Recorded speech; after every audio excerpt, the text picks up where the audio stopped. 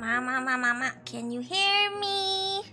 If you can hear me, say Paranormasight Day 2. They'd be like, what? They'd be like, what? What did you say?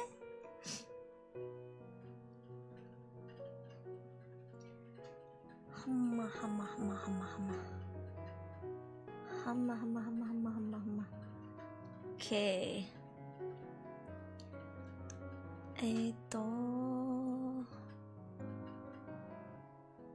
Can you hear me?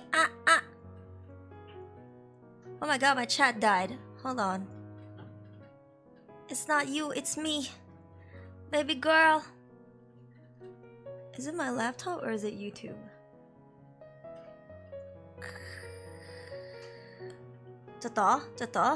I can see the chat moving on my stream, but not my live chat box.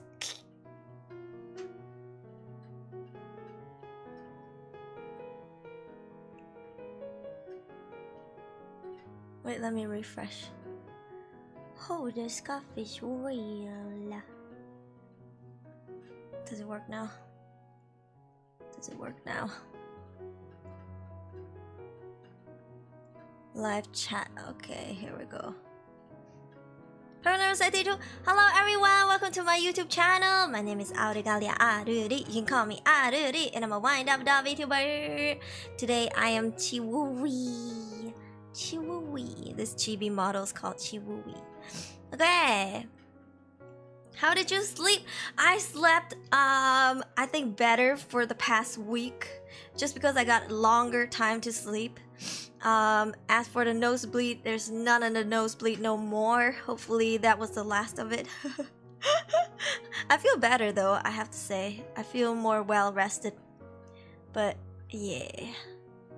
Hold on. Give me 1 second. Okay. Pokes the plushie. Alright, so what we're gonna do today, in case you missed yesterday's stream, I played a game called Paranormasight. Do I have the thumbnail? Yes! Oh, amazing game. It's horror, it's crime, it's, as a matter of fact, true crime. Yeah, because apparently incidents were inspired or based on actual cases in Japan. So if you are interested in the horror aspect and the true crime aspect of Japan, this is a really good game to watch and play. Yeah, the graphics are amazing. It is a visual novel, but it's very interactive, which I love. And the devs are Square, people who made Final Fantasy. So yeah. Let's clear a lot of cases. Yeah, it's a pretty awesome game. If you missed it yesterday, don't worry. Well, you did miss quite a lot, but I don't think you need to watch the full thing to understand fully what's going on. I'm sure as we play today, you will pick up here and there what's going on. But if you must watch yesterday's stream, go ahead. The VOD is up. Yeah, it's a crazy game. Yeah, it's pretty cool. Alright, so today we're gonna do part 2. Yeah. Gonna do part 2. However, before we do that, let's eat lunch first, shall we? It is 12:30 p.m. I do have food in front of me. I have chicken noodle soup. But because I got lazy of chewing, I cut the noodles. Yes, I know. My Chinese ancestors are like, what? But, you know, sometimes you do be lazy, so you cut the noodles short. So yeah, let's watch something on Discord while we eat. And then after that, we'll continue the game. And then if we manage to complete the game, we play Phasmophobia for the dailies. Alright, let's see. Aruri's eating while watching something. Join the Discord server to watch along. Okay. Chimkin noodle. Chimkin noodle. Because I've been sick, so I didn't want to eat anything like fried or unhealthy for me. So my dad went out and he bought a lot of soupy stuff. So And most of them are noodles, so you're gonna hear me slurp a lot today. I know some people don't like that, but you know, if it makes you feel better, I don't smack my lips when I eat. So all I do is slurp. Yeah, you won't hear the kind of sound. Okay. Another one who cuts their food. Yeah, because, you know, sometimes the noodles do be too long. That's what she said. Sorry, I'm sorry. And you just, you know, you want to cut little corners. Yeah. Sweet potato soup sounds yummy. Okay, let's see. Join the Discord server. I'm gonna stream my thing.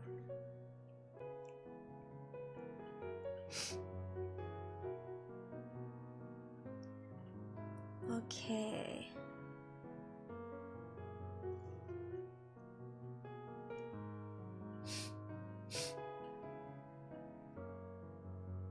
Ooh.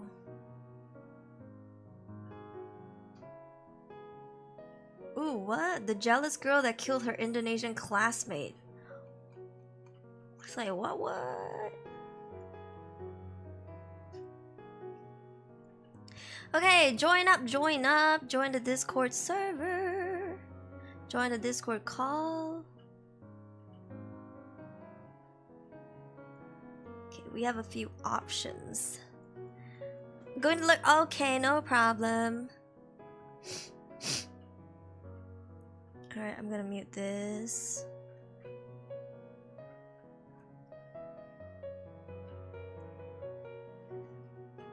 Okay.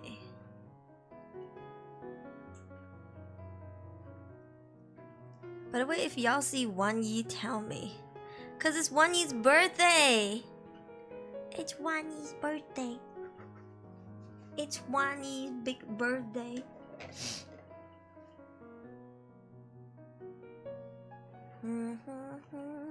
This one is guess the real phrase.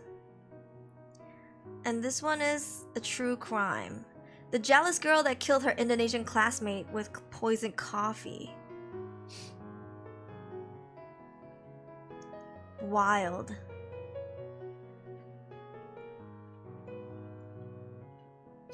Hello, Aaron Kelly. Welcome. We're on Discord. Feel free to join us. We're on Discord. Watched that about that crime before. I think I know the gist of that crime, but I don't think I remember the details. Yeah. With fall starting, maybe I'll make some sweet potato soup again. You should send us some photos. We have a food photo channel in the Discord server. It's called Kitchen. Yeah, you can drop food photos in there. Yeah, I love looking at food photos. Came in at an interesting time. Yes, it did. Okay, let's watch this one. Little lighthearted. 720p. Ace the Fluffy Cat. Hello, Dark Assassin. Come join us on Discord. Here. Let's give him a few minutes. But yeah, if you don't join the Discord call, you're gonna not know what I'm doing or what I'm talking about. We're doing a watch along on Discord, and I muted it on YouTube so you can't hear it. You'll just see my reaction and listen to me slurp my noodles, I guess. Yeah, hi, how are you? Hope you're doing well. Okay.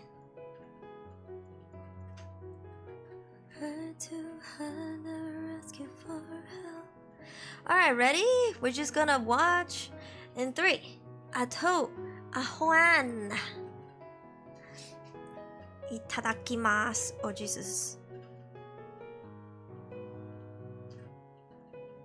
Just join. Oh, okay, awesome.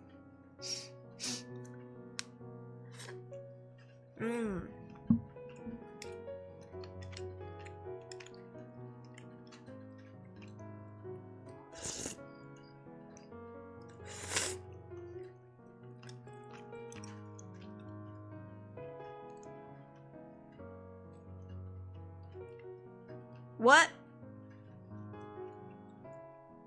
Some bullion?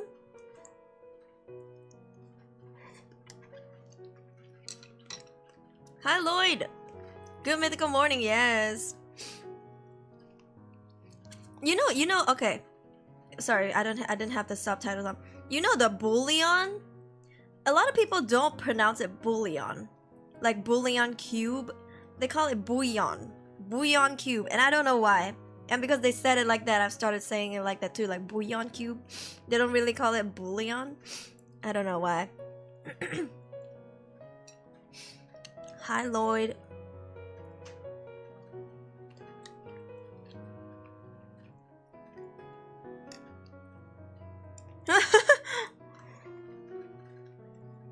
French nap.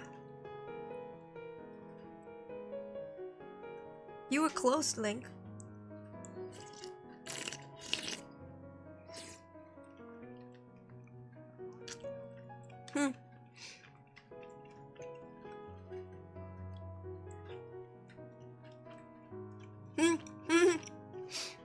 Hi, Lloyd.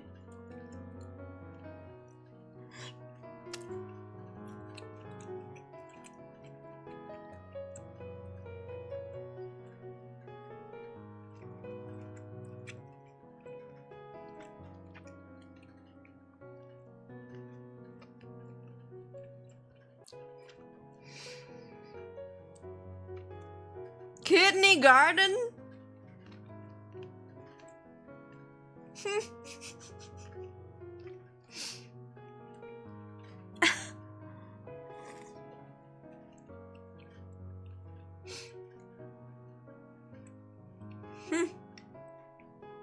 Sending your kids to kidney garden?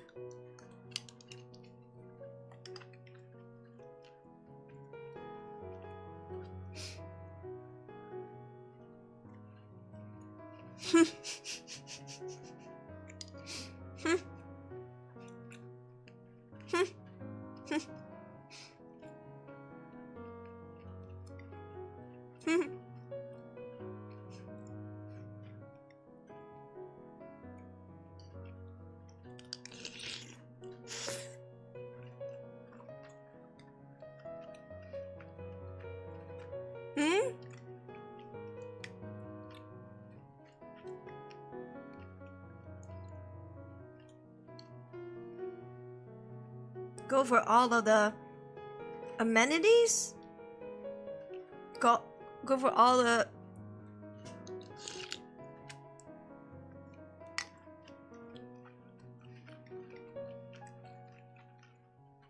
benefits? Ben and feet?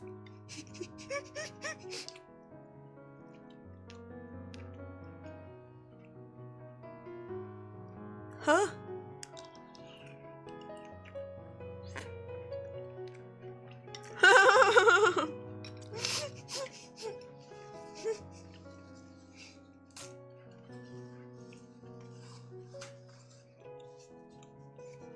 Damn.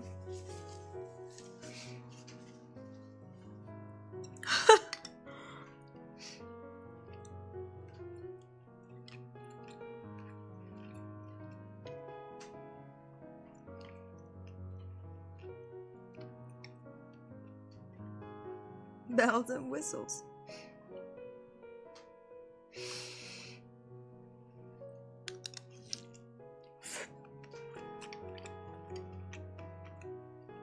That tracks, he said. Lama.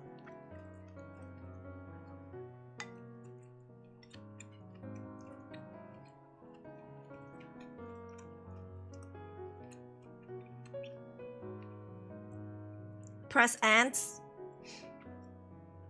Oh. Fill and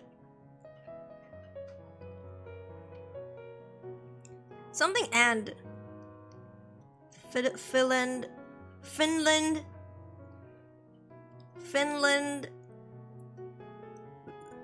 How do you misspell mignon? Phil and Manon.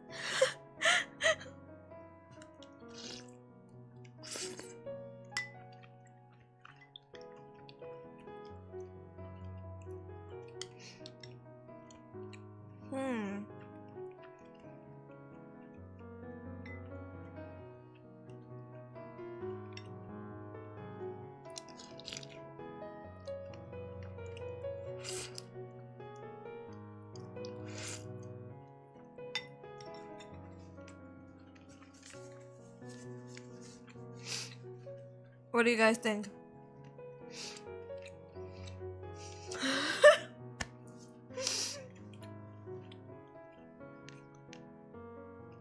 A laid onion.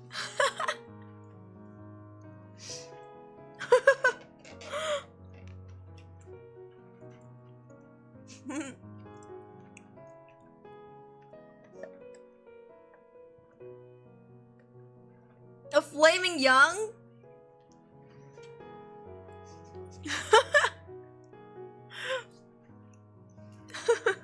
Flaming young. So this whole time they never questioned why the name was Flaming Young? Oh my god.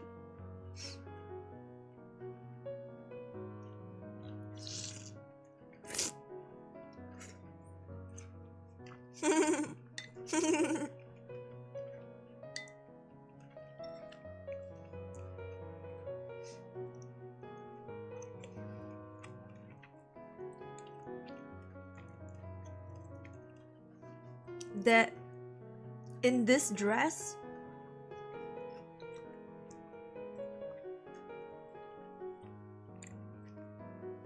Damn soul in this dress? I feel like that's too long.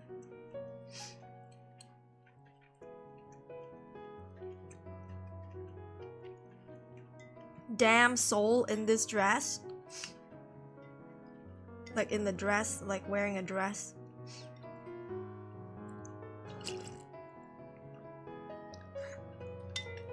I wonder if that's too long to fit in the sentence.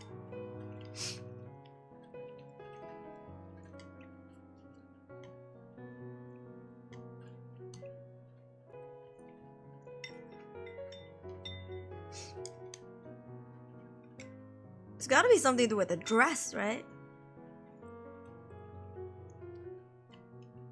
Damn soul in stress?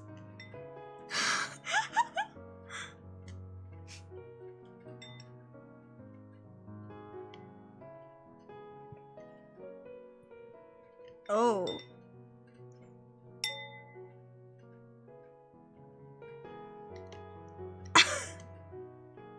What the hell?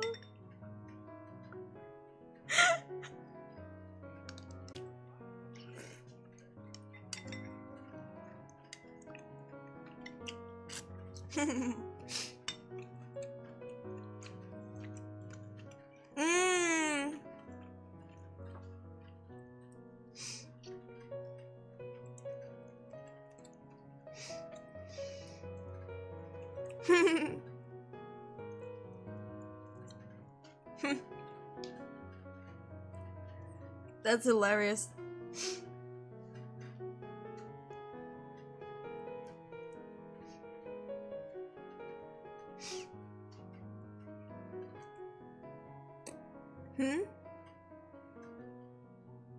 Aaron. Aaron. Aaron. I think it's Aaron.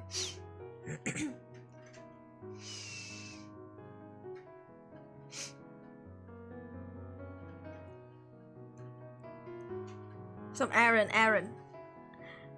Yeager, bro. It's so bad. Aaron Lamau. I mean, in English, his name would be Aaron, right? I mean, it's E-R-I-N, but close enough. Hi, Dylan. Just want to come and hang out for a little bit because I miss talking to you. Aw, that's so sweet. We're watching something on Discord. Yeah, feel free to join us. Here's the link. Aaron. I think it's an Aaron.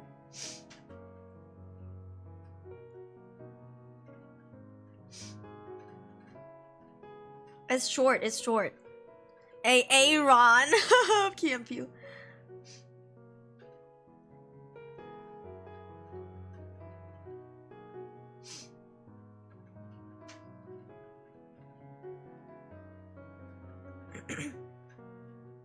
He's blanking.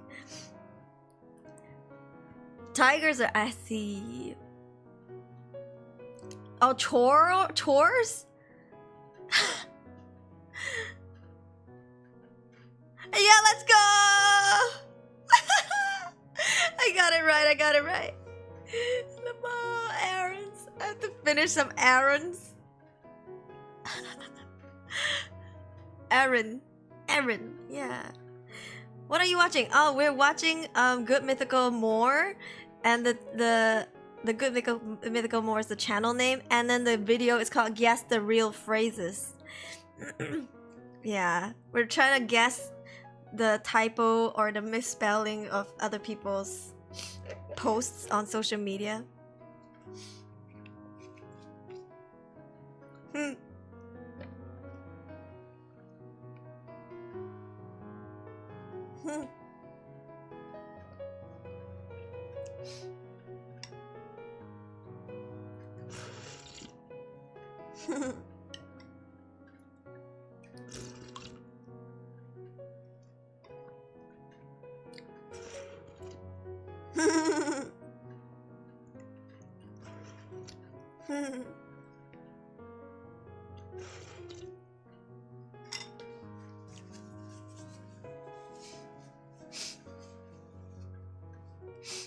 Homing in, what? Hai Catalyst, makasih udah mampir. Gamba, makasih. Thank you. Misspelled pregnant came up later. Pregante, pregnant.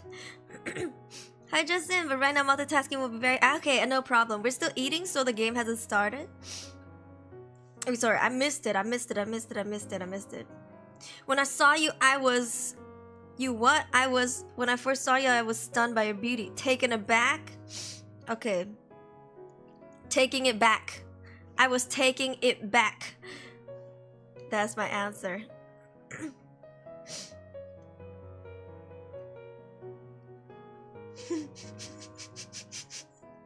I would have been taking what back?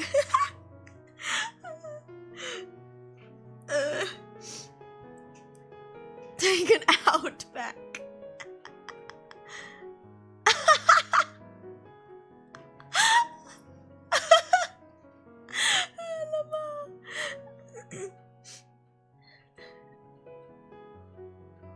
I'm taking him back.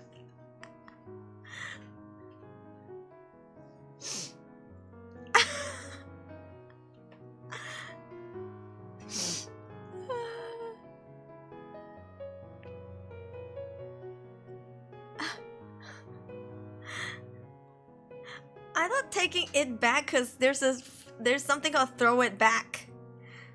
Yeah, like throw it back, as in like breaking it down, you know, like dancing.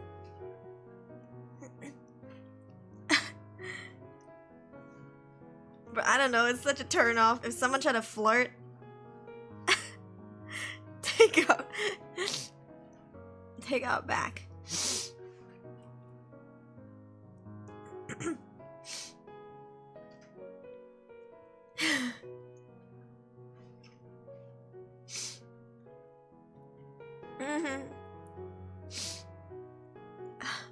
That's not bad.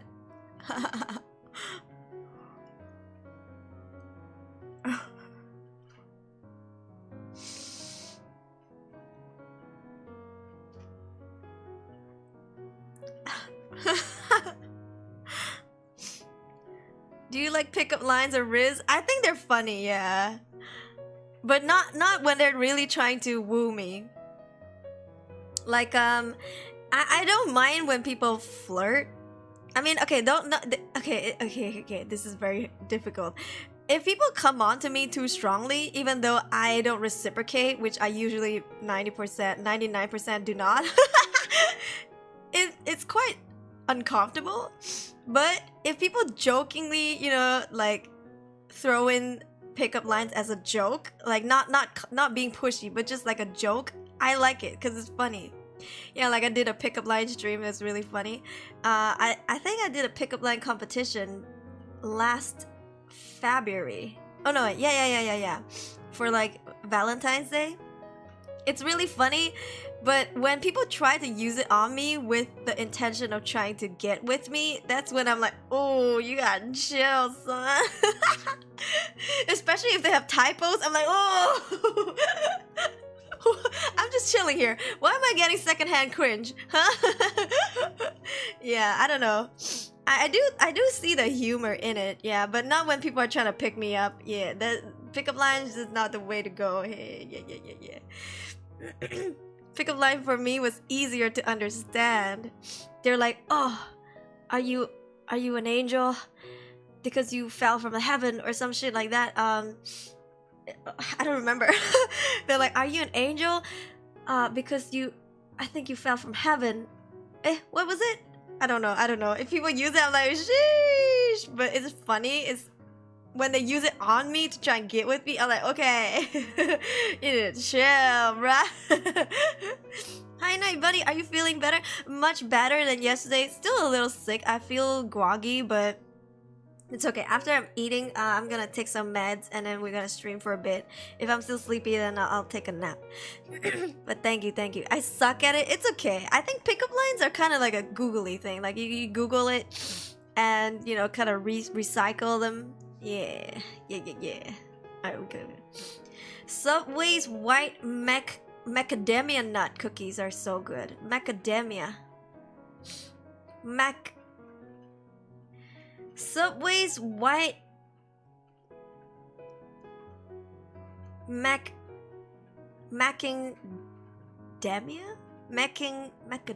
It's like 2 words. I just like being outright like you're pretty and give compliments. I think that's more flattering.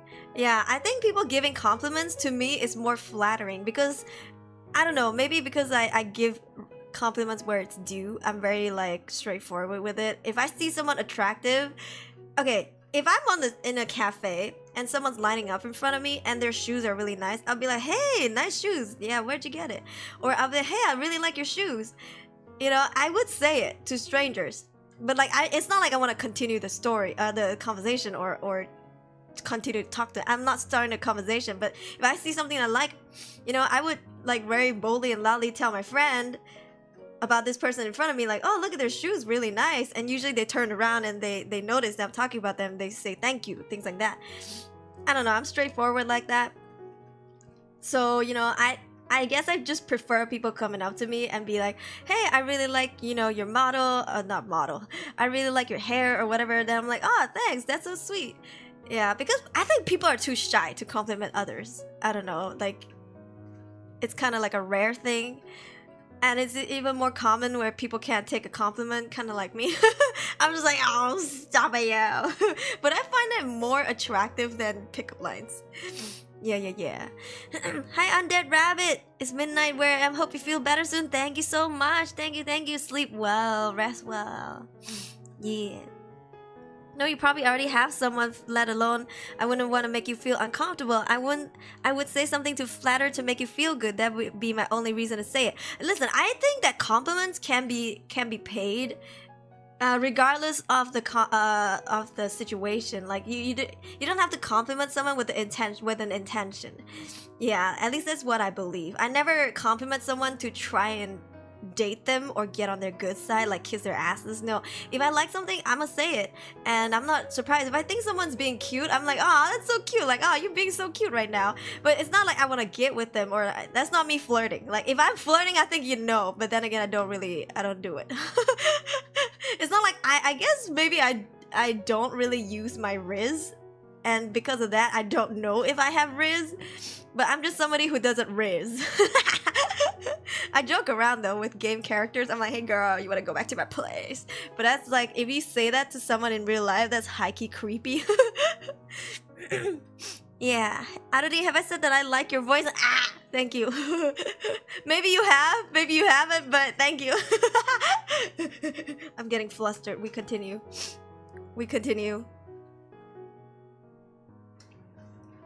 It's 2 words. It's macadamia, I think.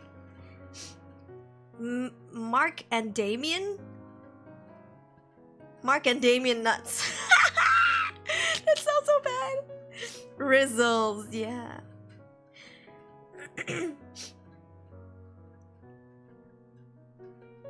Mark and Damien nuts.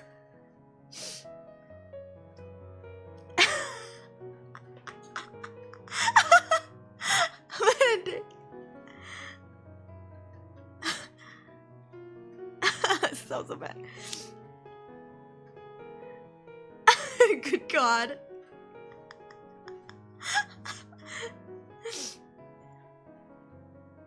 Michael Damien.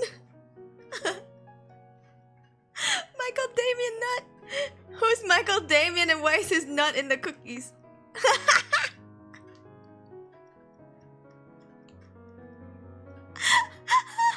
is so bad.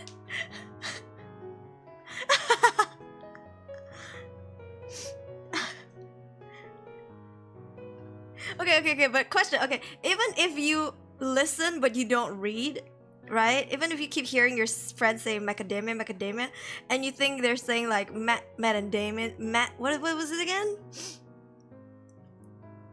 What was it again? Michael Damien. Okay, even if you keep hearing your friends say Michael Damien, how do you not question it? Because if it was me, I'd be like, wait, what nut now? I'd be like, what did you say? Who's Michael Damien? I think these people just don't ask, they don't question, like they just absorb and never question the world. Hazel's. Yeah, Hazel. Who's Hazel? These nuts. Totally get that. There's a friendly Riz that I'm sure you appreciate as cute. I'm not an organ donor, but I'm ready to give you my heart. Whoa! Okay, that's cute. That's cute. That's cute. That one's cute. Yeah, this one's funny. This one's funny, Lamau.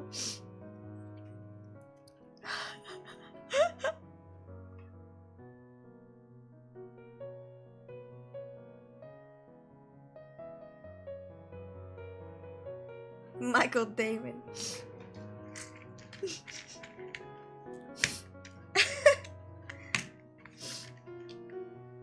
They're funny, they're funny. If I saw that on Twitter, I'd laugh. Which Michael? The white one.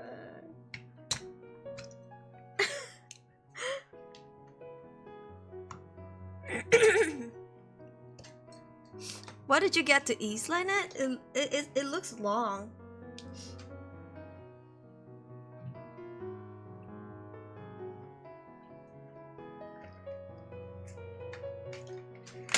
Oops. I'm trying to take my meds. A lot of things.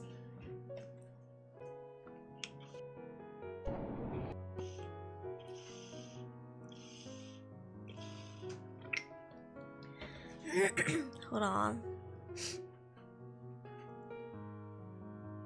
She did take it literally. Hold on. My.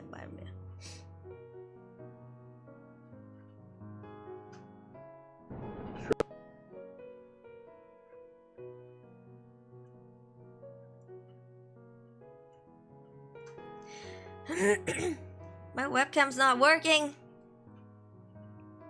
There we go. Okay. Hi, Pajiro.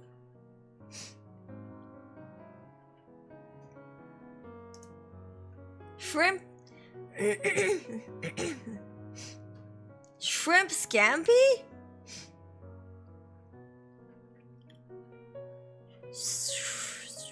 What's a... Yeah. Okay, maybe shrimp is right, but scampi...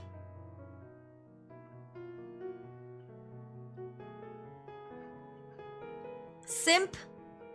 Scanty. We had lunch already? Yeah, I just ate. I have chicken noodle soup. Thank you for the subscribe. Haven't really listened to Michael Damien. Michael Damien's nuts. Lamau.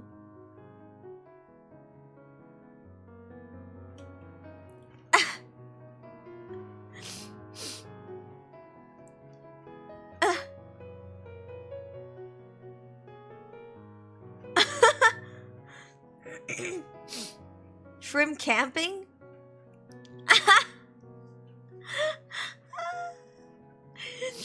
Shrimps camping.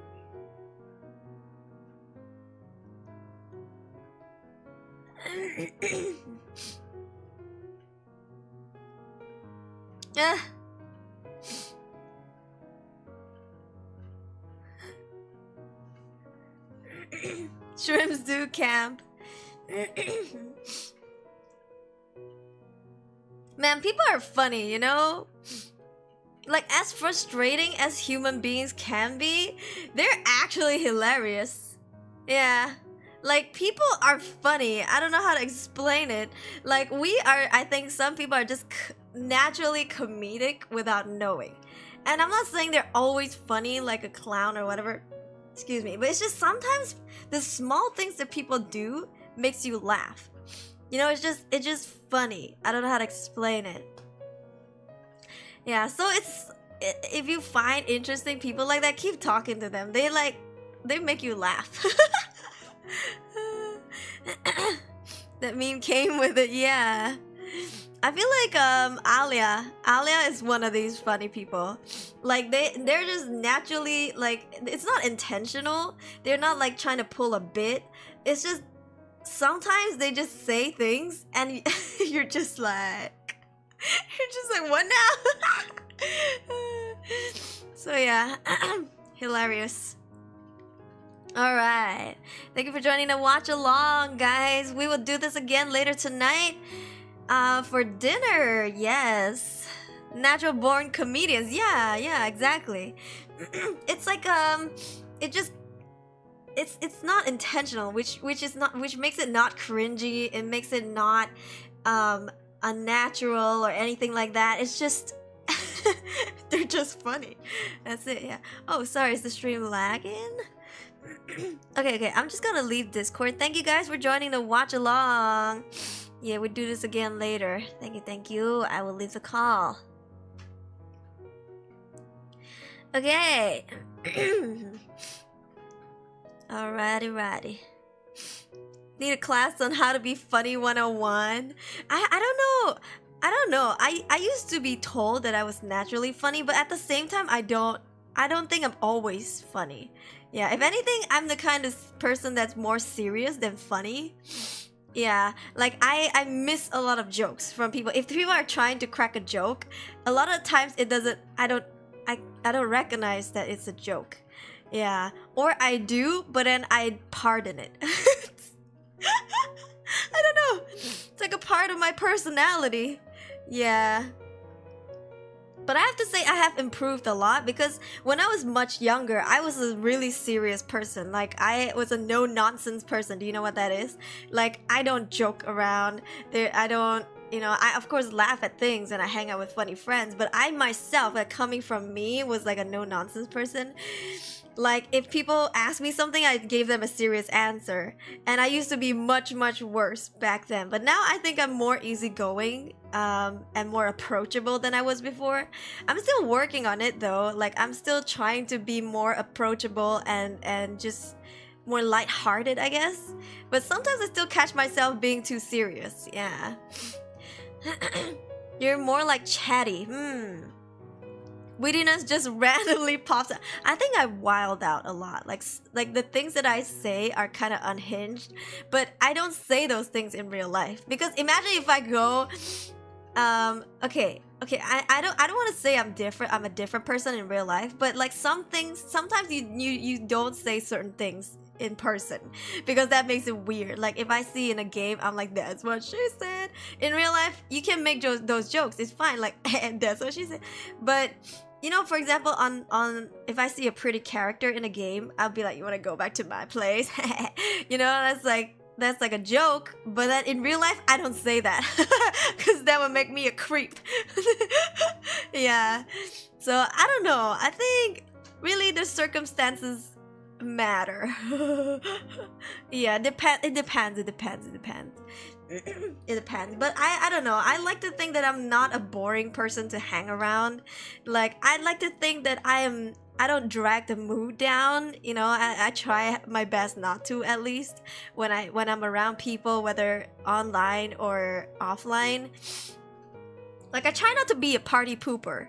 Yeah, if anything, like I try to be a fun person to be around. Yeah, but I don't try too hard. Like, I often let people, you know, just hang out, and I'm just there to like lighten the mood, I guess. Yeah. Sometimes I don't understand jokes, right? Sometimes you just don't get it. Like, I don't know what it is. Like, sometimes people are cracking jokes, I just don't. It doesn't register in my head that it's a joke. Yeah. sometimes you gotta choose on who to land a certain joke to. Exactly, yeah. If it's my close friend, I don't mind doing the "that's what she said," you know, that kind of jokes. But if it's like someone I'm not close with, I don't know if I'll crack that kind of jokes. They're gonna be like, this person's a weirdo. She's a pervert. You're like that one high spirit person. I mean, depends though, cause like, I think in some events, right? Say if I do go to certain parties, I'm like the heart of the party, right? I'm the one that keeps the hype up, you know, like keep the mood going. And there's times where I'm just the laid back, chill person who's just like, you know, drinking and just kind of like having small talk with people here and there, kind of just not moving from the chair, just. Yeah. But there's also times where I go to a party and there are phases of like different sides of me. It's like, so maybe when we first started out, I'm kind of chill, and then halfway through I'm like hyping it up, and then later on I'm just more chill. It depends. Yeah. And also it depends on the friends too. If we're really close friends, usually I'm more chill, I guess. Yeah, but if it's with people that I'm not super close with, or, you know, say if we're in a karaoke, I guess I hype it up more. Yeah, I'm not gonna chill at a karaoke. I'm just like, yes, let's go. Let's sing this song. I'm like Bruno Mars. Yeah. Slowly vax up? What does that mean? Seem to be a nice person to hang around with, like naturally. Yeah, I think it also just how I react to the situation also bounce off from the vibe of the group. So if the group is like low energy, then I'm not gonna be the only one who's like, hey, let's do this, hey, let's do that, because I feel annoying, right? So, but if the crowd is like receptive of that energy, then I will give that energy. Yeah, but it also has to depend on my mood. Like I gotta be in the mood for that, which most often than not I am. Yeah, I can concur that she's a great person to hang out with, Asu. I've met up with Asu a few times. Yeah, so, but I don't know. I try not to be, I guess, the party poopers. Like I don't wanna be the person who's just like everybody's like having a laugh and I'm like, I don't know how. I don't want to be the person who like suddenly becomes too serious. Or something. I don't know how to be a party pooper, but like I just imagine that would be one of the case. Yeah. Aruri can MC. I have hosted a few events before, but not cosplay events. I feel like anime conventions are just not my thing. Yeah, I've hosted like Christmas performances and stuff. I've MC'd. It's just not when it comes to like anime conventions. Yeah. Then again, I was never really interested. It's not like I don't like anime, but anime convention was kind of new to me, and I didn't even go to one, you know, until like last year.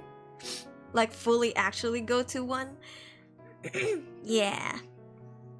The downer? Yeah, I don't want to be a downer. Like at least I try not to be. Like I'm very conscious of what I'm saying or doing when I'm around people.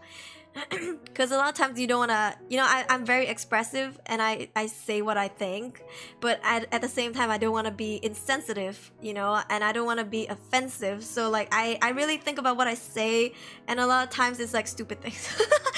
I say a lot of stupid things. Hobbycon MC? Nah, that's Bajiro's job.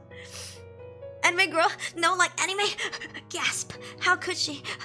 You seem like a really nice and kind and caring person, even though I don't know you, but for some reason I can just tell, oh, thank you, Dylan. That's so sweet. Yeah. Hi, Tana Barney, dropping by as usual. About to say, okay, otsukare for a long night of work. Go sleep well, too. Rather be alone than be a downer, in my opinion. Yeah, honestly, yes. But I don't know. Then again, I enjoy my company a lot. And I think that's no different than if people enjoy each other's company. They kind of want to spend more time together. For me, I enjoy my own company a lot. So I just like to spend time with myself. I don't know. The logic is kind of similar in my head. Yeah. It's like, I don't see the difference to me, like in my head. It's like clear as day that it's the same. Yeah.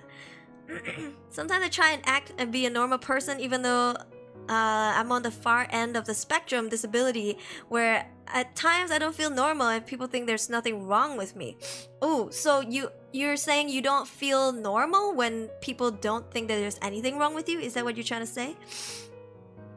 For me, I think that's kind of like one of those you know, like you've ever heard of people who are in relationships, and when things are going too well, they start feeling panicky because they think something's wrong, like they don't feel natural. Yeah, I've actually met a few people like that. I mean, I used to be that kind of person. Like I was in a relationship and everything was fine, but then I kept feeling like something's wrong. Like this too smooth. like huh? Yeah. So I guess is that what we're talking about? My trick is to make sure people aren't annoyed with me is to hang out with them only 2 times a year. I'm an introvert, hard for me to get out of the house.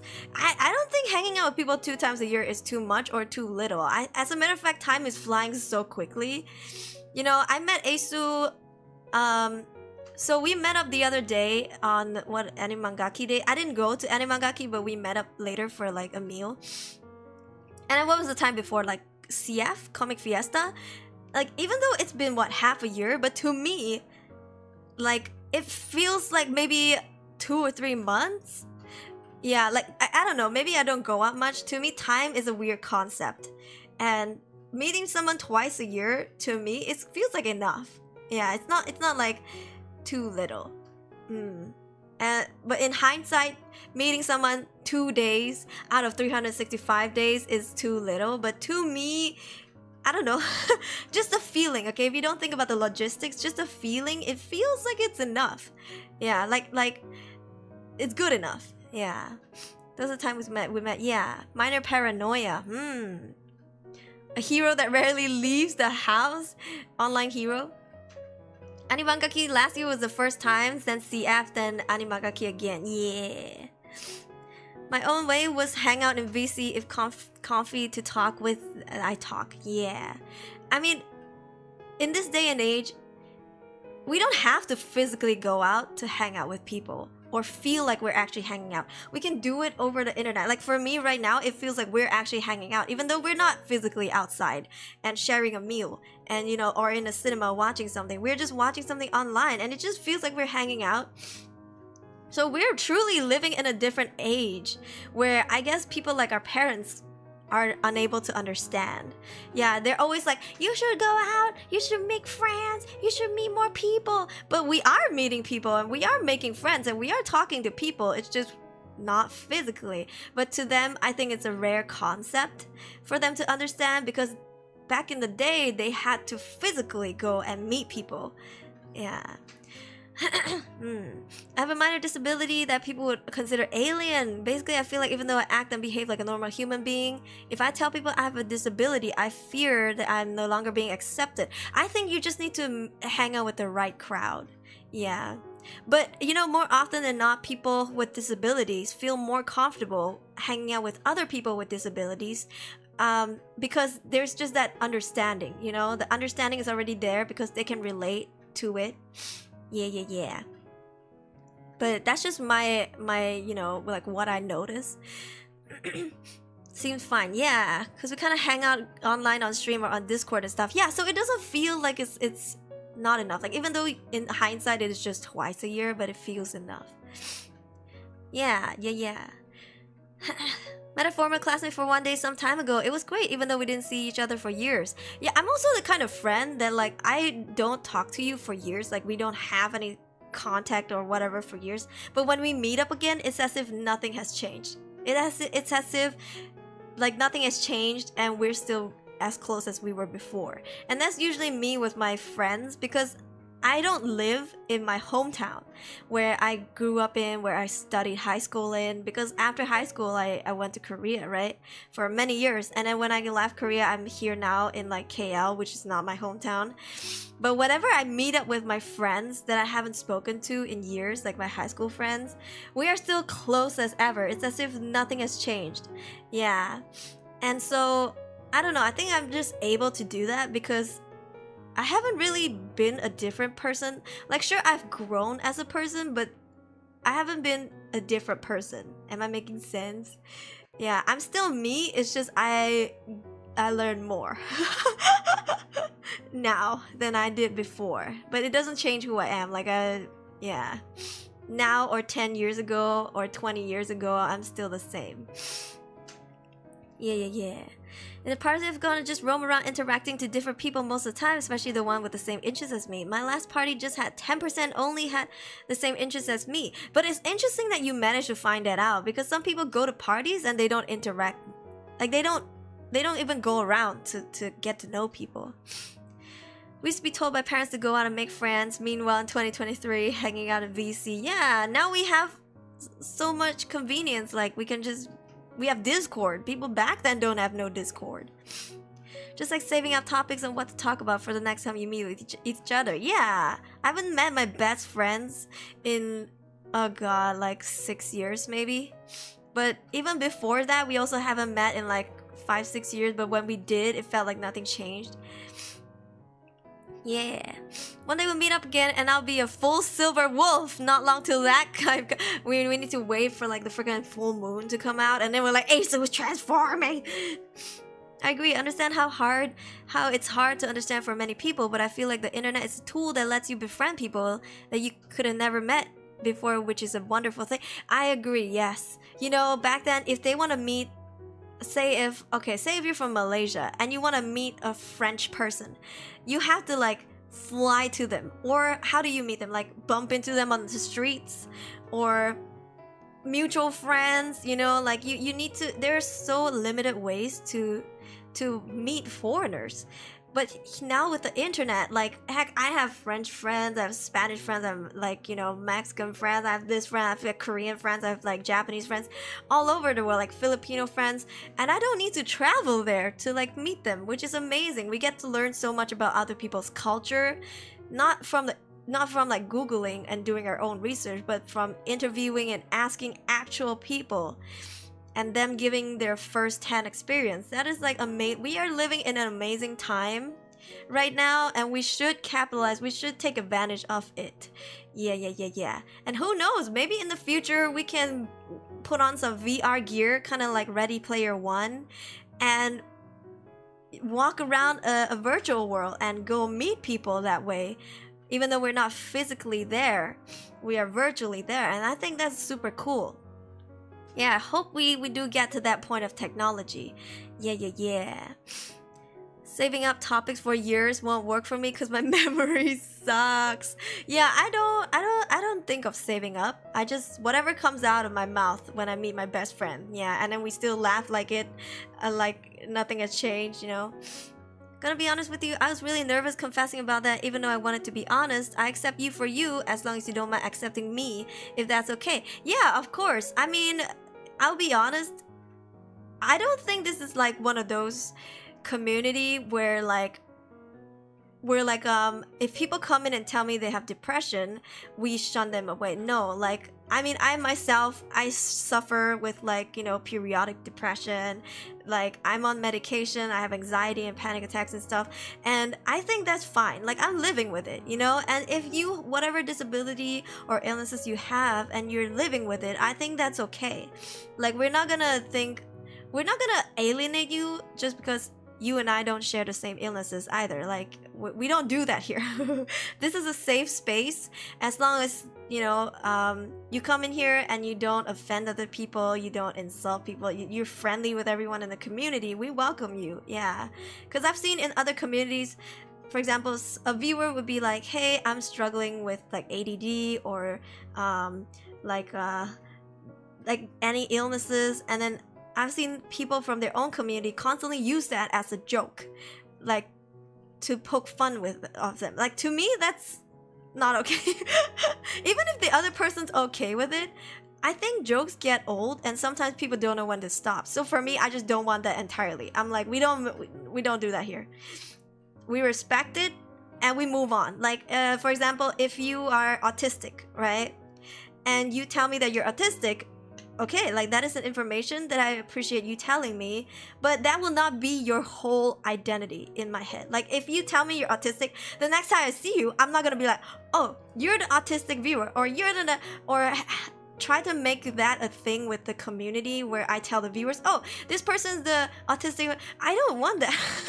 You autistic or not, that's not your whole personality. I don't know, it's messed up. Like I don't want people to say, oh, Aruri, she's the one with depression, right? Like I don't want people to say that. That's so messed up. Like I am still me. I am bigger than my depression. So like don't label me like that. That's so weird. Yeah. Yeah, connecting internationally, hell yeah. Have some emotional roller coasters going on here and there, but oh well. Yeah, I think that's fine. I think that's fine. There's like nothing wrong with that, you know? Yeah, definitely not okay.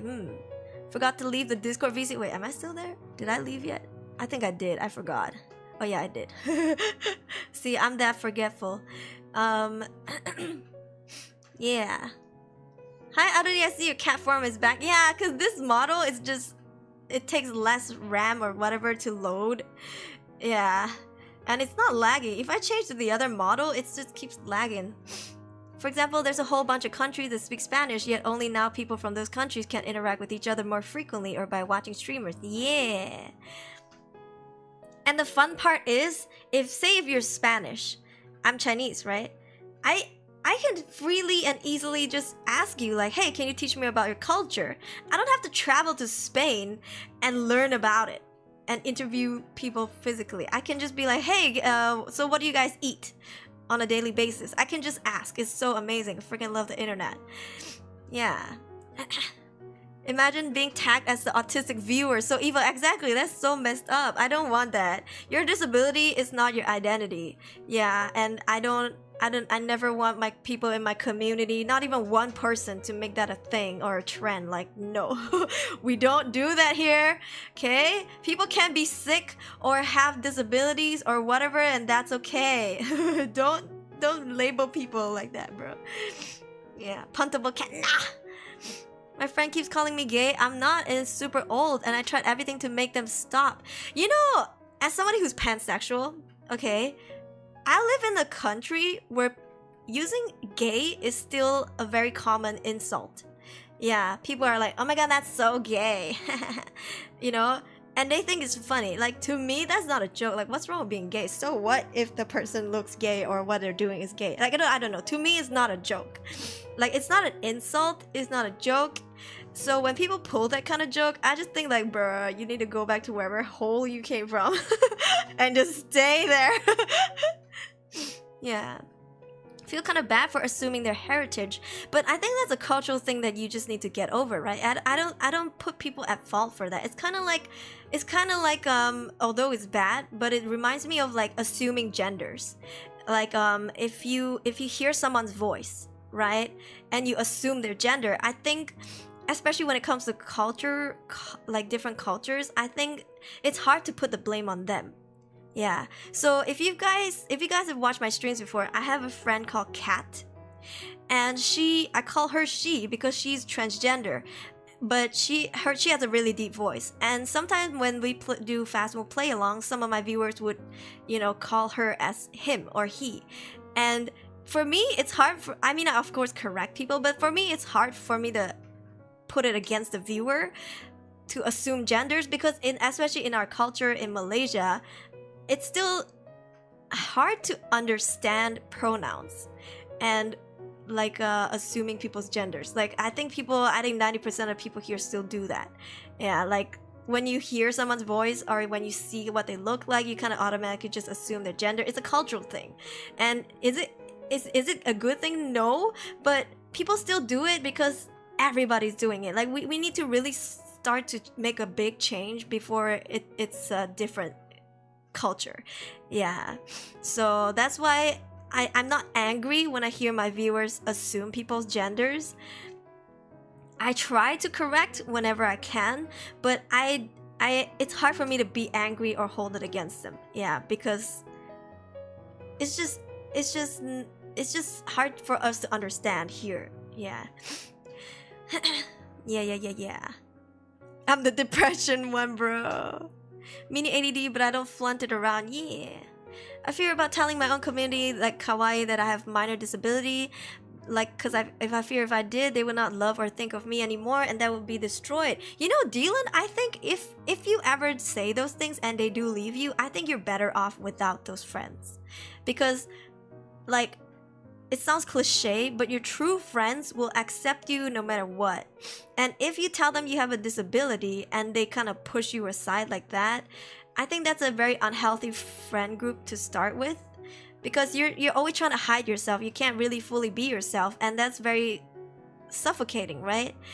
So I think you might as well, maybe you don't have to leave that friend group, but maybe you should look for other friend groups. I mean, it's perfectly fine to have more than one friend group, right? You know, if this friend group doesn't accept you, hey, at least you have another one that welcomes you in no matter what. And you still have 2 friend groups, but I just want you to understand that maybe you're better off without those friends. Yeah. Kids at mine are the ones that keep using gay as an insult nowadays. Yeah, they're like, oh my god, that's so gay. I'm like, shut the fuck up. It's so cringe. Kanjia, welcome. Or Kangia, hello. In Malaysia here, we call he and she as dia. Yeah, but people still use the gay word as a joke. Is it cultural? I think it's just basing on what info you got in that small frame of time. That too, but you know, that is technically assuming genders, right? Because in this day and age, when you hear someone's voice, no matter what it sounds like to you, you should address them as they or them. Like, this is the new norm. Yeah, this is the new norm. The new norm is, even if their model has big old titties, okay? Or like whatever, you just hear their voice, no matter what they sound like or look like, you should use they, them. You, they, them, I guess. Yeah, but and unless they tell you, like, I go by she, her, or I go by he, him, or they, them, then only you go according to what their pronoun is. This is the new norm. Yeah. So, which is why, like, okay, even though, say if I'm not Aruri, okay? Say if I'm someone who's working with Aruri, and I don't just go she, her, because unless I really know her, I don't know what her pronounces. I would go like, oh yeah, Aruri is a streamer. They stream on YouTube and Twitch. You use they, them. They, them is the norm. Yeah, they stream on YouTube and Twitch. But if you know me, I go by she, her.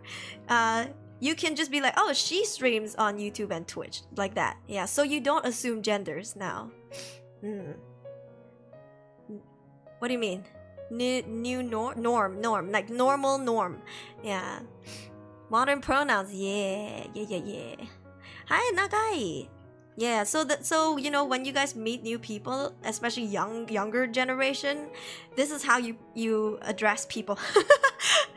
Especially by third person, like if you're talking about someone else outside of the conversation, you go they, them. Yeah. Aruri, she, her, yes. They're like, you go by it because you look like a cat right now. Some people go by it. Yeah. I don't know. You just gotta respect it because that's what they want to be called. Yeah, so you know, you can't argue with it. If someone's like, my name is Aruri, you have to call them by Aruri. You can't fight it. Be like, I'm gonna call you Nancy. It's like, huh? You know, whatever they wanna be, whatever they wanna go by, you just have to respect it in this day and age. And I don't know, I'm okay with it. It's just hard for certain cultures to understand. I want to go by it too sometimes. I mean, you can go by a few pronouns. Some people go by all. Yeah, you can call them he, she, they, it, anything.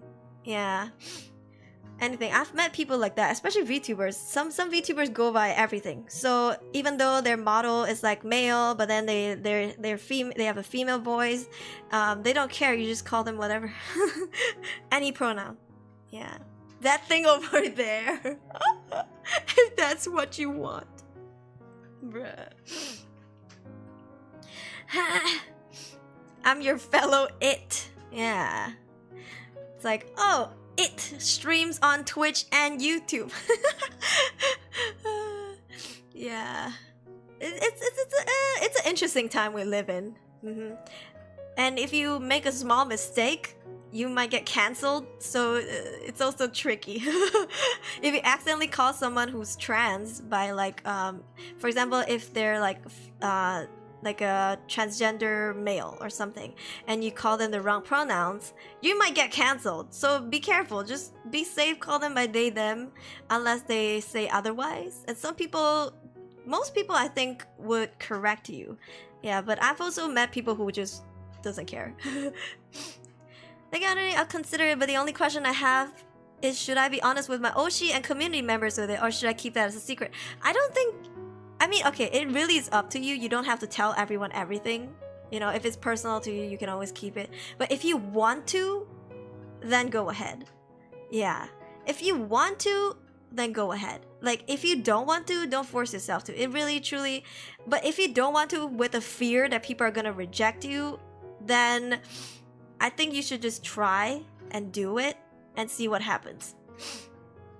That thing, yeah. Stop being a human at one point. I mean, me looking like this, people will call me that thing, right? Instead of like she, her, they'd be like, that purple thing. Oh, I don't need that purple thing. I mean, to be fair, it is supposed to be a cat, but I guess in hindsight, it doesn't fully look like a cat because there's no cat legs.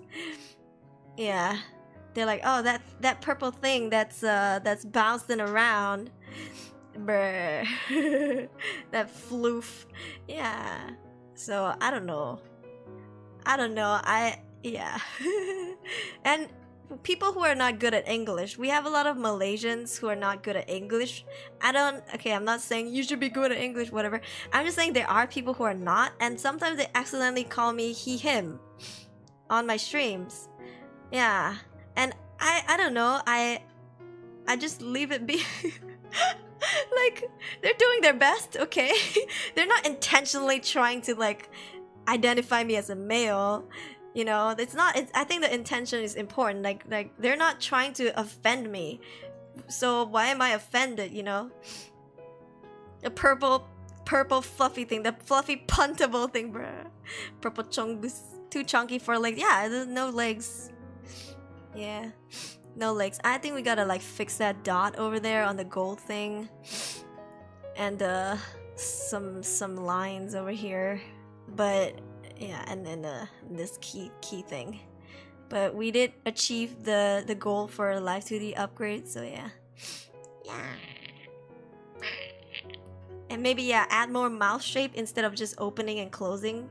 Because technically the mouth is just like two shapes. I will do A-E-I-O-U and you will see that the mouth shape doesn't change. A-E-I-O-U.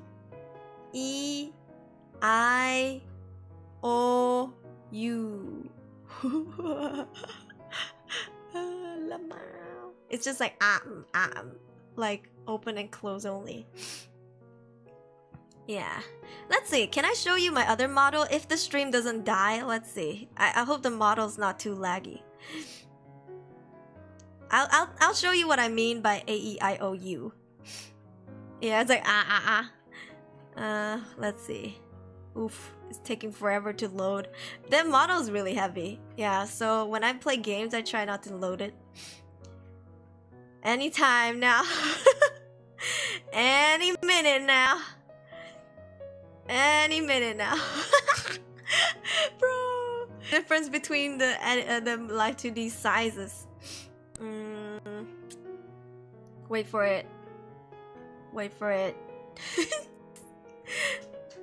A-E-I-O-U, Aruri love you. 90s anime was like that. Sometimes I often mistake say people but as he, but not in typing. I see. Okay, here. Look at the mouth shape, okay?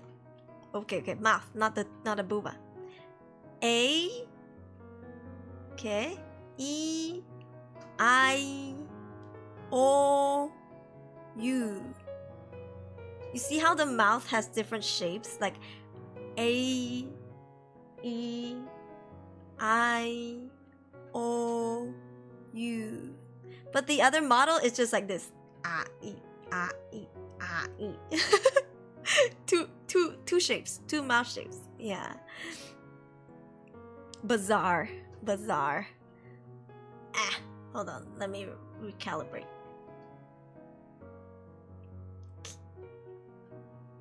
It's laggy, bro.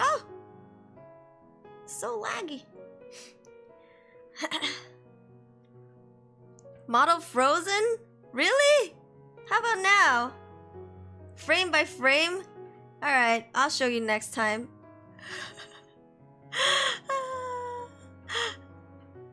Is it moving yet or nah? Is it still frozen?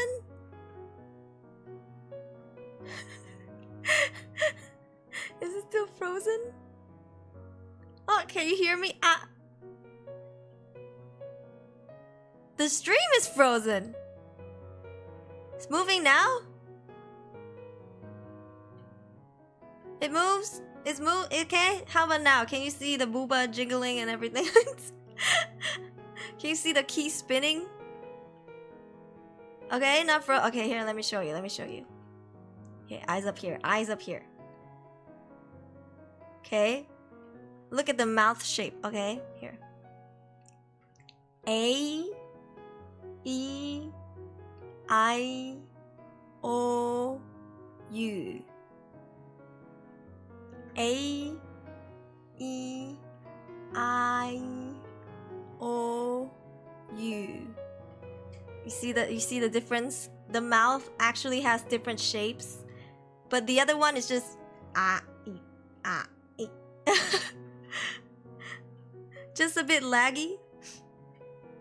Need a close up to see the jiggle, bruh. Yeah. The mouth rigging is amazing. Yeah, the mouth rigging is amazing. Hi, Lord Peace. The mouth rigging, if you look at it, you can see the depth of the mouth. Like, the dimension is crazy. Okay, look at the tongue and the back of the mouth, okay?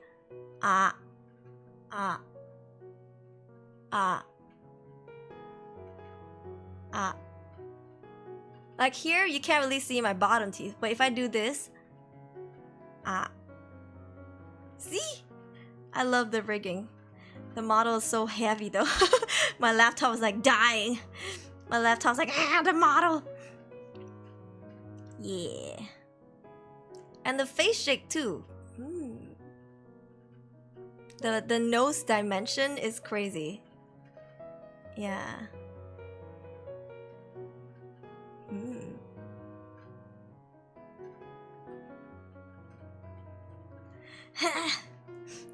Full set of teeth as a VTuber? Yeah. I have a full set of teeth. I have a tongue. Yeah, a lot of VTubers don't really have teeth. At least not like bottom teeth. Maybe only top teeth. Yeah. Yeah. Papa Zaya did do a great job. He actually told me, because this model took so long, and he was like, if you give me more time, I will make this the best VTuber baby that I've ever had. And I was like, alright, sounds good to me. Yeah, because after I graduated from my agency, I wanted to debut as soon as I can. I didn't want to keep my old viewers waiting. But he was like, my papa was like, I need more time because, you know, there's a lot to do, right? The details and everything are crazy. So he said, if you give me more time, I will make this the best VTuber child that I've ever had. And I was like, let's go! Ugh. So yeah. Did the teeth and tongue on mine since my first one. Gotta show them pearly whites for just smiles. Yeah. Ready, hang with you for that. Awesome! But yeah, even the eyes, when I blink, it sparkles. And if you notice, I have eyeliner.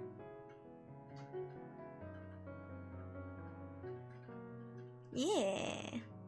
The earrings move too.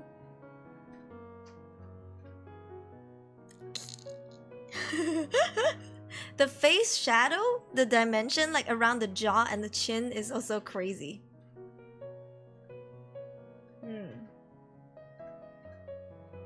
So good. Papa Saya, Tasukaru. So blessed. And then everything here is just shiny, shiny, shiny. Oh yeah, here too. Here too, also shiny, like including the knees. So shiny.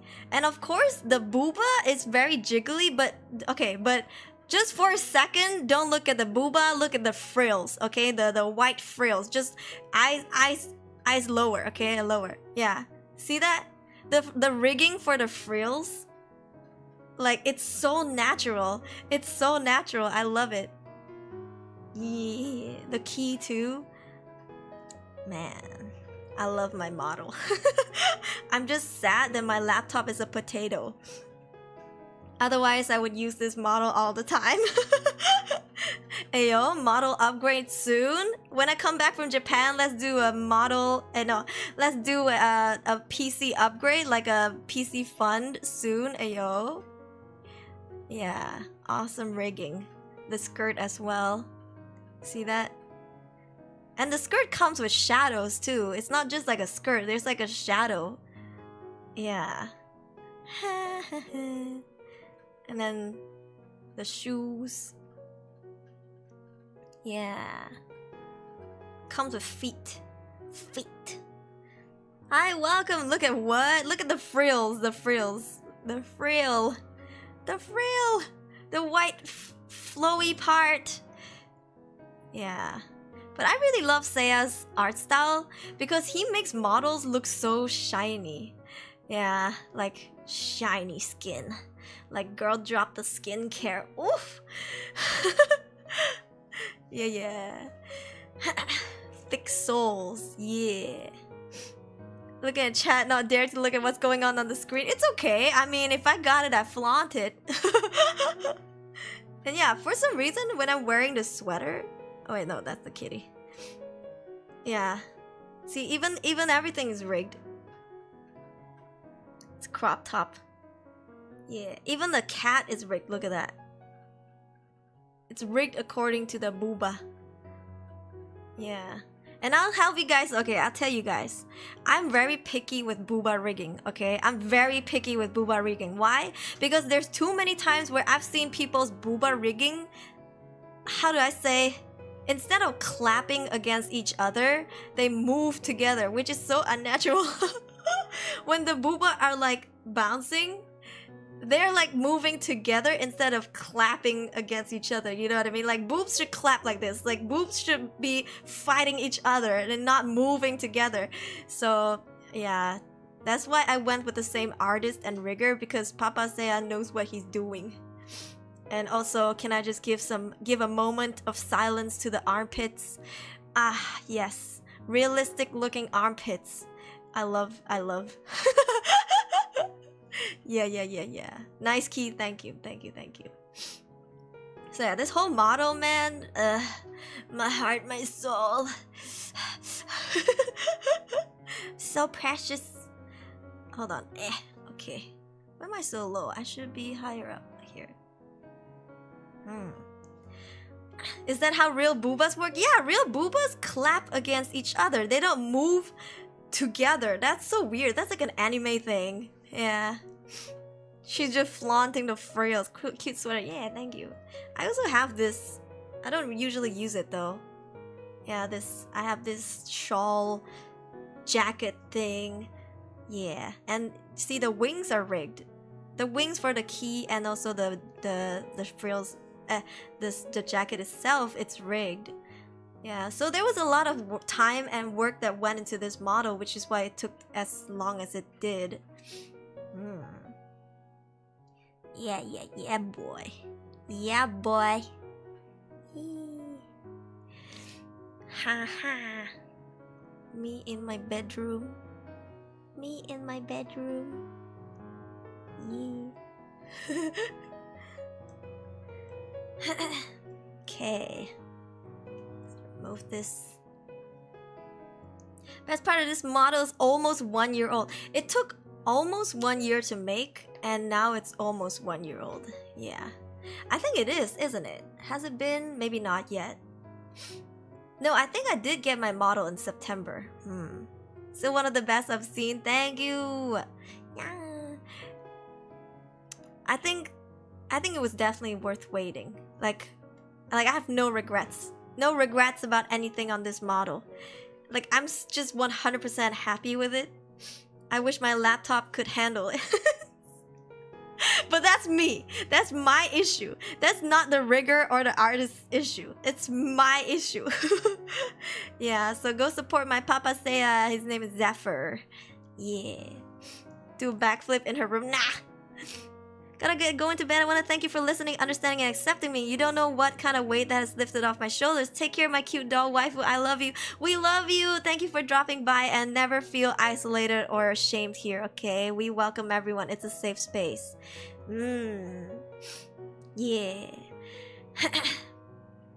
Okay. Predator sponsor when? Exactly. Yeah, alright. I'm gonna go put my plates away. And then we will be back for the gameplay. Ah, yes, that's the link of my artist Papa. My artist and rigger. Yeah. Alright, guys, we will be right back. We will be right back for Paranormasight. Yeah.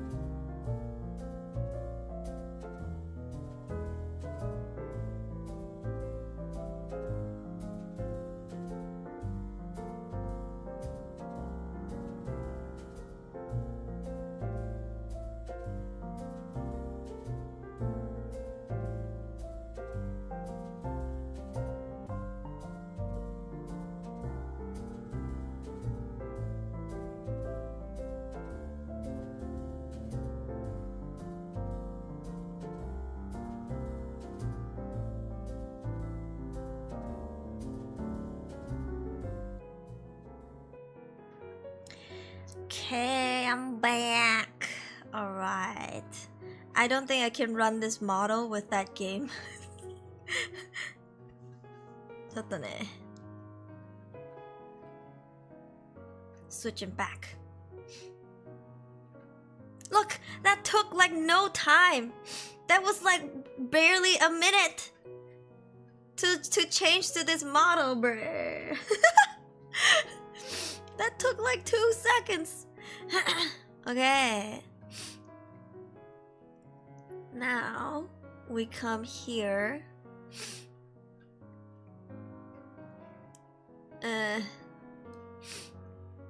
Okay.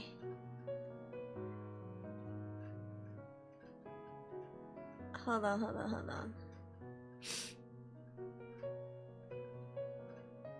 Why is my YouTube chat like this?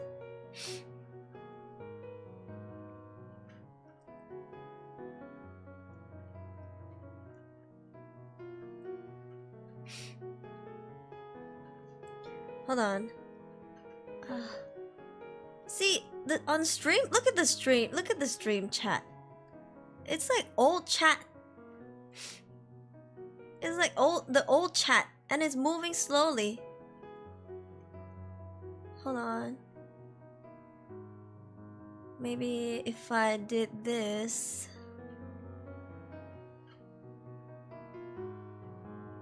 Ha, here we go. Now it's updated. Now I'm gonna change the background.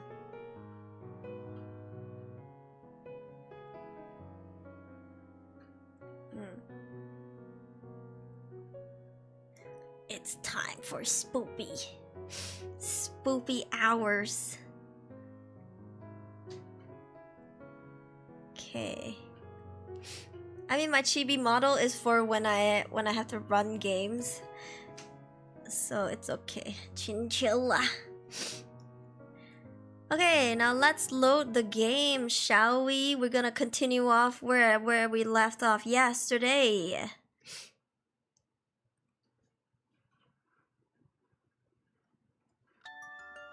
Ooh. Square Enix. Hi, Panipan. Woo! I love the music. Copyright information. That's a lot. That's a lot. Woo! I really like the look of this. Makes me so excited to go to Japan, even though this story is kind of dark. Good morning. Day 7 is wild. Cause I think my laptop's dying. Alright, let's start the game. You guys can hear the game sound, right? Okay, we have to come back here later because this is the end of this storyline. But I mean, this is we're hitting a wall in the storyline. We have to progress with the others in order to continue this one. So now we have Tetsuo Tsutsumi and Yako Sakazaki. Yeah, boy. Weather's too hot. I'm gonna take a bath. Okay. Have a nice bath. Gonna finish the laundry hanging first. Okay. I think we can go with this one. I feel like this might be a boring route, but I want them to surprise me, you know? Did I change the audio back? Yes, I did. Okay. I can't with that one part where we have to mute in order to not get beaten. That is so bruh. Crime scene investigation. Let's go. If you guys don't know what this game is, it's a horror game, horror mystery game. It's visual novel, but interactive. That's Tsutsumi. Okay.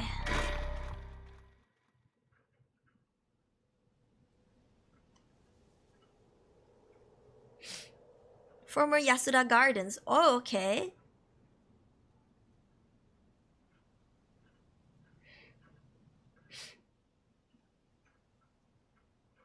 Hey boss, forensics is all done. The crime scene is clean. This is our junior, I guess. He's a new policeman. We are a detective. Hi John, welcome. The other officers have all gone home, it's just us now. The park should be able to open back up tomorrow like nothing ever happened. The art is so cool. I doubt it'll get many visitors after everything that's happened. You'd be surprised, lots of people love that kind of thing. I bet they'll be lining up to get in. Occult stuff is really popular right now. Did you not know that, boss? Sounds stupid. Well, it's not exactly rooted in science, but if ghosts really did exist, we could just ask them who the perp is. Somehow I doubt it'll be that simple. But you know, I've heard that high school girls are really into this spirit board thing nowadays. Suppose you could call on spirits and talk to them by using a board with letters on it. Wouldn't that be something? The Luigi board! Really, I'm gonna lurk while doing some work. Okay, Bajiro, gambare. Cute kitty, thank you. You can try it yourself if you're so interested. Hey, that's not a bad idea. Let's give it a go sometime, boss. What now? Stop messing around. You really think we're gonna solve this case by moving a coin across a scrap of paper?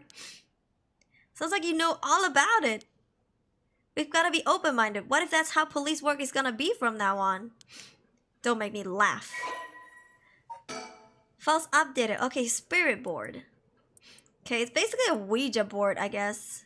It is believed to be a tool that was adopted from Western spiritualism and molded by Japanese occult enthusiasts. In Chinese culture, we use a pen instead of a coin. And everybody holds onto a pen, and then the pen will move. Yeah. Yeah, we do use coins too. We also use like a small saucer pan. How do I say? It's like a bowl. It's like a plate bowl, but like very small. Yeah, for sauces and stuff. Yeah. we do move that. Like everybody would put their finger on that and then it will move. Something that, you know, massive Ouija board. Nah. But they call it the spirit board. Because Ouija is actually the name of the company. Listen up, Ariel. You can't go blaming the death of your buddy on something like the occult. I don't care if it was a ghost or a cult or what. Whoever or whatever that did this, I'll get them, I promise you. His friend died. Yeah, the death of his buddy. His friend died. Well, you've got the right attitude, but we don't even know if this is a murder yet. Biases weaken our judgment. Go get too fixated on one thing and you stop seeing everything else. Aye, boss. So, now that we've finished investigating the scene, let's review what we know. Huh? Now? It's getting late. I figured we'd head straight home from here. Come on, we got to go all over the info that we've gotta go over the info we gathered. And what better place to do that than here at the scene of the crime where we can soak up the atmosphere. He looks like a K-pop idol, but I can't put my finger on it. Like a dipping saucers. Yeah, it's like dipping saucers. Chinese people, we do use that as well. If they have a curse about a cursed doll or something, maybe. We don't know. Soak up the atmosphere. The hell is there to soak up? You must be really into this occult stuff if you get off on being in a place like this. What, you mean being somewhere like this doesn't get your blood pumping? No way. No, don't turn this around on me. I'm not the weird one here. Cripes? Fine. Let's get this over with. Aye, boss. Okay. Let's check the surroundings. The former Yasuda Gardens here in the Yokoami Itome were originally built as a part of the daimyo's estate back in the Edo period. The park became city property a number of years ago and underwent extensive renovations. There's not a soul around at this time of night. Quiet doesn't even begin to describe it. So we've checked the surroundings. I've got a bad feeling about this case and my gut is rarely wrong. Woo! Yeah, what is cripes? Glass cup here in the Philippines. Oh, glass cup. I knew this would be a treacherous case from the moment we were dragged into it. Scene. This is where the victim was found. It's clean now. It almost feels like nothing happened here at all. But once an incident like this has come to pass, there's no going back. Not that knowing that is any consolation. So his friend died here. Let's see, we can move around. Let's see. Doesn't seem like we can do much. We still don't know which tree is the famous tree. Pond. This pond, they say it used to flow into the Sumida River, but the river became so polluted that they cut it off. Okay. The music is so loud. Like dolls that move itself. Ever seen one, Aruri? You mean me? I'm sorry. You mean Chucky? I grew up on Chucky. Yeah. People be like, who's Chucky? What's a Chucky? Chucky is a cursed doll. Yeah. I mean, it's kind of ridiculous if you rewatch it now, but back in the day, it was scary. Alright. Jun Erio, a detective in the Tokyo Metropolitan Police Department, 1st Investigative Division. His rank is Sergeant. This is his first time leading a case. It's like he's graduated from rookie to newbie. He looks put together on the outside, but acts like a kid most of the time. Honestly, the force could use more people like him. Alright, cutie, let's talk about the case. So early in the morning yesterday, a staff member found the victim collapsed here in the park and called the police when they realized he was dead. While there were no obvious external wounds, the fact that he was a police officer and the evidence was a struggle, and their evidence of a struggle means it's likely this was a murder. Oh, so he was a police officer, and there was a sign of struggle. Chucky, yeah, there was so many Chucky movies too. Kid me was scared of Chucky, now it just looks silly. Yeah, it scared me as a kid because I was the target, right? I was a kid and he only target kids. But now that I'm old and I watch it too, I'm not even scared because I'm not the target anymore. Simple horrors of old times, yeah. The Sumida office sent it over to us since it involved the death of an officer and we were tasked with the investigation. What we need to do is figure out what happened and whether there was foul play involved. I think that about sums it up. Okay. About Tsutsumi.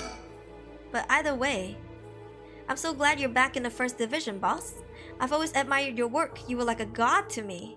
You were the whole reason I became a detective in the first place. Oh yeah, about that. People have been saying that ever since you first entered the academy, but... Yes, because that's true.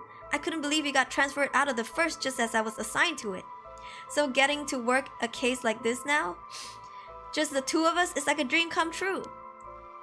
Happy as I am to hear that, well, how do I put it? What is it? If that's true, I'm not sure you've been showing me the appropriate amount of respect. Ooh! Huh? But I do respect you. Don't tell me you're going senile, boss. That's exactly what I'm talking about. Why when you run your mouth like that? It's getting late, you must be sleepy. Don't worry, boss. I'll make sure we get out of here soon. Yeah, I get it. You know what they say, boy? Never meet your heroes. Never meet your heroes, because, you know, what you think of them might be different. Puppet Master movies? That sounds familiar. Alright, about the victim. The victim is Hajime Yoshimi, of the Juvenile Division of the Sumida City Community Safety Bureau. 27 years old, single. He mostly dealt with cases involving juveniles and education. His rank was Senior Police Officer. You knew him well, didn't ya? What was he like? Yes, we were in the academy together. We still went out for drinks together every month or two. He could be a little rowdy, but he was like a big brother to us all. He was kind and cared about his friends. For better or for worse, he wasn't the uptight type of cop. The man always showed empathy, and I heard he was popular with the locals for it. He treated each and every troubled kid he met with compassion. He had a great track record when it came to rehabilitation. Sounds like we lost a good one. Yes, we did. We truly did. I knew being a cop was dangerous. I knew something like this would happen, but it's never easy when it happens for real. I know the feeling. He didn't seem to care much about climbing the ranks, but he was at the top of our class. Only problem was that he took on so much. He had the most unfinished paperwork too. I always felt we'd meet an unusual guy like him to help us solve all of our unusual cases. Okay, community safety officer. Right, he was found dead under mysterious circumstances. Once a rebellious gang member himself, he turned his life around, used his own experience to connect with troubled youth as a police officer. While his appearance and demeanor suggested a man who was rough around the edges, he was passionate, loyal, and caring man at heart. Looked up as a big brother by peers, Yoshimi achieved stellar results in his work with juvenile cases, but his consistently sloppy paperwork and less than formal attitude essentially doomed his career and had him writing formal apologies on the regular. He left behind a fiancé whom he'd been dating since high school. Okay, but like, why? Police again, right? Chucky doesn't just kill kids, he kills everyone. He's possessed by a serial killer that kills everyone except babies. Chucky was wild, yeah, and at some point he got a girlfriend too. When Aruri makes a meet and greet, but she says never meet your heroes, guys.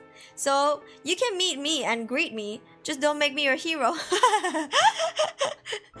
Aruri should not be a hero so you can meet her. Ayo, fiance? No, I don't think it's NTR. I think he just left her, maybe for his own work. Or he had other reasons to leave her. I still can't get over the girl that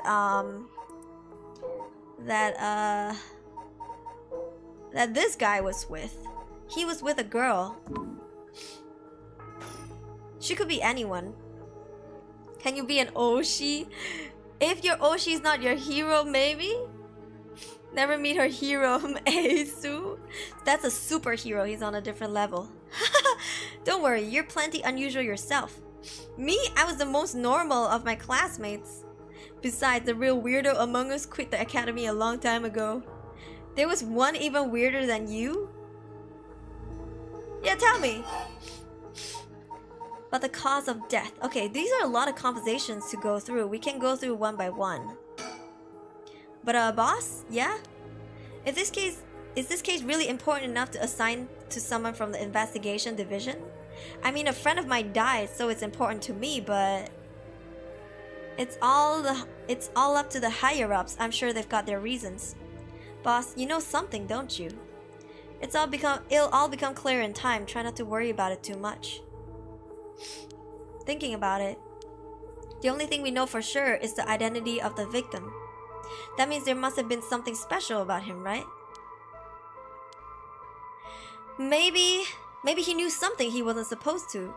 Some kind of secret or something. Isn't that right? You're pretty sharp sometimes, you know that? If you picked up on that, you should be able to put the rest together yourself.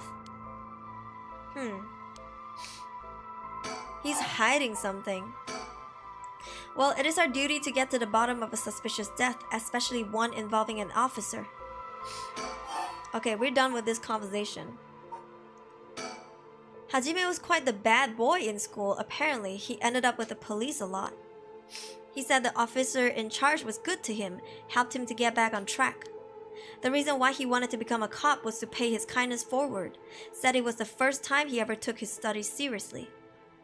That's a good story. Love that kind of thing. Makes me want to have a drink in his honor.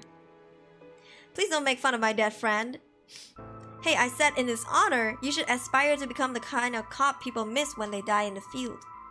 You say that like it's a sure thing I'll die. Besides, if I end up biting it, I'm sure you'll be the one who misses me the most, boss. Come on, don't be like that. You'll hurt morale.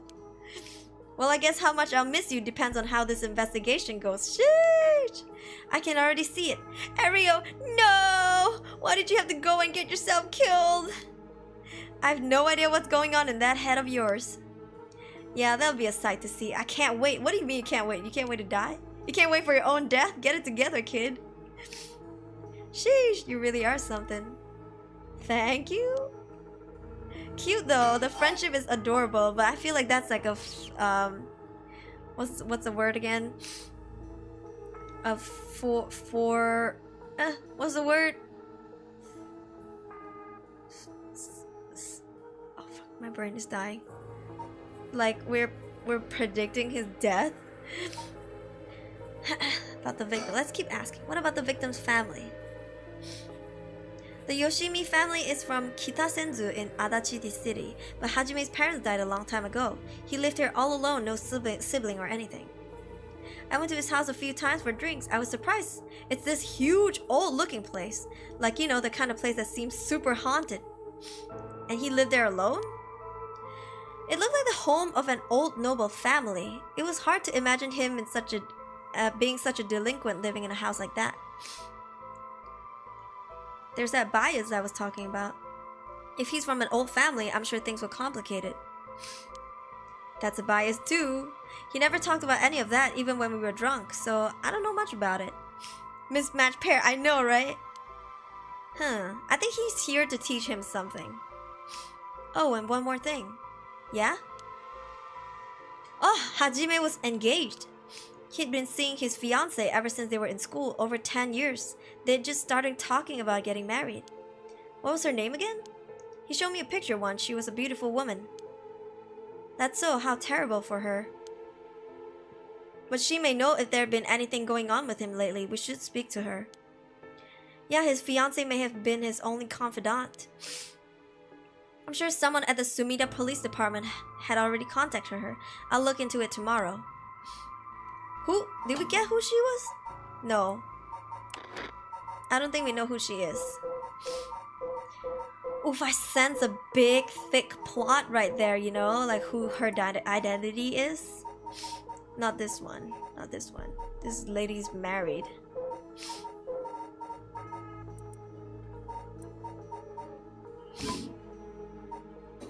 What if it's Yoko? Once again, did we check everything? I think we did. I'm about to turn around and see a ghost, I swear to God.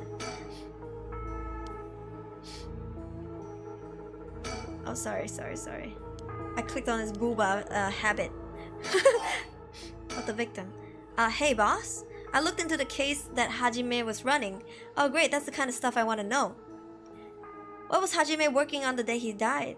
Well, according to his report from the day before, he had 2 cases involving juveniles. Aha. The first was the suicide of a high school girl who jumped off a building in Kamezawa last week. Yeah, I did hear about that. Oof. The girl's name was Michiyo Shiraishi. She was a second-year student at Komagata High School. But it seems as though Hajime had contact with her even before this incident. Imagine knowing one character plot and then all of them are connected. I have a feeling that might be the case. She's married Aruri, so you can't rinse her up, frick. So he'd been trouble for some time. That's the thing. About a month ago, he happened to see her walking around town. She looked upset, so he struck up a conversation with her. He was sure that there was something bothering her, but she wouldn't tell him what. Must have been trouble at home. That's what he thought too. It seems he visited her home and spoke to her parents, but they said there was no problem, so there's nothing else he could do. And now she's dead. Then it's possible he could have prevented her suicide then. He must have been devastated. That's why he was looking into this Michiyo Shiraishi again. He must have thought that something terrible had happened that drove her to end her life. But ultimately, he never reported the findings of his investigation. I see. And you're thinking that it may have had something to do with his death. We'll have to find out what it is Hajime discovered. Right, let's check with the Sumida Police Department about that tomorrow too. I hope you wrote it all down, my guy. And what was the other case he was working? That one is also related to Komagata high student.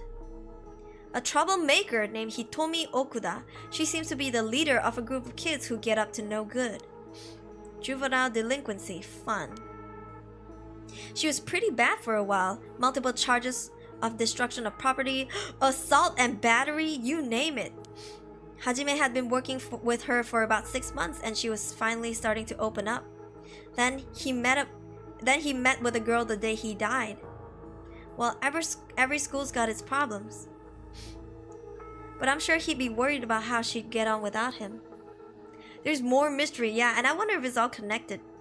Right, just when she'd finally found an adult she could trust. She might act out without someone to help her get through this. We'll have to make sure the Sumida Community Safety Bureau does their job. But... Huh? We can't rule out the possibility that meeting with this delinquent girl had something to do with his death. Then we'll have to interview her too. Yeah, you're right. She may have been the last person to see him alive after all. I'll ask Sumida to introduce us tomorrow. Though who knows if they'll actually let us talk to her. That's what we hired you for. Lay a little boyish charm on them if they need convincing. Yeah, I'm sure they'll prefer me over a scary looking old man like you, boss. Sheesh. Watch it, I'm still your superior. You ought to act like you respect me at least. Oh, I thought I was... You were? Shit, that's how your generation speaks? You really are a new breed, bro. It's probably just me, actually. Well, don't think you can get away with that with other people. So anyways, boss. Were you even listening? We've got quite a bit to look into tomorrow. First, the 2 Komagata High School cases that Hajime was handling. And we need to speak with his fiancé as well. I believe that's it for tomorrow. Okay. 2 days prior, approximately 11 a.m. Acute heart failure, cause unknown. Okay. Body discovered by groundskeeper. Alright, interesting. The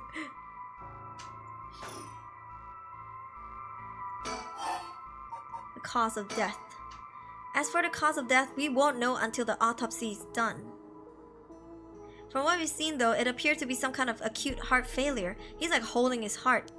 But since he had no record of chronic illness and no visible wounds, it's possible that poison or drugs could have been involved. I want to pet your model, it's so fluffy, thank you! Kanjia, thank you for dropping by! Otsukare! My model is cute, it's so fluffy. Dying in the middle of the park like that, it certainly seems suspicious. Why was he here? That's what I want to know. Why was he here in the park? We found signs of a struggle at the scene, as well as footprints belonging to an unidentifiable individual. We've got people trying to identify those prints. If we can find out who they belong to, we might be able to figure this whole thing out. Yes, wouldn't that be nice if there would be the end of it? The only things Hajime had on him were his badge and his wallet in his pockets. So we can rule out a mugging. Though there probably aren't that many people who would try to mug a cop as big as him. I've also heard that Hajime got into a fair few fights in his younger days. He started judo once he became an officer and rose up the ranks quickly. Sounds like the perp would have to have been pretty strong to take on Hajime. Yeah, I think a curse killed him, but whose curse and which curse, I think. Like, did he die from like drowning, which is like our curse from Shogo, or like other? Yeah. Heart stops when he saw a girl, bro. Okay, cause of death. Time of death was around 11 p.m, so it was nighttime. 2 days ago, outside of the park's operating hours, of course. His body was found early in the morning yesterday, 11 p.m. the day before yesterday. What was Hajime doing out here at the time in the first place? That's a question, isn't it? The entrance to the park is closed after hours, but it's a small gate that fairly be easy for him to get through if he really want to. That would, of course, be breaking and entering, but what do you think, boss? I think someone called him here. Yeah. Can you spell my name, Princess Gamau? Gamau, Gamau, Gamau, Gamau. Gamau, aku Gamau. Gamau. Bocah. Bocah. Wonder if he died from fear. I think he died from a curse. And I think someone called him here. But I don't think he came here to hide something. Because then people will find it. This is one of the mysteries. Officer, that's the next. He looks like a tall guy too. He seems like a tall built dude. Someone called him here. It's hard to imagine a cop like Hajime would trespass for no reason. And seems like there was someone else was here with him. Could they have called him here? Oh, that does seem likely. They must have been talking about something pretty sensitive to come here in the middle of the night. So Hajime met someone here to discuss something in secret. And then they got into a fight? No, that wouldn't match the cause of death. There were no wounds on her body that would indicate a spontaneous scuffle. The perp must have planned something. Then you think it was meditated. That would mean they called Hajime to the park with the intent to kill him? Well, there's still the possibility that it was just some kind of accident. Maybe the perp tried to threaten him and things went south from there. We should be able to get a clearer picture once we know exactly what killed him. I wonder if the curse that killed him takes the form of persons wears fear and kills them for being afraid. That could be one of the curses, yeah. But something needs to activate the curse. Right. Tsutsumi, I've been wowed by your shrewd detective abilities all day today. Oh really? Funny, I've been wowed by you too. On the topic of family, what's yours like, boss? The hell's wrong with you prying into my personal life all of a sudden? It's just I never heard of you talking about them or anything. Oh, are you single? Shut it, that's none of your business. Well, ever since I joined this force, I've been thinking. The department really pressures young officers to get married. I wonder why that is. You don't say anything like that though. How should I know? I caved to the pressure myself and got married 20-some years ago. Wow. Hey, Panoff, hello. We're going with the detective's route now. So TLDR. Huh, so then. So TLDR, Ario's friend died. Ario's friend died and he was a police officer. Hajime. He was a community safety officer. He works with the juvenile gang. And he died at 11 p.m. in this former Yasuda Gardens. And the groundskeeper found him in the morning. So now we're trying to figure out who killed him, how he died, and who was there with him. Tetsuo time, yeah, he's holding a grudge for a student. Hi, Lagod. God, you're relentless. She took our younger daughter and left 4 years ago. Thanks for reminding me. Oh, I'm sorry. I can't believe she'd give up on a guy like you. I was never home much, too focused on work. I come home late only to get called right back out again, plus being a cop is dangerous work. I don't blame her for getting fed up with it all. How sad, especially if you're out here putting your life on the line. Is that why you transferred out of the first? It was already too late by then. You'd better be careful, Ario. You say that, but there's nothing much I can do, is there? That's the nature of our job. There aren't many who can really understand it, not unless they're involved with police work themselves or related to someone who is. But wait, you have a daughter, boss? You really think I want to talk about her after all that? Have some sense. Come on, I promise I don't mean this is the way it sounds, but how old is she? Geez, you don't know when to quit, do you? At least try not to look so intrigued. She's a bit rough around the edges. I think most men are intimidated by her. Last I heard, she's living by herself and going to college. Wow, a college student. Men love an educated lady. Stop that. What kind of cop are you making baseless assumptions like that? She's living on her own though, huh? You must worry about her. Worry? I don't even know where she lives. Oh, so she hasn't told you. Probably because she know you follow her around everywhere. I would not. I don't think. Come on now, we both know that's not true. Listen here. You may look like a mean old man, but you sure have a soft side. What? Is that supposed to be a compliment? I can't keep up with you. We're done talking about this. So he has a daughter. Oh, that reminds me. If you got married 20 years ago, then it must have been around the Nejima murder. You know your history, yeah. Happened a year or two after our wedding. You were the one who arrested the killer, weren't you? We studied the case at the academy. Oh, he wants to date his daughter? No, I think he just makes really stupid and blunt compliments. Yeah, like his comments seem very like he doesn't process them before he speaks them. Yeah, don't get any idea. I'm not interested. Listen, you gotta stop thinking that I want to get with every character. I don't, bro. I was only in elementary school at the time, but I still remember people talking about some dangerous criminal getting arrested. All that was just Cracking the case, finding the guy, it was all just happenstance. I'd really rather not think about it. It was a disturbing case. Did it not make your skin crawl when you learned about it at the academy? It did. We were all terrified. Sounds about right. No one could believe that such a mild-mannered man could have committed such a terrible murder. If we had overlooked one little thing, we may have never caught him at all. I think I remember hearing there was only one charge brought against him in the end. That's right, we didn't have the evidence. I knew there was no way such a meticulously planned crime could have been there first, but we may have stuck Fumichika Nejima in a cell, but it was no victory. He always had the upper hand. And all the damage he did to everyone involved, especially the victim's classmates. It has already been 20 years, huh? God damn it. This is why I try not to think about it. I'm sorry.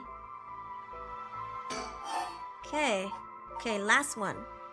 He had no filter, yeah. So all this occult stuff, have you ever heard of it, boss? What are you talking about? The rite of resurrection thing that everyone's talking about. No, not you too. I've been hearing about that shit everywhere. Oh, you have? That's surprising. Who cares about what people are talking about? It's nothing to do with our job.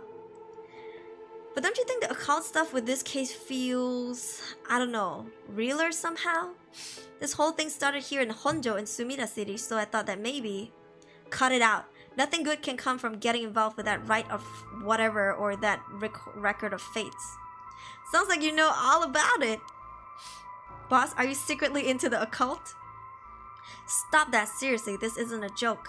I get why you'd be intrigued by something called the rite of resurrection after a buddy of yours died, but... Bringing the dead back to life? That's the stuff of fantasy, it's not real. So don't go hoping for miracles, got it? Well, boss, I think that about does it. Right, let's call it for tonight. I'll see you tomorrow. Oh god, what is that? Huh, boss, what's wrong? Don't tell me you're going senile. Huh? Damn it! It was the case all along. It was that case all along. Boss, what? Is there something going on over there? Ugh! Such deep sorrow. A resentful memory is flowing into my mind. Nani? Kill them. Kill them. Those who spread lies. Kill them all. You've acquired the curse stone, the evergreen beach. You can use it to kill those who intentionally try to mislead you. Press the use curse button when someone lies to you.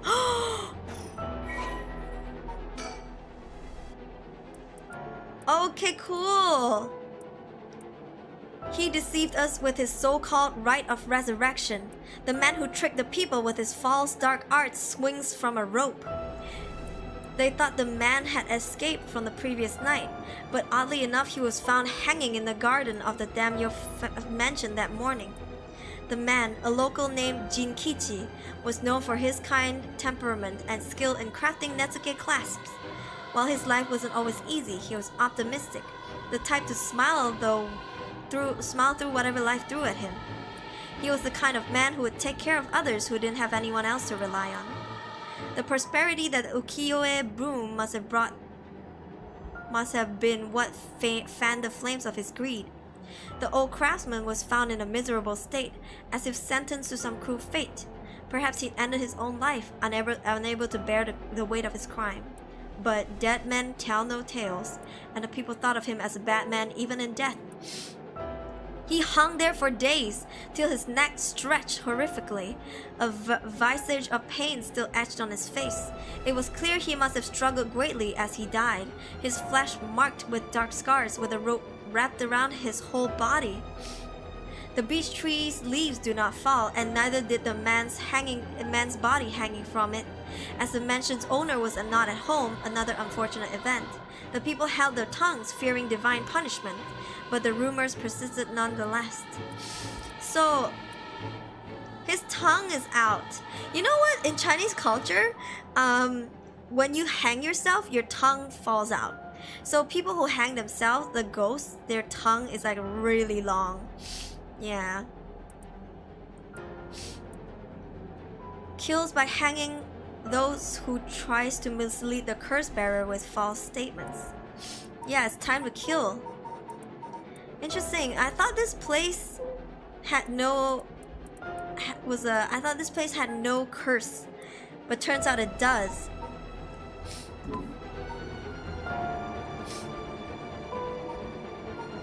Alright. Ugh! A murderous impulse seeps into my soul like thick black tar. Now. Kill! Can you hear it, curse bearer? You who so strongly desires the right. Kill them.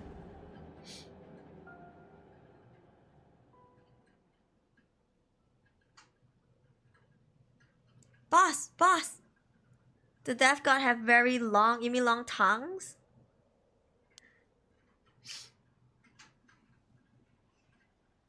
Boss, what's the matter? Don't tell me you really went senile. Sorry. I'm fine. Ariel, yes? I have some bad news. Oh no, your senility is kicking in, isn't it? No, we've got a bit of a trouble on our hands. Looks like we'll be working some overtime. We're not going home tonight. Huh? What are you talking about? Time to dodge. Yeah. Okay. The hunt for curse bearers. Interesting. Okay, we still can't enter this one, so I guess we go with this.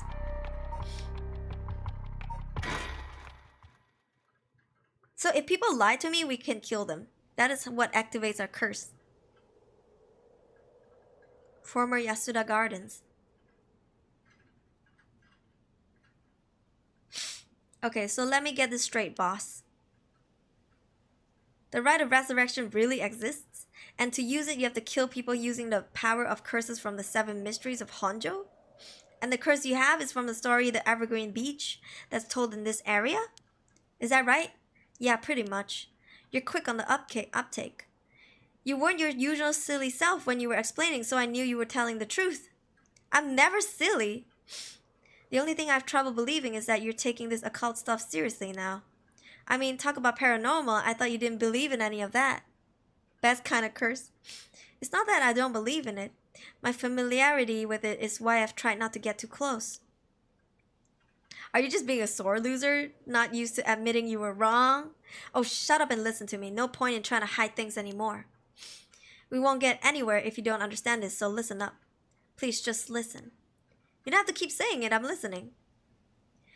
We don't have time to waste. We'll talk as we walk. Hey, wait for me, boss.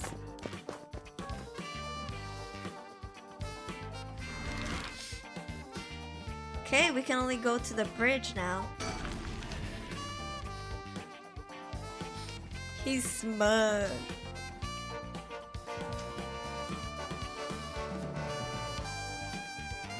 Sorry, I just want to double check one thing.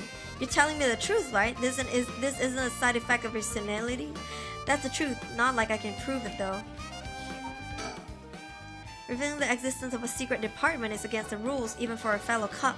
But this is emergency, I need his help, I'll tell him. He's not stupid, but he sure can be slow sometimes. Though I think that positivity of his may come in handy at some point. So we can look around.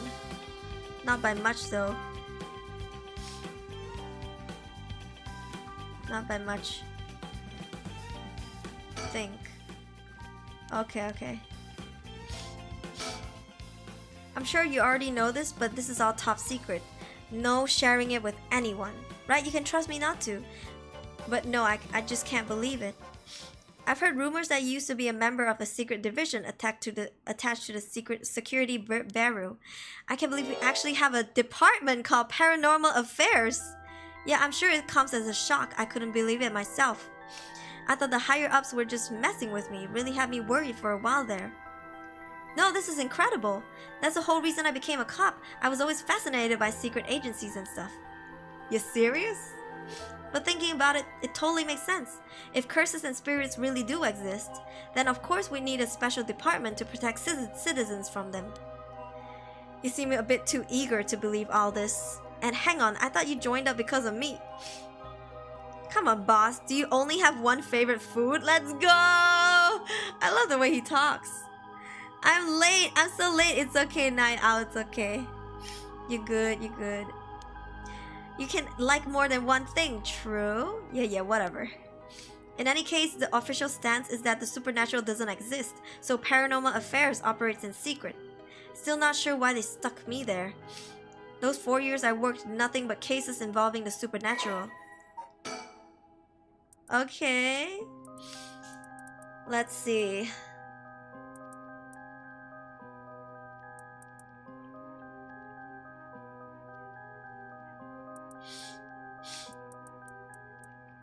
Okay, the Bureau undertakes the investigations into any suspicious stories that cross their desk. Though the vast majority turn out to be hoaxes, due to the sheer volumes of cases, close-lipped, experienced detectives without paranormal abilities on their own, such as Tetsuo Tsutsumi, are sometimes assigned to investigate. The current chief of Paranormal Affairs is a man called Koiru Nakagoshi. He was born to a family of psychics who have been involved in keeping the world safe from paranormal phenomena for generations, and has served as Mio Kurosuzu's mentor since discovering her. Koiru is an elusive figure. Very few people have met him in person, and he's rarely seen in the office. It is said that this is because he has often been the target of curses. However, some theorize that it is in fact because Koiru is not actually of flesh and blood at all. His seat in his office is usually occupied by a legendary creature found in Japanese folklore. The Nue resembles an ordinary white thrush and acts as Koiru's messenger, leading to bizarre scenes of police officers earnestly reporting their findings to a bird. The term Nakagoshi case serves as a code used to refer to cases under investigation by Paranormal Affairs. Reports to a bird? Paranormasight is addictive. Shall make kappa. Okay. Persons of interest updated.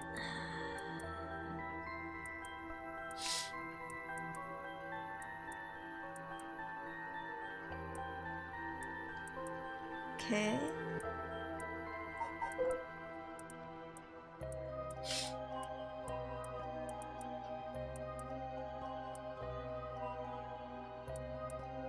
We've read this before. Tetsuo has a penchant for candy and desserts, which he tries but fails to conceal from other officers at the risk of appearing soft. He delights in buying local sweets wherever he is sent to investigate a case, and would often volunteer to be dispatched to distant locations to acquire them while he was with the Paranormal Affair Bureau. He's also surprisingly knowledgeable about current trends, a trait he puts down to investigation-related research, but which is actually spurred by his wish to have something to discuss with his daughter. Aww. He's keeping up with the trends and trying to be hip because he wants to talk with his daughter about it. Aww. That's so cute. He's a good dad, as absent as he is. Nue Lionhead with snake head as his tail. Alright. So do you have it? Have what? Spirit sense, of course. Are you what they call spiritually gifted? Nope, I never felt anything at all. Even if I did, I'd be a lightweight at best. One beer and I'm down for the count. Is that how people in the field quantify someone's spirit sense? Like how much liquor they can handle? Nope, that's just me. I thought it'll help get the point across. No, he's talking like Yoko-chan.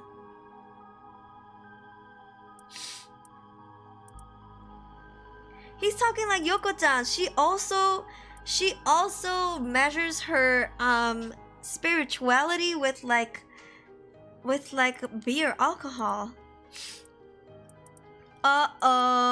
And she is living alone, and she doesn't tell Yoko Fukunaga.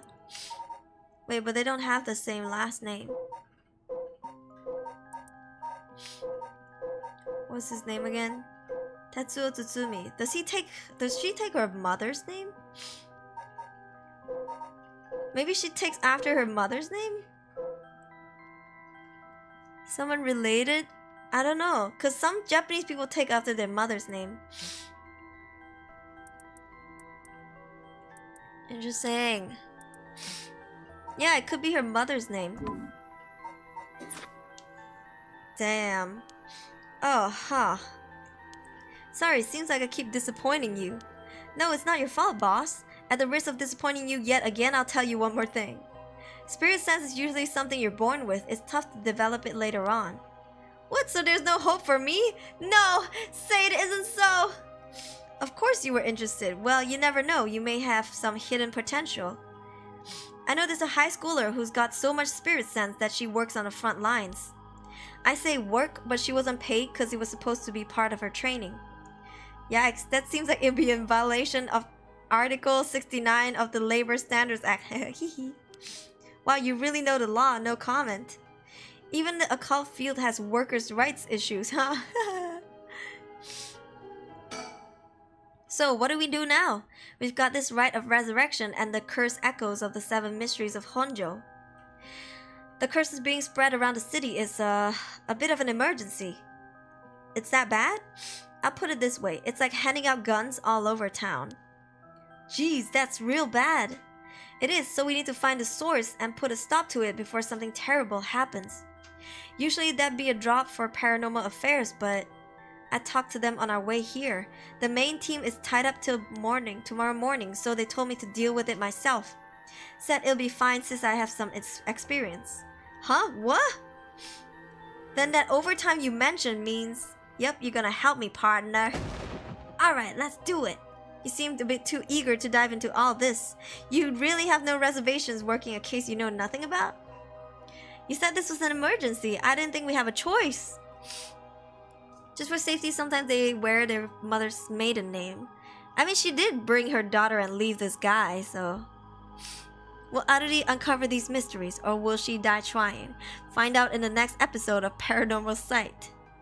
He doesn't know how dangerous the curse... Yeah. I don't know. I'm just trying to be logical about this, boss.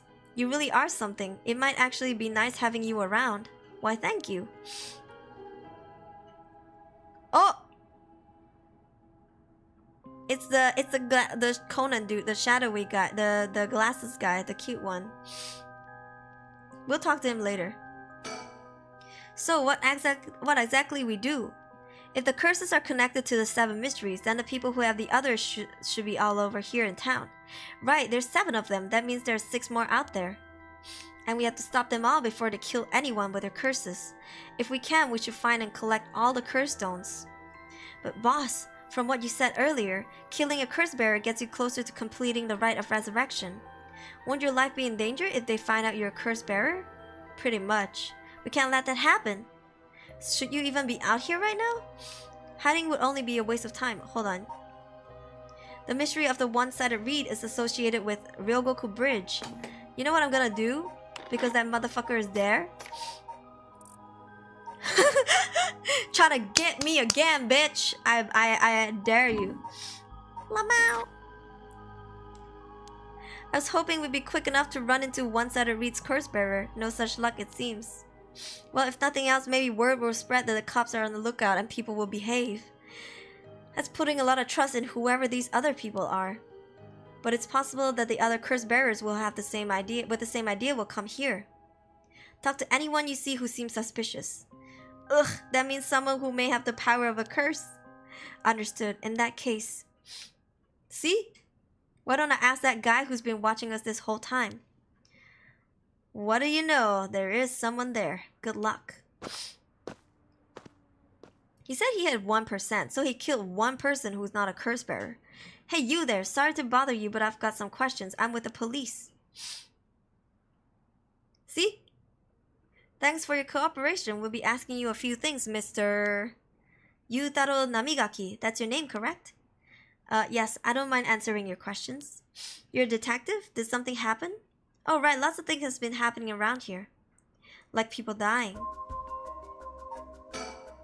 So, what to make of this guy? The man identifies himself as Yutaro Namigaki, a 21-year-old college student. He was watching us so calmly, we need to be careful with this guy. Let's see, there should be a girl around here as well.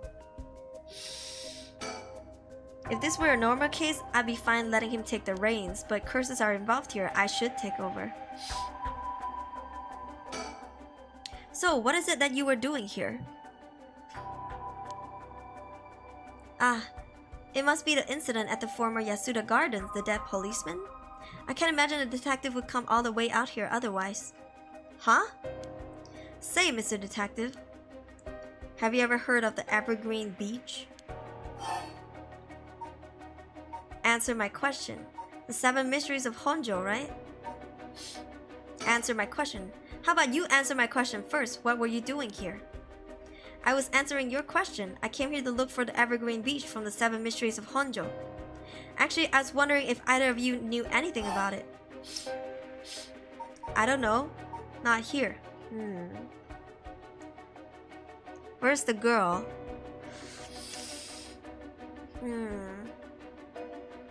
What do you think?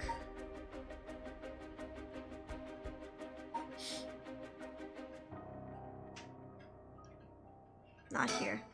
If it's the Evergreen Beach you're after, you'd be better off looking around the former Yasuda Gardens than here. Oh, you know a lot about this, but that's what I thought. Detectives, you have the curse stone of the Evergreen Beach, don't you? How did you know? Ario, you idiot! Ah, well, that was much easier than I expected. Ah, crap, sorry. It was simple interference. I figured you would have taken a curse if you were just in the gardens. If you know that, then you must be a curse bearer yourself. I have no intentions of hiding anything. I plan to tell you from the start. Look. This is my curse stone. I believe it's called the Foot Washing Mansion. That's right, but are you sure about this? It's not so rash that I kill someone as soon as I find out they were curse bearer, not without talking to them first. You're the same, aren't you, detectives? You wouldn't put a curse on a normal person. Let's speak as equals, shall we? Should we kill him? I kind of want to kill him. But like, why do we want to kill people? Because we don't have nobody to resurrect. And if we kill him now, the plot line's gonna change. Kill him?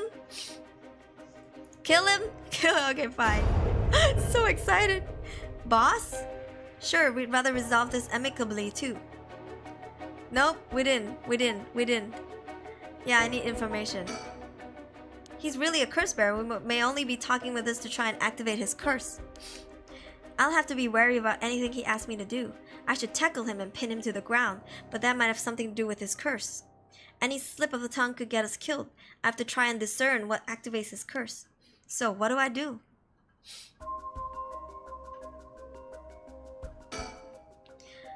Though you're a curse bearer, so be careful. Fortunately, I don't think he knows which one of us is the curse bearer yet. If we play things right, we should be okay. What if we don't die but he does? But before we talk, there's something I should tell you.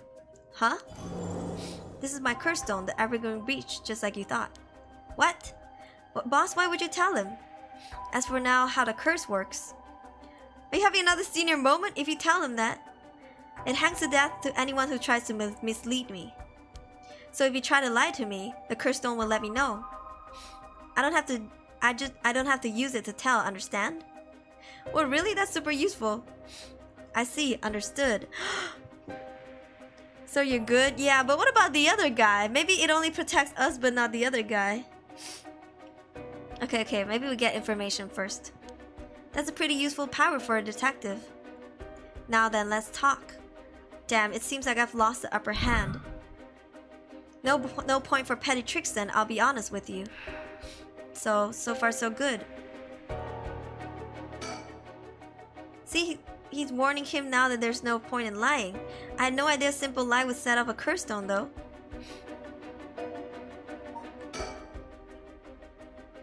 Okay. Interesting. Alright, let's talk.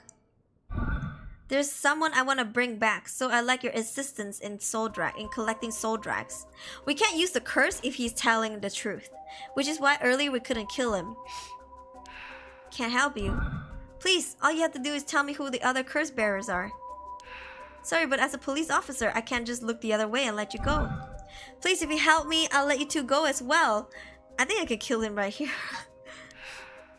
Is that a threat? No. High risk, high price. I promise there's nothing else going on to. Oh, no, don't worry about it. Never apologize. Yeah, if you have stuff to do, go ahead. Kill him? It's your final warning. Ugh! My cursed foot-washing mansion. Did you really think you could escape it by just being careful?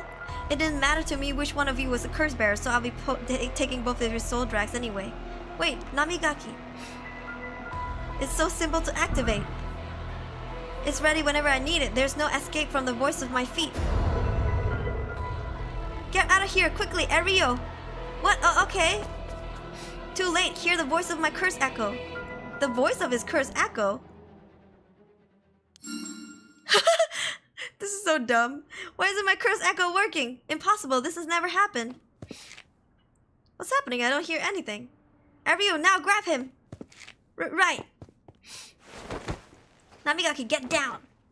Ah, damn it, bro. This is so OP. Boss, here, his curse stone. Good work, give it to me. Ah, the foot-washing mansion. Okay, so now we got 2. Damn it, why?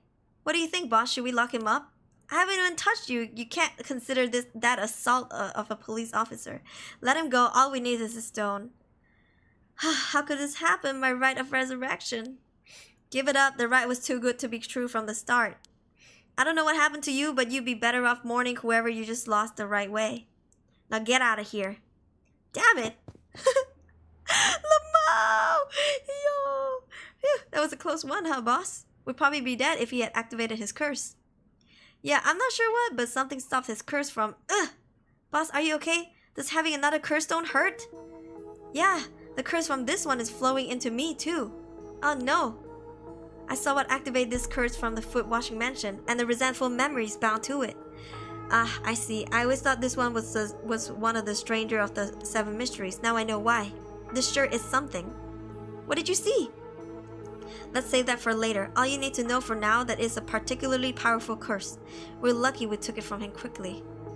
Phew.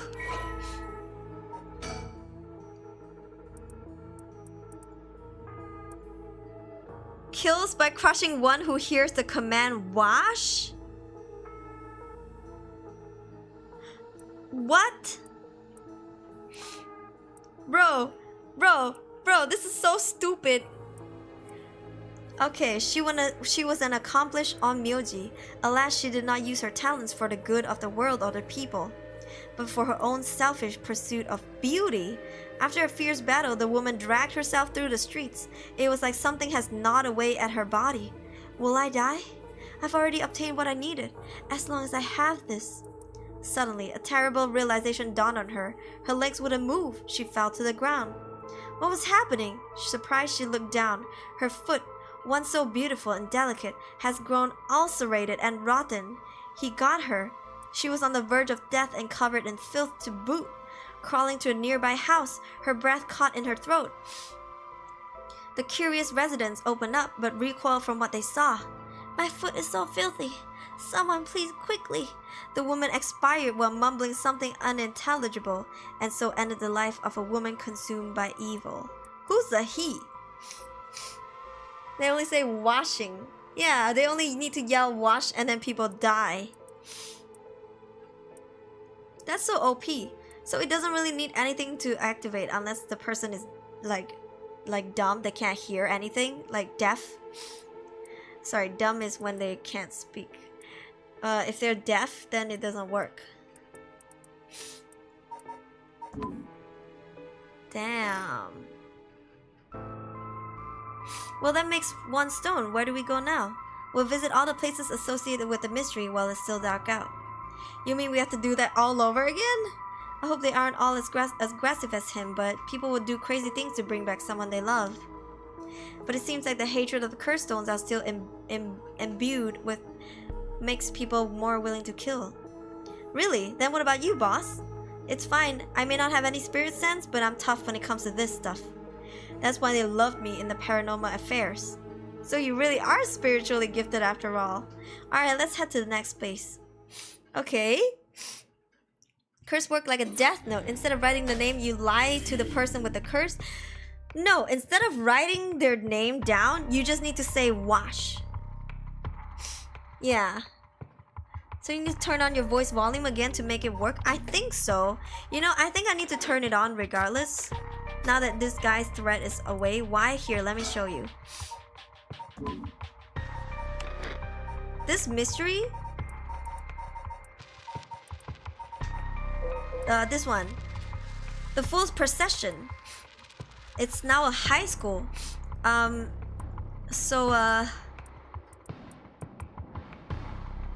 While walking around his estate, he heard the sound of music, much like that of a Kagura performance. He commanded his people to find the source, but no matter how much they searched, the music would fade when one neared the Warigesui Canal. The source of the sound was never located, so I wonder if we needed the sound up to find it? Yeah.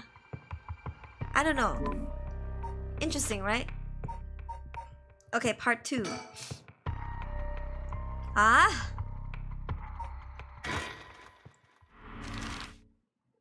Midoricho Park. 1 a.m.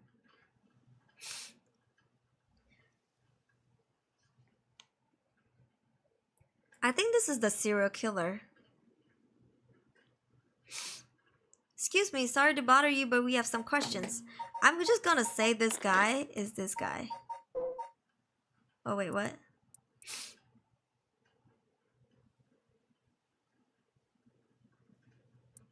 Oh, okay, let's read his story first.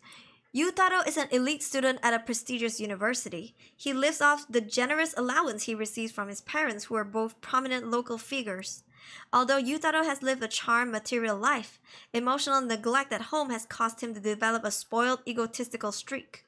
The only kindness he knew growing up was from his family's maid, and he still thinks fondly of the plain rice with butter they used to enjoy together. So I think he's trying to revive her.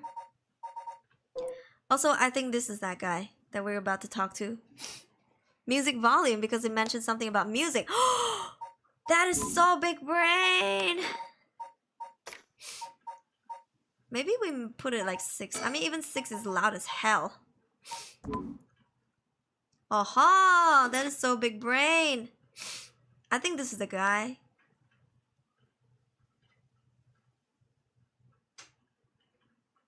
He lost weight. Araishi, what, are you with the police? I haven't done anything. Don't worry, this isn't an interrogation or anything, we just want to talk. You're Hideki Araishi, right? The historian. Oh, we know who you are, so this won't take long. Okay. Well, since we saw you here, we'd just like to ask you a couple questions. Which one is he? Oh, we don't have him yet. Okay, so... You know, they mentioned that in the last episode, they said that if it's because this guy's in jail, they'll reform them and send him out. So I just want to see which motherfucker is this guy. So he wants to revive the maid. Yeah, this is the nervous curse bearer. Yeah. He's a historian. Local history researcher. Is a historian who works part-time as a curator at the local folk museum as a teacher.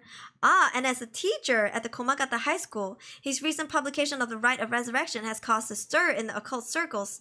So he's the one who wrote The Rite of Resurrection. Hideki is the quintessential obsessive researcher. Despite being entirely unsuited for teaching, he had no choice but to take up a position at the high school in order to make ends meet. While having a captive audience in his classes goes some way to satisfying his need for respect and recognition. His conceited nature makes him unpopular among the students. Lately, he's concerned that articles he contributed for purely monetary reasons have earned him a reputation as a researcher of the occult. But the surge of interest in the topic and the resulting volume of article requests he's receiving are undeniably tempting. Hideki is a regular at the Kuroki Kyo Cafe on Hokusai Street, where he can be found outside his work hours writing essays and manuscripts. His publishing books include A Study of the Unknown and an Introduction to Bando History. Probably the janitor dude. Oh! That makes sense as well. I thought they looked the same from the back. Yeah. Okay. Sensei, well, let's get this over with. I'm a busy man. Questioning people like this can put unnecessary stress on them depending on their position. This guy's pretty sharp. I have to play it safe, only push him when I see an opening. From appearances, it's hard to imagine this small, bookish, well-spoken man being very dangerous. But in this day and age, you never know. I should be careful.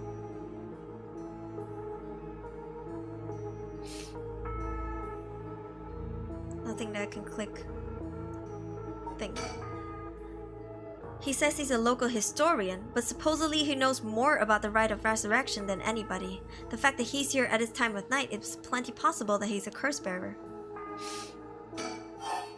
What were you doing? Now, Mr. Araishi, what were you doing here at the time of night?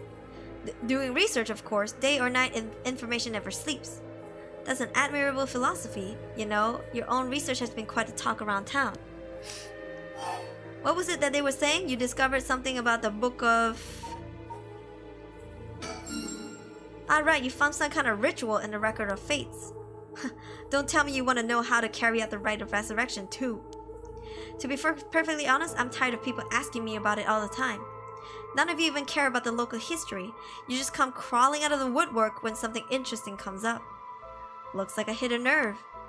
If you think you can force me to tell you because you're a policeman, you're sorely mistaken. Boss, let's ask Hideki some questions. Yeah, you don't say. Okay.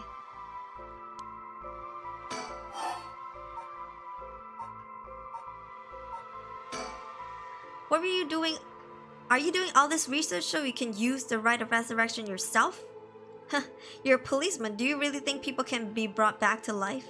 Everyone I meet, pitiful. Huh? So you don't believe in the rite? Whether it's real or not has nothing to do with my research. Such things are better left to the occult freaks, or so I thought. Huh?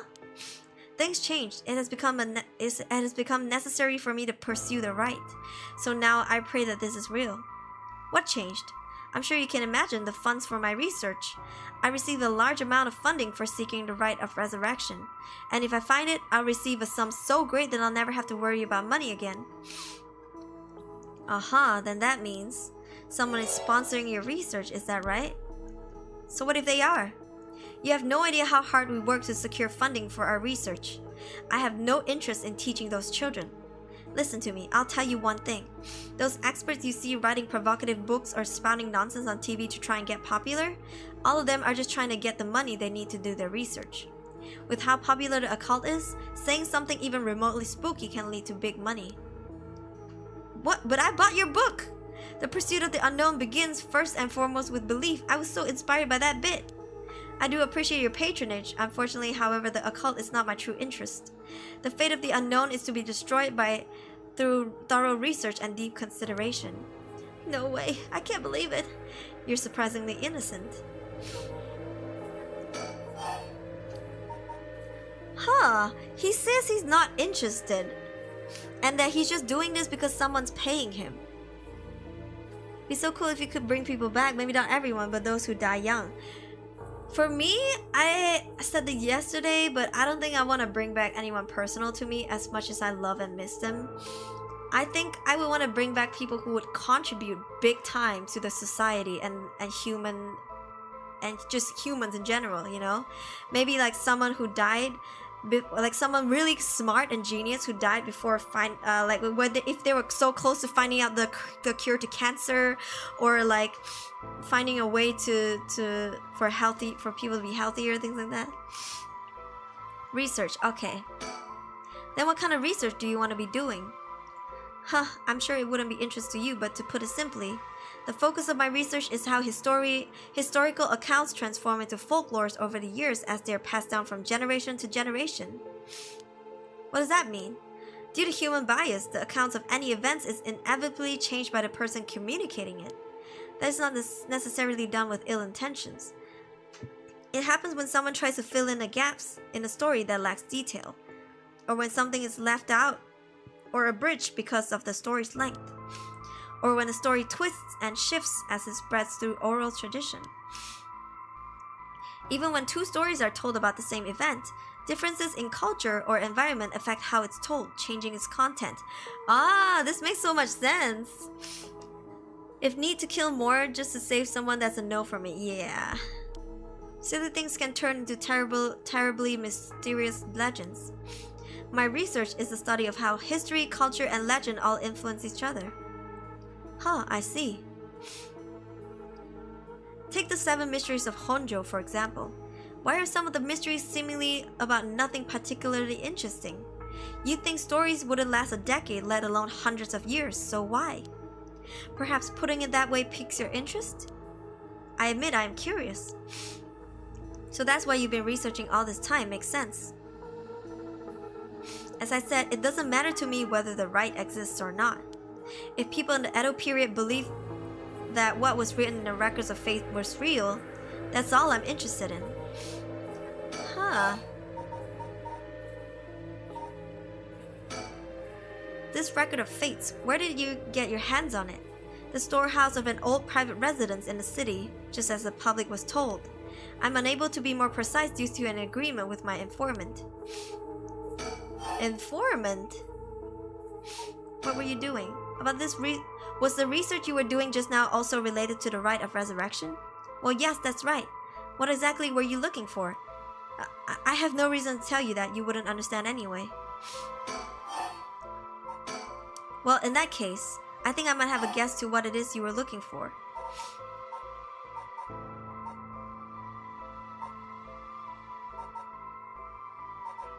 Ooh, what should we answer? Curse stones? But we're not here to kill people. Right?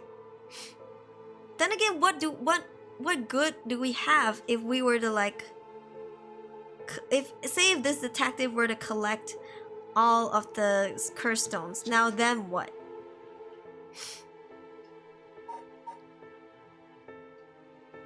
Curse stones?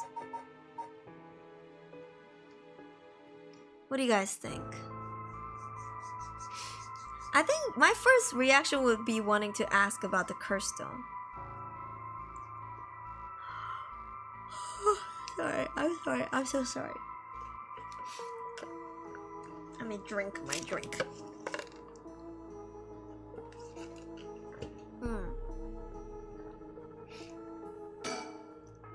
What? Damn it, if you knew about that, then calm down, no need to get so defensive. Alright, I'm gonna let y'all vote for this. Which one? 1 or 2? Oof, are we really trying to show all of our cards?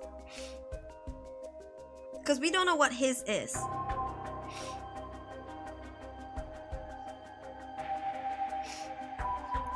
Show him to prove that you have it?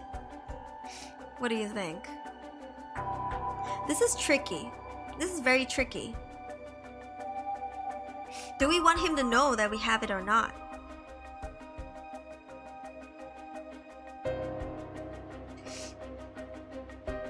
One, 2, hide it. I will let you guys vote. I'll give you like 2 more minutes. I'm waiting for my medicine to kick in, but it's not.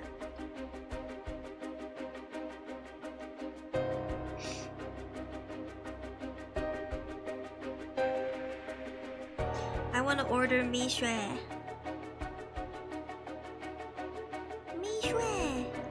The first and only time I had it was when I was in Indonesia.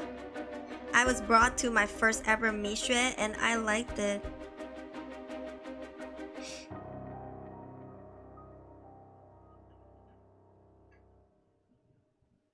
Kinda wanna order mi xue. For me, I just show first so I can gain his trust. He might have some loophole to dodge the curse activation. Ooh. You don't know the stuff he can pull if you show him. Ooh, see, we're seeing 2 kinds of perspective. He may give more information if we show him, or he can find a way to dodge our curse. Yeah. 你爱我，我爱你. Is that their song? I don't want tea though. Strawberry me shake.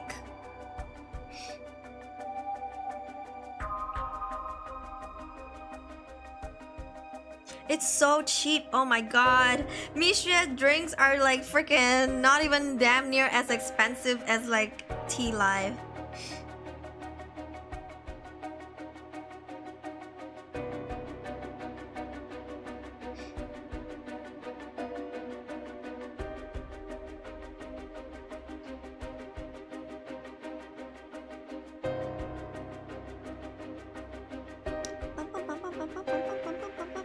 Bro, 2 drinks for 10 ringgit, that is so cheap.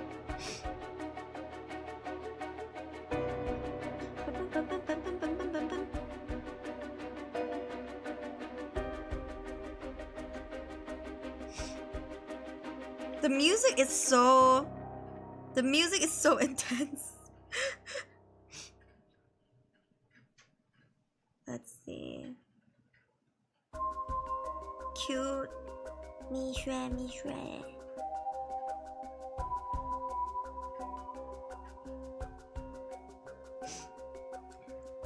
I think it's fine if you reveal 1 curse stone. I don't know, we can't choose. Yeah, it doesn't say, What type of drinks are they? I'm gonna order 2. One is strawberry me shake with strawberry filling shaken with ice cream and jasmine tea. I don't know about the second one. I want the pearl milk tea, but they don't have the one without the tea. Like, it doesn't say what kind of tea, but I assume it's not like non-caffeine tea, so I'm not gonna risk it.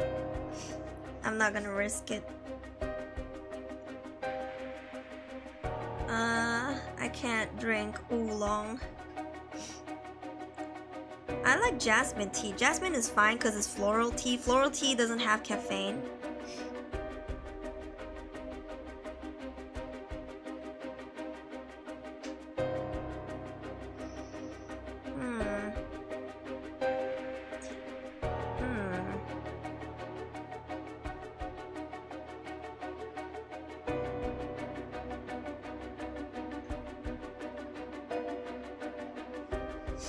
What if you die when you show him?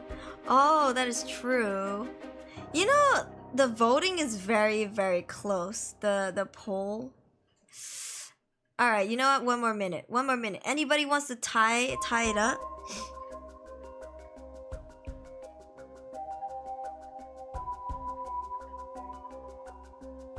God damn. Me shake. I'm on my period, so I'm like craving for sweet things. Peach. Oh, I can't drink peach right now.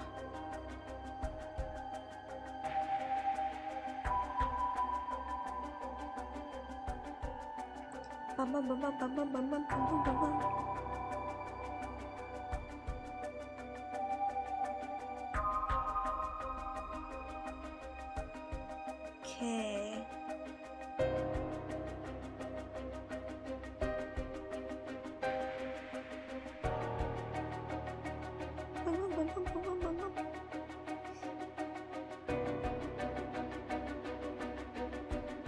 I'm ordering it.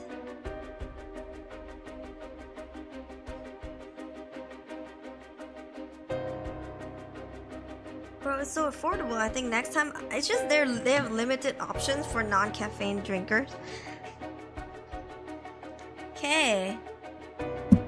Sorry. 60-40. It is 60-40. Alright, we have 10 votes in. 10 votes in. Oh, 11. Oh, wow. The 11th person decided to vote for number 1. Gravity Falls series. The 11th person decided to vote for number 1. Alright, so I'm gonna close the poll. Why sweets in particular? I don't know. We just want sweet things. Maybe, okay, I may have an explanation for it. Because we're losing blood, right? Maybe we need glucose to get a blood up. I don't know. Because you get lightheaded when you having blood loss, so maybe that's why we want like sweet things. And I personally don't like sweet things. I'm not a fan of desserts. I don't eat chocolates unless it's Toblerone, which is one of the rare chocolates that I eat, or super dark chocolate. Like, the darker the better. Freaking give me 99% dark chocolate. To some people, it tastes like clay, but I don't care. Sugar rush, yeah. So, I don't know. But only when I'm on my period, I'm like, I need sweet things. Alright. Number 1 has wands, so let's show our curse stones. Yeah, sweet boys. Or girls, if that's where you swing. You don't like sugar? I'm not a fan of sweet food, like, at all. Yeah. I don't like desserts. I mean, if someone buys it, I will share with them, but I won't reach out for it myself. Yeah. What clay are they eating? I want some. People are like, 99, like even 80% dark chocolate tastes like ass to some people, but I love it. Okay. We both want information, right? Why don't we have a nice and friendly chat? Okay, this is the This is the beech tree one. A curse stone, you're a curse bearer. A leaf, is that the evergreen beech then? Yep, will you show me yours? So we only show them one. This is mine, the ever-burning lantern. Oh, interesting. Oh my god. Okay, this is hard. But we only show them one. Yeah. Wait, okay.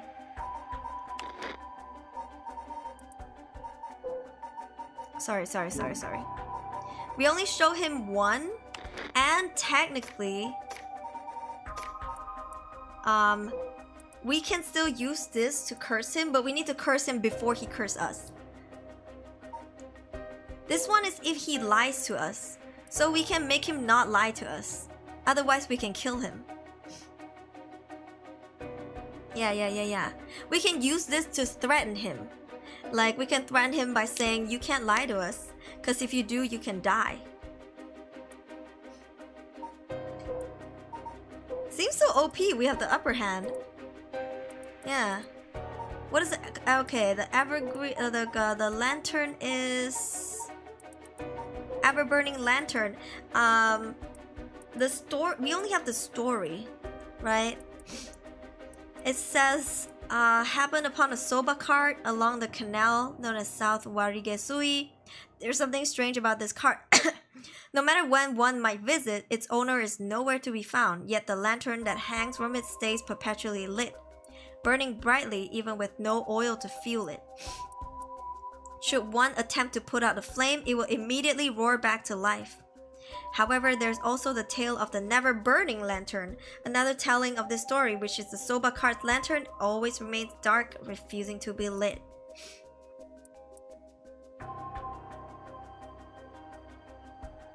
Oh, I think he can cause darkness.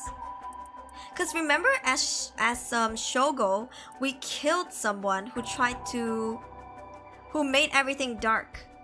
Like, Shogo killed someone who made everything dark. And we had a lighter, remember? Do all curses kill? Yes. Yes, they do. And we killed that person, and we did get their soul drags. So, it could be that or this one. But I don't think it's this one. Because this one is like, I don't know actually. But this one is, following the light would cause it to go out when you're getting near. But just when one fears the darkness might swallow them up, another light will appear further ahead, as if guiding the one who sees it. Some say the flame is benevolent, leading people to their homes, while others believe it is a monster leading people astray. Some even believe it's a vengeful spirit of someone that died during the loss of the land of the dead. So, there's two things with the light. Yeah, but his one is this one. Yeah. What if he has both of them? You think? I mean, so far we've only assumed that each person has one, but we are the only one with two, right? You have doubt that he's lying? Alright, what do you guys think? Ooh, the poll is once again very, very close. I'll give you guys 2 more minutes to vote. But so far, number 1 seems to be winning. Yeah. Telling the truth one, should we use that? Yeah, so we've shown him the Evergreen Beach curse stone, which and how to curse the person is if they tell lies. And that's the only one we're showing them. We're not showing the little foot washing one. Yeah. We'll never know if someone has 2 curses. Yeah, right? He could only be showing us 1 as well.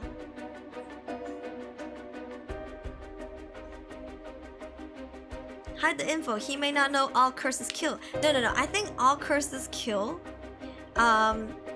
Because the whole point is to gain soul drags. Yeah, and he is the founder of this whole thing. He's the one who found the notes and publicized it. Can try to hide the truth. Can try the truth lies technique. What do you think? 1 more minute to vote. Like, He's the one who found out about this ancient scripture and translated it. Or revealed it, I guess. So he knows more than us about the rite of resurrection. Yeah. But does that make you unable to lie? He is unable to lie. We can lie. But he cannot lie. If he lies, we can kill him. That is how we activate our curse. Hiding the detail might be useless. Yeah. We can use it to threaten him. However, we don't know what his curse is.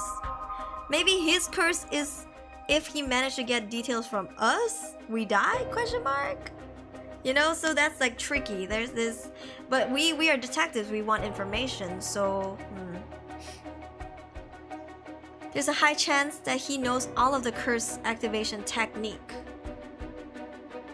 Yeah, that's true. That is true. All right, time's up. Closing the poll with number 1 winning at 64%. All right, let's do it. Let's reveal the curse details. I'll tell you this for free. For free? For free? The Evergreen Beach comes from a man who was hanged for spreading false rumors, but the accusations against him were unfounded and he died cursing those who deceived him.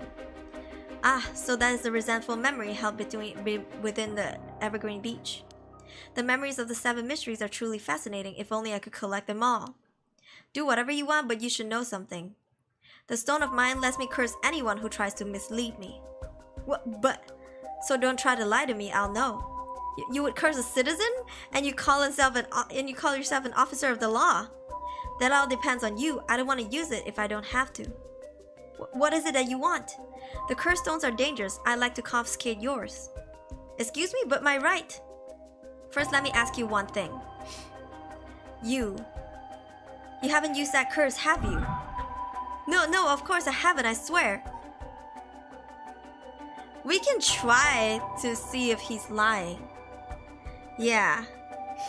You guys wanna try? It's too early though, I feel like.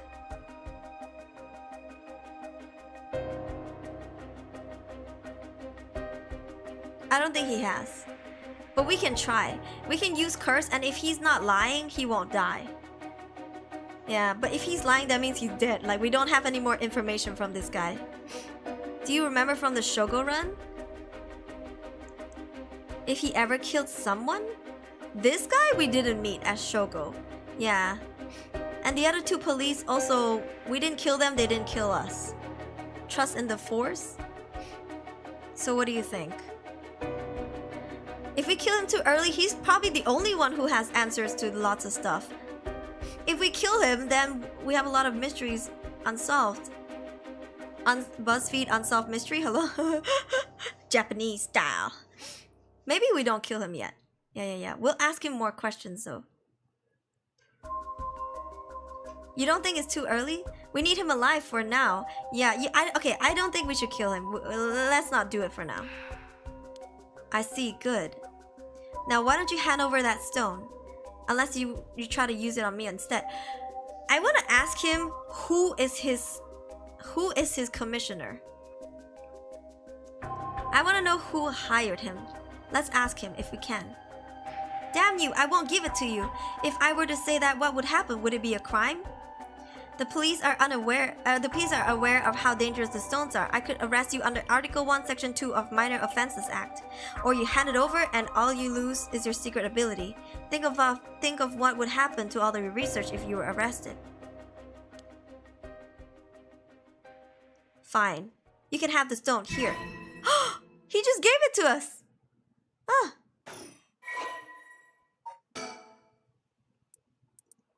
Kills by disembowelment. Ones who find themselves trapped in the darkness of the cursed echo. Okay. When Honjo was filled with samurai residences, the spies of the shogunate lived among the townspeople to keep an eye on things. The soba cart on South Warugesui served as one of their outposts. They would communicate to each other in code by turning the lanterns on and off. Tonight at 4 a.m. meant that someone would be having their last soba of their lives, and their belly would be sliced open the next night. An unfortunate incident occurred in which a man attacked a woman in a bout of fury. He regretted it deeply, even declining to invoke the right to defend his honor, but the deed was done. Still, he could not accept it. His rage at having been used by his daimyo boiled over, turning into a grudge he would never forget. Nearby, he saw a lantern quietly glowing in the night. And when the sixth bell rang, the man cut his own stomach open. He committed Sudoku. Since then, the lantern could be seen alight before the soba cart had opened, and would flicker out suddenly even when there was no wind blowing. As this unsettling phenomenon continued, the rumors surrounding it grew, but soon all were convinced that it was the man who cut open his stomach visiting from the beyond. Why did his neck break off if he committed Sudoku on his stomach? That's what I want to know. Sudoku went hard, like, damn, the competition. Can you use that one too? I think so. But so far, it's only given us the option to use the one with the lying. Yeah. I think he has another one. You're right. He might have another one. Kills by disembowelment who found themselves trapped in the darkness of the cursed echo. Yeah, so last time Shogo almost died to this because we were surrounded by darkness and we had a lighter, so we killed the guy. Yeah. How the curse activated? Whenever they find themselves trapped in the darkness. Interesting. Huh. Good choice. I look forward to seeing how your research pans out. Huh. Alright, would you tell us everything you know about what's been going on? If you help us, we'll give you all the information we've gotten after we solve the case. What do you say? In that case, will you tell me all about the resentful memories of the 7 mysteries? I believe they're the key to the secret hidden in the book of records. Okay, why not? I'll learn about them as I collect the curse stones. Oh, we're working together. Thanks to you, we learned a lot from him. I wonder if the mystery and rites are all public information. He kept everything he knows about the other curse bearers and the source of the curse were hidden. I was hoping he'd at least give us a clue about how to beat these curses. Oh, I see. Then we should be more aggressive next time to really make them spit it out. And by we, I mean you. I'm guessing he wants to save this curse. He wouldn't have told us anything no matter what we asked. But now we know where he hangs out. We can always send someone for him if need be. Right, got it. I was surprised to hear that there was actually 9 of the 7 mysteries, though. Yeah, there's 2 extra curse bearers we have yet to find. We've confiscated 2, so there's 6 more. They could be anywhere in this town. We have to find them fast or they might start using the curses. I think we're already too late. Huh? I didn't tell you this, but there were some soul drags in Namaki's curse stone. Namigaki's curse stone. Really? Then he already killed someone with it? It's not much, so it probably wasn't a curse bearer. Shit. Well, we know who did it. We can make arrangements to take him into custody. We'll have Paranormal Affairs pick him up tomorrow. For now, we'll continue our research. Right, on to the next place. We just have to cross them off the list one by one. Oh, but boss? Huh? Good to know we can use the Minor Offences Act to arrest someone with curse stones. But why didn't we do that with Namigaki? If we could do that, then there would be no need for Paranormal Affairs. What grounds would a normal detective have to put him under arrest? Alright, yeah, I suppose that's true. Lamau, he fell for us. I feel sick and really tired. Okay, Light App, get well soon. It's okay, go rest up, go rest up. Don't worry about it. Also, this story has ended. If only we could check our items. I want to see how many percentage. We might kill him if we press use lying curse on him. Yeah, I think we might. We could have killed him earlier if we used the curse. He lied. But hey, we got his curse stone, so yeah. Also, my drink is here soon. So before I start the next part, give me a few minutes. I'm gonna go pick up my drink. Be right back.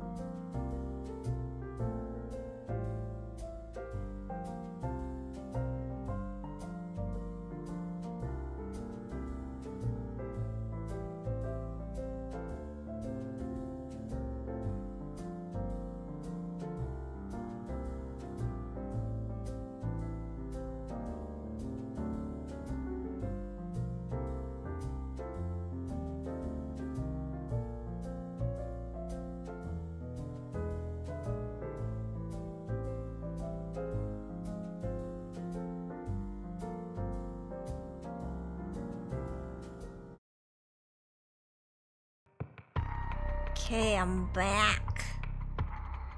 I'm back.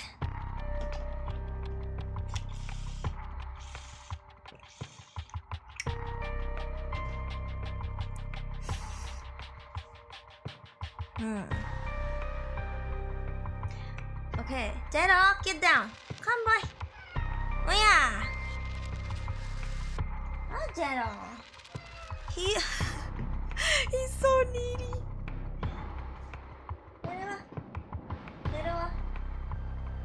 Bro, he keeps jumping higher and higher on boxes and boxes. Why?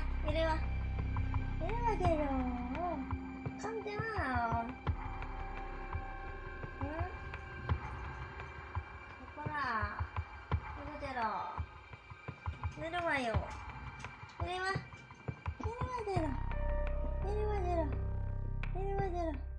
Bruh. I have drink and a cat. Okay, I have my mishue. Let me try. It's been a year since I had mishue.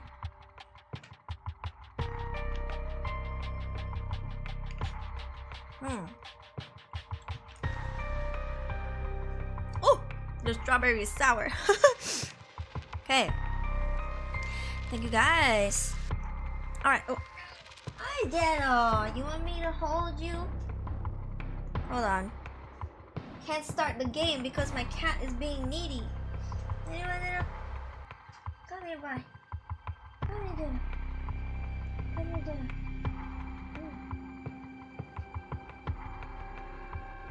Nope.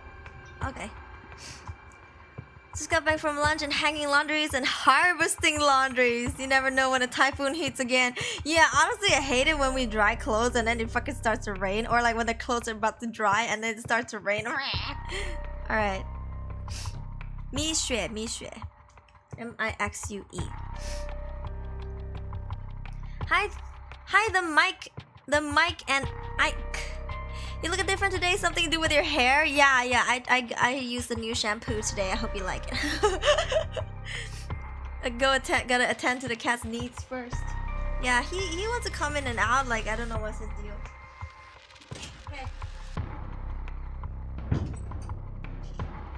When I stand up, the model, or when I lean back, the model like shrinks to like a tiny little thing. Okay. So it's okay that we didn't kill the guy earlier because I don't know. His whole shtick is to not kill people, I guess. Yeah, I think Tetsuo Tsutsumi's goal is to like collect dragstones. What if we collect all the dragstones and then we freaking use Shogo to like kill this guy? It's kind of cool, right? 花飘飘，北风小小，雪花飘飘。Almost killed that guy. So cute, so small. If I do this, hold on. How do I shrink? I forgot. I think if I look up enough.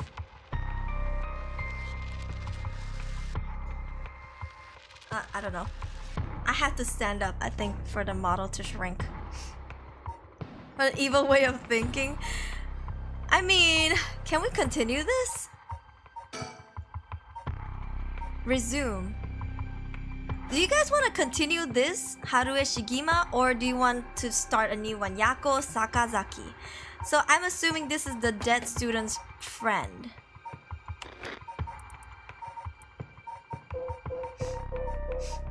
Oh, why didn't we have the person of interest here? No person of interest.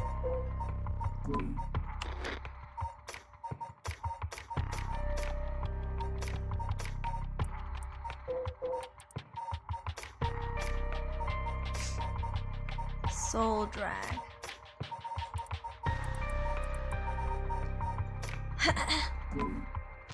Don't mind any I mean, we're trying to complete everything today anyways.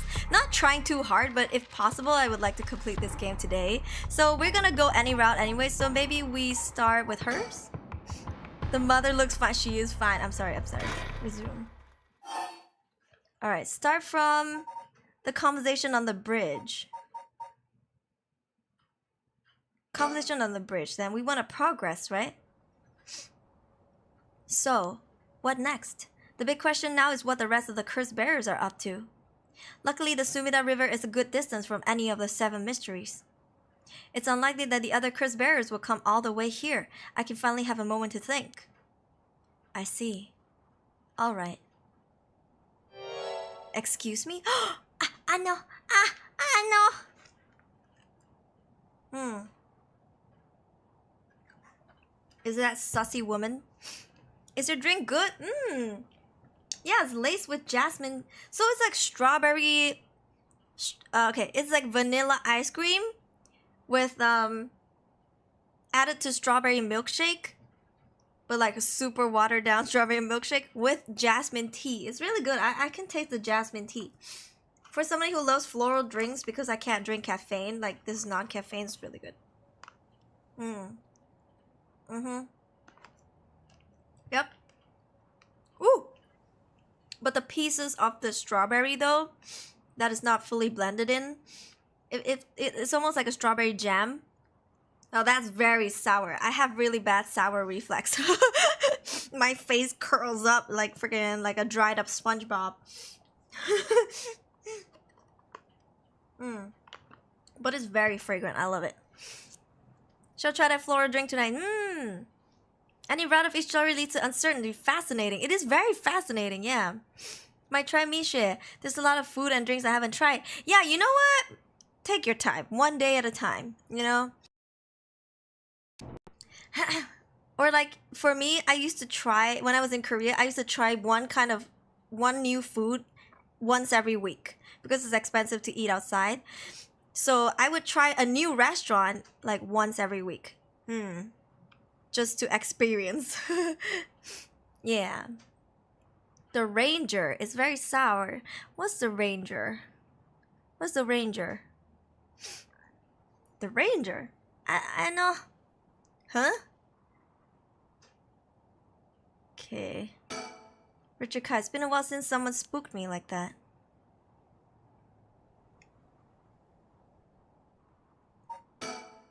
Is that a woman's voice? Who could it be? Okay, I know I'm gonna turn around and see someone, but that girl gives me the creeps. What's her deal?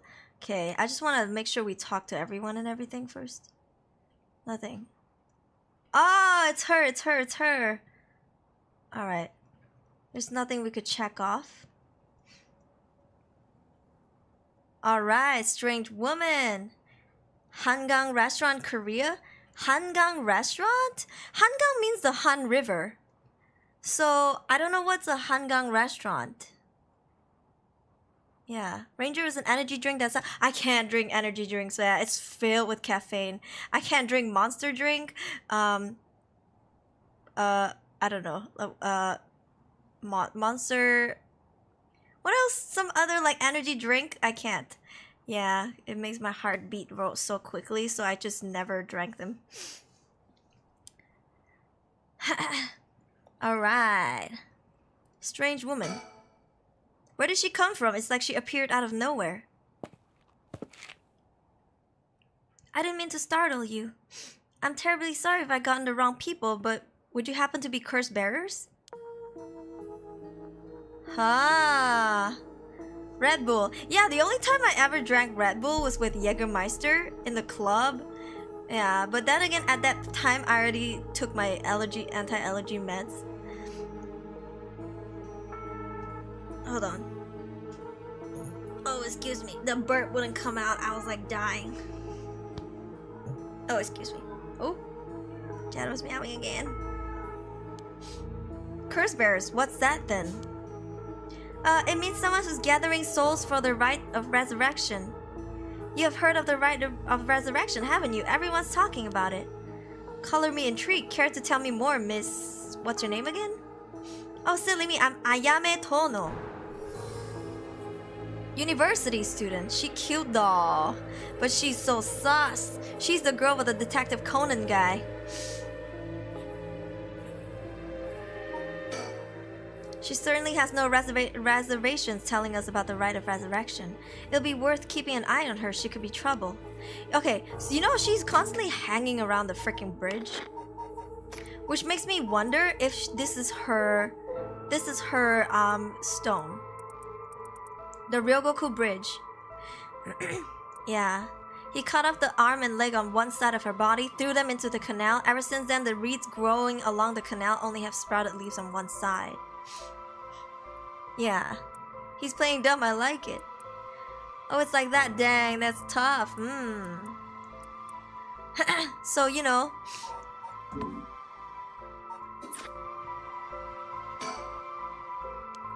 She's around 20. She must be brave walking around alone this late at night, or maybe there's more to it.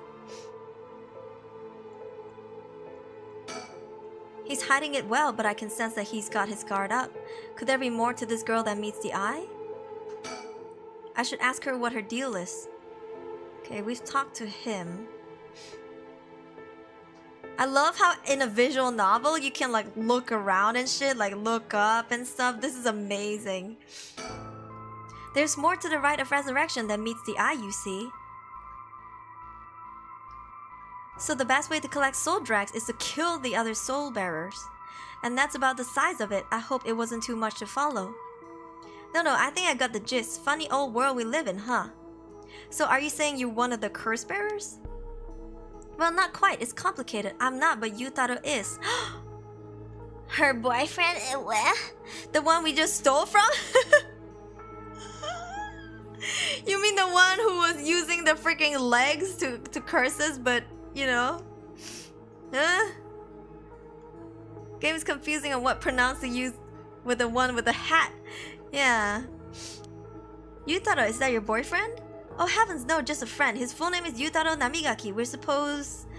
I suppose you could say partners in crime. Funny way of putting it. That must be it. She must be half of the young couple Richard mentioned.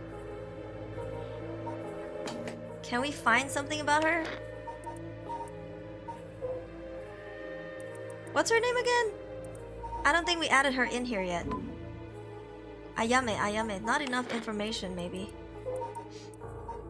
Okay, no problem. Friend zone. The first visual novel I saw, you can turn around and stuff. Yeah. Ayame Tono. Yutaro Namigaki. So where's this Yutaro now? Well, about that, he's not actually a curse bearer anymore. I wonder why that could be. I wonder what had happened. He's more like a former curse bearer. Former? How so? I don't really know the details myself, but apparently he lost his curse stone. Typical, right? He makes such a show of being a top student only to flunk where it counts. Dang! Maybe they were a couple, but then after he lost it, she's like, "You loser, let's break up." So now I'm out here looking for curse bearers myself. If you wanted something done right. Okay. Neither of them will be used to me. Should we just kill her? You wanna just kill her, my guy?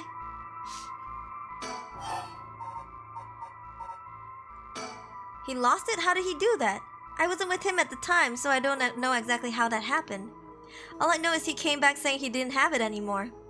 Although, well, it's strange you'd probe into that of all things. I'm just a curious sort, that's all. Sorry is a touchy subject. Oh, I don't mind. I don't particularly care about keeping it a secret.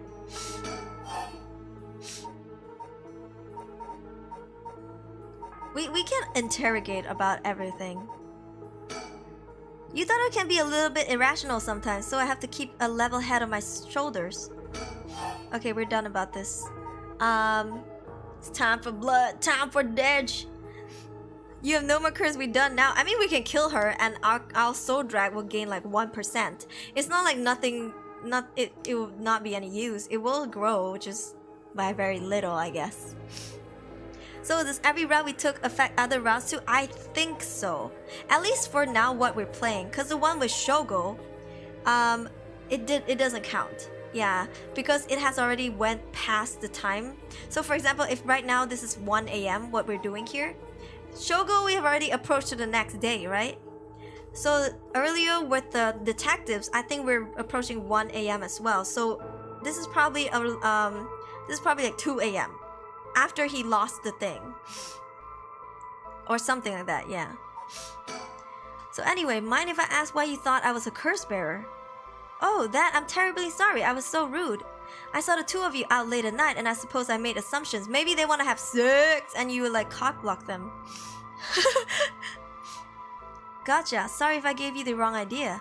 Out of interest, what was your plan if we turned out to be curse bearers? Great question, and the answer is I was going to ask you nicely for your curse stones. And you thought we'd given them and you thought we'd have given them to you just like that? Well, maybe not, but you know what they say, you never know until you ask. You must really love your boyfriend if you're willing to try something that risky, but they're not dating. Oh goodness, no, we're just friends. F in the chat for you, Taro. Can I see some F in the chat for you, Taro? I feel so bad for him. I almost want to give him back the freaking soul, the freaking curse stone, because that's how bad I feel for him. Lamau. Okay, my life doesn't revolve around him, you know. Okay. She's cold. Anyway, you aren't curse bearers, so I'm just bothering you, aren't I? Please ignore me. So what are you trying to do with this rite of resurrection? Well, Yutaro has his own plan all laid out. I don't know if I can get behind it though. It seems like, how do I put it, self-centered? I mean, if you got a chance to resurrect the dead, it would be a waste not to use it on someone that really matters, right? True. So I was planning to steal his curse stone at the last second and use it for myself. Well, until he lost it anyway.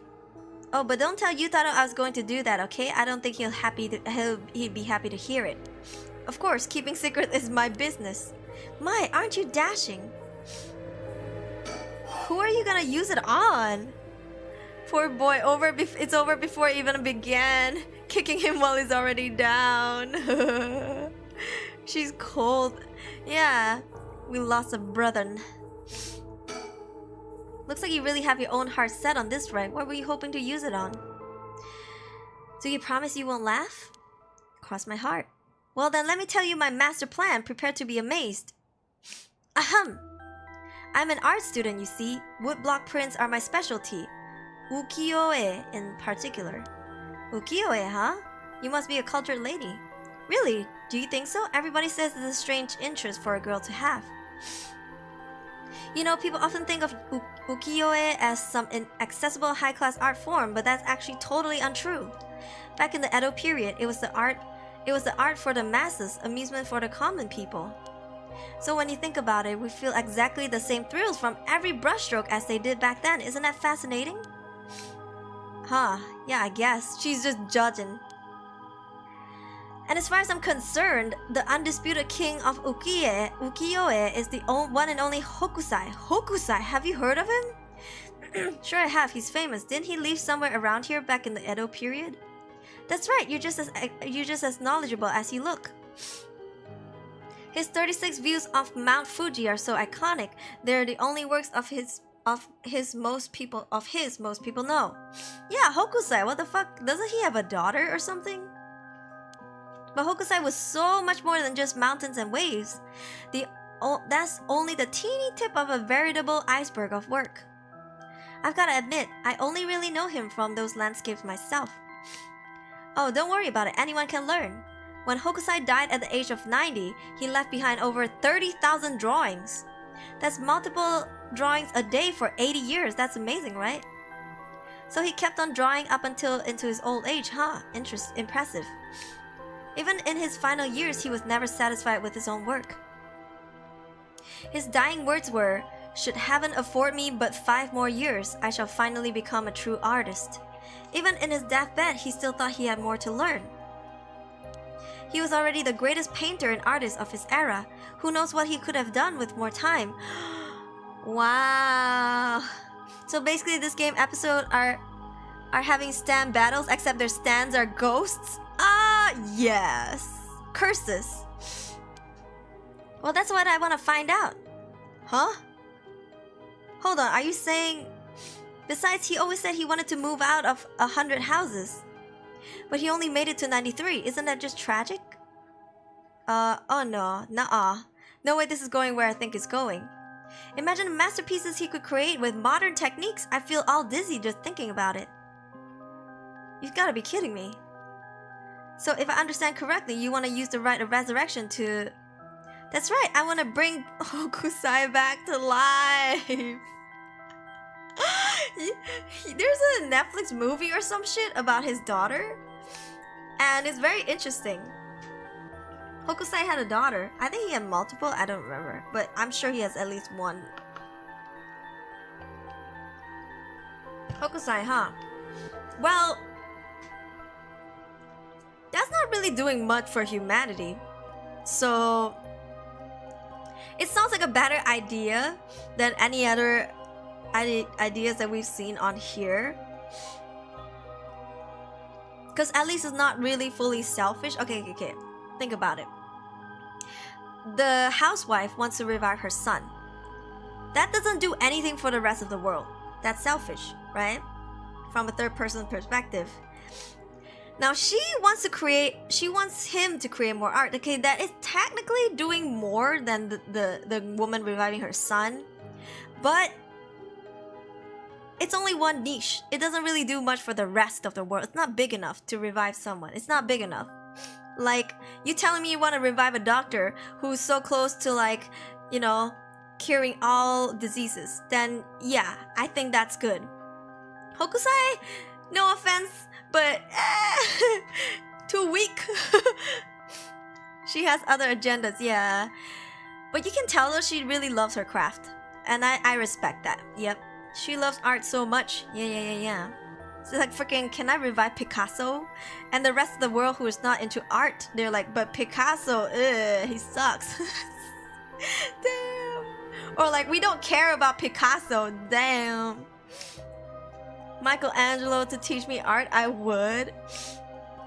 I don't think that's good enough. Yeah. Family, at least someone close.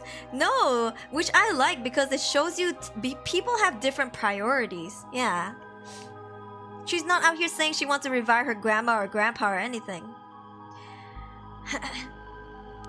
Well, that's certainly a novel idea. That's what she'd use it on? What a waste. Katsushika Hokusai. Yeah, was an active... I mean, we all know about him, right? Because of this thing that's like freaking bootlegged and printed on everything that exists in this world. Despite his fame, Hokusai himself was said to be rather indifferent to money or decorum, and lived a life that quite appropriately resembled that of a whimsical and otherworldly scenes often depicted in ukiyo-e. Though he went by many names, in his later years he took on the title Gakyo Rojin Manji, or the Old Mad Painter. Hokusai lived to be 90 years old and never lost his passion for art. 90 is a long time to live, okay? He's lived his fullest life, okay? I don't care if he had some unsolved wishes or whatever, but 90 years old, motherfucker, most people die at like 70 nowadays, you know what I'm saying? Like, to live to like even past 85 is a lot. So 90 years, you're good. That's way more than enough, okay? You're fine. Just stay dead. We don't care about Hokusai. Yeah. Oh gosh, is that the time? I should get going. I need to get my hands on a cursed bearer before daybreak. Sorry for flagging you down out of the blue like that. Best of luck.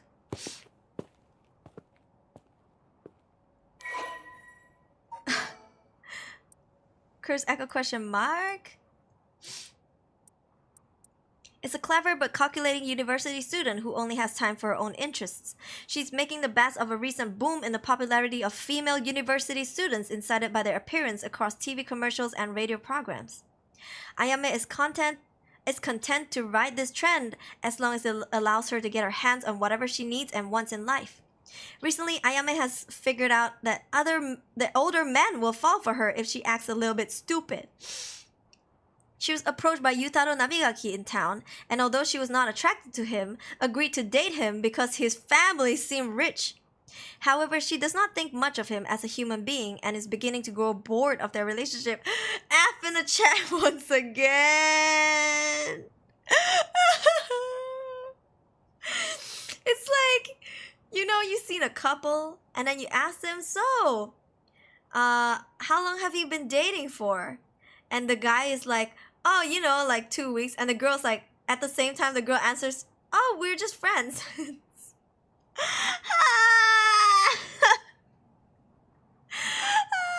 They are a couple. Not a human being zone, bro. My guy, my guy, my guy, my guy. My guy. I mean, if she was a decent person, they'd look cute together. I'd ship it, you know? Yeah, goddamn. She's so cool. Well, there goes trouble. If you're going after curse stones, we should keep an eye on her too if we can. Why do you say that? Before she left, she wished us best of luck. She got at least an inkling that we're curse bearers. My, there's a good chance we'll clash sooner or later. We're after the same thing after all. You head on back to the mansion, ma'am. I think I'll tail her for a while. Okay, my guy.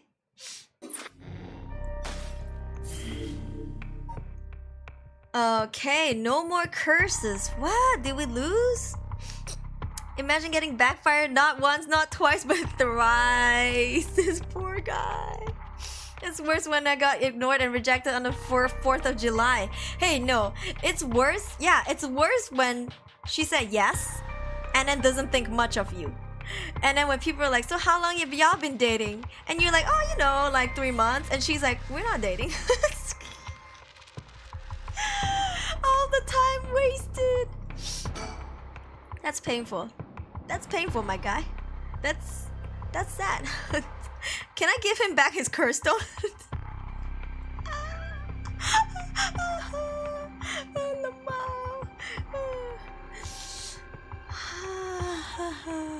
Oh, you know, we just friends, bro. Alright. 3 a.m. Shigima Mansion. We're going back home.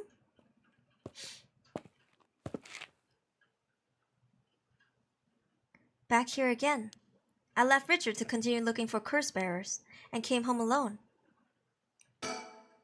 I can hear the wind rustling in the trees. Okay. Think. Will this really be enough to gather the soul drags that I need? What if nobody uses any more curses? I'll lose my chance to bring him back.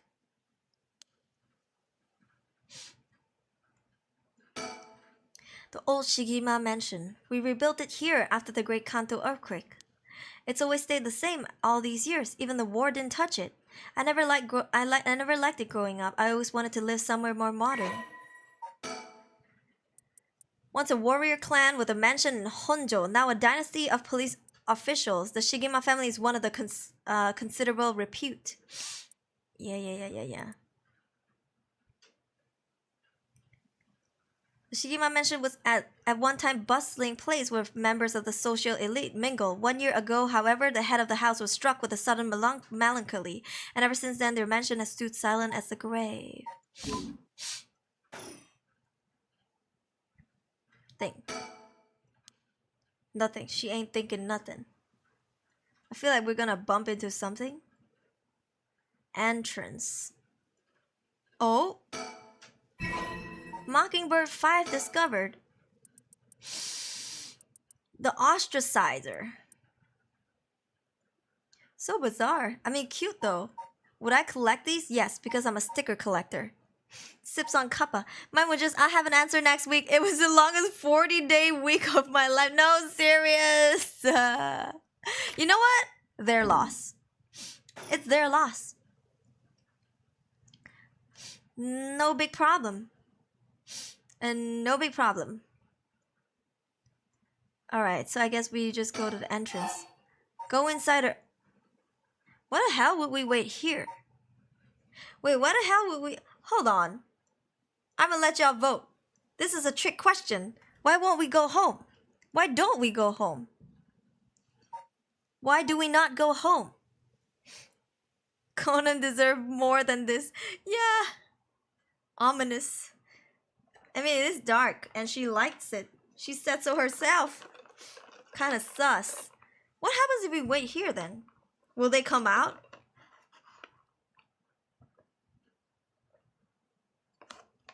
I mean, listen. The kidnapper broke in once.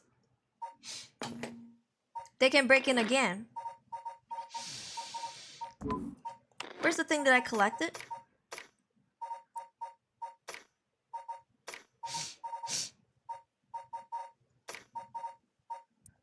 Mockingbirds. Alright, here we go. You know, I feel like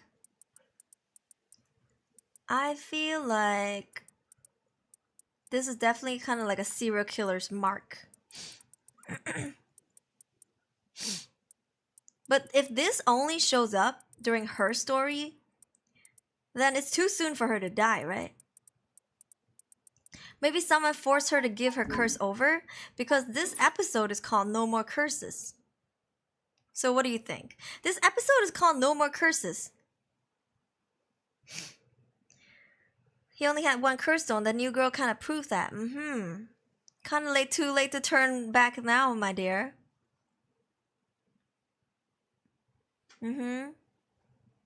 But what if? Alright, I'll give you guys 2 minutes to vote. What do you think?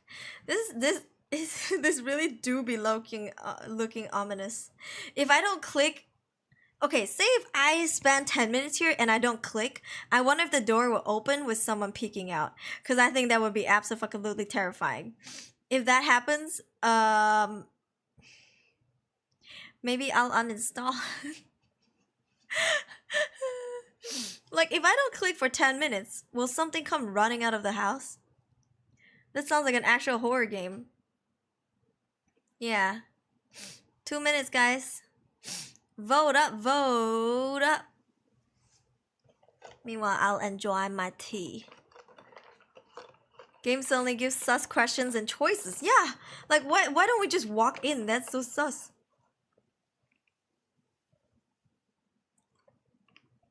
Number 1, if we wait here, are we attracting attention? If we go inside, is something inside? Unless you take chances and go inside. But I mean, we have to go home, right? Do we not? Do we not have to go home? It's not like go inside or leave the house, or like leave here to go wander outside. It's like go inside or wait here. Question mark? Wait here? Question mark? Didn't think I'd be interested, but I like paranormal stuff. Justin, we love horror games here and mystery. Yeah, so if you like this kind of things, you're gonna be seeing a lot more. Yeah, I mean, it's unlike a very popular game, for example, Phasmophobia, which is very popular, that I stream more often than other horror games. But I love indie horror games like this. Anything that's scary, it gives me a thrill. As scared as I am, I still play it. It's always, but what if? Yeah, such is life, you know, like what if? What if I didn't walk in? What would happen? What if I stay here? What would happen? You love horror too? Yeah, it's just exciting, you know? Is it because my life is too boring? I don't know. Is it because I lack thrill in my life? Wow. Makes me think. Nah, I think it's just mundane life is nice. Okay, living day to day is nice, but sometimes the mystery's out there. Alright, time's up. Thank you for playing this horror mystery game. Thank you guys for joining in and watching with me and voting. Like making decisions with me. That's fun.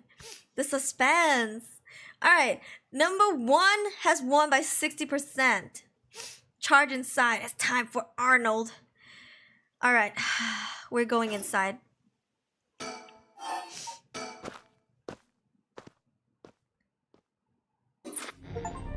Oh!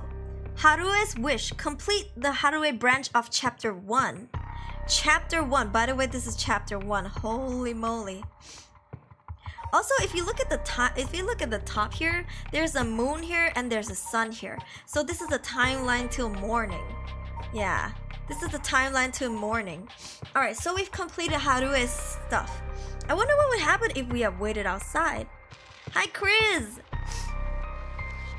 Bet she's dead? I don't know. What if one of the curse activation is you get killed if you enter your house? Bro, I guess you're homeless forever.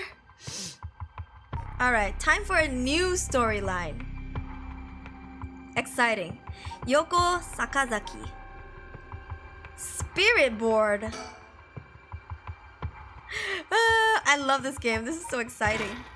Okay, imagine 12 a.m. Okay, this is the start of the everything. Komagata High School.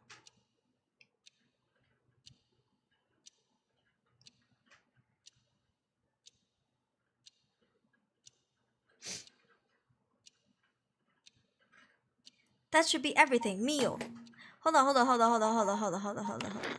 I have all of my audio on? Yes, I do. Alright. She's cute. Look at her hairpin. You know that's really hard to do. Okay, that should be everything. Okay, let's start. We're gonna play the Ouija. She's cute. Ready for this, Yako? She could grow up and be a pretty girl if we didn't kill her. Lamau. I need a second. I'm ready. I need a second. Sorry, give me a second. Okay, it's normal to be nervous your first time. There's nothing to be scared of, I promise. Thanks, I'm ready. Okay, what's the freaking point then for me to choose that? I thought I could look around the room. Okay. Student in class 2C at Komagata High School, unable to comprehend why her childhood friend and classmate Michio Shiraishi committed suicide, she attempted to investigate the incident herself. However, she's unable to make any progress and feeling desperate invited transfer student Mio Kurosuzu to join her in performing a spirit board ritual. Born and raised in Honjo Sumida City, Yako's family has owned and operated the beloved candy shop Sennoya since its establishment in the early Showa era. Despite her model appearance, Yako is cheerful and vivacious young woman with a sense of duty and compassion so strong that she's easily moved to tears. She's also a bit quick-tempered and quarrelsome, always prepared to stand up against those who harm her family or friends. It's possible, however, that this readiness to fight is more driven by an innate love of chaos. Say what? Yako's winning streak against arrogant boys in scraps since she was a child remained unbroken and is the source of considerable stress for her mother. Wait, what? Her winning streak against arrogant boys? So what is she like? She fights people or something? Yeah, her readiness to fight is more driven by an innate love of chaos. Damn, so she a fighter, you know what I'm saying? Okay, Pandolf. Lovely. Alright, let's do it. Alright, let's start. She got a pretty beauty mark on her neck. Okay, that's the spirit board. This is how we'll be communicating. First, we'll both put our finger on a 10-yen coin that's on the board. Like this? Just like that. Relax your finger as much as you can. Now for the chant, repeat what I say, okay? Oh, Spectre of the Spirit Board, please visit us. Your turn.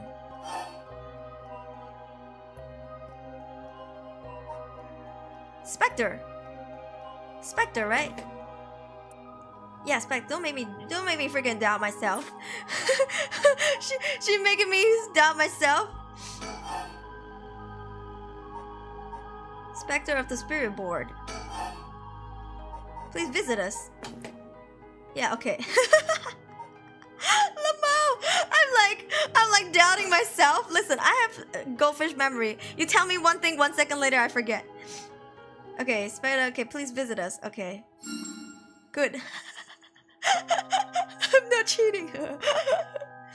Kokuri-san, please tell us if you're here. If you're there. Oh! Whoa, it really moved. By the way, this word means open in Chinese. Kai. Looks like we succeeded in the summoning. We can ask questions now. Right questions. Start with a question you know the answer to and see the response. Then when you know your questions are being answered truthfully, you can ask what you really want to know. Okay, I'll start with something simple.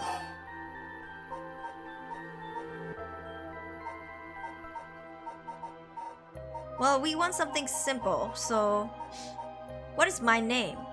What is this place?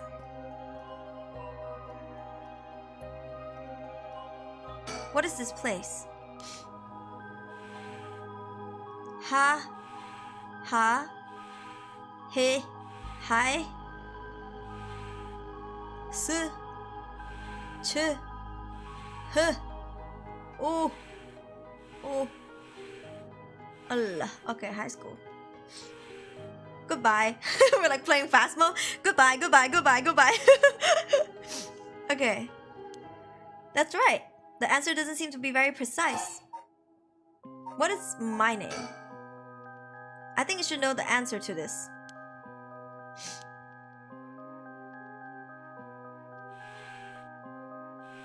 Huh? What's the matter? How strange. No. Huh? It told me no. I bet it means it doesn't know. Doesn't know everything. Okay, is the spirit really the real deal? Yes. It's fine. It's giving me attitude. It is giving us attitude. Can you say hide and seek? Oh yeah, there's numbers. Okay, what is this girl's name? Meh. Me. I don't even know if that's her name. Mio. Mio. Okay, Mio, that's right. That's not fair. It knows your name. It even used the weird characters that you use to spell your name. How flattering. Psychic girl. She's a transfer student? Is that why she transferred? Where is it? Oh, it doesn't add yet? We just know her. Or maybe it will. Ah, here we go. Transferred about 2 months ago. Though she's an extremely mild-mannered young woman, she exudes a somewhat off-putting dark aura which makes it difficult for her to form friendships. Miyu has, however, found a friend in her classmate, Yako Sakazaki, and has begun opening up to her little by little. The truth of the matter is that Miyu is the apprentice of a famous psychic. Possessing exceptional spirit sense, she takes on a troublesome task of surreptitiously handling spiritual disturbances that break up in schools across Tokyo before they become a problem. She transfers school frequently as a result and thus have troubles making human friends. Miyu has already solved an incident at Komagata High School involving a female student possessed by a spirit.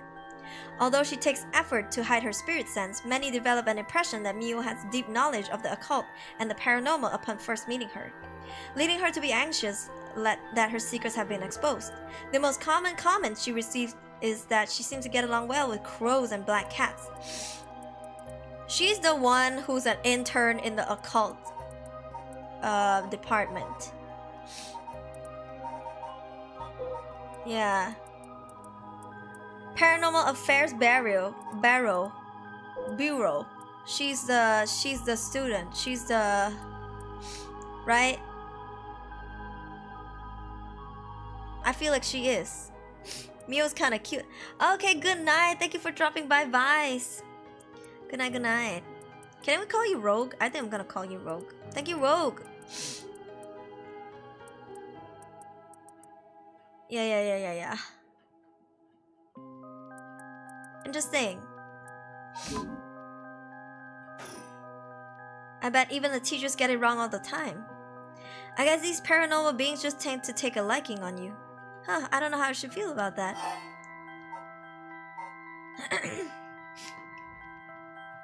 I'm not afraid of them are exceptionally rare. That's true. Usually even they have paranormal sense, they're still scared. Is it really you?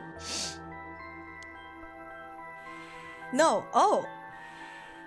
It said no. Is it lying? Not quite. It's just a temporary name we call them when using the board. We're actually calling a spirit with a strong tie to this place, or one of the people participating.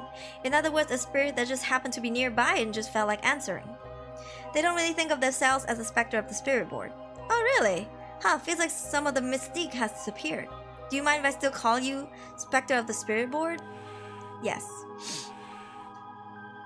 Okay. Thanks. Anyway, good to remember to say please and thank you. I'll ask again, what is my name? No. It didn't even hesitate this time. Alright, it's time to try asking serious questions. Yeah. Lama! This is such a juvenile question to ask. I mean, do we want to know? I guess we want to know, right? Does it hurt to ask? Can we still ask this later? Lama! Nah, this is too much. People with paranormal senses naturally attract the attention, so they're quite paranoid. Yeah. I don't think they enjoy the attention, I'll be honest. Alright, let's ask this. Okay, here I go. I'll be serious now. Yes, please. Oh, Spectral Spirit Bard, the Michio Shirihashi in our class, who died by committing suicide by jumping 1 week ago. Really committed suicide? Let's go! So it really wasn't. I'm not surprised. I never believed it from the start. Now it's the important part. Yeah.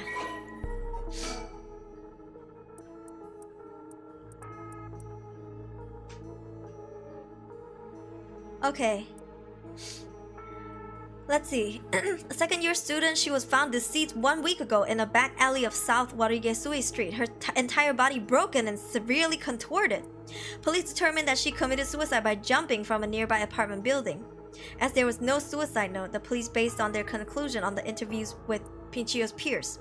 She was an honor student with a good head on her shoulders and consistently excellent grades, making her a favorite among the teachers.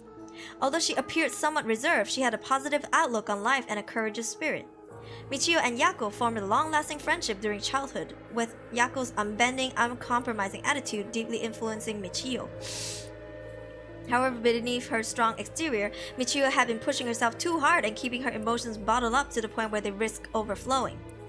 Following her father's death 3 years ago and moving to a new house, Michio began avoiding Yako. Although the two remained in the same area of town and attended the same high school, they gradually grew further apart. Yako herself worried for her childhood friend, but incapable of wading into complexities of Michio's home life, kept her distance. The days passed, and though Michio longed to confess everything to Yako, the moment to do so never came. Michio carried an old talisman, a memento of her father, with her at all times. Talisman, huh? Someone pushed. Yeah, I think she was murdered. I mean, we don't know if she fell. It just said that her body was broken and severely contorted. She died like how the guy, a mortuary assistant, right? What curse would do that, though? The guy did it. Cause of death. Did Michio Shirashi die in an accident? Go into specifics! It said yes. So it was an accident, not a suicide. Michio. Then did she sleep and fall from that apartment building? No. Huh, she didn't. What do you mean? Michio didn't didn't die falling from the apartment building. Yes. Well, just get to the damn point. No way. If that were true, then why was she lying on the ground like that in the back alley of the apartment building? It was an accident but not a fall. What happened to Michio on that day? Seems like it doesn't know the details. Ooh! We want to use that rite of resurrection to bring Michio back to life. Do you know where the rite of resurrection is? I wonder. Oh! Oh! Huh? Oh! Ah! What is this? Stop, I'm scared, Mio. Calm down, you can't let go before it's over. Ah! Such deep sorrow, a resentful memory is flowing into my mind. Fool's procession. Okay, here comes the music one. Where are you? Yeah. Kill them, kill them. Those who hear this sound, kill them all. You have acquired the power of the Curse Stone, the Fool's Procession. You can use it to kill those who hear the sound produced by the Curse Echo for more than 30 seconds. The effect will be negated if you are seen in that time. Press Use Curse to produce the sound. Oh, we have to kill people stealthily so they cannot see us, but they have to listen to it for at least 30 seconds. Or for more than 30 seconds. Yeah, so for at least 30 seconds they need to listen to it. Kills by fatal fall. One who hears its music for 30 seconds without seeing the curse bearer. Oh, killed by fatal fall. Our friend died to this. Omio stood atop the tall festival tower. It was her time to shine and she was ecstatic. It had been years since she joined the troupe, but she had yet to enjoy her day in the spotlight. She wasn't particularly pretty, nor was she all that talented. As a gossip and a loudmouth, she wasn't well liked by her peers. Some of the other girls thought of her as a teacher's pet and bullied her. I don't care about them, she thought. I'll use this chance to make something of myself. Everything was perfect. She wore a beautiful kimono and an okame mask over her face. The stage was set. The accompaniment began. She danced with everything she had. Applause rained down upon her from the crowd. Her breathing hastened with excitement. I've got to catch my breath. That's strange. I can't take my mask off. The smell of glue assaulted her nostril. So that's how it is. I knew it was too good to be true. Her screams were drowned out by the music as she squirmed and struggled. Omio is giving her all today. We have to keep up. The crowd livened even more. No, please, someone help me. She fell from a tower, writhing in pain as she begged those around her for help. The music stopped in time with Omio's heart. Aww, so the mask was glued to her face, and she fell. Oh, this is so sad.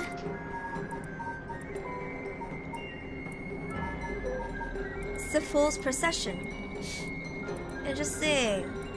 So, yeah, they need to listen to the music for 30 seconds without seeing us for us to kill them. Oh, this is how Shogo died. Oh, she died while feeling broken inside. Yeah.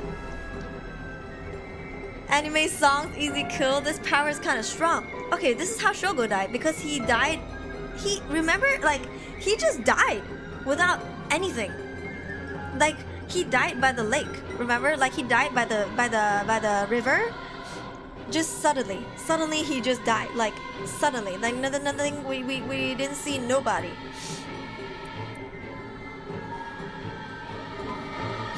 And he had like 97% soul drag. However, we killed her though. We have killed her though, so I don't know.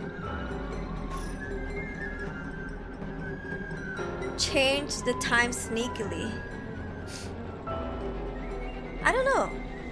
A murderous impulse seeps into my soul like thick black tar. Now. Kill. Can you hear it, curse bearer? Oh! Gurebe! You just got home from work? Toto, thank you. That is so freaking loud.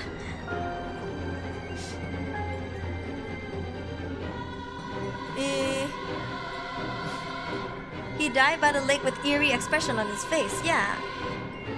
That's the sound that fart is the sound that kills you. Kill them.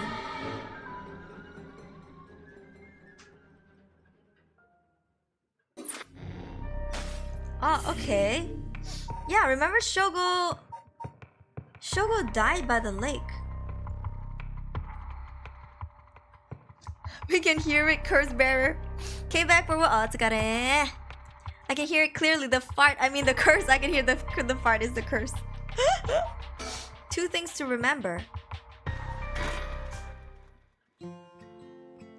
1 week ago. About a week ago. This is before the suicide, I'm assuming.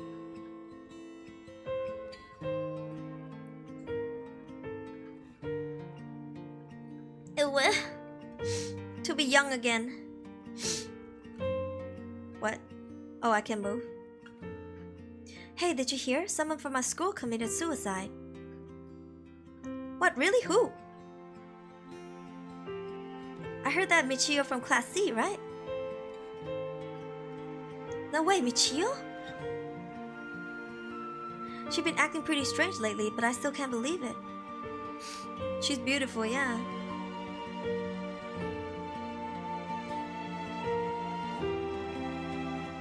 Did you hear about Michio in Class C? Are these all ghosts? Yeah, she seemed like the stereotypical honor student in the first year, but She stopped showing up to class and her grades started dropping after her 3rd semester. So she offed herself because her grades were bad? No fair. Just thinking about practice tests makes me want to die too. All anyone cares about is test scores and grades. What the fuck? That's some dumb shit to say. Did you hear? I heard Michio's mom remarried last year. They say her new stepdad is a total jerk. Really? How so? Like he'd peek on her while she changes and couldn't keep his hands off her. I even heard he's an ex-con. If she resists him, he gets violent. Oof. That's so scary. No way, I couldn't take that. These are just rumors though. I think I probably think about killing myself too if I had to deal with someone like that at home. What the frick? You hear about suicides on the news, but for it to happen here, it's a little scary. By the way, isn't there a girl who transferred into Class C recently? I heard about her. She's gloomy, doesn't stand out much. Did you know that the high school she was at before she transferred also had a suicide? What, for real? That seems kind of fishy.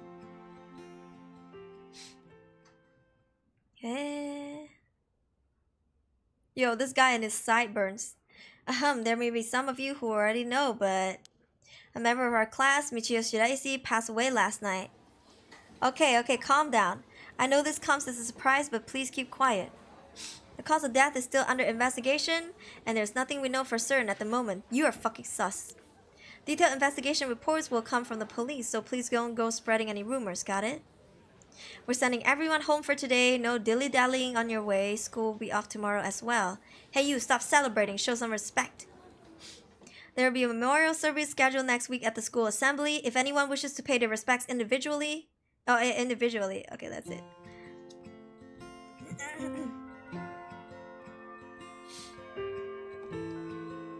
Yako?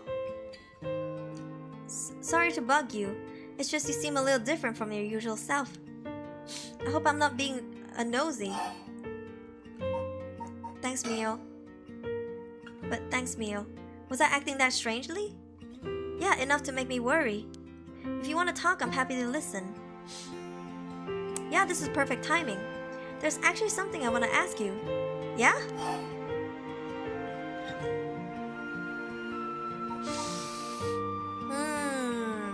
Red flag. Someone was celebrating? Yeah, I think they were celebrating that there was no school. Bruh, to think they're classmates. Yeah. Hey Mio, do you know about the rite of resurrection, right? Yeah, it's that thing Mr. Araishi apparently discovered and wrote an article about. I doubt there's many people who don't know. He's always talking about it. Do you believe it's real? Huh? Well, it sounds a little too good to be true to me. But on the off chance that it really works, we could bring Michio back to life with it. I want to find out if there's even the slightest chance of bringing Michio back. But how will you look for it? Right, that's the thing. Do you know that the spirit board thing that everyone's doing? Where you summon a spirit and ask it whatever you want? Yeah, I know it. I want to try it out. There's something I want to know. Why are you telling me this? I mean, you seem like the type to know about this stuff. I do? Yeah, you look like you're really into occult stuff. You know, you've got that gloomy look. I don't know how I feel about that, bro. But you know how to do it, right? Well, yes, I think I probably know a little more than most. Please help me, you're my only hope. Huh. Please help me, you're my only hope. Okay. Michio, I wonder why she had to die. She didn't leave a note or anything, but they announced that it was a suicide. That can't be right, she would never kill herself. Michio was so happy and always looked on the bright side of things. She loved coming to school. I know she was going through some hard times, but for her to kill herself? I never got a chance to speak with her. She was often absent from school, and when she did come in, she looked depressed.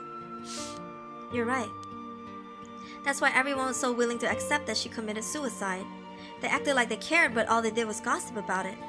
They put together little pieces of information and spread rumors like it's the truth. Isn't that terrible? Yes, it is. I heard some of that are really awful. In the end, the only reason they're able to say stuff like that is because they aren't personally involved. It's true that she didn't get along with her new stepdad and that her grades went down, but to say things like, how sad, no wonder she killed herself, how dare they? She always told me she was okay whenever I talked with her because I was worried. She would have told me there's something that bothered her so badly she'd kill herself over it. Uh-huh. I won't let Michio's death be written off like this. Like, maybe she got caught up in something bad. Something bad? People have been talking about that body found in former Yasuda Gardens, right? Some are saying that this town is cursed or something. Yeah, there has been a strange feeling around things lately. Maybe we can convince her. Hi, Schwam! Looks like you do a call somehow rude. Yeah, I think it'd be nice for her to come back to life because it seemed like she was murdered. The thing you want to ask is it... Yeah, I want to know the truth behind Michio's death and where the rite of resurrection is hidden. I see. Huh. I don't know if getting the answers to those questions will be as easy as you hope. Please, the teachers and police aren't any help. There's only so much I can do alone. If there's even the slightest chance, then... Well... Okay, if that would make you feel better, then I'll help. Yes, thank you, Mio. So cute. Okay, then tomorrow after dark.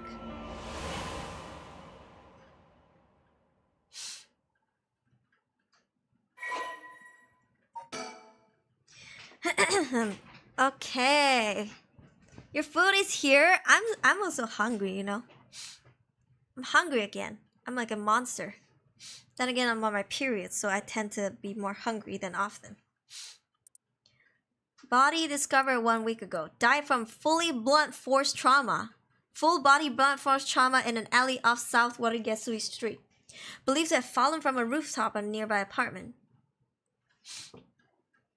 Her parents were recently remarried and rumors spread around suggest physical abuse by her father may constitute motive for suicide. 12 a.m. Who killed Yako? We did. We did. Shogo did, okay. Hungry for some shrimp, let's go. Huh? Are you awake, Yako? Yeah, what happened? You can't remember? Let's see, we used the spirit board and I suddenly heard something like this weird voice. And then I passed out? Yeah, as far as I can tell, you aren't experiencing any negative effects. I think it was just mild shock from how sudden it was. Huh. Was everything okay with the spirit? Yep, it was almost bad, but I got it to leave. More importantly, what is that thing you have in your hand? Huh? In my hand? Whoa, what the heck is this? It looks so freaky. When did I get this? There's so much anger and hatred held within it. It looks like the little tools that were used for ancient curses. What? That's so scary. Yako, you just said you heard a strange voice, right? Could you tell me what you heard? Anything you can recall? I think it might be connected to that object. Let's see. I felt like I was at the bottom of a dark place. Then this voice felt like it was echoing in my mind. The music is amazing! After that, it just kept shouting, kill them. I see, thank you. Yako? I think you may have exactly what you need in order to use the rite of resurrection. A curse with the power to take people's lives and turn them into soul drags. What? You mean this is a real curse? I know I said I wanted to use the rite of resurrection to bring back Michio, but why? Why me? It makes no sense. Yako, please calm down and listen. Yeah? I'm sorry about panicking. No, it's okay. Fear is something we feel in the face of the unknown. Long ago, people would give names to phenomena they couldn't understand in order to live with them. However, modern-day developments in science and culture have pushed for the rejection of things that can't be measured. So the paranormal has been treated like it doesn't exist. But they've been around since a long, long time ago. If you just understand, you can see that there's nothing to be afraid of. First, calming down is most important. Accept reality for what it is. Huh. I only really gave this stuff a shot because it was popular, but you really do have a connection with this stuff, don't you? Well, I suppose to an extent. Hey Mio, what do I do? Where do I start? Am I cursed? Am I gonna die? It's okay, I'll take care of the curse. That's why I'm here in the first place. What do you mean? What? Trust me. I'll take care of things, you'll be alright. Huh? Yakult? Bro, Hijiri. Thanks. I was the one who dragged you along to do the spirit board. It's fine, you're desperate to find a way to try and help your friend. But spirit boards are dangerous, you have to take them seriously. So I'm glad you invited me. Alright, let's review everything we've learned so far and think of how to move forward. Okay. About the curse. What is the curse? Am I cursed? Well, I've only looked into it a little, but I wouldn't quite say you're cursed. It's more like you've gained the ability to use the power of a curse. So there shouldn't be any kind of negative paranormal effect on you. The power to use a curse? Do you mean this curse stone? Yes, if the curse stone is under certain conditions, a curse will be placed on someone, taking their life and turning into soul drags. Soul drags are said to be required to enact the rite of resurrection. Normally, a curse is a spell that will only be used by an onmyoji of considerable talent. I believe that curse stones make it so that even normal people can use them. So someone like me with no knowledge could curse someone? Yes, but it's still nothing to take lightly. You could end up having it redirected right at you. To tell you the truth, something unusual did happen while we were using the spirit board. It happened right around midnight, I think. This whole area seems to be under the effect of the Feast of Shadows. The Feast of Shadows? Yes, it's a type of spell that temporarily boosts the potency of the supernatural. It also has the effect of making the powers of certain curses echoes manifest more easily. Judging by its strength, I'd say it probably covers about a 3 to 4 kilometer radius. That's big enough to cover all of Sumida City. Yes, I think the Feast of Shadows was used to cause the resentment lingering in the area to manifest as curse stones. Someone did this. But who? I don't know enough to say. But it's likely that it was done by someone who wants to uncover the rite of resurrection. This isn't something to happen naturally. I see. Okay. About the curse.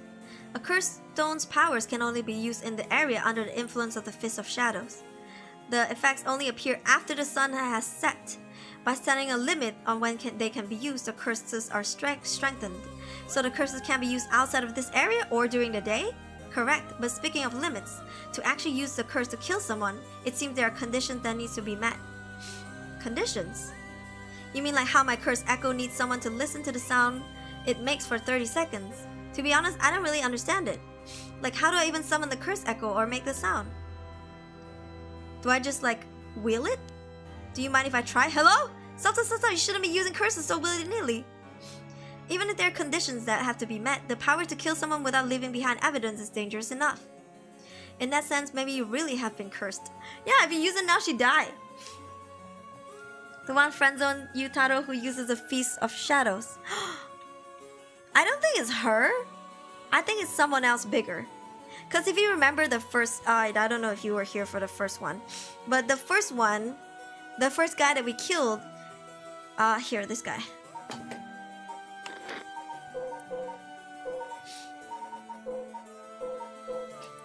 Where is he? Where is the guy? Oh, this guy. He was hired by someone. Oh, he was protected by someone, and he was like collecting the stones for his chairman, Natsue Yamamori. So it could be her, or it could be this guy who was commissioned by someone rich to collect the curse stones. Yeah. And if he managed to get the rite of resurrection, then he said he'll be so rich he never had to work a day in his life. Yeah.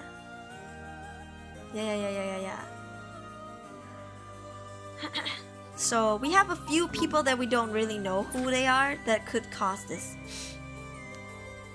I'm sorry that you got wrapped up in this situation even though I'm here with you. That curse stone, I think whoever holds it become a curse bearer. It would probably be best for me to hold on to it, but then I'll feel bad about forcing it on you. No, I sense a powerful force rejecting me. I don't think I'll be able to take it. Really? Why? If we try separating it from you, the curse may trigger. That's how bad I sense it wants to stay with you. No way. This curse stone might look like nothing more than an old Netsuke carving, but I can sense a powerful, resentful energy from it. I don't think it's a good idea for me to even touch it. I may seem like I know what I'm doing, but I don't know how to handle something this powerful. Really? This little thing? If you threw it away and someone with bad ideas picked it up, it could be bad. I think it would be safe to avoid the risk of getting anyone else involved and have you hold on to it for now. Well, now I'm kind of freaked out. Anyways, we need to make it to daybreak. I think the curse should weaken once it's morning. I'll have you find a way to deal with it then. Okay. So there are 2 things you should remember. First, do not fulfill the condition while it's night.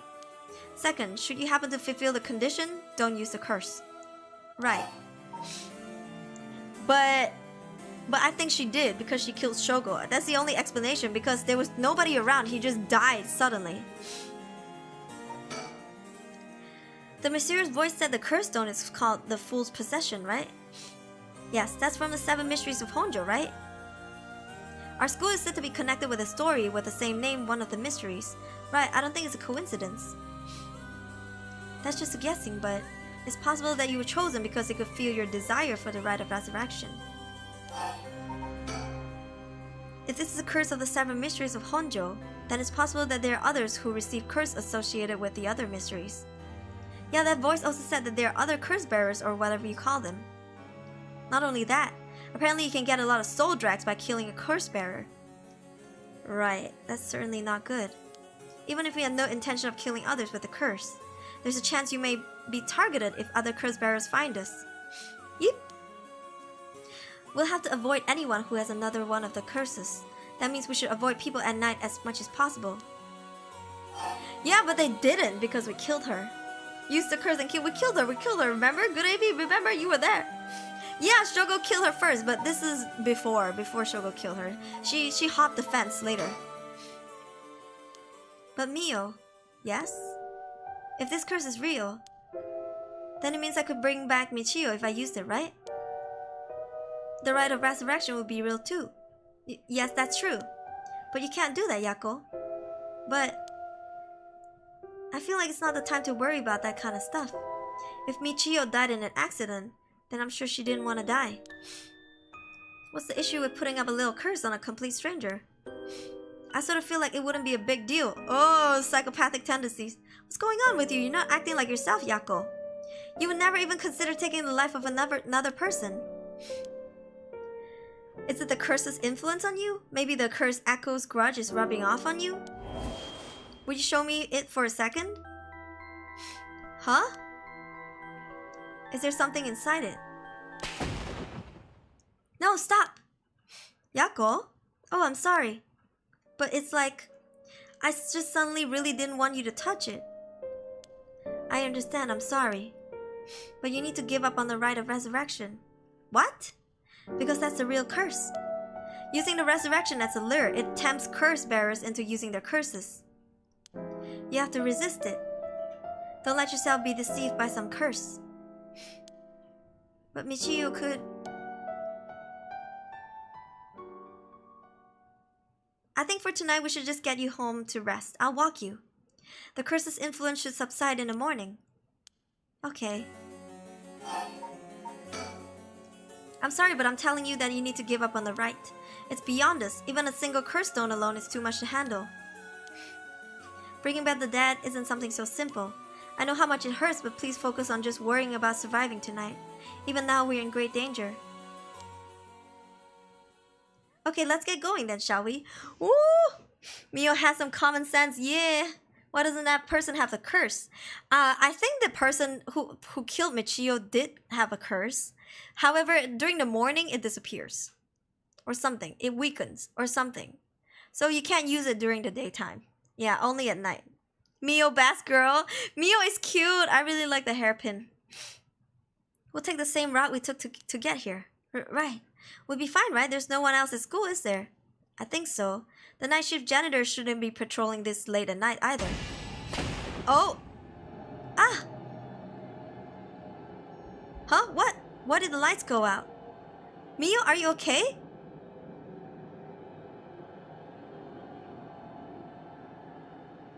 Hello, Mio? She's not here. What's happening? You know what it is? It's the freaking darkness thing. Darkness thing.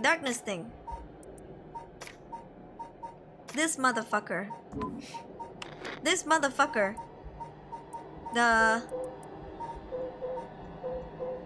This motherfucker. His curse stone. He did kill people, remember? He killed people, remember? And he killed someone who's a non-soul bearer. That's what the police said. Where are you? Oh,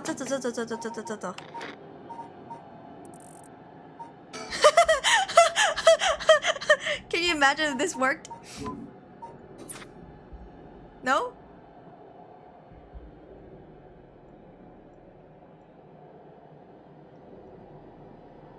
What am I supposed to do? Just don't flashbang me when the lights are on, okay? What am I supposed to do? Where's the light switch? I don't know where I'm looking at.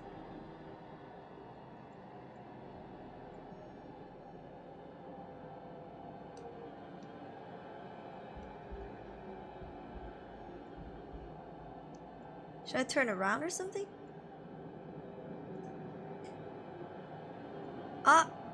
Oh my god, mama! Oh no, what was that? Get me out of here, Mio, where are you? Yako, I'm here. Over here, can you see me? Huh? Where? I can't see anything. What the heck, bitch? The fuck was that? Wait, I'm supposed to look around again? There you are, Mio. This way, over here. Be careful, your field of vision is being limited. Right. Huh?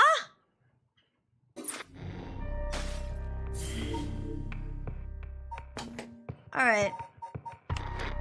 Well, I guess this didn't do much. Lamau? Can you imagine that's how we counter the guy with the lantern? By turning up the brightness? I mean, I don't think it's too late, because remember when Shogo was dragged into darkness, it was already dark, right? And he used a lighter. So you can still get yourself out of this situation, I think. Yeah.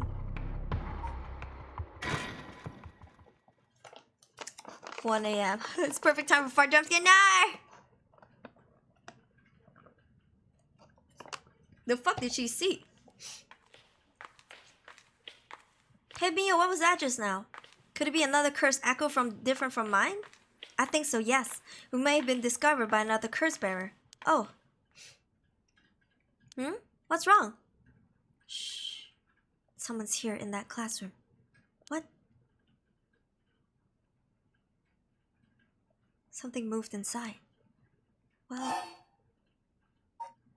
Whoa. Alright, I'm gonna let y'all vote for this. Things are about to get juicy.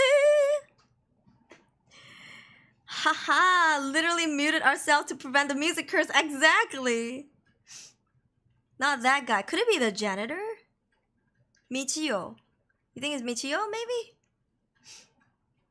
50% now? Check it out. What do you think? Still wondering now how she has the curse. Who? You mean us? I think it's because we asked the spirit board. And then the ghost came out because the ghost is from here, this place. Which is now a high school, but back then it was supposed to be like a river or something. Yeah, vote up. Dang, number 2 is winning exponentially.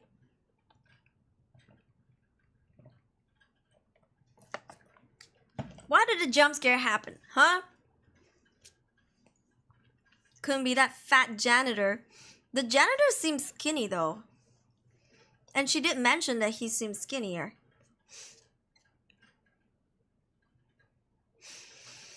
You know what? Do I need to wait? Because most of you guys voted number 2.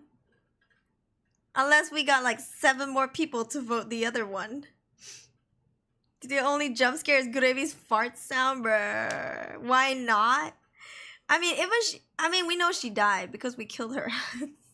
But I don't know because Shogo's timeline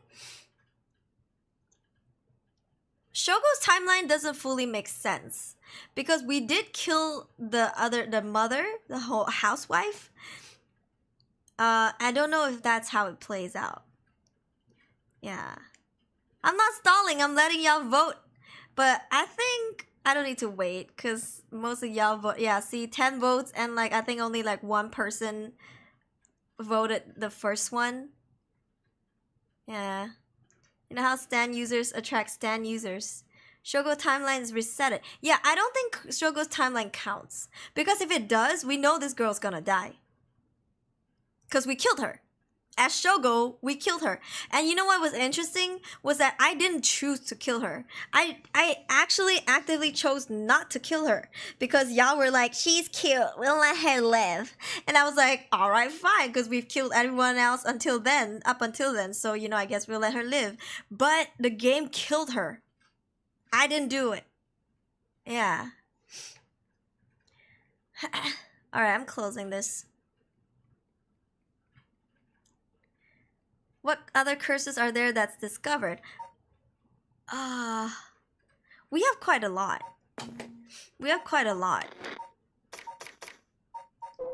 Yeah. We're missing 1, 2, 3. 3 more. We're missing 3 more.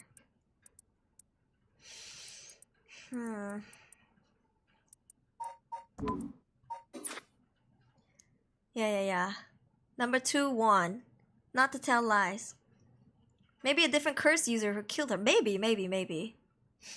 Alright, let's go. Check it out stealthily because 80%, 83%. It might be the curse bearer who used that curse echo just now. If we can see who it is, it might help us decide what to do after. That's true. Okay, be careful. Who it be? Well, can you see anything? Try and take a look around. I can't see anything. Huh?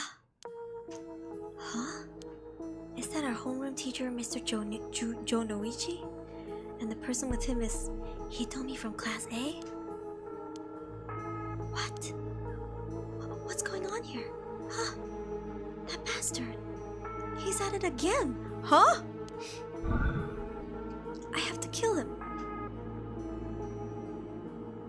Should we? We can kill her too. What do you mean at it again? What do you mean at it again? What do you mean at it again? Kill him! Kill him! Also, the only curse that can be transferred like that, didn't the guy take the other ones? We don't know. We don't know if the curses can be transferred. We know that we can take their soul drags, but they have to give it up or die. Hit on me? Hitomi hit on me? Get what ass? Excuse me.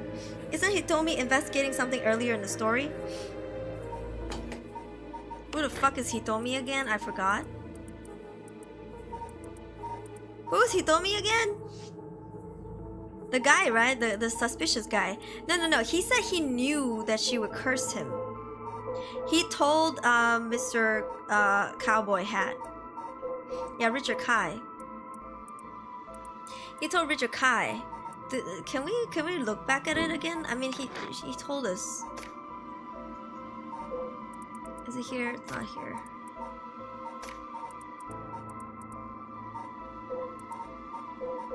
Huh, it doesn't record.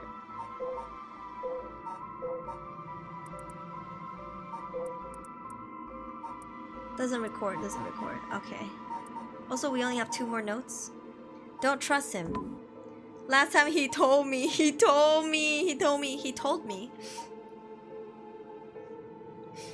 the one that killed Harue's son, right? That makes sense. Is that why the 7 mysteries are more than 7? Why is the 7 mysteries more than 7? Because here's the thing. Back in the day, when they called it the 7 mysteries, there's only 7, but mysteries grow more and more, right? Like more and more things happen, even after the mystery are mystery. Like the legends became legends, but the more legends pop up, which is why there's like 9 instead of 7. Yeah, but there was initially only 7. However, more came up. Then the downside is we only have clues for 7. Actually, we have 11. Hold on. There's one that we don't know. Here. Wait, 1, 2, 3, 4, 5, 6, 7, 8, 9. Yeah. Oh, we do know all of the 9. But there's 121? It says 21? Huh? He's scared by a girl. I wonder if it's only a facade. Maybe she's the girl. This girl here. Okay, should we kill him or not? I think it's too early. Should we kill him? If we want to kill him, we could probably kill him later, right? 21.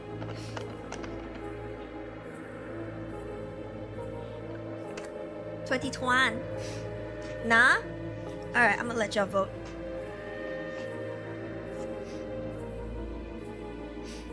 Kill him? Yay or nay? I don't know. It's kinda, if we kill him, then just random. I understand a lot more now. Don't worry, Justin. Why is the teacher a student in a dark room in the middle of the night? Maybe they're about to do the shebang bang. That means he's about to go to jail. That means we're about to go, hello police, FBI. I kill him, up to you. You also like to kill? I'll let you guys vote on it. I mean, he could die, but what about her? Because she seems sus. Maybe he's just following orders. But I wonder what she meant by he's at it again. Now this, I want to know. Maybe if he dies, we'll never know. I don't know.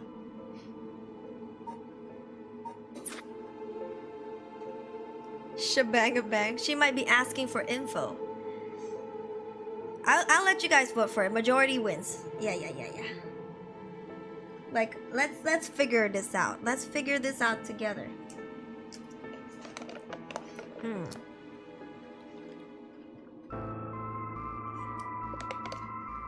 He acting sus. You know, I don't trust his sideburn. I'll tell you that.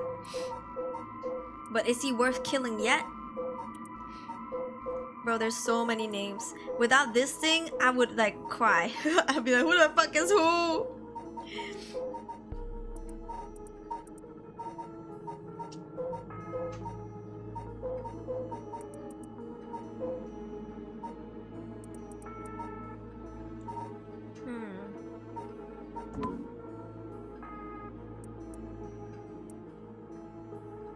He told me he's sus.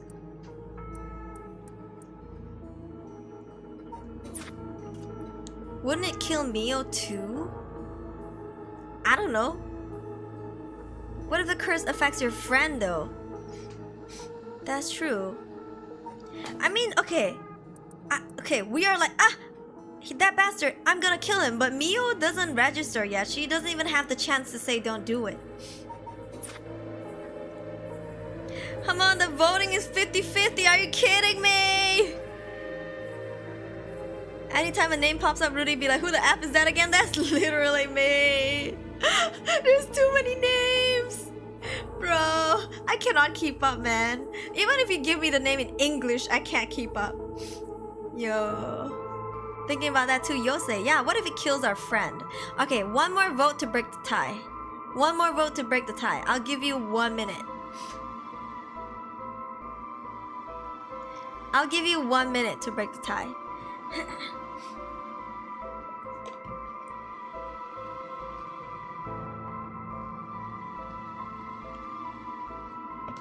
I'm almost done with my drink.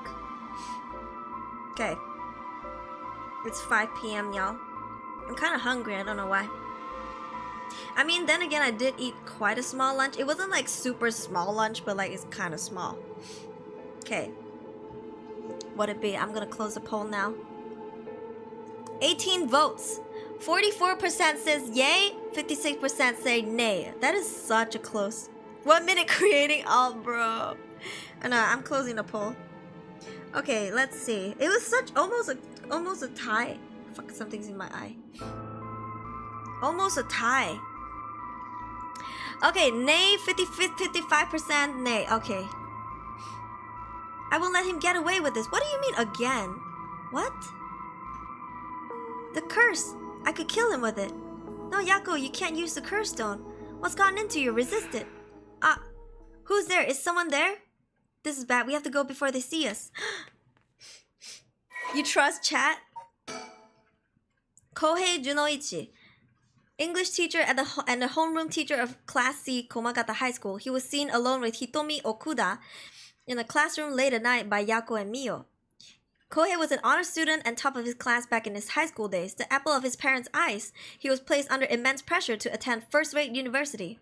The family's plans came to naught, however, when the pressure caused Kohei to sink into a deep depression and fail his entrance exam.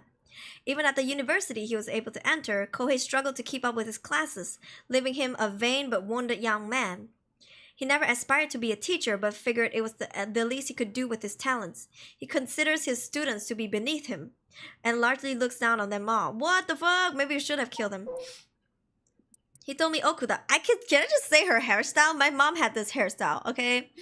Back in the day, my mom rocked this hairstyle like nobody's business. She freaking went to the discos and all that places with this hairstyle. I'll just say that. I love it though. It's so full. Okay.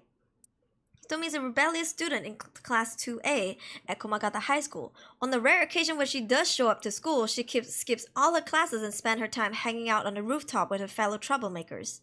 Oh. Hitomi is regarded by the teachers as one of the worst offenders among the delinquent students attending Komagata High School.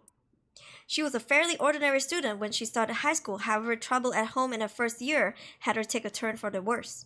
She began associating with a group of delinquents from other schools, with whom she wandered around town at night to avoid returning home. Warnings from teachers about dress codes and conduct violations have fallen on deaf ears, with Hitomi going on reactionary rampages around school with her friends, breaking windows and disrupting classes. Recently, some teachers have taken to using harsher measures and even corporal punishments to correct Hitomi's behavior, but this has only served to exacerbate the animosity between Hitomi and the school.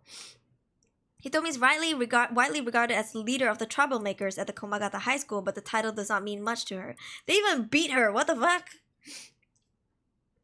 Yeah. How could you betray Mio? Huh? Listen, isn't Mio best girl? We gotta listen to Mio. Okay. Back in the 90s, hairstyles the same. My mom had that hairstyle too. Yeah, my mom rocked this hairstyle. I saw a lot of photos with her in this hairstyle. You know, the little bit of fringe, and then the freaking back is like curled in, and it's like short, but full. Cute, it's cute. Okay, we gotta run. Ha. Seems like they're not coming after us. Let's hope they didn't see our faces. But Yako, what came over you all of a sudden? Sorry, thanks for stopping me. It's like this uncontrollable rage suddenly welled up inside me. I wonder what's gotten into me. I can barely even remember what happened. I'm really sorry. I do think it's partly the curse's influence on you, but we certainly saw something shocking. My heart's still pounding. I'm a little surprised you know Hitomi from Class A. She tends to stand out a lot. Gotcha, well she shouldn't dress up like a delinquent though she barely shows up to school. Oh, someone's behind us! Mama! But could Mr. Jonichi or Hitomi really be a curse bearer? I don't know, but we should be careful just in case something's behind us, Mama! Yako, When I give the signal, run. Go straight for the entrance, don't look back no matter what. Huh? Why, did something happen? Something bad happened, didn't it? What about you, Mio? I'll be fine. We'll meet up outside of the school gates. If I'm not there in 10 minutes, go straight home, okay? Okay, go. Mio, best girl. Listen, attention, ho, ghost, okay? Wait for your own spotlight, okay? If you want to get on my stream, if you want to be on stream, become your own streamer, bitch. I'm like, you clout chasing on my stream, huh? Damn. Mio, best girl. Right. Don't look back. And then we killed her.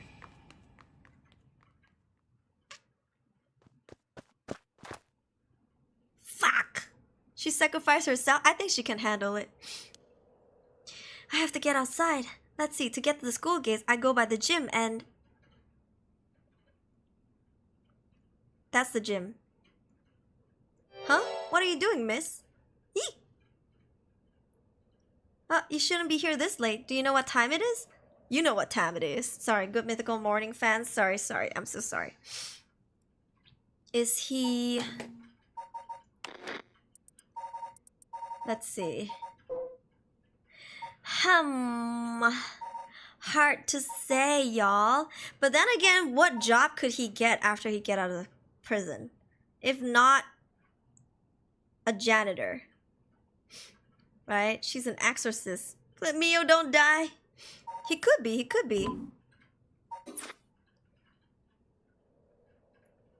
Don't you know what time it is? Oh, Mr. Ashimiya. Well, if it isn't little Yako. Anyway, students ain't supposed to be outside playing around at night. Oh, he knows her. Makoto Ashimiya. Where it be? Oh, we haven't added it. Okay, hold on. Sorry, I get so impatient. Here we go. Janitor, his predecessor was nearing retirement, so he began working as his replacement about 6 months ago.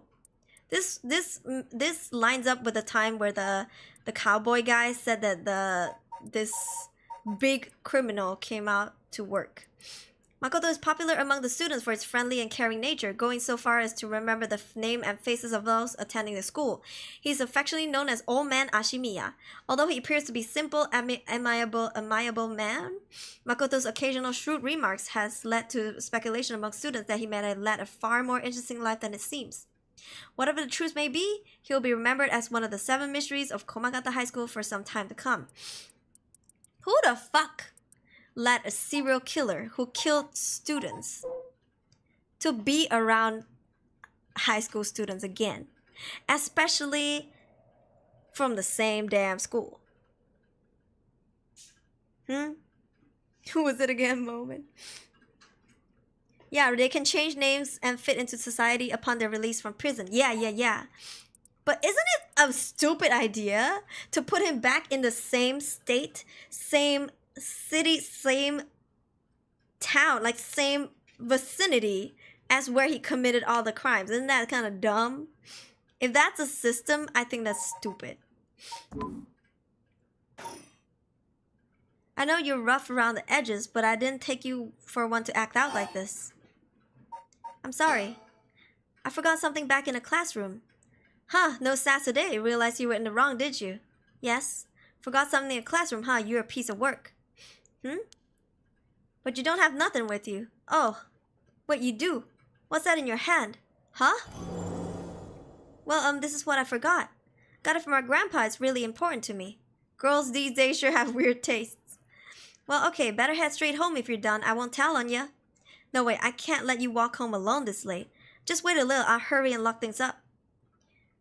But...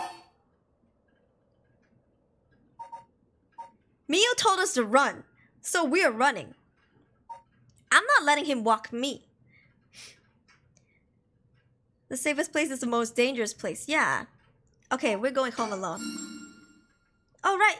Mr. Junoichi was actually looking for you inside the main building. Was that? He's here right now? What's he thinking? I don't know. He was in class 3B on the 2nd floor just a bit ago. Well, I suppose that means I can't be locking up just yet. 2nd floor, you said? I'll go take a look. I'll be back in a jiff. My house is really close by. I'll be fine on my own, really. Oh, that's so. The snack shop, right? Suppose you'll be fine then. Be careful now you're here. Stay on the big, well-lit streets. If something happens, shout fire! Okay, you worry too much. Well, we wouldn't want to be losing any more students. Run, bitch! Don't take chances. And I thought though I imagine you know that better than anyone. Yes, you're right. Okay, run, child. 2 a.m.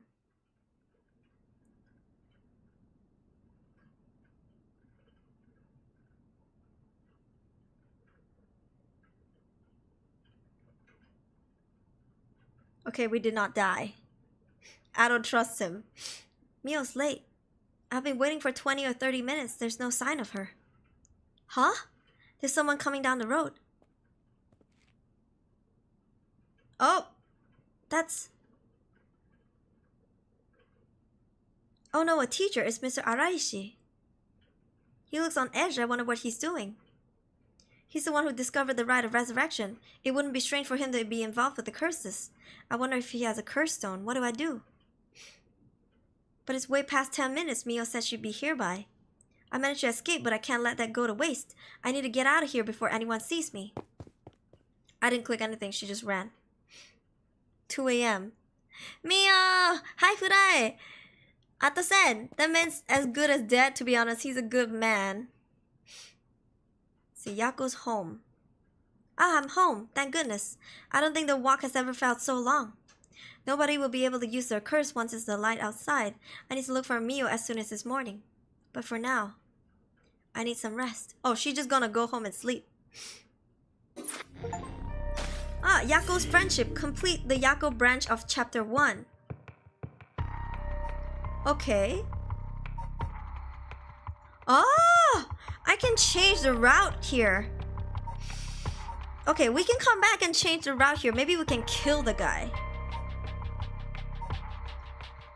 So now this is opened up.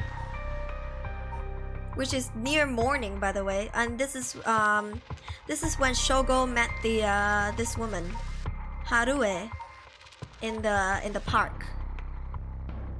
Oh, I love this game. I love this game. So many things happening at once in one timeline. Oh, I love it. Enter with his janitor. That too. That too. We have a couple of places where you can change our minds. Alright, let's do this. A threatening phone call. Well, Tatsuo Tsutsumi. Road. 路上. Road. I guess on the road. Well, with this, we'll have visited every place connected to the 7 mysteries. This is the last spot, huh? And we've got nothing to show for it. Even though every last location looks suspect from top to bottom. Maybe we came at the wrong time. There might not have been any curse bearers around. Sounds like we'll need to do another round before morning comes in. Or maybe someone's been observing our movements. What? No way. It's just a thought. Either way, we should check out this last place. Let's hope we finally get a lead. Kinshibori Park. Ah, we're back at the park where we first came. Ah, yappe.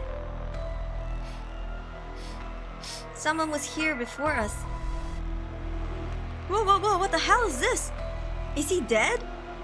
Damn it, we were too late. Was this a curse too? Hang on, I'm gonna call this in. I'll leave it to you. I'm gonna take a look around. Did you just whoa? Maybe. Boss, bad news. What is it? Another mysterious death was reported in this area just now. The medical unit and forensic teams are on their way, but it'll be a while before they arrive. Ah, this is bad news, so they got someone else. You think this is the work of a curse bearer? With the suspicious death popping up one after another, we just have to assume it is. Shit, guess we'll be stuck waiting around for a while. Okay, we can start to look around. Can't talk to this cutie. Boss, the phone is ringing. The phone booth seems to be ringing. I didn't even know these could receive calls. What do you think? I mean, it did say that it is a threatening phone call. So what do you think?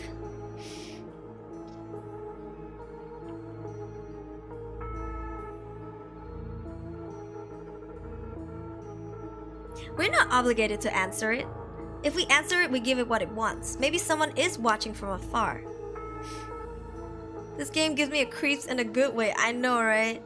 It's quite brutal and gruesome if you think about how there's a dead guy laying there. But like, that's all a part of this game, you know what I'm saying?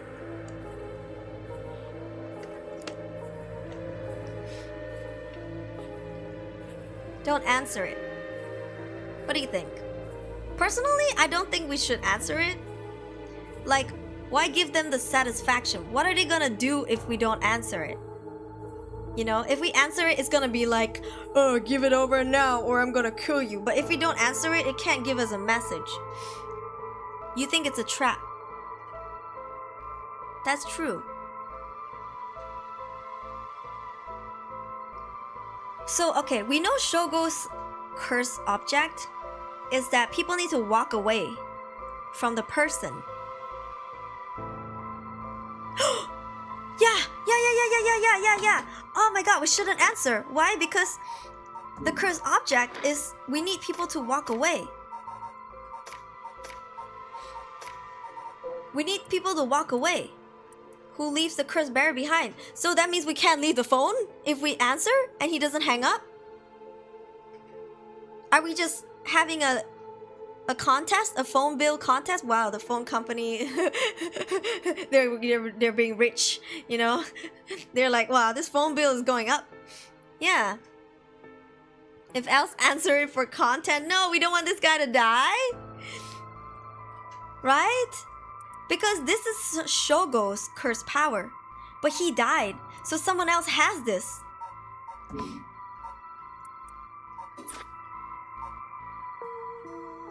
What do you think? What do you guys think? They've already voted though, it's a little too late to change the answer. You think we should wait? If he says see you later, you will assume to hang out, which means you leave. Yeah, I think the first one to hang up will die, and that might just be us. That's big brain. It is freaking big brain. Phone company be like, Tatsukaru. What if it's the phone company that put them up to this? Can you imagine his big brain marketing skills? Ignorance is bliss, don't answer. Can others really use the curse stone of others? We don't know. I think so, yes. Actually, yes. Because as long as the person died, you can use theirs. Yeah. So Shogo died. That means you can take theirs. I think that guy died from answering the phone. If he died from the phone, I think he would have died in front of the phone booth, right? Yeah. Since when was the last time we saw this kind of public phone? Alright, should I repoll? I'm gonna repoll. Okay, even after given all these circumstances, do you still want them to answer? I'll just let you guys vote. Might be a trap from Shogo himself. How could he have called? He could have been moved. That is so messed up. But that's true. That sounds messed up, but that's true. I haven't seen any coin payphones. I mean, this is back in the olden days. Yeah, this is back in the ye old days when they still have the box TV, the one that's built into the cabinet, you know, and also like, you know, old telephones and fax machines. Like, psh, fax machines. We use printers now. We use email now. We don't fax nothing. You know, we had a fax machine, and every time my mom said, oh, there's a fax, and you just look at the paper's so smooth, by the way, but it's not good quality fax. Like, it's like fax isn't crisp, like clean. It's not like an email, you know. It's like kind of ashy, and like sometimes the ink is, you know, or like the printing is not clear. So I'm glad we moved to printer technology. Can you play the Fool's Procession through the phone too?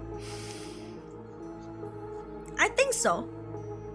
I think for as long as it's within the range of the area, and as long as the conditions are fulfilled. Yeah. You want to read about the curse? You can't find the info anywhere. Okay, what do you want to know? I have to go through the 7 mysteries one by one to read them. This one, oh sorry. Like this one, kills by drowning one who leaves the curse bearer behind. This is the Whispering Canal.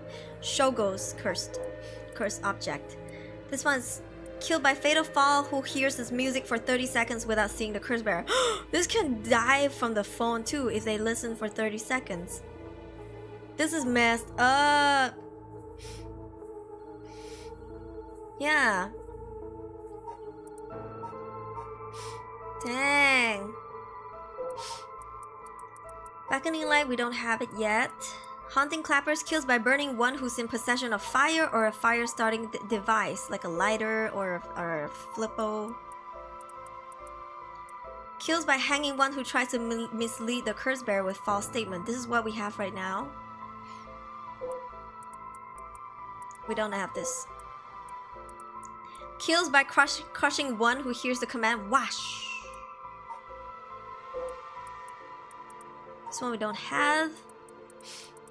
Kills by disembowelment one who finds themselves trapped in darkness of the cursed echo. Wait. Ah, in the last game, didn't we see the guy? What was his name? Didn't we see the researcher with that in the school? I think he was the one who used it. This guy. Because he's the one who had the ever-burning lantern, right? Maybe he was the one who used it on us. Yeah. Wait, maybe fools need target to be seen though. I mean, maybe he can see us. We don't know where he's calling from. We don't know where he's calling from. Yeah. No. Kills by fatal fall who hears them. You just need to hear the music for 30 seconds, but you cannot see the curse bearer.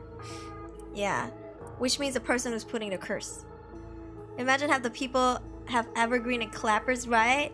What does lantern do? You mean this one? It causes darkness. They will die by disembowelment if they get trapped in the darkness.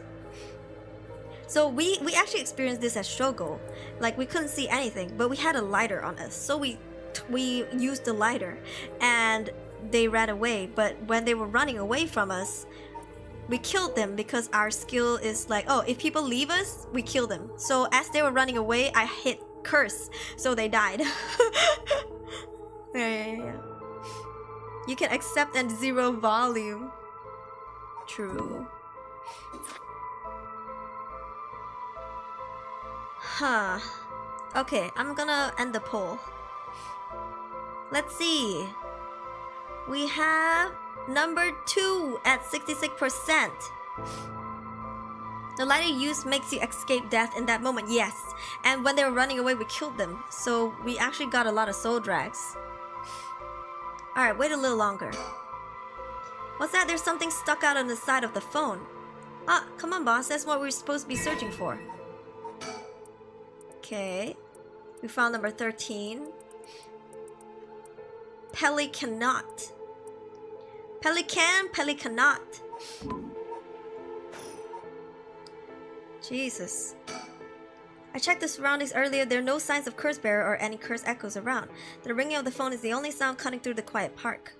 I'm not gonna click it yet. Let's look around. He seems distracted by the phone.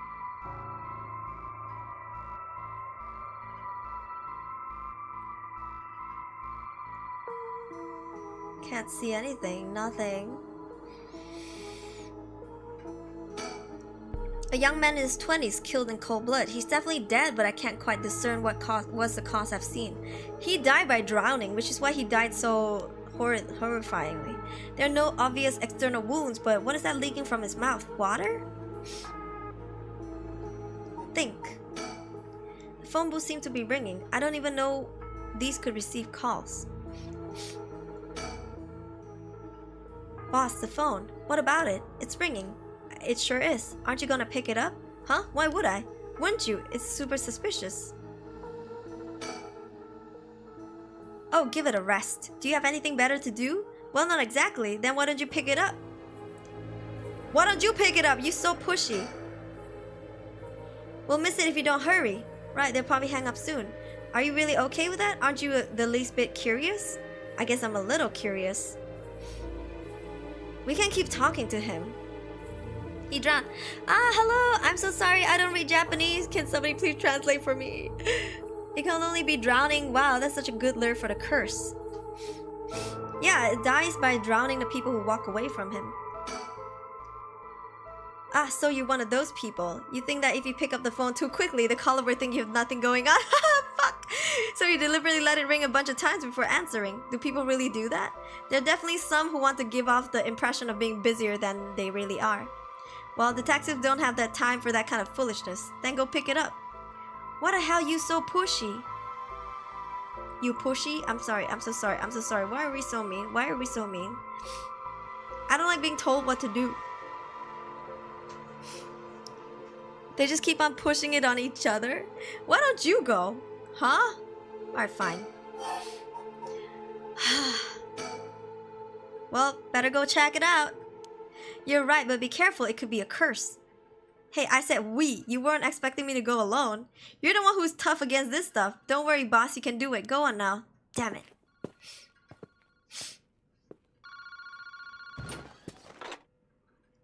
Hello, Kinshibori Park phone booth. Are you fucking with me, Tsutsumi? Or were you too scared to answer the phone? Who's this? I finally got him, the real deal, Detective Tetsuo Tsutsumi himself. Ah, wait. That's Chief Inspector Tsutsumi now, isn't it? You've come a long way since we last met. I asked you to identify yourself. Have you forgotten already, after all the time we spent together? What a time that was. As I recall, I gave you quite the runaround. Wait, is this... Fumichika Nejima? The serial killer. The serial killer. Ah, animal. Aha. Hi. Konbanwa. Did you say Fumichika Nejima? Like the one from the Nejima murders? Ding ding ding, you got it right. I had a feeling the great Chief Tsutsumi could remember me. I spent 20 long years in a cell thanks to you. That shit was not easy. You should be thanking me. Should have given you plenty of time to think about and atone your sins. That it did. I've repented. My conscience is as clean as a whistle. Bullshit. 20 years in prison doesn't even make up for the shit you did. I don't know about that. After all, the justice system was gracious enough to grant me parole. What?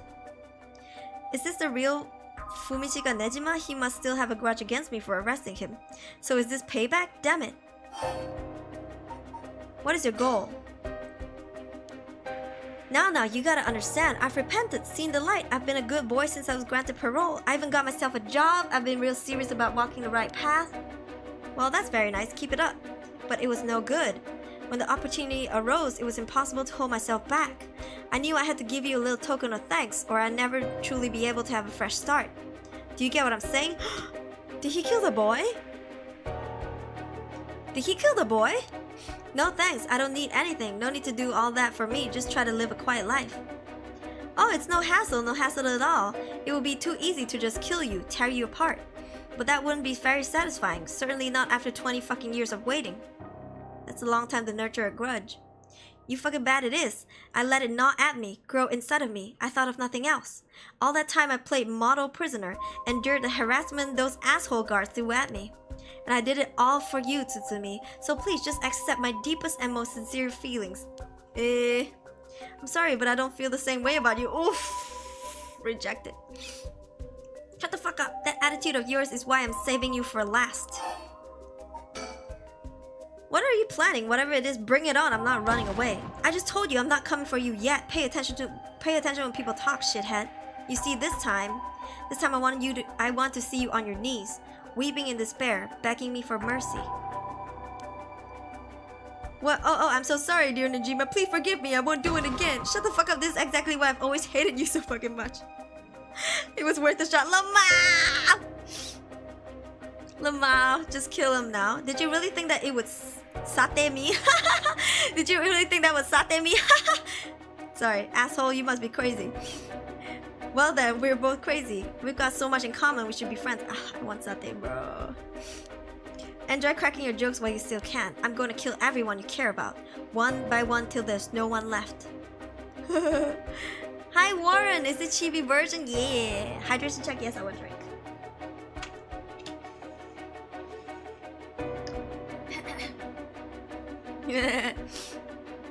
Sorry to disappoint, but I'm a lone wolf. I don't have anyone like that in my life. Boss, what about me? Or wait, are you just trying to protect me? There's not a single person you care about? I wonder what your sweet daughter would think if she were to hear that. Don't you fucking dare, I'm warning you. Oh, very nice, this is more like it. She's living all on her own now, isn't she? Attending university and all, such a good girl. Oh my, don't tell me she just happens to live in Honjo. What, she does? No, forget it, this isn't funny, asshole. I'm gonna find you and make you pay. I love it, keep going. I wanna hear you lose your mind. It's music to my ears. Heh, fuck you. How do you know where I am? This is my favorite part. The sound of confusion in your voice is to die for. This is delicious. I can't get enough, get what ass. I'm not telling you shit. Have fun raking your tiny little brain for it. I look forward to chopping up your precious daughter just like old times. I won't let it happen. Okay. I guess I could give you a little hint. Go on. Well, you see, I have the one-sided read. You have the evergreen beach, no? Nejima, you're a curse bearer? You're using the power of curse. Indeed, what a peculiar curse it is. That's what I said. You know, his crime reminds me of this. Where you chop someone up and throw them into the river. He cut the arm and leg off one side, threw them into the canal. Ever since then, the reeds growing along that canal have only sprouted leaves on one side. Yeah, that's what I said. Like his crime sounded like this. Yeah, Batman and Joker. Villains doesn't give off clues. But that's where my hints end. Wahaha! God damn it, the cursed echo couldn't have fallen into worse hands. One more thing we should discuss. In fact, it is the most important thing. Thought you finally gotta shut up. I'm already sick of you, so I'll pass. But you wouldn't want to miss this. It's the main course. I could just go after your daughter, but something tells me you get bored. No, I'm good. You got me real fired up. You're in my head. Well done. But this is a gift tailor-made for you. I'm going to kill all the people you swore to protect. Every last person living here. You couldn't. Oh, but with this curse of mine, I can. I'll give you until dusk. By then, I could probably get a couple hundred people or so. And it'll be all your fault. Oh, it must be so hard to know that they'll all die because of you. So tragic. It must be tearing you apart. Don't fuck with me. There's no way an amateur like you could pull off a curse that strong. Unfortunately for you, I absolutely can. Ooh, my curse stone is a particularly strong one, which means I can have my fun without needing to hold back one bit. It's almost like the Feast of Shadows was cussed just for me. You're surprisingly well informed about this. Who was it that tipped you off? Who knows? Then how about I kill myself first and ruin all your fun? How about that, asshole? Idiot, you think I call it off just because you were dead? There's no running away for you. Ugh. I'll find you. I won't let you get away with this, Nejima. You've got 12 hours. Did you really think your paltry little organization will be able to make a dent in my plans? Oh, the sacrifices made will be heavy. I can't wait to see you sobbing with regret. Wahahaha. I'll even have enough soul drags to pull off the rite of resurrection. How splendid. Wait, Nejima, you're after the... Anyway, see you around. Bye-bye.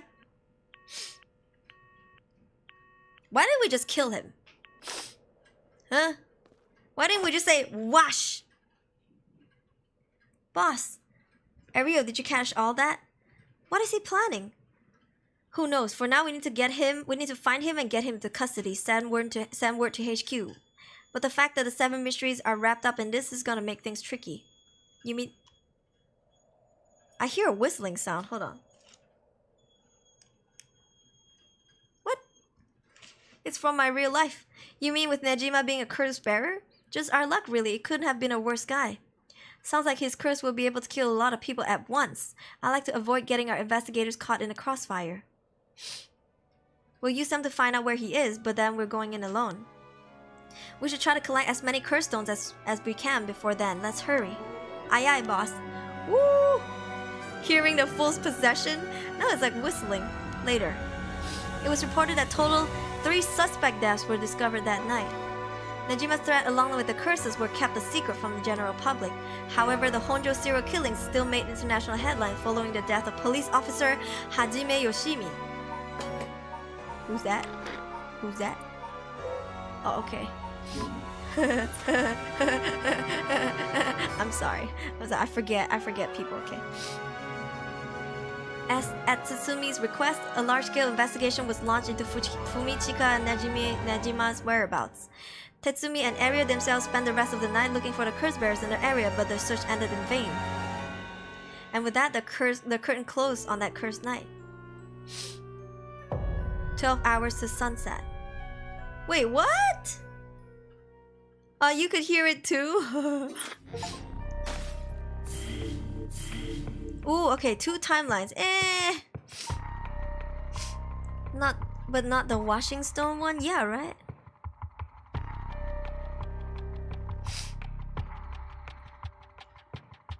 Oh, you're right. The only person who knows that we have the not lying curse stone, the beach curse stone, was this guy.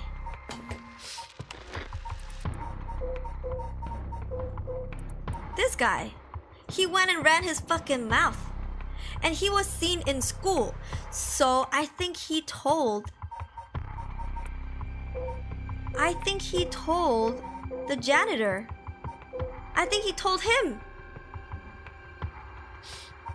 He either told him or he told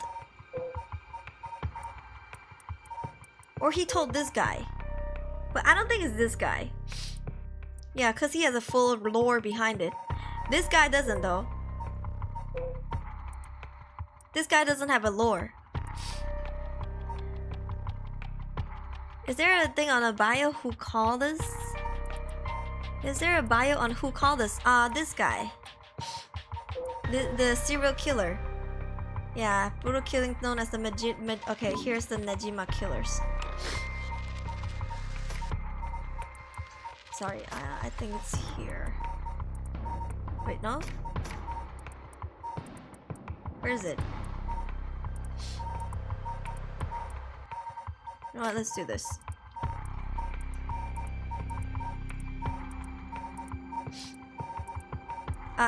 Okay, here. A notorious case from over 2 decades ago involving the murder case of a high school female student. It first came to the attention of the authorities when part of a human left hand was discovered floating in the Sumida River. Testing revealed it belonged to a missing female high school student. As it appeared to have been severed deliberately, the police launched a murder investigation. A large-scale search for the river was organized, but the highly polluted state of the water made this impossible. Visibility was poor, the stench was intense, and the divers quickly fell ill. They succeeded in recovering only the victim's head and what appeared to be part of her leg before the search was called off. At the time of the incident, the Sumida River was as polluted as it had ever been. Neither fish nor shellfish could survive in it, eventually causing the annual firework festival to be called off indefinitely. Over the course of the search, the police discovered a number of unidentified human bones. This caused a stir among the public, as several other young women had gone missing in the recent years in the Tokyo area, and it was feared that they may have fallen victim to the same fate. Forensic technologies at the time, however, were not advanced enough to determine the identities of the deceased, and so the police were unable to open any inquiries. Due to the overwhelming lack of circumstantial evidence, the investigation ground to a halt until a hitherto unrelated individual came to its attention. This, never mind, I'll tell you about it later. During a questioning about a separate incident, Fumichika Nejima, a 36-year-old shop owner with no relation to the victim, divulged detail about her that had never been released to the general public. An investigation into his background was conducted, leading to his arrest. Nejima testified that he had snatched his victim from the streets and confined her in the underground storeroom of his shop, which also served as his living quarters. He chose her for no special reason, but simply decided she was an opportune target on seeing her walking alone at night. After keeping her locked up for several days, he restrained her, sewed her mouth shut, and severed her fingers and toes with a box cutter while she was still conscious. As she screamed silently behind her sealed lips, he proceeded to her wrists, her ankles, her elbows, her knees, working his way inwardly and slowly, and methodically. His victims constantly wavered in and out of consciousness. Her ordeal continued until she died of blood loss. Nejima dismembered the rest of her body and disposed of it behind his home in the Sumida River before cleaning his storeroom and returning to his everyday routine as if nothing happened. The brutality of his actions shocked the nation when they were eventually reported. Once apprehended, Nejima readily divulged the details of the murder, but was less willing to explain his motive. When asked, he would only break down in tears, saying, "I don't know what came over me. I know it was wrong." In the end, the police could extract nothing more from him than expressions of remorse. Although the efficiency of his methods strongly suggests that he had committed similar crimes in the past, no corroborating evidence ever came to light. Nejima was sentenced to life in prison at his first hearing. The sentence was imposed with no appeal from the defendant. And the person who found the hand can we find it here? The person who found the hand in the river and opened up the whole investigation was Harue. Yeah. I wonder if it says here. I don't think so. I don't think it says here. But she was the one who found a hand at the river and she called it in. And that's when the police found. So she was the one who kind of, I guess, basically opened up the case because she saw a hand in the river. The police came, investigated, and then caught this guy, and then he was eventually caught, sentenced. So it's all connected. And apparently that case was inspired or based on a true story in Japan. I don't know. The people in the chat looked it up. Apparently it was a thing. It was a real thing, right? This one? Yeah, so apparently it's a real thing or happened in real life.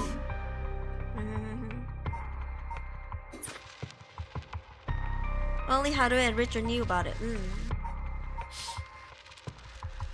Okay, let's continue this. Also, we'll play for about 30 minutes. I'm gonna go get dinner later. Tatsuo Tsutsumi, 9 a.m. Kinshibori Park. It's almost daytime. Sorry for the wait, boss, but I managed to gather some information. Took you long enough. He's been up all night gathering information. Must be nice to be young and have that kind of energy. Excuse me, but I'm glad I have him on my side. It gives me a chance to rest up. Forensics have finished the investigation and the body's been carried away. That said, we're still closing the park to the public, at least for the time being. This place was really giving me the creeps last night, but it looks pretty normal now with the sun out. So this is like daytime. Think. We've got ourselves quite the mess. Strange deaths popping up all over the place that may or may not have something to do with the curses. We also need to keep looking into Yoshimi and Nejima. For now, we'll start following up on the few leads we've got. Guess I'll better see what Ario's found out.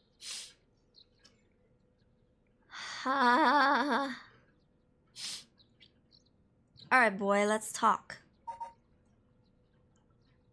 You wanna dig about the Junko case? What's the Junko case? He's such a good young man. Things at the station were pretty hectic, but I managed to get some info. Let me fill you in. Thanks, the floor is yours. A total of 3 mysterious deaths were confirmed in the area, including the one in this park. So let's start with the young man we found here. He's been identified as Shogo Okie, 25 years old, a regular old office worker who worked around here. He died of asphyxiation due to water in the lungs. He drowned. He drowned in the middle of the park. That's not possible. It's gotta be a curse we're dealing with here. About that, boss, isn't this park associated with one of the 7 mysteries too? Yes, the Whispering Canal. That's right, the Whispering Canal. It doesn't seem like there'll be a link between a canal and death by drowning, don't you think? Sharp thinking, Aruri. You're starting to get the hang of this. So let's assume they're related. What next? Before that, the body of a woman was found behind a residential complex in Kamezawa. The victim has been identified as Tawako Hayashi, 29 years old. She was an office worker who lived on her own in this area. Tawako Hayashi. Who the fuck is that? We don't have that yet. We don't have a Tawako Hayashi yet.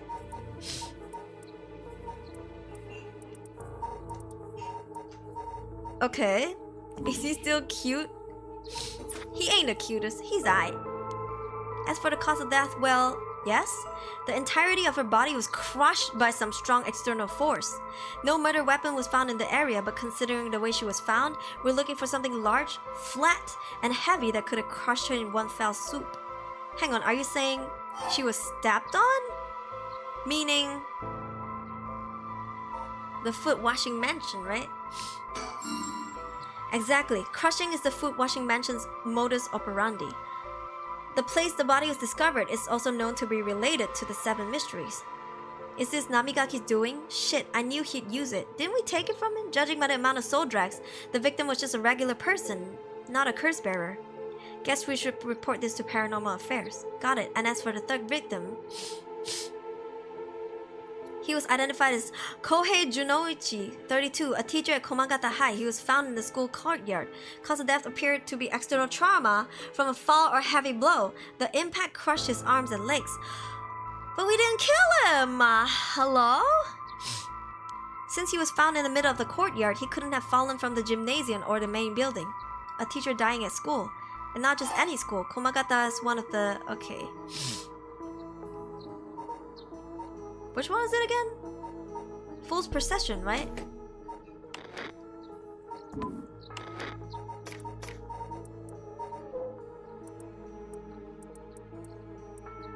Yeah. It's where the Fool's Procession is supposed to be. It's too big of a coincidence. We can't rule out the possibility that this death was also the work of a curse. Junko case TLDR, basically a high school girl raped, tortured, and mutilated over 30 days before eventual death, and because she rejected a boy's advances. But this one was something to do with a river too, right? Like a lake or something? Either way, all three victims can be tied to the Seven Mysteries. There's probably a curse bearer at the center of all of this, pulling on the strings. But you've got a point. All these strange deaths do point in one direction. That's right, and Hajime's case wasn't all that different either. He also died of a mysterious cause in a place connected to the Seven Mysteries. The problem is the timing didn't match up. He died before the curses were activated. Huh. Could he have been hit by a different curse? One that didn't have anything to do with the Seven Mysteries? Huh, that's a thought, but if that would be the case, we'll be dealing with a powerful practitioner, one who could pull off a curse like that without using a curse stone. There aren't many people in this day and age who could still do something like that. Oh really, I see. I don't know too much about that stuff. I'd be more surprised if you did. Huh, I guess we can think first. Guess I better see what Ariel's found out. Okay, anyone sus? Not really. We can keep asking. Well, looking at the details, seems like many of the curse bearers acted last night. But we can't rule out that there were more killings from which the body hadn't been found. Yeah, 'cause I hadn't thought of that. Yes, but there's one silver lining. Judging by my own curse stone, it seems that the curses can't be activated while the sun's out. That's great news. So basically we're safe during the daytime? Exactly. It's also likely why Nejima gave us till dusk. He must have known the curse stones couldn't be used during the day. Either way, we still got till nightfall to settle this. It's time we flushed out the other curse bearers. Aye, boss, let's do this.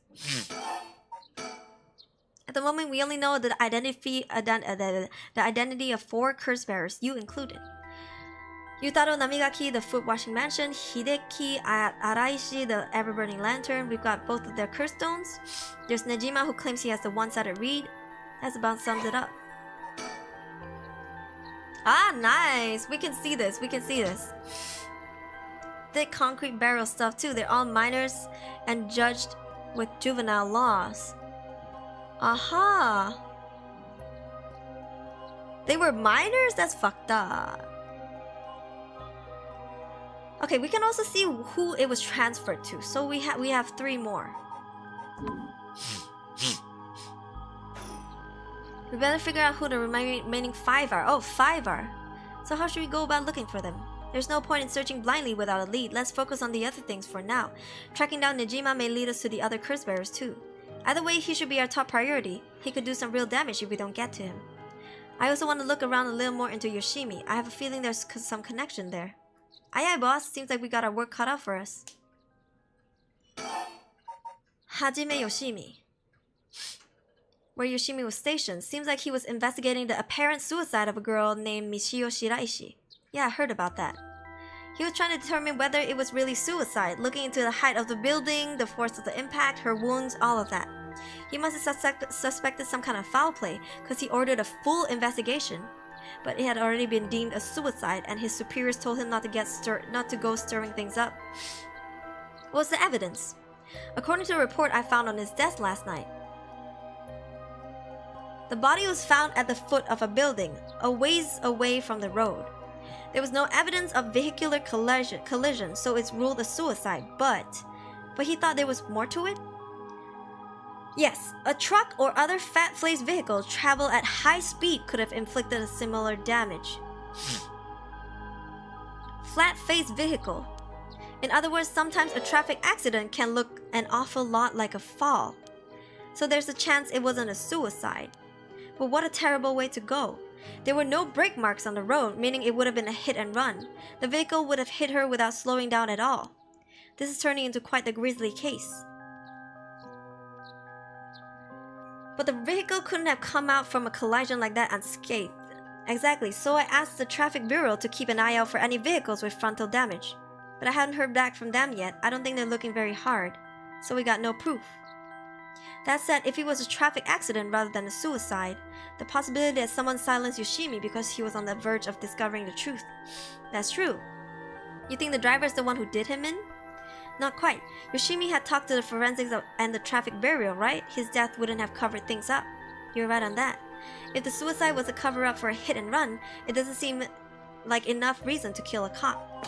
You know, the only thing I can think about that's a vehicle is this thing. The ever-burning lantern. But it disembowels people. However, it's the only thing with a vehicle if you want to think about it. It's like a soba cart, right? But it doesn't have a flat wheel, so I don't know.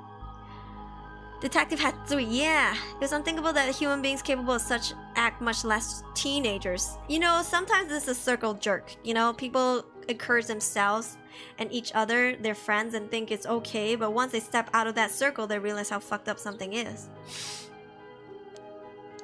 Huh.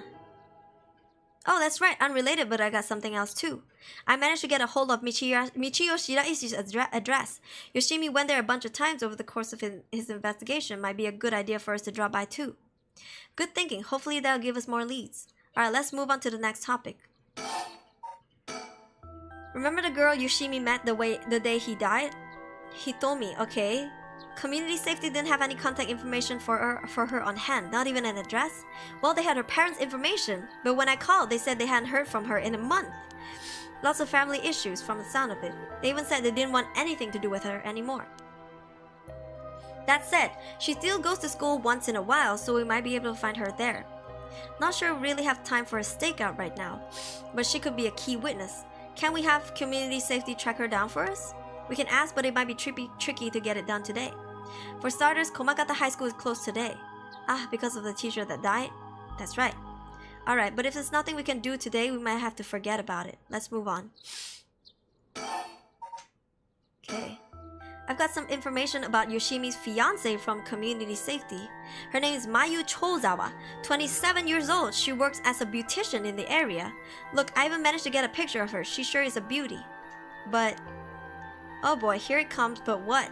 Community Safety haven't been able to contact her since Yoshimi died. Not by phone or at her house. In other words, no response. Dead silence. There it is. Can't things just be easy for once? Oh! She looking like a Karen. Okay. Current whereabouts unknown. She cute though. All the characters are cute. It's definitely starting to look suspect. A crime of passion, perhaps? Huh. It's fairly common for people to be killed by a lover or a spouse, but Yoshimi was well liked and they've been together for over 10 years. You never know, things could be different behind closed doors. I guess so. But we have to consider the opposite scenario too.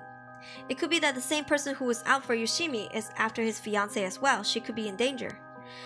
You're right, either way she's important to the case. HQ already has people looking for her. We'll know as soon as she's found. Okay, last one. Slay. HQ has mobilized a search unit for Nejima, but so far we haven't received any word. Guess he wasn't home or at work? About that, apparently he vacated his last known address a week ago. About a week ago? You serious? So we have no idea where he lives?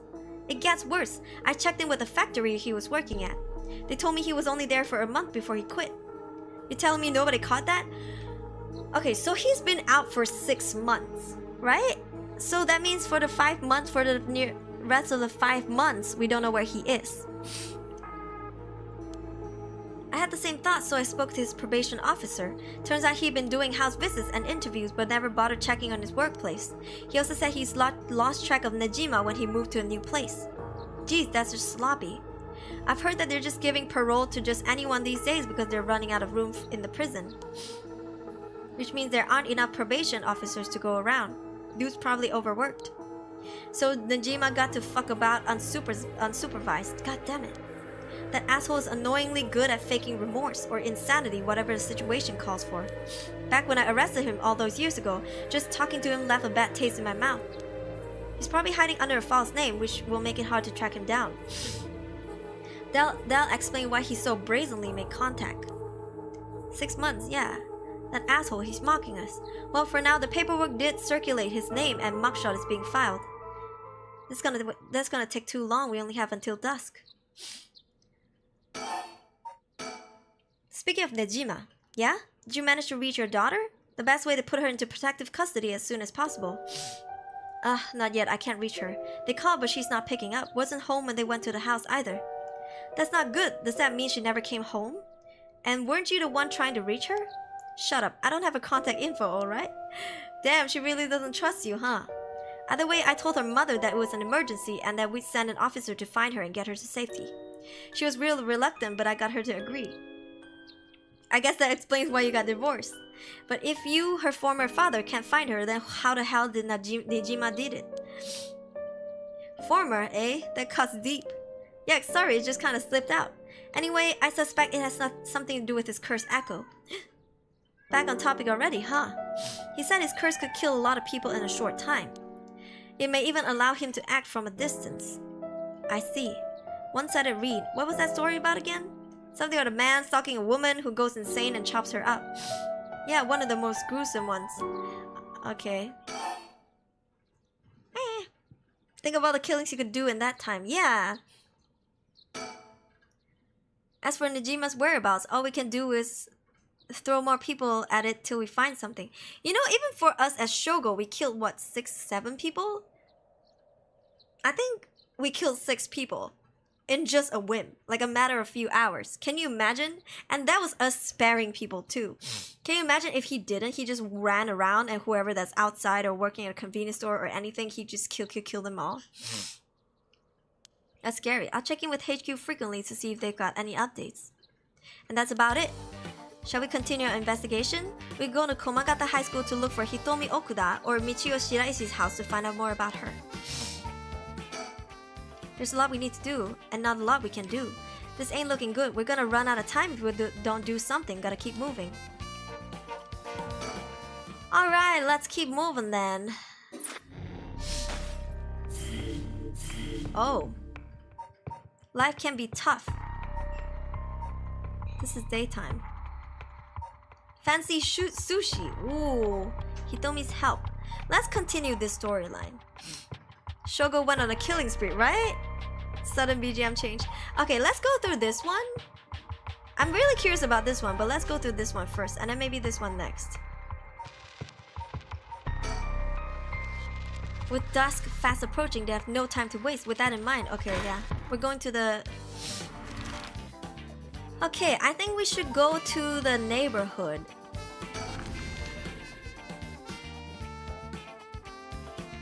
9 a.m. Near the Shiraishi household.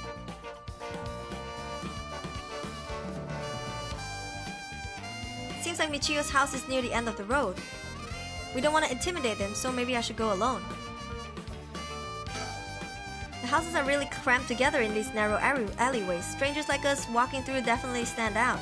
It really feels like old Tokyo. It's quiet. This place is normally pretty lively, full of people coming and going, but it seems like everyone's decided to stay inside because of the recent incidents. Okay, we're done with the surroundings. Everyone's checking out the Shiraishi house at the end of the road. This street is real narrow, so two big guys like us would stick out like a pair of sore thumbs. Think. So, this is the Shiraishi household. There's a chance that Michio didn't actually kill herself. It might be for the best that we didn't find her parents.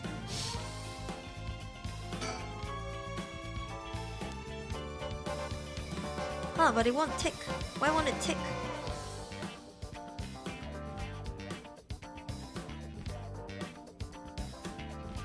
Oh!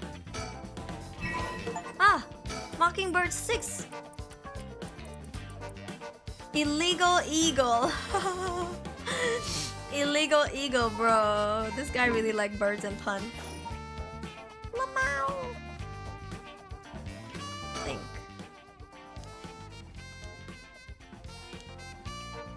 Alright. I guess we just gotta go, because we clicked everything. Illegal. Alright, I'll go check on the house.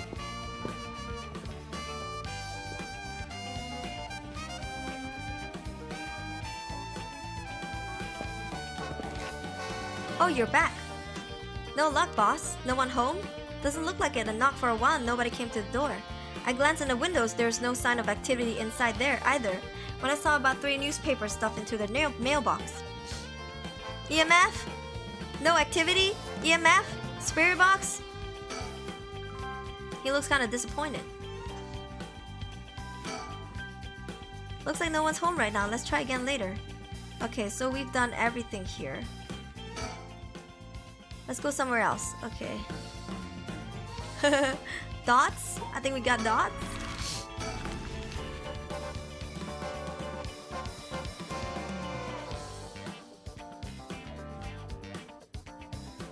It's freezing temps?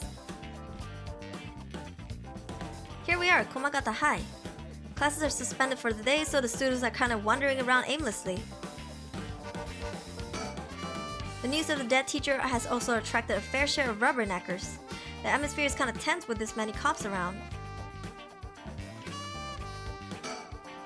Is there something on my shirt? Don't tell me I stink.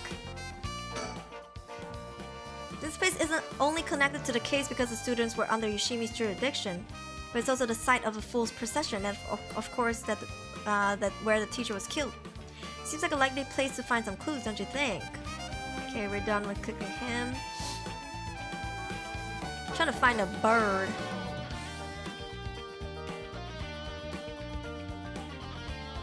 School gates.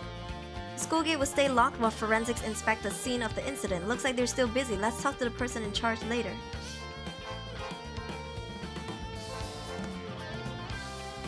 Anything else I can click? Gymnasium, talk. Talk. There's someone that died with fool's procession. Yeah, right? Alright, speaking of schools. What is it? You said Paranormal Affairs can't help us right now, so why don't we get that psychic high schooler you mentioned to help us? A lot of people involved in this case lead back to the school anyway, so it might make things easier to have them with us. For a guy who questioned me on the legality of working with them, you sure seem to be eager to exploit underage labor.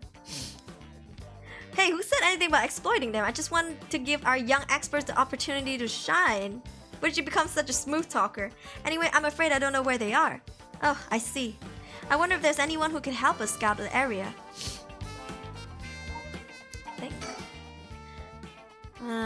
And yet, I doubt they'll be that simple. Let's click the gymnasium then. Komagata High School's gymnasium also serves as a polling place and evacuation center. A lot of the buildings around here are still made of wood, but this place looks safe and sturdy. Any bird? I don't see a bird.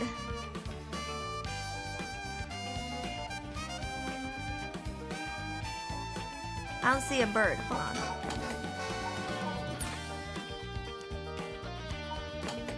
Can I see the bird? Can I see the bird?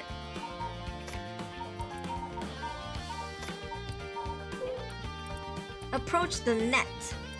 Bottom shelf surrounded by darkness. Jackpot. Among the morning green, before hearing the history. In the bright garden, if you want the lottery. Wait until you feel like yourself again. Detective and private eyes. The excited detective. Waiting at the entrance. Waiting at the entrance!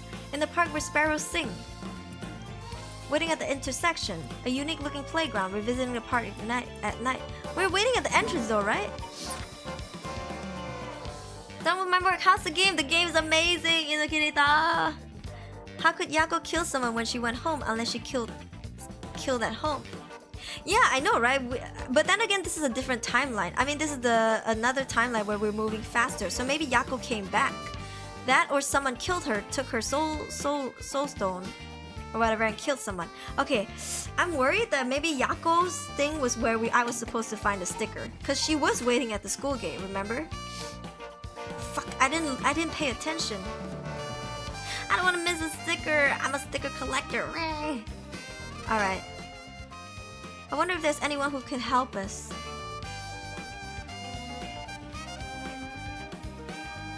Maybe not, huh? I think that's about it. We've done everything we can. Huh. Alright, suspend.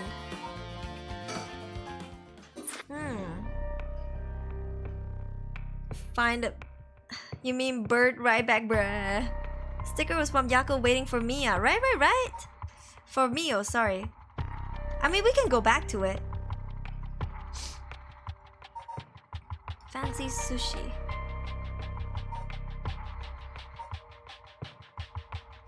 What if you move back? Resume. Okay, sorry.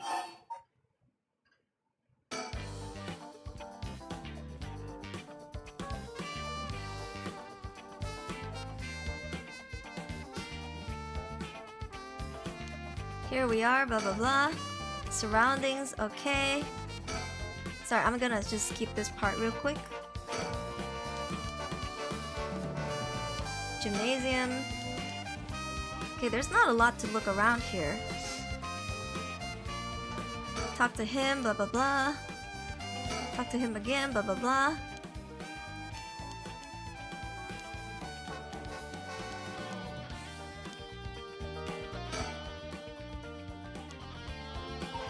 Think. Alright. What if we move back?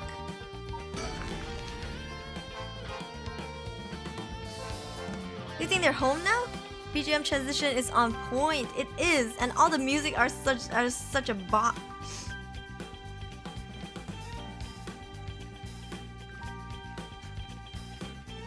Okay, are we back to the... Okay, we're back to the... Okay. Alright, you know what? Let's just skip this part. I think we just have to suspend.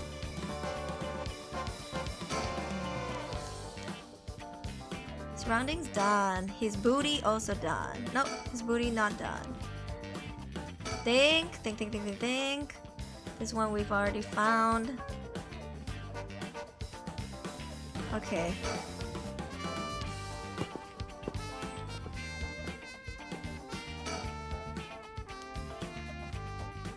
Think. And he's back. Alright. Suspend. Okay. Time doesn't change on moving. Booty not done. His booty's done. Alright. Before we move on, can I eat dinner? I'm hungry. I think I'm gonna go heat up my food, and then we'll be back to do a watch along on YouTube, and then after on Discord, and then let's continue the game in a bit. So I'm gonna save. I'll save on slot 2 then. And exit the game. Yeah, I have to go heat up the soup. I'm hungry. I'm hungry.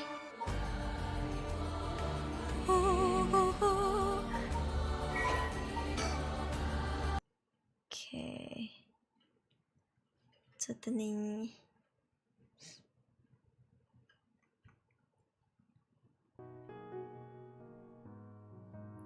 We'll eat together, don't worry. Alright. Let's see. Okay, ちょっと be right back.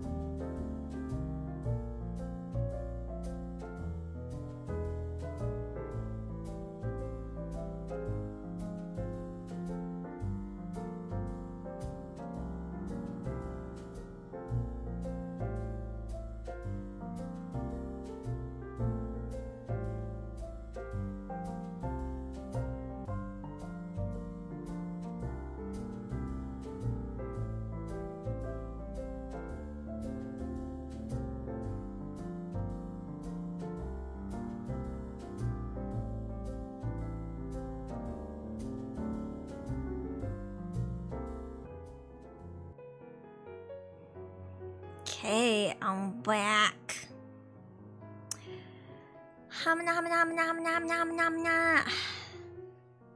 Okay.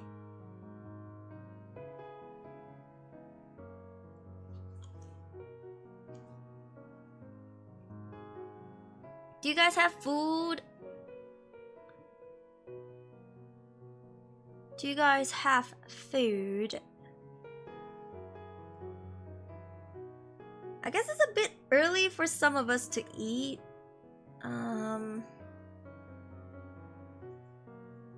I'm back. How do I explain what I'm eating right now?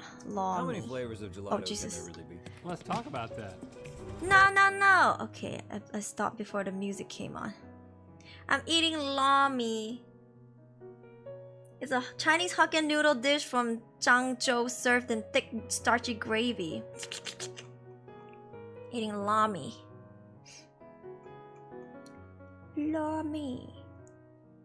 But this is Penang style lami. I don't like freaking the thick noodle kind. Ew.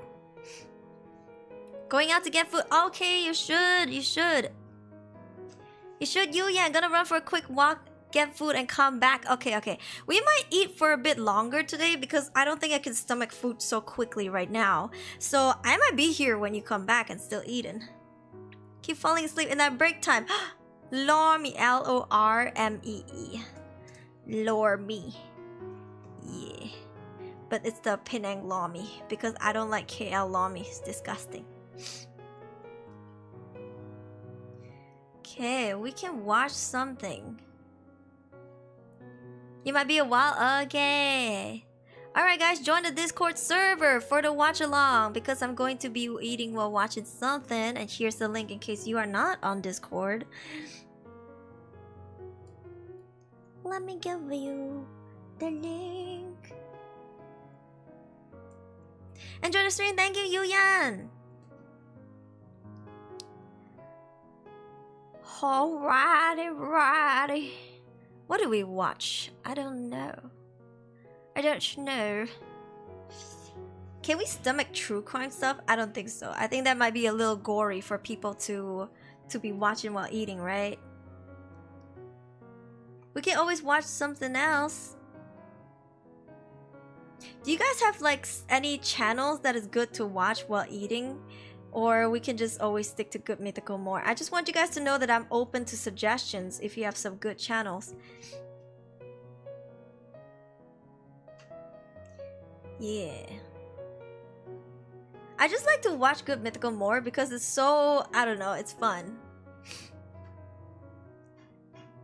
Let's see. Djibouti dubs. What's a Djibouti dubs? Djibouti dubs. What is Djibouti dubs?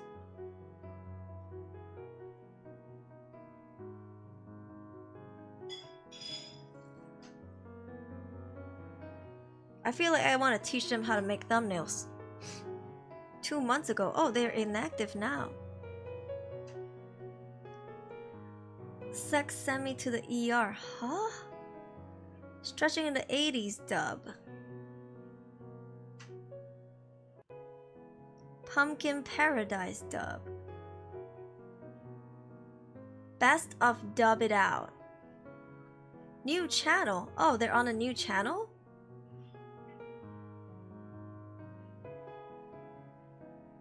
Djibouti show. Dub It Out. But this has millions of channels. Why do they want a new channel?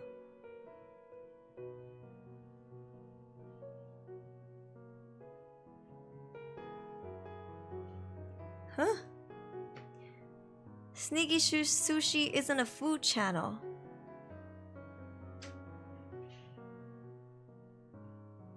Know someone who used to watch those candy cutting videos from Korea? I mean, if you want to watch some food related stuff, I got a lot of channels for you. Yeah. Or like fish filleting stuff. In general, if I'm not allowed to paste the link, just give me the channel name. Guys, want to see a Fast Move Cemetery IRL?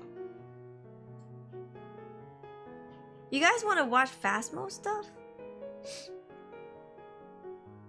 Sneaky sushi. Sneaky sushi.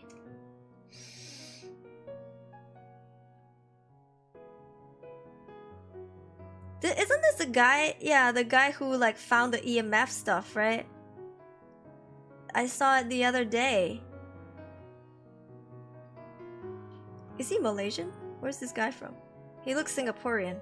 Ah, got it down to the T, bro. I called it. He looks Singaporean. The filter, the coloring, how it's more green tone in the thumbnail. It looks so like Singaporean style. Like the way the girls dress. The ghost hunting guy. He looks Singaporean. He went to Gunting Haunted Apartment Amber Court. Hi, Razorgon. Yeah, ghost hunting guy. Well, I mean, if you guys want to watch him, we can. It looks like Botu content to me, like here. Well, where's his ghost hunting stuff? Like, is this newer stuff? Yeah, this one. This is the one that I saw. Unfortunately, after this experience, I now believe in ghosts. This one.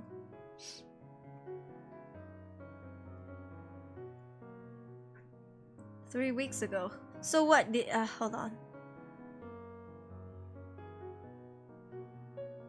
Yeah, this one he got hella views.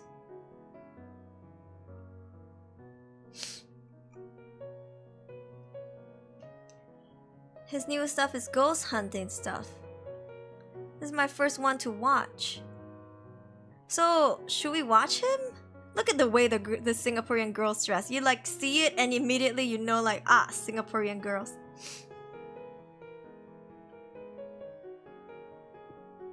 The way he was drawn, the place drawn into is the scary one.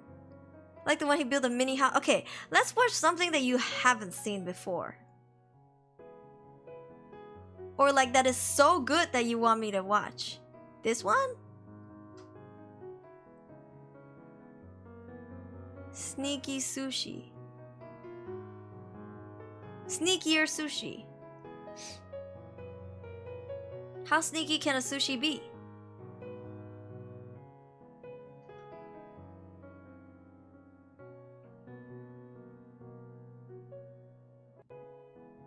She looks like my friend. That girl looks like my friend.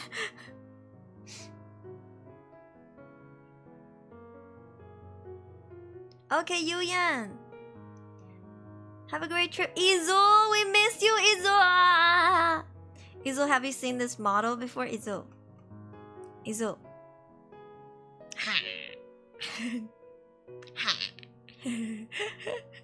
Izul, we miss you. Long time no see. Hi, yeah. Punch that thing now.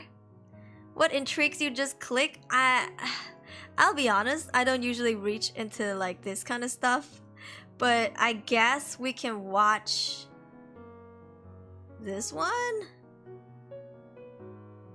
I feel like it's very made up because my friends, okay, I have a lot of YouTuber friends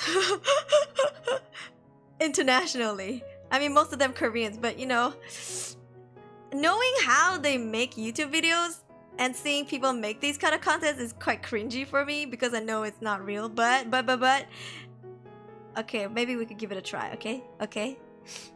Oh Jesus, can I adopt? Yes, anybody can, as long as you don't throw, because everybody wants to throw. Everybody wants to throw this model. Hello, yeet. The last made up one is the cat one, but it's just building a house for a cat. I miss you guys too. Where were you, Izul? Hope you're doing well. Resist temptation to yeet. Alright, I guess we can watch this. Bro, even the question, hi auntie, if you like sushi, bro, that in itself is cringe. Alright, whatever. We'll watch. This looks like a school. Or like a low-class apartment. Low-cost apartment, sorry, not low-class. Alright, we're gonna watch. If you guys want to join us, come to Discord. We're doing a watch along on there. If you're on YouTube, you would have no context. You don't know what we're talking about. It looks like a school, right? School in front is like a football, base football field. Typical life going up and down. I hope things go up, up, up from here. These apartments ain't low cost, really? Huh. Maybe this is typical. I mean, but then I went to Singapore apartments. I've seen some like higher looking, higher cost looking ones. In Singapore, everything is expensive. No, but in comparison, isn't this like one of the cheaper ones if it's an apartment? Or maybe this is the basic, I'm not sure. I think in Malaysia this would be low cost. Quality wise. Alright, let's watch. Not sure where.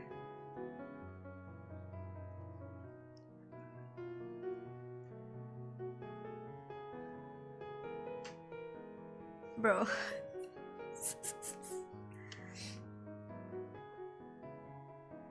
Bro, I don't believe any of this shit. Alright, itadakimasu.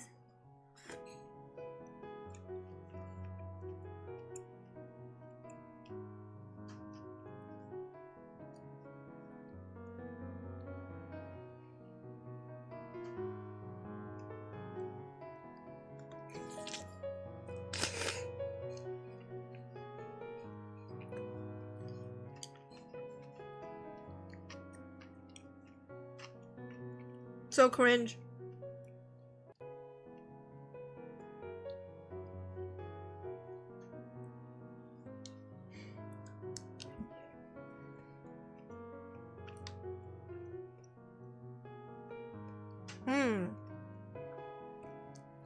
The way she wears the top. I mean, they gotta get the pretty ladies to get the views.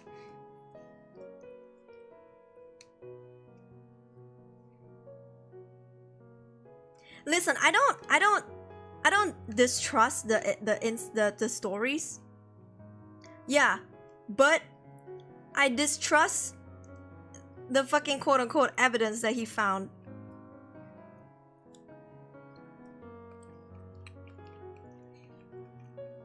He doesn't sound like, oh my god, this is fucking ridiculous. I can't believe this. His reaction is too fake to me.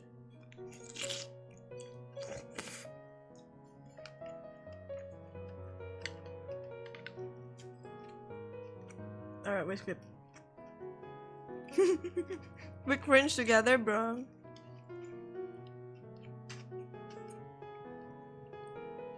Ew.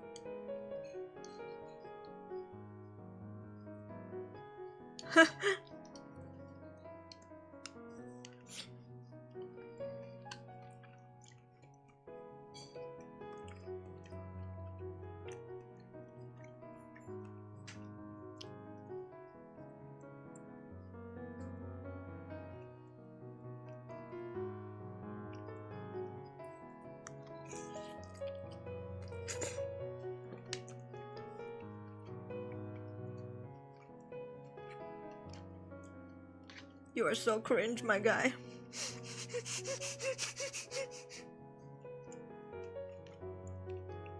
The things he say are so cringe.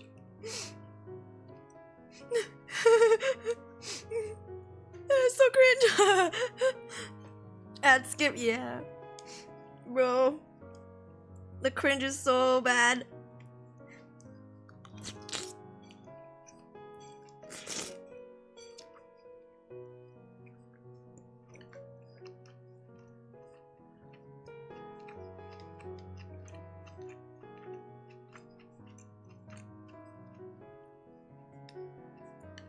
This place looks like a normal residential area. Yeah, the government housing, right? We call it like low cost. Low cost. Yeah, low cost house.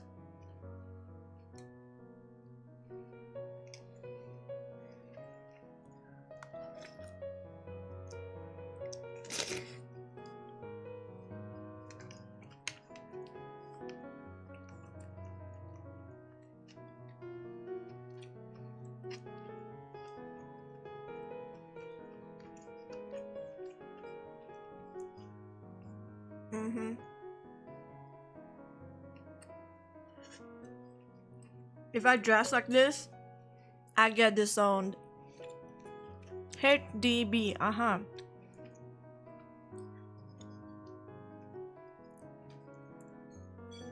Holding mic with fork. I mean, that itself would be funny if he wasn't so cringy.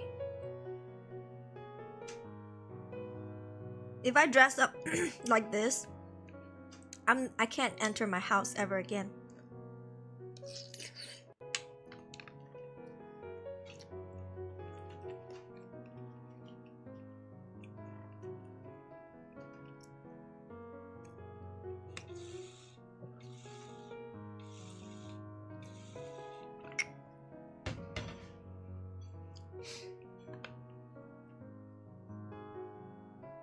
How much is he paying you to do this video, girl?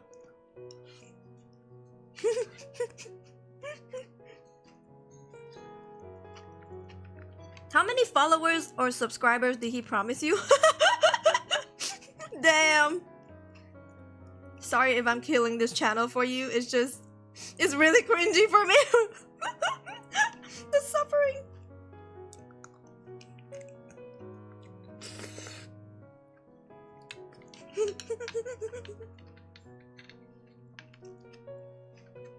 The cat in the background, me too.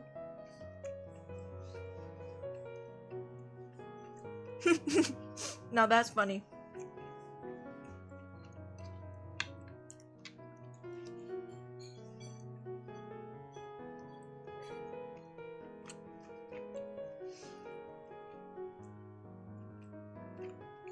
How the fuck do you know?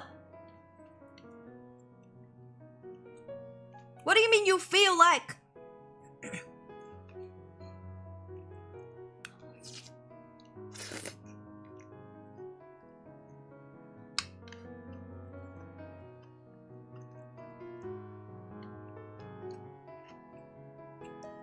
It looks freshly buried, but maybe they buried it.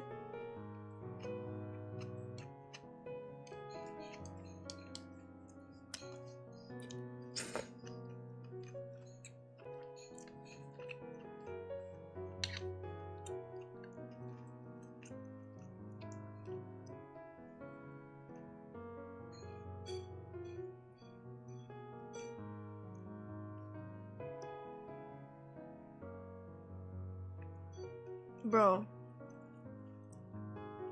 Y'all believe this shit? She see the pose. IRL fast mode? I don't trust this shit.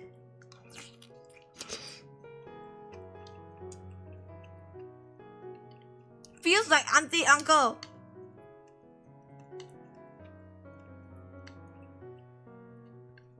You know, it's not like I don't believe in ghosts. Like, I've seen it myself. I know they fucking exist, but I don't believe anything in this video. Can you go in?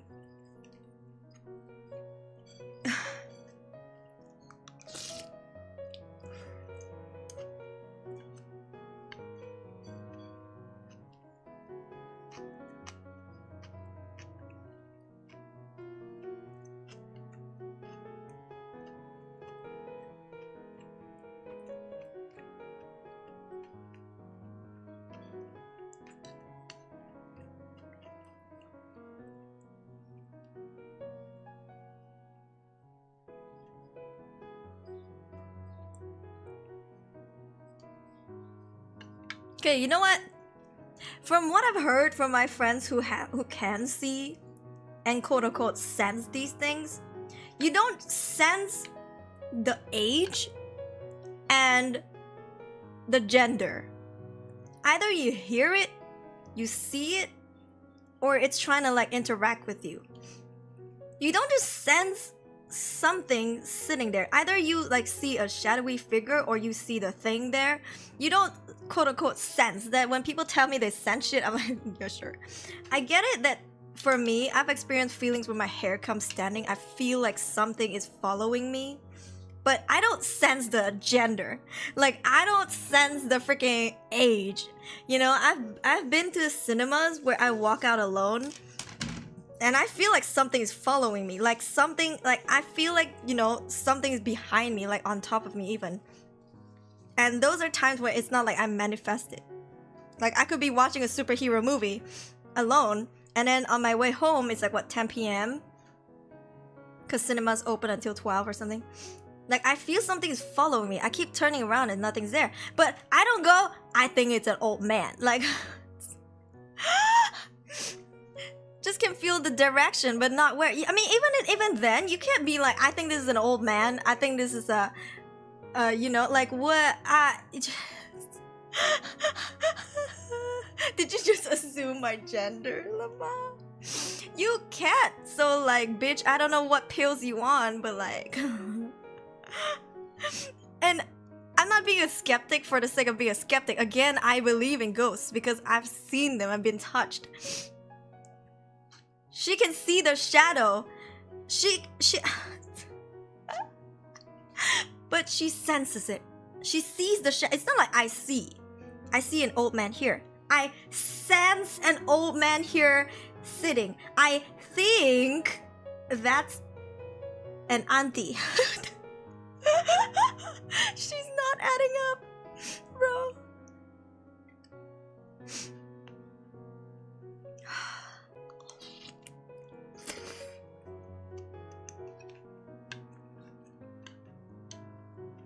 I don't know, ma'am.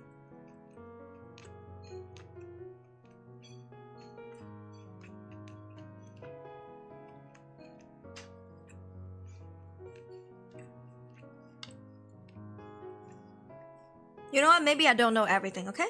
Who am I to judge her? I ain't her. You know what? Good for her.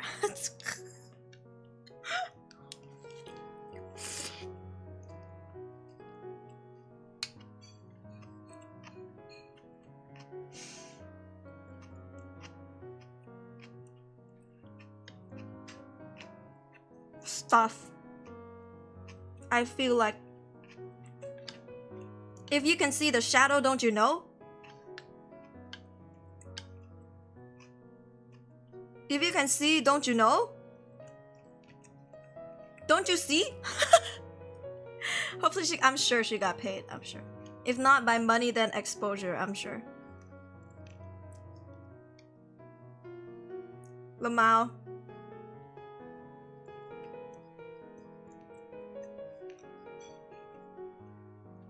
How do you know?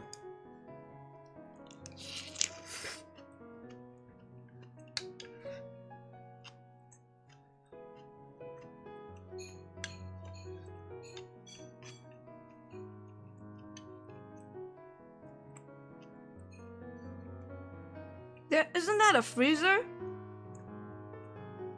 Wasn't that a freezer next to her? Right side. Right side, look. Look. Hi Minoru Ito-kun, we're watching something on Discord server. Look. Look. That's a fucking freezer. Isn't that a freaking freezer on the right side? Look, look, look, look, look, look. Ha ha.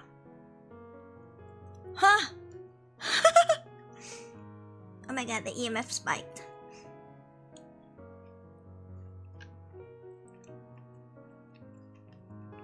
You know, if you're Chinese, you don't use these machines.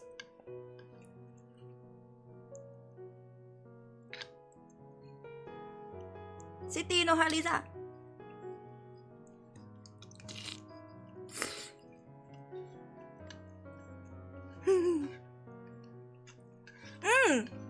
Isn't that the exact same one from Phasmo?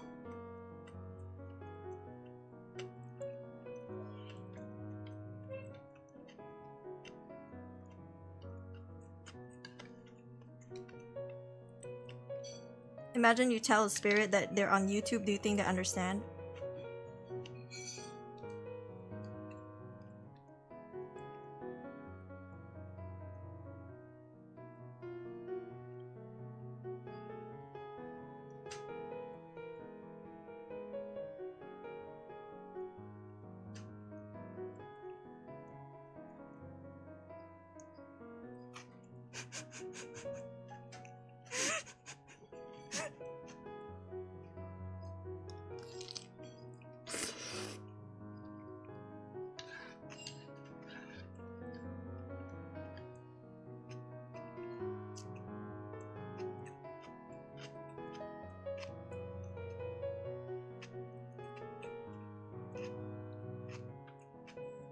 How do you know? How do you know and then not know?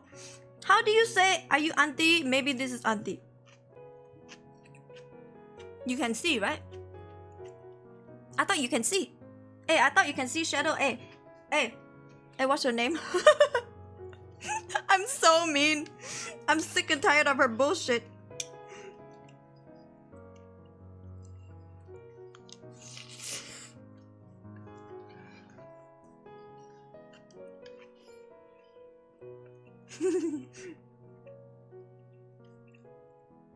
Damn.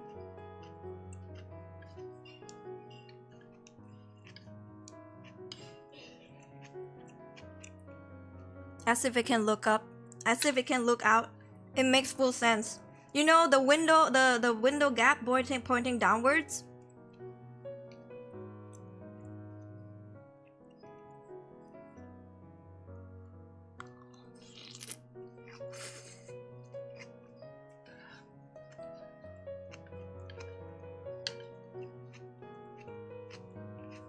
You think? Okay. You think people can look up from this thing? Are you watching Super Guy? Yes, Ren, it's so fucking cringy. Okay. Number 1. Electricity on the left. You see the electric box on the left, electric box on the right. And you telling me that this door, someone can look out from this window? This... Huh?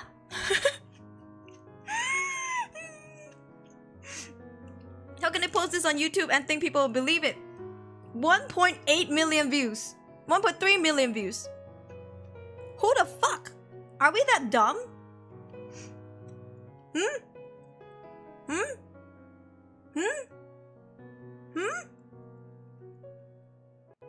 I can't tell if he's trolling with us next level sarcasm or if he's actually being serious.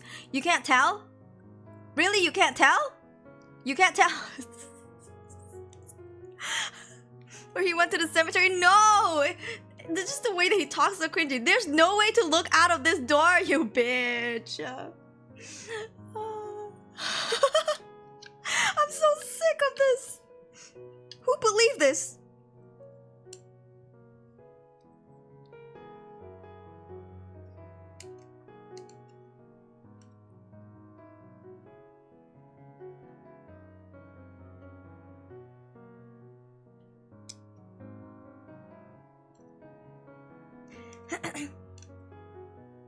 Bro, look up.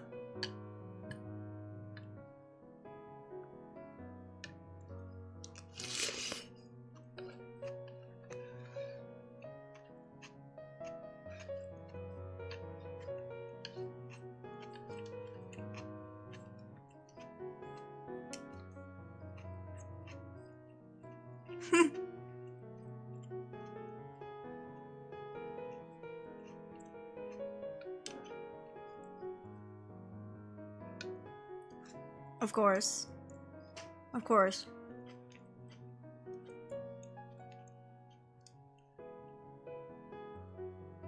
If I was an auntie and someone came up to me and told me their name was Sushi...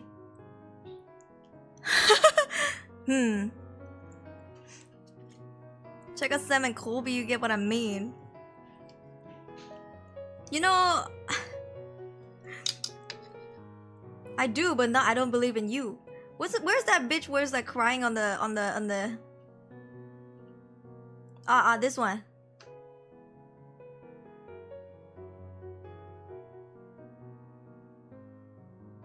Don't you think that sounds like her? Don't you think that sounds like her?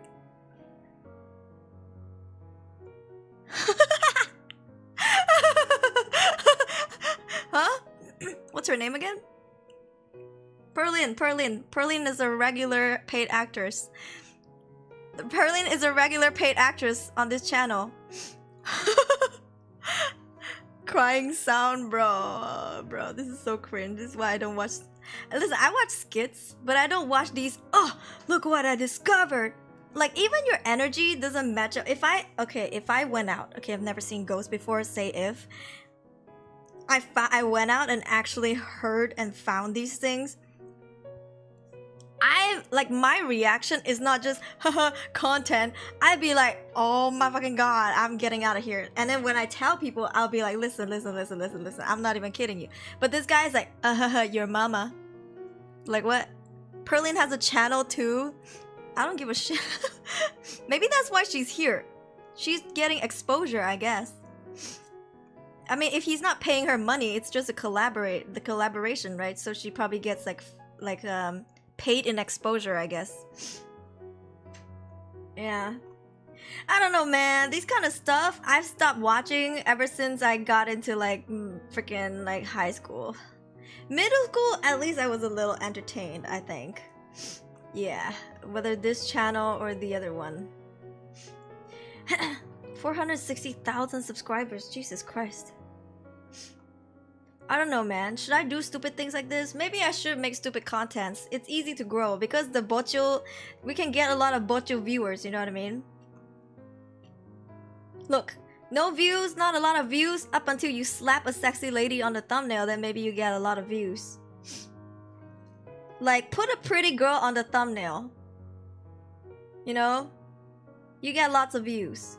Yeah, look, pretty girl, oh my god, pretty girls.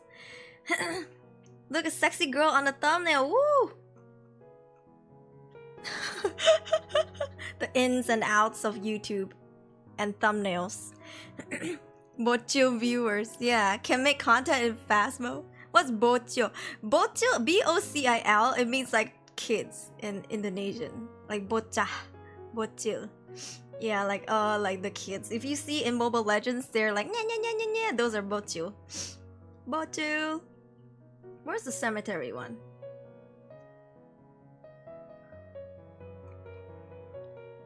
Which was this? Is the cemetery one? Hungry Ghost one? This one? Bro, he ain't scared. Even I wouldn't joke around. Listen. As a Chinese through and through, even I wouldn't joke around. Say if, okay, there's a possibility that it doesn't exist or does exist. Even I wouldn't go. I wouldn't fucking risk it. Remember, I recommend Old Changi Hospital. What, you mean like his content? Where?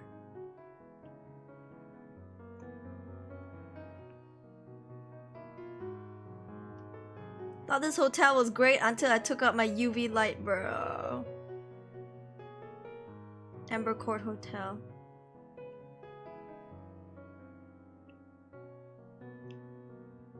Huh? Asian Logan Paul?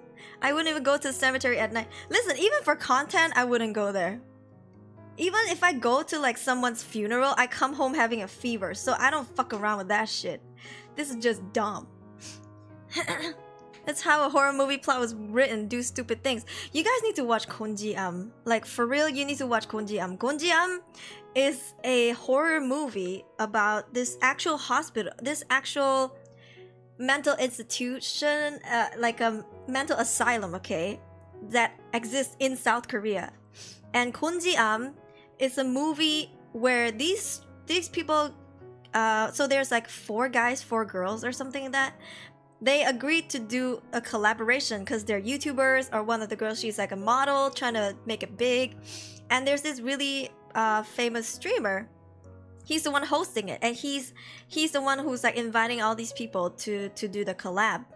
And he's like, okay, let's go into this haunted house with like face cam on. So there's like a GoPro facing their face, and then another one facing in front of them.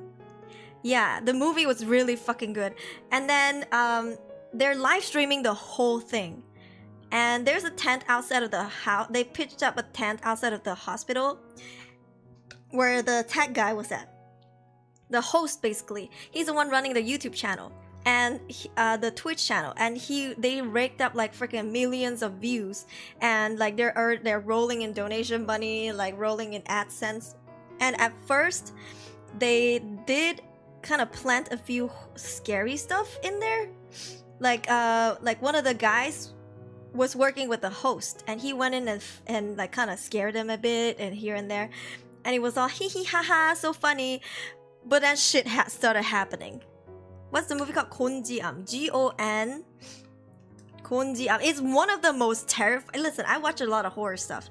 This is one of the most terrifying horror movies I've ever freaking seen in my life.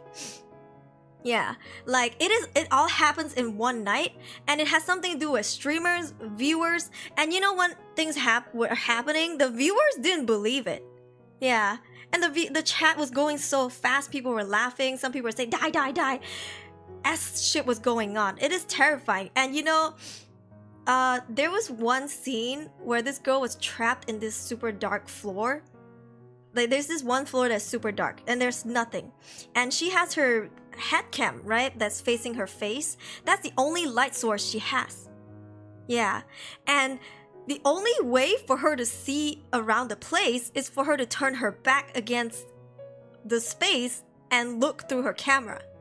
So you see her face, and then you see behind her what is going on, and it is, I'm telling you, the atmosphere is like, it gives me chills just thinking about it. That's like the freaking scariest fucking movie I've ever seen, okay? Just go watch it. It's so scary. It's so scary.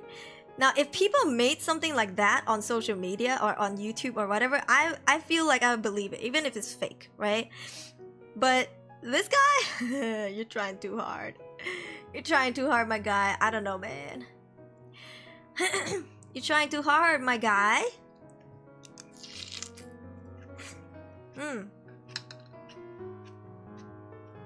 Let's see.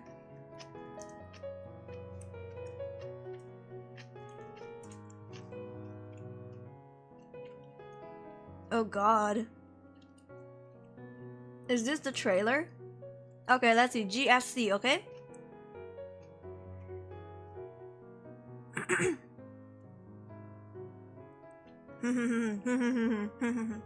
That face still, oh my god, fucking scares me. I'm not opening my eyes, okay, because I'm scared. The Blair Witch Project is scary too, and it's definitely the father of all these kind of video movies, like POV movies, but this one is just different. Yeah, I've watched the the Blair Witch Project, the first and the second one. Right, this one is really freaking scary.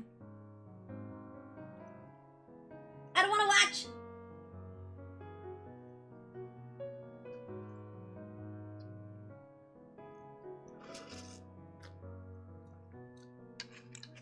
I don't want to watch this one.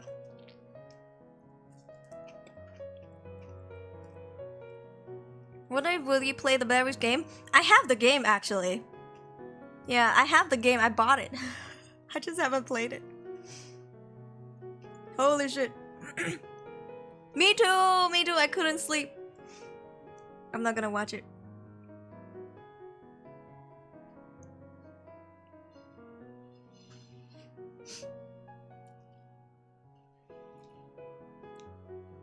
Holy shit. And you know this place actually exists? Konjiam.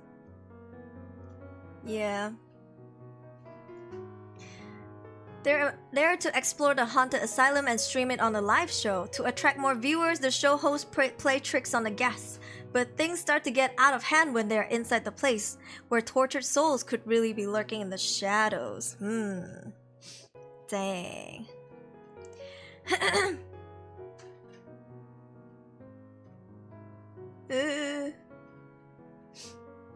Doesn't rely on gore and jump scares. It relied on the unsettling and chilling atmosphere and convincing acting. I can't. This scared the shit out of me, bruh. This was one of the good ones, yeah. For some reason, there's music copyright. Yeah, maybe, but I think maybe it could be the background music. Some of them are copyrighted. I'm surprised they didn't dispute it, but then again, I don't think they earn money from their YouTube. Like, I don't think they care for their YouTube. Okay, what is this about? Djibouti dubs. Stretching in the 80s dub. What?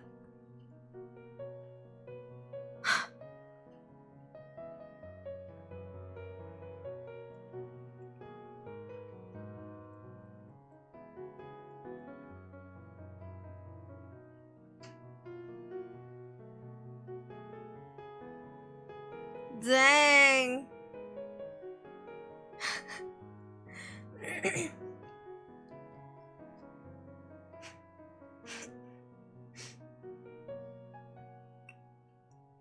Damn.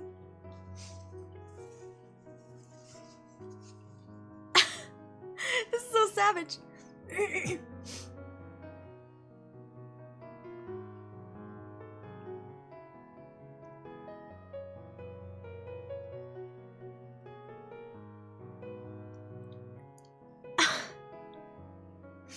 Okay. Damn.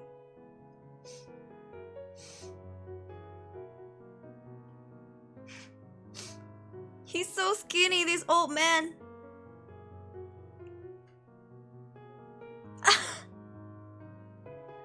Titty bones.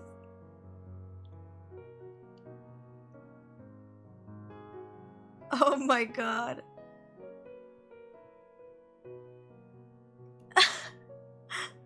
He's so mean.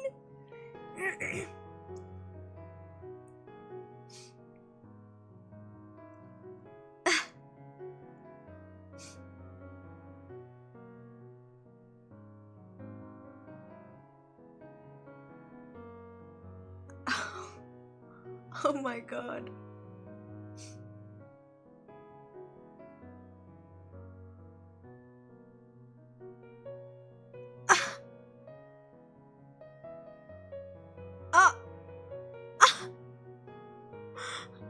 Who fired it? I thought it came from the...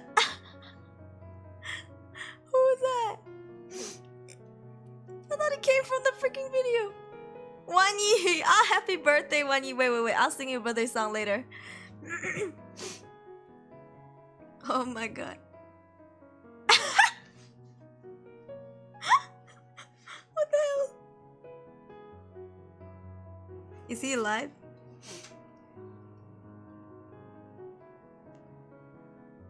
Gonna do this tonight.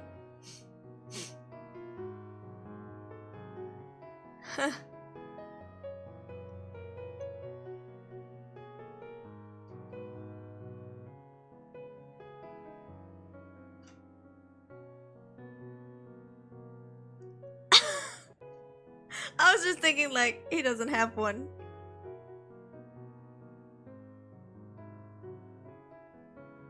Stop touching his booba.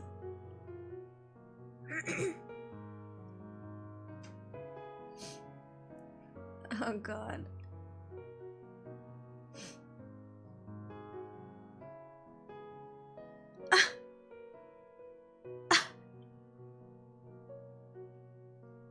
Oh god.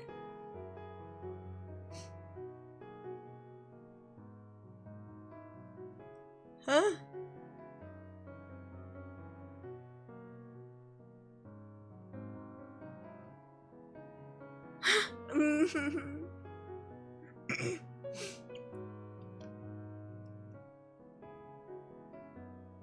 Oh god.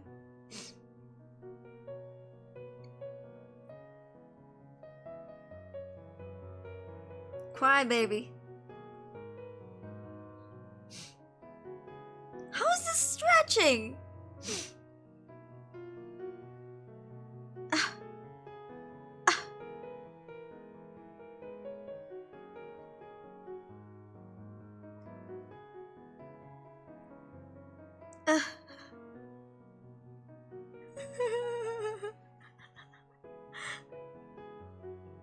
They add the cracking sound. Mr. President. I was about to say taking a shit.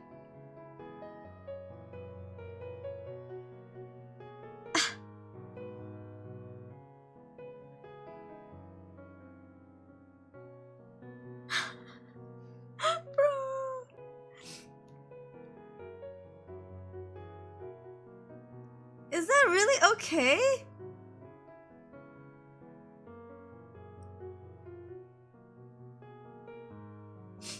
You really gotta throw your ass out. Throw it back. You gotta arch your back a little bit. You gotta make that waist count. Slay, bro. I hate this.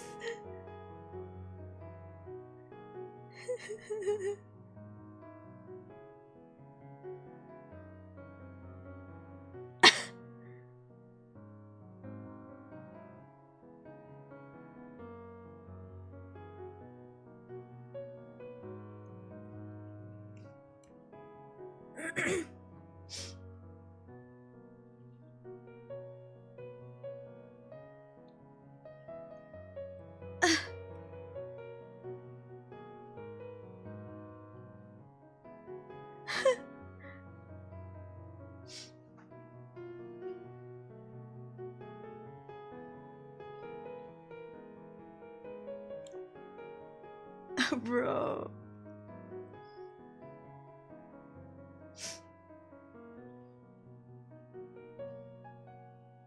How is this a stretch?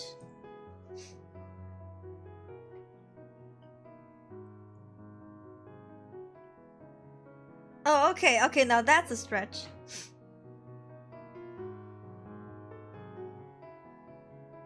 I'm gonna unironically try some of these later tonight.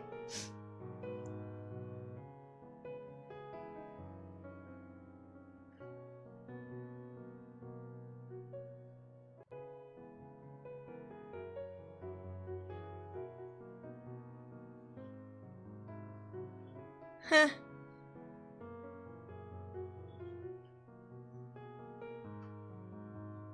Get a tape.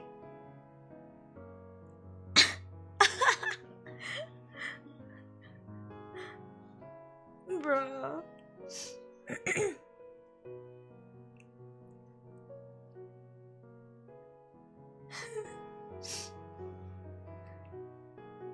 Yeah, they did censor it.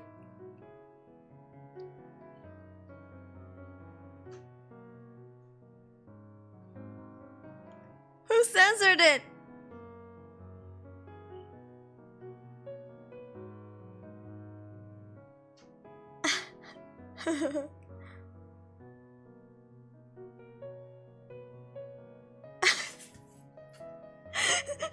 This pose. It's like a fucking. You ever seen those like magazine covers where the model looks like this? They're just like the body's turned, but the head is like freaking almost like 180. Bro, this is how they stretch. This is how they stretch. We found the secret. We found the Instagram secret, guys. Guys. I forgot about the girl.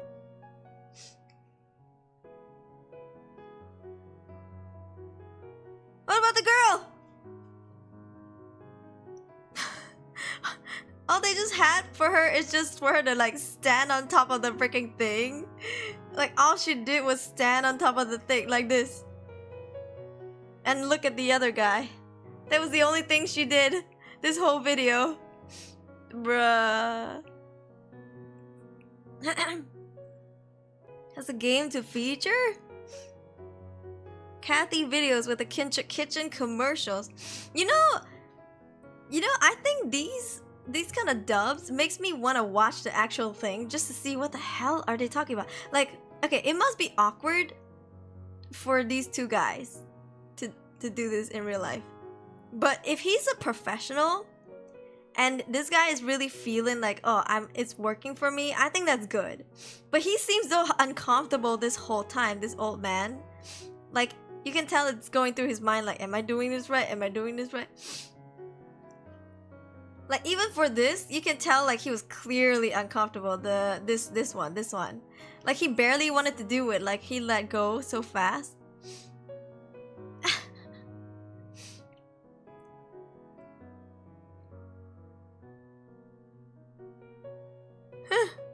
What is he saying? He's saying a lot. Huh? They look so awkward, right?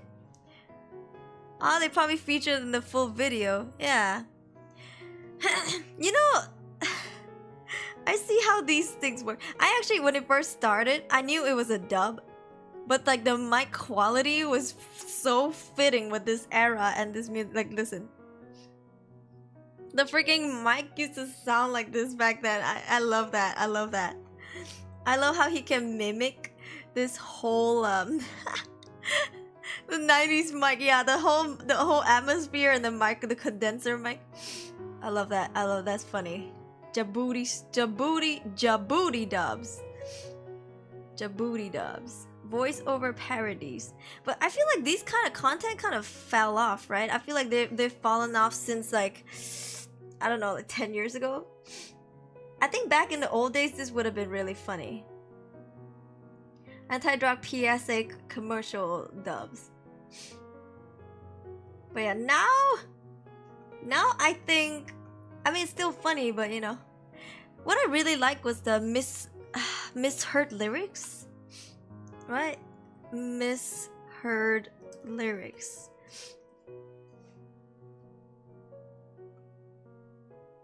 There's a channel for like misheard lyrics. Wait, wasn't there like a BTS one?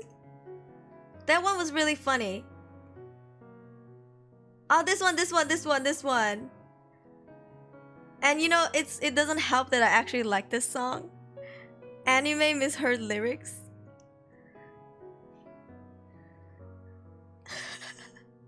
I hate this.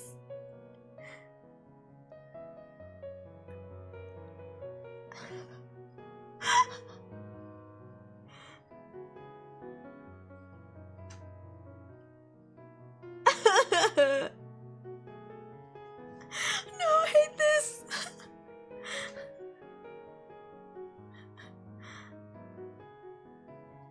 Oh no.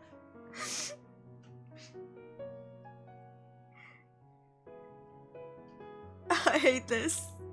I hate this.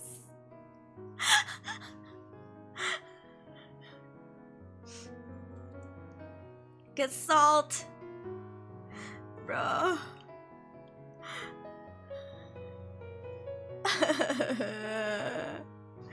hate this. It's like the thing that I heard is like what I understand, okay, like the Korean, but then when I'm reading it just ruins everything. Like it just ruins what's in my head. Like I can't even explain it. The song is in Korean, okay, like I get it, I understand, but when I read the lyrics I'm like, no.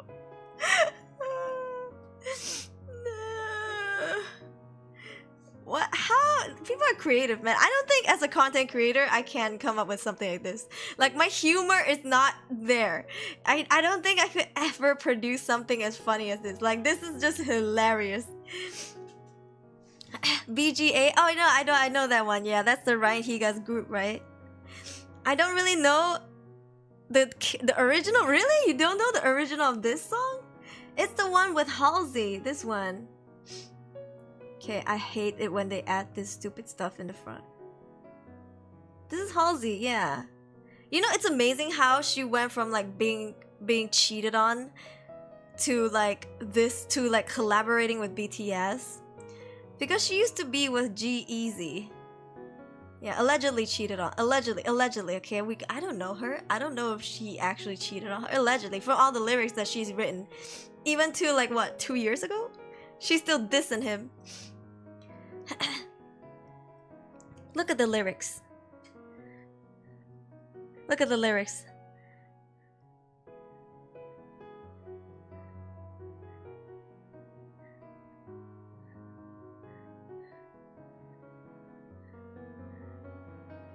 It's cute. The lyrics is cute. No, I'm not hearing the freaking lyrics. I hate this. Come in, my teacher. No! This part. Bro, Jin, I'm so sorry. They've destroyed this song for me, okay? They've destroyed this song for me. Your line will be ruined forever. Yep. Those are for K-pop. Ah, it's okay, it's okay. Ugh. Destroyed. Forever destroyed. I love this song. I think it's so catchy. It's a fun song. It's just, oof. Misheard lyrics, man. They... Okay. Once you see, you can't unsee. Once you hear, you can't unhear. It's ruined forever. It's ruined forever. I can't. Ugh. Oh, my Mishue is almost done. When you're down to that one last sip, but the straw just doesn't hit.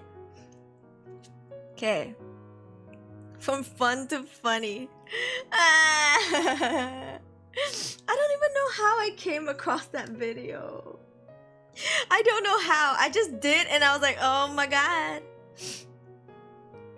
Alright. Alright guys, thank you for joining the watch along. We will do more for lunch tomorrow. Oh Jesus Christ. Good evening! They can't hear it, but I can. Cause I muted the what do you call that? I muted the desktop audio so I wouldn't get copyrighted. Okay. AOT songs would ruin for me. I can never heard it the same. How? These people who make misheard lyrics, and to think they sat there for hours editing the video is like wild to me. That's dedication right there. But yeah, thank you for watching with me. I will leave the call now. God damn. God damn. Bubble tea. Yeah, I had Mishue earlier. I bought Mishue, but I'm done. It's quite small, the strawberry milkshake.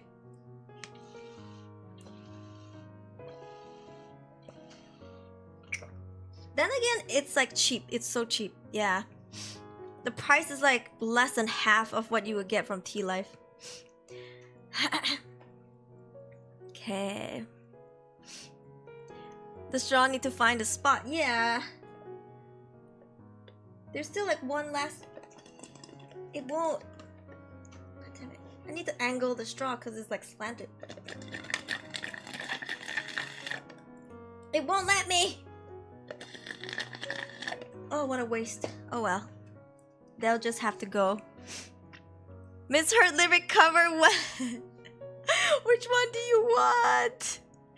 I feel like the more I practice, the more I'm gonna forget the actual lyrics, and I'm afraid. I'm actually afraid of that happening. I can't. Hi Cheeto, hello again. Why are you a giant teddy bear looking thing? I'm a cat. Yeah, called Chihuahua. Yeah, I'm a bean. This is a bean model. But if you don't look at how there's no feet, I guess it looks like a fat cat. Or whatever you want to call it. There's people who calls it like a chihuahua, a raccoon, a squirrel, a tanuki. Okay. Fantastic baby. Overwriting the real lyrics, I'm afraid. Alright. Is One Yi still here? Is One Yi still here? Paging 1, 2, 3 for One Yi. Is One Yi still here? Oh, Jesus Christ. How was that sound? Yes, One Yi. Okay, One Yi's here. Everybody say happy birthday, One Yi. I'm gonna sing you a birthday song.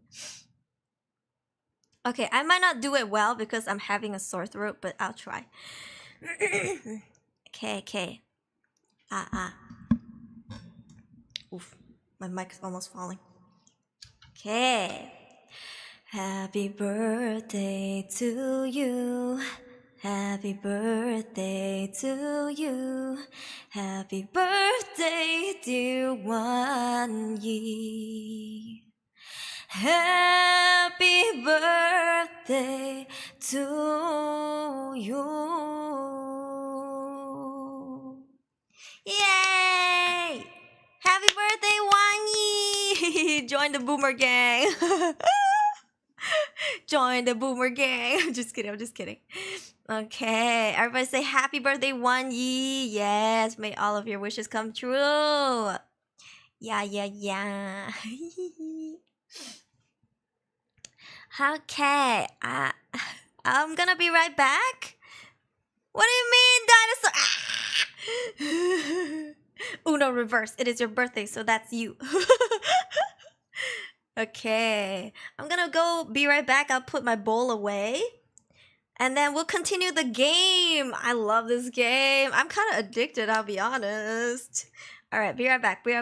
I'm gonna put it'll just be fine. I'm gonna just be a few minutes.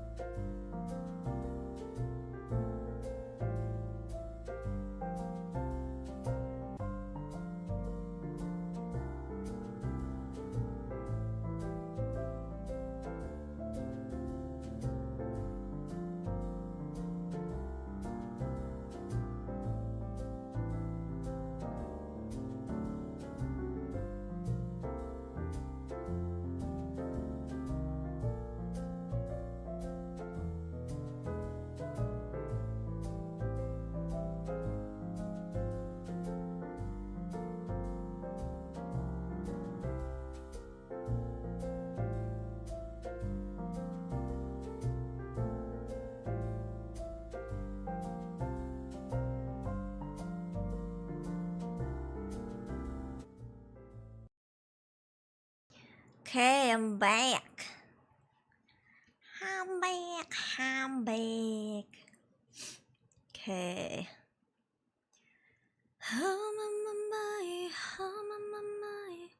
Got me flying so high. 네 전부를 알고 싶어.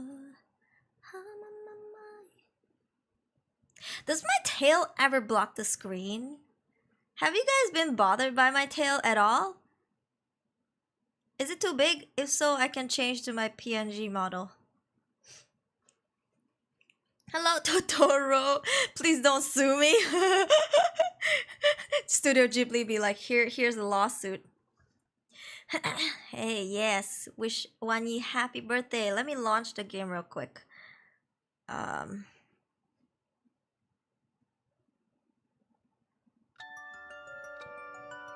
Okay.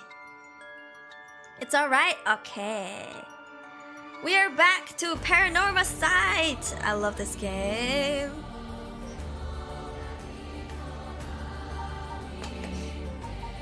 Can we just really just? Because I feel like I'm going deaf.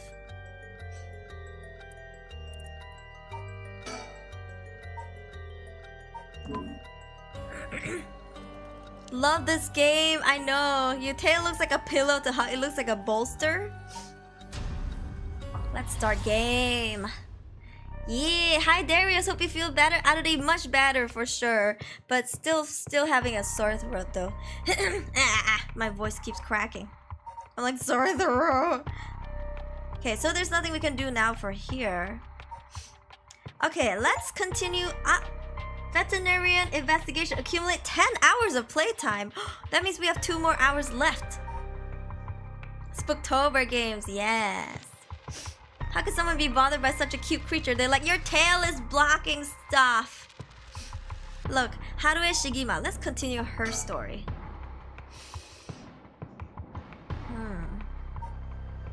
Oh, you know what happened? Last time we chose whether to go into the house or wait there. Do you remember? So now, we get to see what happened to her. Life can be tough. 10 a.m. So I guess she just went home and slept. Shigima Mansion.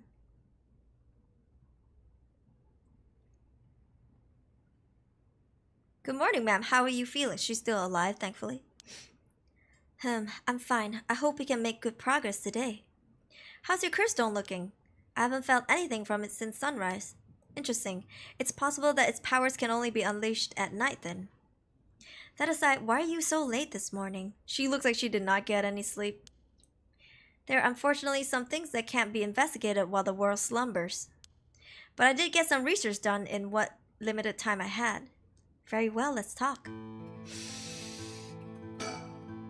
The town is beginning to wake up once more. The clamor of society can be heard from beyond the garden gates. Like any day, a cloud of pollution drifts out from the industrial area. Dang. Entrance mansion. This is the old mansion when I was born and raised. We're not gonna go in, huh? He's looking a bit tired. He must have been up all night investigating. No one's in the mansion at the moment. The door has been locked shut. The housekeeper has already left after cleaning and preparing food. Okay, there's nothing going on around here. And the sticker is gone. I love this music. By the way, there's something I wanted to talk to you about. And what's that? Our current plan is to steal a curse stone, but that's already absorbed soul drags, but I'm wondering if it would suffice to not steal, but instead negotiate with a curse bearer and have them use the right for our purposes. Oh, I mean, I suppose that would accomplish the same, but do you think it's possible? So as long as we offer compensation, it may prove much easier than you expect. Compensation? Cash, for instance. That wouldn't be off the table for a family as rich as the Shigimas, would it? Of course, why, any amount would be fine if it gets the job done. I wouldn't let monetary matters lead me to regret the way I did back with the ransom. Okay, with that option on the table, let's figure out our strategy. Yeah, I mean, they're rich enough. Hey, Asu, yeah, we've played this game for the entire day now. So, you know, we've made significant progress. Shall we go in? We may be surrounded by curses and death, but it matters little. My only concern is whether I can see my child again. Do you have a curse bearer with whom we can negotiate in mind? Not yet. Surprisingly, it seems the other curse bearers haven't been that proactive about collecting soul drags. Did you see the news this morning? No, I haven't. Overnight, 3 mysterious deaths were reported in this area. They've yet to announce the identities of the bodies found, but they've been nicknamed the Honjo serial killings. It's garnered quite some attention on the streets. Oh my. Only 3? That's what I thought. Even if the victims were curse bearers, just 1 or 2 wouldn't be enough soul drags. Excuse me. And for what those curse stones are capable of, a mere 3 victims seems a little on the low side. That is true.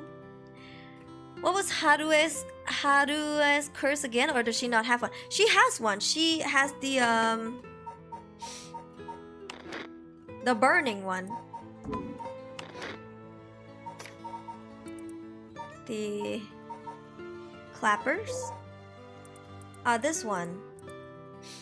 Kills by burning one who's in possession of fire or a fire starting device. Yeah. That's how she could kill Shogo when he had the lighter. With this little activity all through the night, the curse bearers must be a cautious bunch. What's holding them back? Are we not all after the power of resurrection? There may still be some undiscovered victims, but it doesn't seem like anyone has gathered enough soul drags yet. We might have to set up some bait to spur them into action. Then we offer the deal. Huh. It's hers. The man with a hat doesn't have. No, he does not have one, yeah. About the curse bearers. None of the curse bearers seem very proactive. I wonder if this situation could be what the mastermind who kicked it all off intended. Now that's an interesting theory. You think there's someone behind this all? You mentioned hearing an agonized voice telling you to kill when you first obtained a curse stone. That doesn't sound like a coincidence to me. Someone agitated the curses in this area on purpose, and they are likely after the rite of resurrection as well. So you think this person is not one of the curse bearers? You've got a sharp mind, ma'am. Though it might seem obvious for the mastermind to become a curse bearer and collect soul drags if they were after the rite. This would be very risky since as a curse bearer, they themselves will become a target. So it'll actually be more convenient for them if the curse bearers move less aggressively. That's right, but despite that, they've been inciting the curse bearers to commit murders. Why? Let's consider this. What if the mastermind isn't trying to collect soul drags themselves? You mean their intention was also to steal the souls while the other curse bearers compete with each other from the start? Sitting back and observing from the sidelines, it is the safer course of action, which is why I figured it's best for us to attempt the same strategy. So how should we do it? There's still reason to suspect the mastermind could be a curse bearer themselves. To be honest, I want to keep my distance from whoever it is. There's no telling what kind of power they might possess. Whether our aim is to negotiate or steal, we'll have to outpace the mastermind in making contact with the other curse bearers. How do you suppose we do so? At this point, all we can do is search. If there's a mastermind inciting the curse bearers to collect soul drags, can we be sure that there even is a rite of resurrection? Good question. The rite could be nothing but a myth fabricated to spur the curse bearers into action. Seeing it might be for naught, do you want to give up, ma'am? Never. Understood. After all, we never know the truth unless we see it for ourselves. But we'll do it without using the curses ourselves. By the way, I met a few people who seemed like potential curse bearers last night.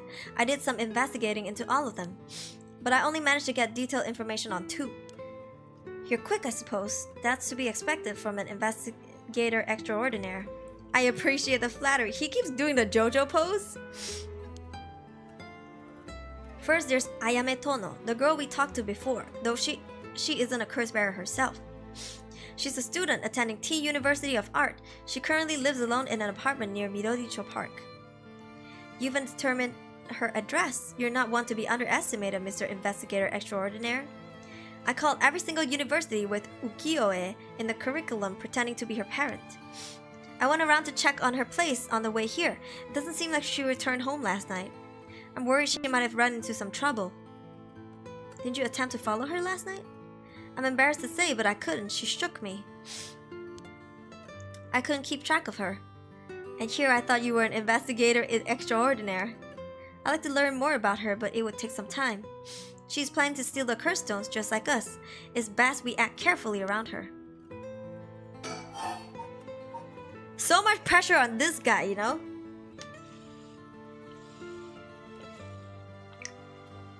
Also, you can see he's wearing an eye patch. Next is a tall man who was dressed in black. I met him near Kinshicho. He stood up with the way he dressed. I managed to get some good information on him. Impressive, what can I say? He works as the secretary to Hihaku Soaps chairwoman. I believe his name is Takumi Yumioka. The Hihaku Soaps headquarters and factories are both located in Honjo, correct? Yes, they've been here for a while, but it's only in the past 10 years that the company has shown significant growth. I remember seeing the chairwoman on the news a few years back. She seems to be very shrewd. With the increase in sales, I assumed she'd want her factories running at full capacity. But with the harsh restrictions against industrial waste, a lot of the factories with older equipment had to be shut down. That's right, even 10 years ago, there were many complaints about chemical plants dumping waste into the river. Most companies back then were more concerned with making a profit than protecting the environment. I wonder what a man working for such a company would have been up in the middle of the night.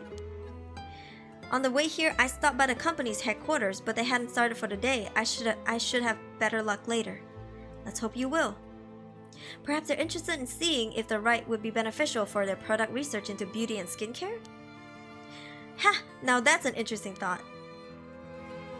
I mean, how would resurrection help? I ran into one more suspicious young man last night. This one seemed to be out collecting soul drags, right? Oh, indeed, I couldn't get a good look at him though, and I couldn't gather enough intel to properly identify him. Well, that's a shame, but I can make an educated guess. Oh?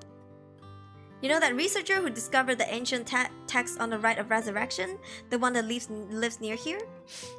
His name is Hideki Araishi, and the man I met was very similar in stature. I mean, we took his thing though. Oh my, even he is involved? How awfully suspect. Considering his background, couldn't he be the one who initiated the whole affair? I think it's possible, yes. Which is why I decided to refrain from making contact with him for the time being. Safety first. Understandable. Of course, I want to learn more, but this isn't the right time to focus on him. Excuse me. I prefer to ascertain who else is a curse bearer. First, I'll return to Hihaku Soaps to see that man in black. Their headquarters are down on South Warigesui Street. Okay. I learned something new about the criminal involved with the kidnapping. It concerns a serial killing. There was a body found at Komagata High School. The person was identified as a school teacher. His name is Kohei Jonoichi. Do you think he was a curse bearer? Not sure, it's possible. But regardless, this means the two people who knew the truth about kidnapping are both dead. Just when we were getting somewhere. It isn't enough to make me give up, of course. Still, we don't know anything about Michio Shiraishi's residence. It'll be wise to pay it a visit. Understood. About the serial killings. A knockoff Michael Jackson? Yeah, someone mentioned that the other day. In addition to the 3 victims associated with the Honjo serial killing, there's Michio Shiraishi, who reportedly committed suicide, and the police officer who died at the former Yasuda Gardens. If strange deaths continue occurring like so, they're bound to inspire strange rumors. But those latest 2 have nothing to do with the 7 mysteries, no? It's true, both occurred a week before this accursed situation began. Still, it cannot be ruled out. It's possible that the mastermind was involved even with those killings. How? What if there were preliminary steps to awakening the 7 mysteries curses? Can we really assume they're unrelated just because the timing doesn't match up? Or rather, the police officer's death is so baffling that it would be easier if it was connected to these curses. The victim wasn't the type to get caught off guard easily. You seem to know a lot about this. I suppose we weren't strangers. My personal feelings might be wrapped up in this one too. I see.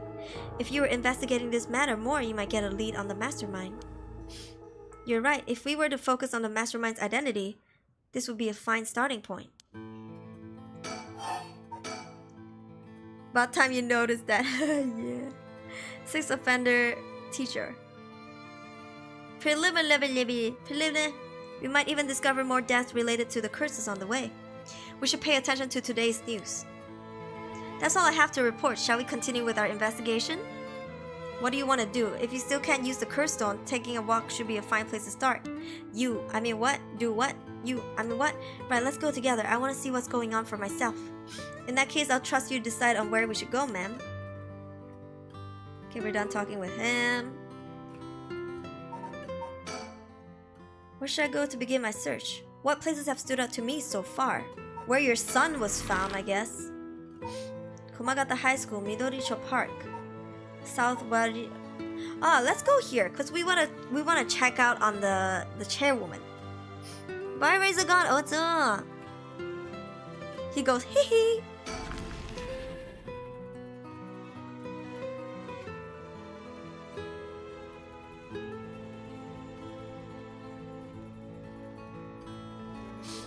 Hiyakuso headquarters are on the other side of South Warigesui Street.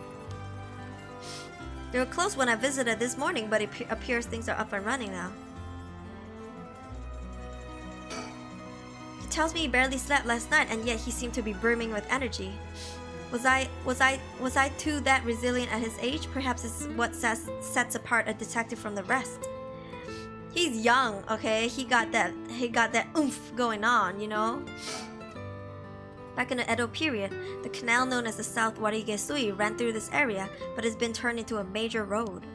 It's a bit away from the Kinshicho station or Ryogoku station, though it's still considered a nice area. The stories of the ever-burning lantern and the foot-washing mansion both took place around here. One of the bodies discovered this morning was found by this road as well. It's quite a lively area, huh? I suppose you could call it somewhat of a city center. Okay. Kanami, true form. This is Chiwui model. This model is called Chiwui Chibiruri. Okay, we can talk to him or... So an influential person at the Hihaku Soaps is potentially a curse bearer. Richard proposed we use money to negotiate for the curse stones, but we could hardly outbid a large corporation if it came down to it. First, I need to confirm whether Takumi is the man I ran into last night. Then I'll be able to determine if he's a curse bearer. It'll be better if I go inside the headquarters alone. You should walk around, visit a cafe for some tea, perhaps. To think a small soap-making company could grow so much in such a short time. They have factories and warehouses throughout this area now. You can see why director and now chairwoman Natsue Yamamori is called the Queen. Hihaku.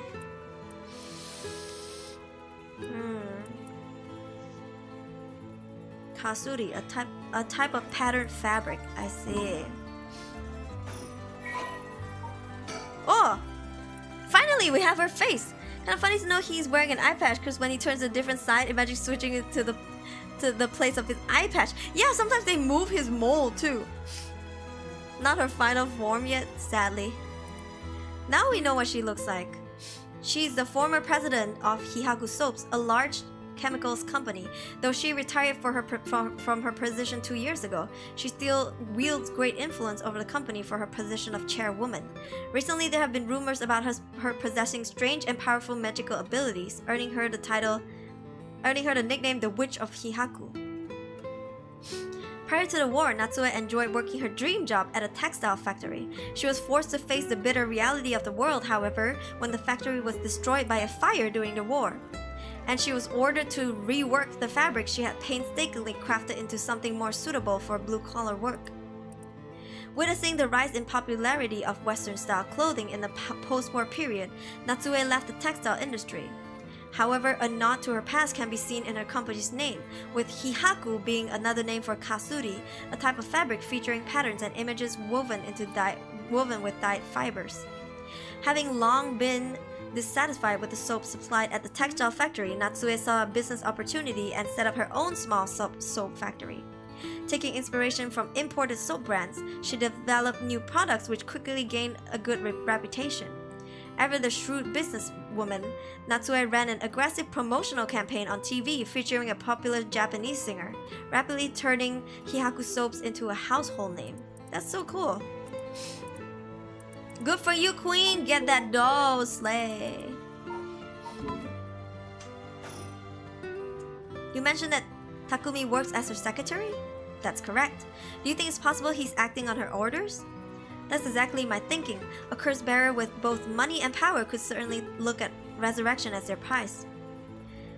Negotiating with a person that stature may prove difficult. Go then. I'm going in. It might be a while, so feel free to find somewhere to kill time. Okay, good luck in there. Real business tactics, seeing what scars to sell and not competing on what's already in the area. Exactly. Sorry to keep you waiting. How did it go? I'll fast forward to conclusion. I met with Takumi. There's no doubt he's the same man I saw last night. But it doesn't seem like he's a curse bearer. But that doesn't mean he has no connections to the recent curses. He knew about the 7 mysteries. He even guessed we have a curse stone on our own. Of our own. Excuse me? I tried to approach Takumi about a fallen item after I ran into him last night, however. You said your name was Richard, correct? I have a favor I'd like to ask of you. I'm hoping you would hand over the curse stone in your possession.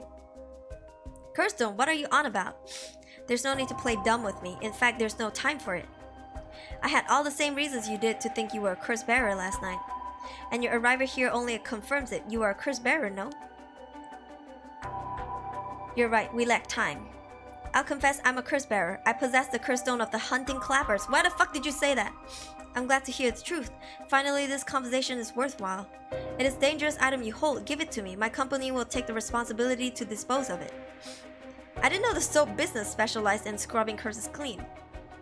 His face, yeah, he likes to purse his lips. Some of them do, it's kinda cute.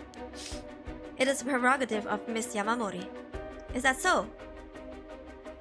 Assuming you've attained this curse, you understand the power it involves, no?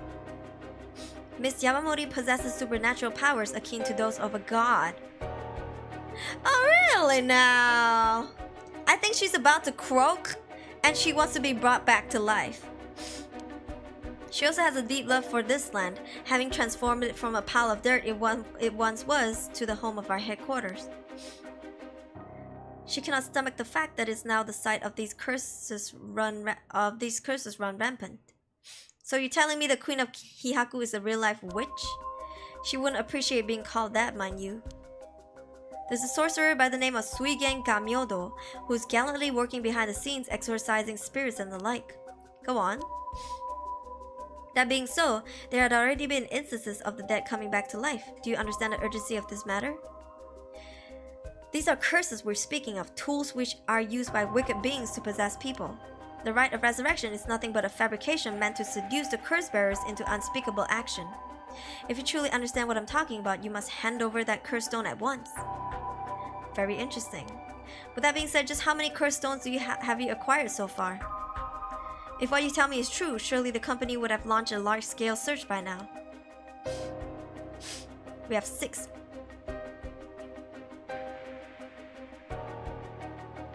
Because they're gonna die again from old age, no? I don't know. 6! 6, whoa, I can rest at ease then. And here I thought I was at risk of being cursed.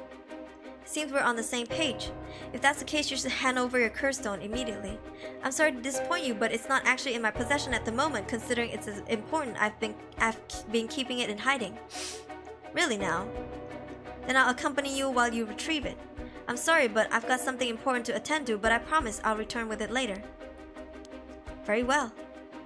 Then you won't refuse to provide your address and telephone number, I presume.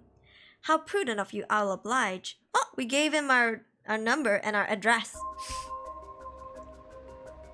And that's how it went. Objection.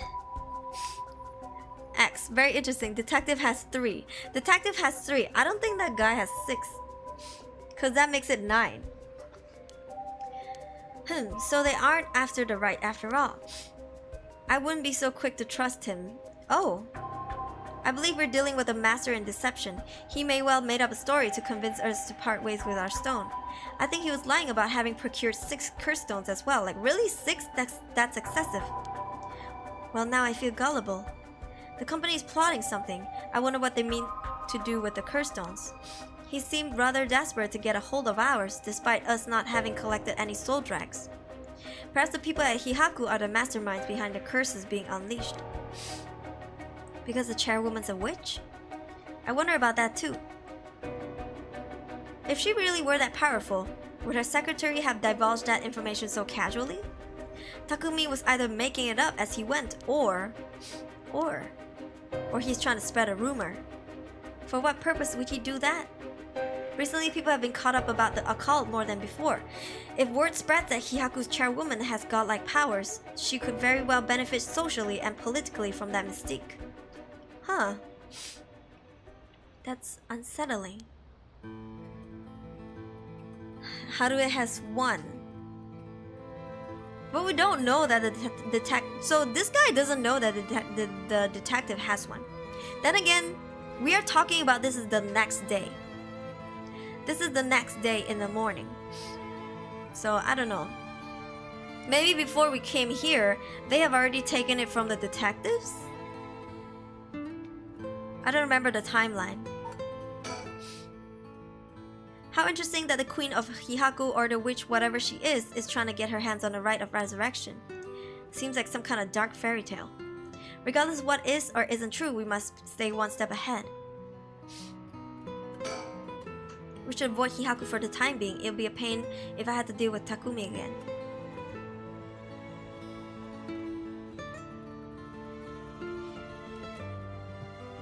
Do you see the bird anywhere?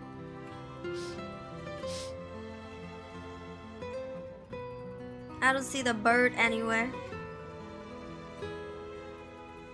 No bird stickers. I like it when Harue dialogue part, Aruri portrays her as a calm, soft woman. Do I? I feel like I'm just reading it out at this point. Frail, soft voice of Harue. My voice is dying, I don't know if you can tell. It's slowly dying. By the way, there's one more thing of interest I heard while in company's reception lobby. And what's that? People were discussing whether one of the bodies were found this morning was that of a Hihaku employee. Really? So long as the official haven't revealed the identity, it all amounts to no more than speculation though.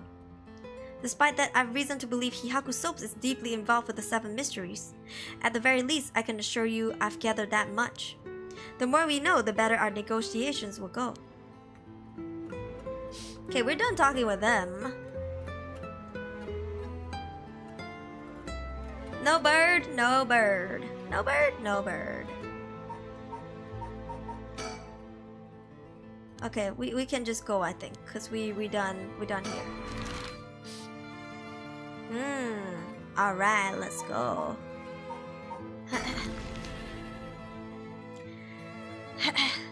I think Aruri unconsciously switches voices and expressions depending on the characters being read.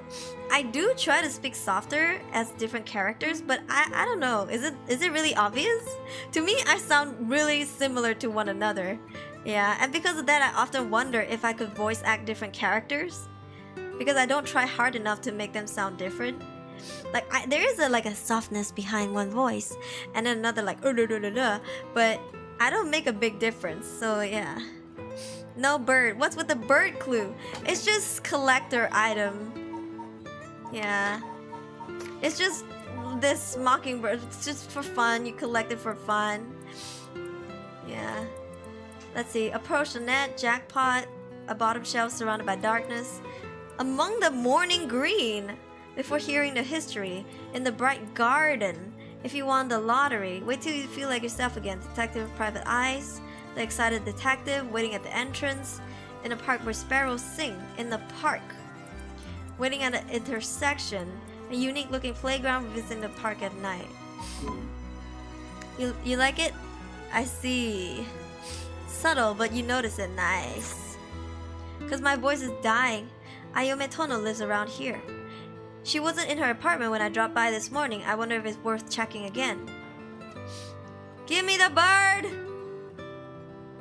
Do you see birds? Ah! Oh, good morning, ma'am. You found a haiku. That's a rare one. Is it now? Haiku. Which one is this? Aha! That's it?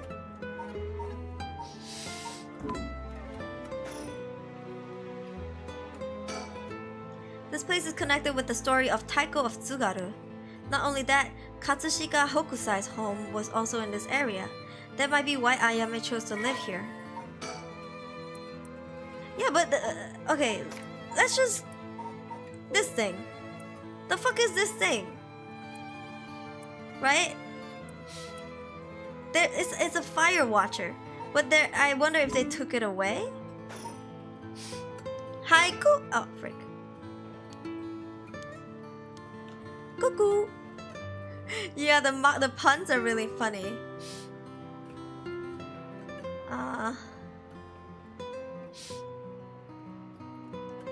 But yeah, I don't see like a fire. I guess they do destroy it. I don't know. It's always heartwarming to see children playing in the park. Richard seems to like kids, perhaps because they're on the same wavelength. It's kind of rude. Think. It seems picking up Ayame's trail is out of the question for now. Why did we even come here? We won't get much done standing around here. Why don't I go and check out Ayame's apartment? You don't mean to speak with her, do you? No, I prefer to get an idea of what she's been up to. I like to see whether she's been home or not, just to potentially get a trace on her movements. Then be my guest. Okay, I shouldn't be long. I guess he just keeps leaving us. We're just tagging along. I'm back, ma'am. So, nothing? I'm afraid so. She still hasn't returned. That's my cat. That's my cat. However, I noticed a few people who seem to be related to the police force keep watching in this area. I don't know if they got eyes on her apartment, but they do appear to be watching the building it's in. Interesting. You've got a sharp eye to have noticed them despite them being so covert. What can I say? It's part of the job. However, it meant I had to refrain from knocking on her door or looking through her windows. I wasn't able to check on an electric meter or mailbox either, unfortunately. You were planning to go that far? Well, he's a detective, right? He's an investigator. He's a private investigator. Why would he do that? What the other curses trigger? Yeah, me too. They demolished it. Maybe it must be some sort of tower. Yeah. He needs to be pampered. He's being too needy. I don't want him to get used to meowing to get what he wants, so sometimes I ignore him. What a waste of time. We should move on quickly. We won't make much progress sticking around here. Alright, let's go. Let's go to the high school. Komagata High School, front gates. Here we are at ground zero, Komagata High School. I guess it's logical that the police has got this place shut down. The teacher's body was found here after all. It's as if the students have nowhere to go now that the school's closed. Bird? Bird? Bird? Y'all see any bird? I think I missed it in that last scene. Yeah. I think I missed the bird in that last scene. The news has attracted a bunch of curious onlookers, huh? That works in our favor. The more people around, the better we can blend in. the better we can blend in. Oh, okay. He appears to be wary of those police officers. Maybe the police really do have something against private investigators, just like in those detective novels. From a photo card. It seems the officers are still inspecting the scene. Entry has been strictly prohibited.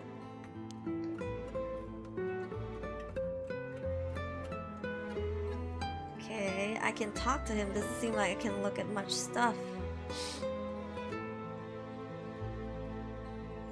It's interesting how they don't have CCTVs, but then again, this is like back in the day. 2 people have died, a teacher named Kohei Junoichi and a student Mihiyo Shiraishi. Is there anything else to be gained here? This pic is said to be connected with the story of the fool's procession. I wouldn't be surprised if a curse bearer decided to turn up. However, I need to find out if the teacher was a curse bearer or not. I expect the police to be baffled since they don't know about the curses. I can ask around to see what the students have to say. Inquire. Alright, I'll go ask the student about Michiyo. Right now we need information. I'm back, ma'am. So what did you learn?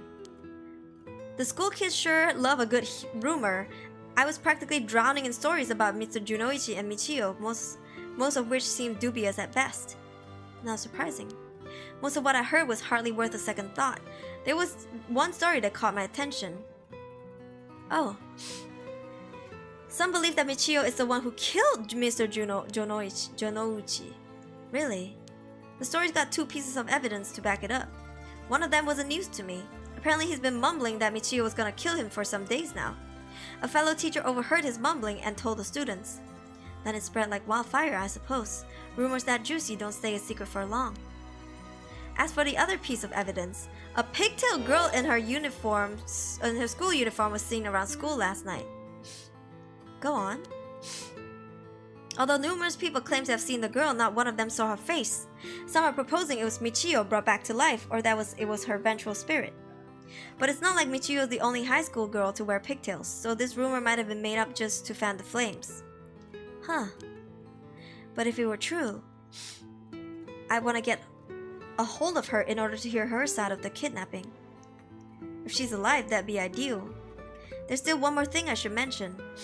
I discovered where Michiyo lived. A student had a list of student addresses on hand. That's an amazing find. I believe all the students actually have a copy of said list. It truly worries me how easy it was to obtain what should be confidential information. Imagine what would happen if that information got into the wrong hands. Well, so far it hasn't, no? Sure, let's hope it stays that way.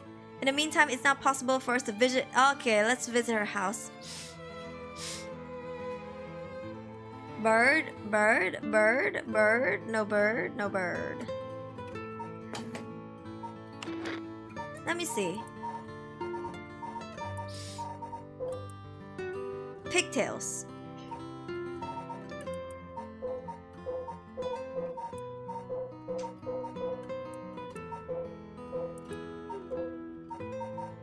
Pigtails. Good duo team. That's what happened. Can't imagine the students are uneasy after learning of the murder. It may do them well to stay home for some time. It is, if not for fear of their safety. The police are probably too wrapped up in solving this case to be concerned about the students' mental health. I can see that. Alright, let's move. Let's go to her house. Might be her. So many people are coming knocking on her door. How did it go? I went to visit Michiyo Shiraishi's family home, however. No one seemed to be there. I got no answers at the door and all the lights were out. Seems to have been empty for a while now. There was a stack of newspapers out front. Huh. So where would they live? It's a bit quieter over here. It is a residential area after all. All these rundown row houses really scream working class, don't they? You know, if they don't live here, then where the hell do they live? The music is eerie, hello? I've never liked these messy and cluttered back streets. They give me the jitters every time. It's reassuring to have someone as strong and tall as Richard accompanying me. He looks so unfazed. I suppose a detective is used to this kind of thing, always investigating and chasing criminals. I wouldn't be cut out for it. I don't understand why no one's come to this house even after Michio's committed suicide. I wonder if this place is okay. Social connections run deep in working class areas like this place, so I decided to talk to the locals. I met a few nice old ladies who were kind enough to give me the scoop. Turns out the Shiraishi's reputation really went down the dumps this past year. Is that so? I'll give you the quick summary. They moved here about 3 years ago. Their previous residence was in a better part of town. Michio's father died in a car accident, leaving behind just the two of them. Michio's mom, Toshiko, now a single mother, relocated here. At first they got along with their neighbors, many of which were in similar situations, helping and being helped in turn. So far so good. What happened? Well, as I said, their reputation began to go downhill about a year ago. A man recognized as Toshiko's common-law husband had moved into the household. His name was apparently Kankichiro Iwai. Neighborhood gossips is something else. Somehow everyone knew his name. So what of this Iwai character? Oh, he was apparently a vulgar fellow with a criminal record. He was prone to violent outbursts. The neighbors often heard screams and shouting coming out from the home. Then neighbors took particular notice of Toshiko's screams, pleading with him not to not hit Michio. That's terrible. And if that wasn't unsettling enough, every night the neighbors also began to hear an eerie chanting. Through this, the Shiraishi standing in the neighborhood plummeted rapidly. Toshiko was seen covered in bruises and wounds. She stopped responding to her neighbors. She would just turn the other way when greeted. They kept their storm shutters closed, even during the day, and effectively shut themselves away from the entire community. That sounds horrible. Why didn't the police step in and do something? Unfortunately, under current laws, the police aren't allowed to get involved with domestic disputes. That's awful. Then Michio reportedly killed herself. Things only got worse with Iwai, and Toshiko was admitted to the hospital for physical and mental abuse. Ever since, Iwai hasn't returned to the home. Many locals expressed sympathy for Michio's circumstances, but just as many were fed up with the Shiraishi entirely and seemed relieved that things finally quieted down again. It seems that they were still considered outsiders even after 3 years of living here. I don't understand it. Why would Toshiko have gotten involved with such a brutish, good-for-nothing in the first place? I've heard many stories where one's partner personality does a complete turn after entering a relationship. After her first husband's death, Toshiko's financial situation had also taken a turn for the worse. She was determined to send her daughter to a good high school. It's possible she fell victim to the sweet promises. Life can be tough, I suppose. You don't seem to be moved by the story, ma'am. That's fine. People have all kinds of stories. Honjo Ace's detective. Collect all information on persons of interest. So we have all the persons of interest. Hi, Juju. Hi, Sir Weebread. Hello. Forever Street, yes. It's 5 a.m. Oh my god. Good morning. Richard posing like MJ. Hi, Kurojako. Yeah. Hehe.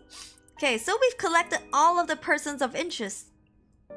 Okay, Kankichiro Iwai. Common law husband. What the fuck is a common law husband of Michio Shiraishi's mother, Toshiko Shiraishi? Kankichiro started coming and going from the Shiraishi household a little over a year ago. It seems he has served some time in prison, but details are unknown. I don't think he's this guy though.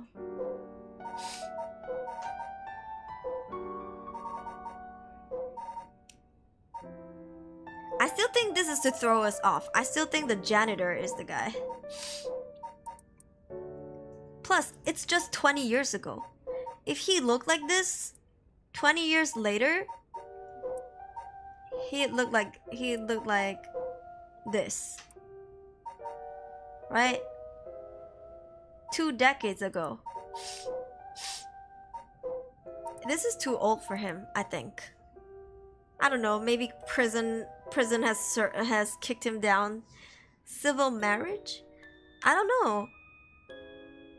Is there also a rare law husband? What the fuck is a common law husband? What does that mean? Should I Google this? Let me Google this.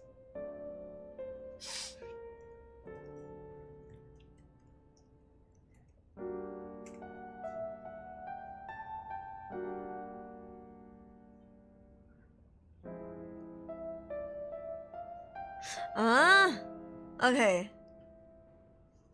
If you are common law, you must have lived together for a minimum period of time to qualify as a spouse. In order to be considered a spouse for the purpose of dividing property or debt, you must have lived together in a marriage-like relationship for at least 2 years. So they weren't married, they just lived together for, you know, enough time, and then that's how they qualify as a married couple without, hold on.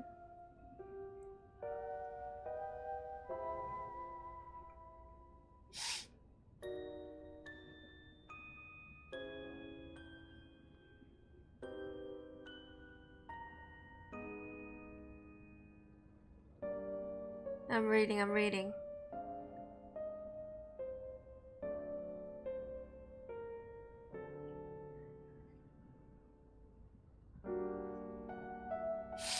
Okay, some people may choose to forego the legalities of marriage for a variety of reasons. They may opt instead for a common law relationship. This type of union recognizes a couple as somewhat equivalent to legally married, even if the pair never said their vows in a civil or religious ceremony and lack of marriage license. But this definition doesn't necessarily apply in all states. A full list of states that recognize common law marriages is listed below. I think this is Canada. Or this is America. Anyway, they must be a couple living together in a state that recognizes common law marriages. Live together for a significant period of time.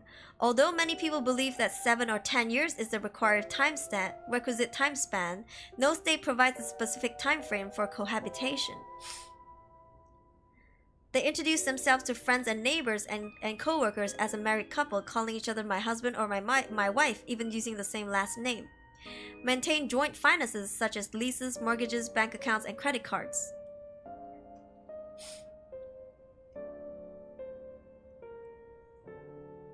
Common law couples may enjoy some of the same benefits as married couple, but there are certain downsides. For example, if one spouse buys property on their own and doesn't put the other one on the deed, it can be sold without the other person's consent.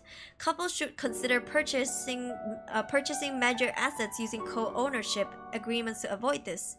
It is also a good idea to review rights and obligations with an attorney who understands common law marriages.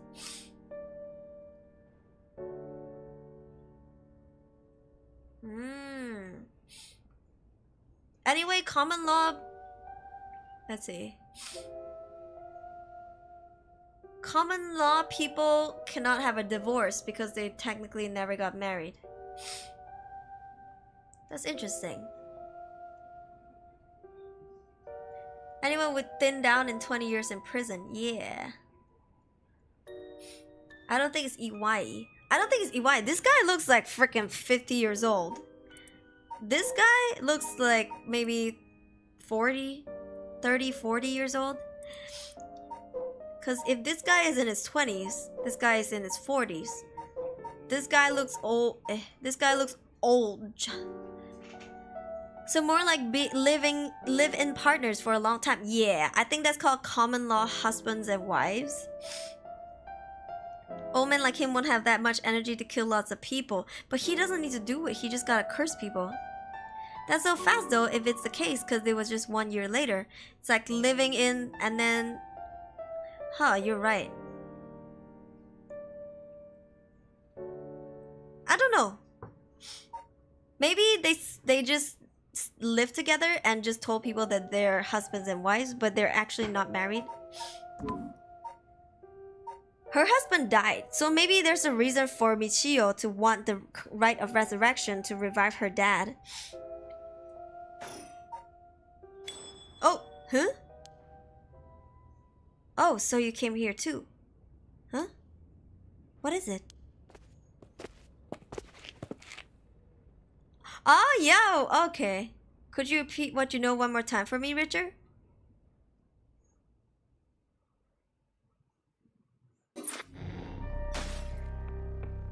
Let's go! We are in the same timeline now. Let's play this back to back.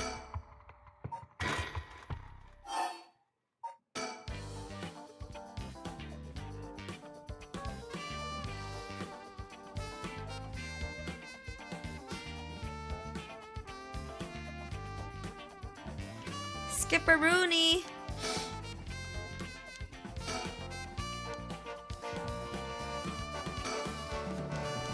I love this music.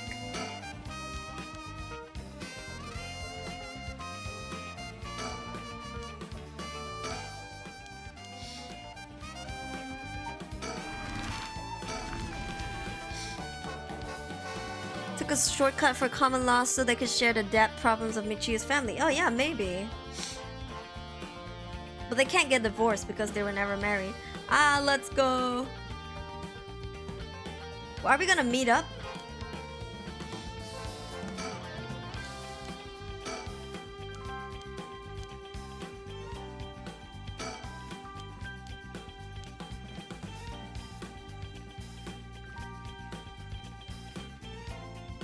Go.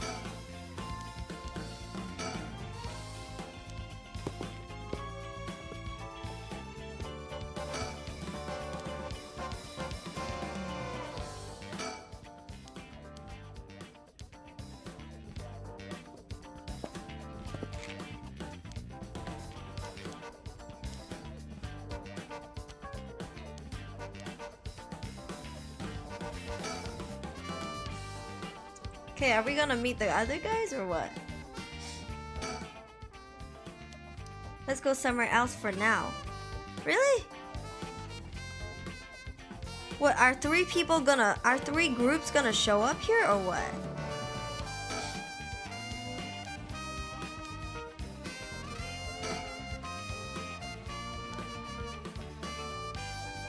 Oh no, they're not. Eh? Should I wait or something?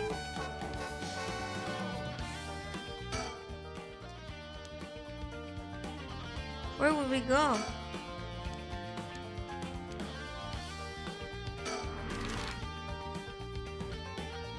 Eh?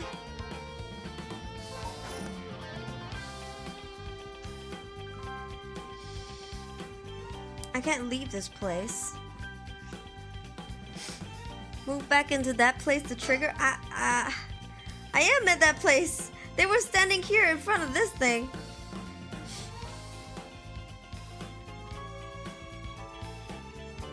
So what? I go back to the school? Let's go somewhere else for now.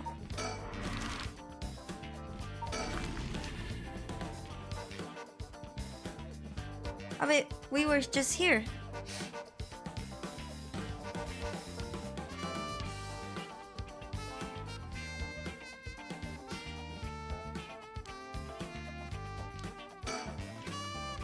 Oh, we're doing the same thing again.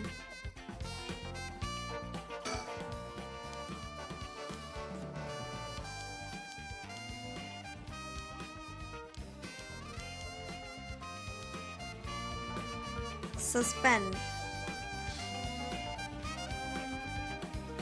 Well, I guess we suspend.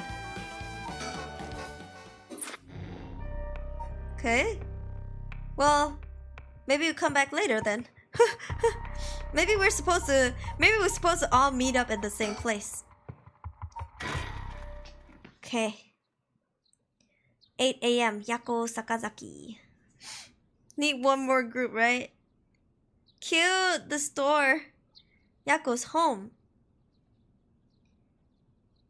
Oh, good morning, Yako. Huh? Yako, rise and shine! Huh? You're up. Huh? It's morning? Are you okay? Can you remember your name? Yako Sakazaki. Yes, I'm Yako Sakazaki. Good, seems like you're fully awake. Mio, thanks for last night. Was everything okay? Yep, still alive. I couldn't dispel the curse echo or learn the identity of who used it, but I managed to at least get away. In that situation, it's best you can hope for. I'm sorry you got involved in something so dangerous. I meant to look for you as soon as the sun rose, but I was so sleepy. Can't even remember when I fell asleep. It's okay, it's only natural to be exhausted after what you went through. Besides, I also feel bad that you've been wrapped up in all of this. I suppose it's supposed to be my job to prevent that from happening. Oh yeah, you said something about last night. Just who are you exactly, Mio? Well, truth is, I've been trained in things having to do with supernatural. Huh? You mean you can learn that kind of stuff like you would with flower arranging? I had quite the eventful childhood. Huh, that sounds like it must have been tough. Yes, it would take a long time to explain, so let's leave it at that for now. As fate would have it, I ended up as the apprentice, or maybe more like an assistant, to a notable paranormal expert. Schools have always had more paranormal disturbances because young people tend to be more susceptible to these things. I'm sent to school that may experience something paranormal to put a stop to it before it happens. Wow, that's amazing. Sounds like a part-time job you do while also being a student. Well, I do help maintain public order, but it's all a part of my training, so I don't get any money. Oh, you got it rough then, but still, that's really amazing. You were so cool when you faced off against the evil spirit. I never know whether I should be happy or happy when you compliment me like that.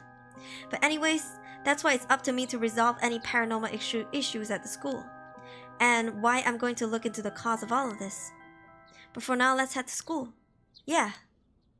Oh, do you have a curse stone? Now that it's daytime and its power is diminished, I should be able to hold on to it. Want to give it a try? Right, I do have it, but... Yako. Is it really so wrong trying to bring Michiyo back? I mean... I can't approve of it. The rite may seem like a dream come true, but if it involves taking the lives of other people, then... Jujutsu Kaisen. I've never seen Jujutsu Kaisen. Yeah, true. I want to make sure this whole ritual ends without anyone getting hurt. That's what I believe and what I'll put before anything else. I'm sorry, but is it okay if I hold on to it? Yako. Promise I won't use the curse no matter what, but maybe there's some other way. I just have this feeling that I shouldn't give up on the possibility just yet. That said, I'll help you even if it's to stop the curses. For the Michiyo that still exists within me, I'll settle things so that we can move forward. Okay, but if you ever feel in danger, you can give me the curse stone at any point. Right, thank you, Mio. Okay then, let's go. Candy Shop Senoya.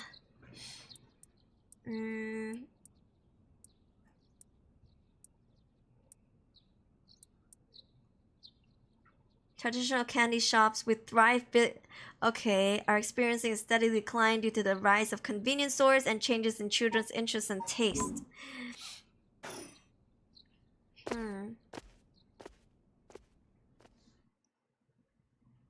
Yako Sakazaki. 8 a.m. So we're here before the other two groups. Glad our girls is still safe. Yeah, right? Huh? I thought it unusually noisy. There's a big group of people and police in front of the school. Did something happen? If the police are here, then something must have. I'll go ask. Thanks. I really like her hair. This isn't good. Huh? What happened? Don't panic, okay? The first teacher who came to work this morning found something. Okay. Mr. Jonoichi was found dead in the middle of the school grounds. What? They're closing the school for today. But that's not all. I didn't know this either since I didn't watch the morning news, but rumors are spreading that a number of bodies were found nearby. What? There's no way. Why? Could it be? Because of the curse? We don't know if not enough to say. From what I've heard, Mr. Jonoichi's body was in the middle of the grounds, but his body was covered in bruises like he'd fallen from somewhere high. Weird. Taking into account his unnatural death and the timing, it's very likely it has something to do with the curse. You're saying someone used their curse on him last night? Yeah, but she... Okay. But Yako is the one with this kind of curse though. Maybe the detectives will see those two. Yeah, maybe. I mean, this is 8 a.m. They only go at 9, right? Seems like it, doesn't it? But that's so scary. Yeah, so the curses really do kill people. And someone used it. Shh, keep your voice down, okay? What would happen if another curse bearer hurt you? Sorry. Wait, I thought I collected all. Oh, okay. His deceased body was discovered on the school grounds. Okay.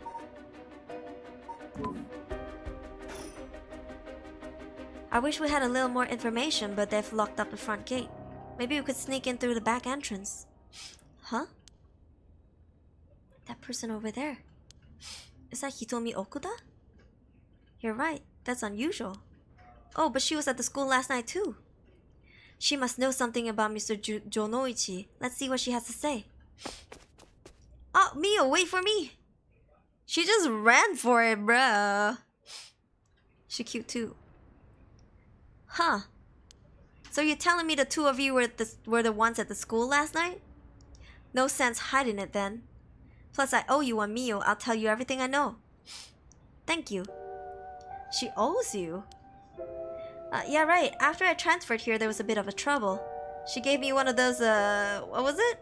Oh, exorcisms. Huh. So that's what it was. What exorcism? Tell me. Hitomi, were you possessed by some kind of evil spirit? I don't understand it all too well. What I can say for sure is, thanks to Mio, the weird symptoms that were happening to me all went away. Yep, some people were born with a natural sensitivity to the paranormal. They tend to end up isolated as they struggle to relate to the people around them. They also intend to draw spirits to them naturally. This can cause strange symptoms they don't understand, like headaches, muscle stiffness, and hallucinations, even memory problems. What does that sound like me? I'm sure it must have been very hard. So that's how it works, huh? Do people also have their personality taken over when possessed too? It is possible with spirits who have a very close relationship to their target, like sibling or parent and child. But you almost never hear about people being taken over completely. It is when two parties aren't in sync that those negative effects start to appear. So the seances or whatever you see on TV are all bogus? Not quite. There are mediums and diviners who can align their minds with the spirit they call, though there are people on TV who are just putting on a performance. Huh. There are people who in life had extremely powerful spirit sense or a deep connection with the person, but even they shouldn't be able to completely take over the person they possess. And even if they could, it only become enough to pressure them to choose certain behaviors that wouldn't be unusual for them to do on their own to begin with. Huh. But if that's the case, wouldn't you not know if you were choosing that behavior on your own will or not? Hence why there are lots of cases where people don't even realize they're possessed. Though the spirit may influence the behavior and the memories of the host, the deeper their connection in life, the easier it is for that to occur. I see. Getting possessed by a spirit is pretty complicated, huh? Must have been tough for you being possessed for so long, Hitomi. Whatever might happen to me doesn't make any difference. Me being able to see spirits and stuff has nothing to do with how things ended up like this. Yeah, it's not like being able to see them is your fault either. Same goes for me. Maybe it's just something we have to live with. The fuck is that whistling sound? Hold on. Huh?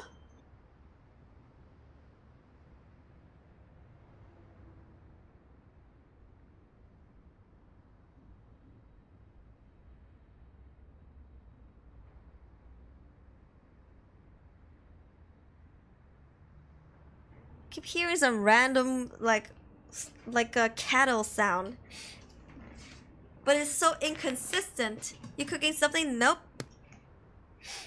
Real hunting bird. Huh. I think I may pass.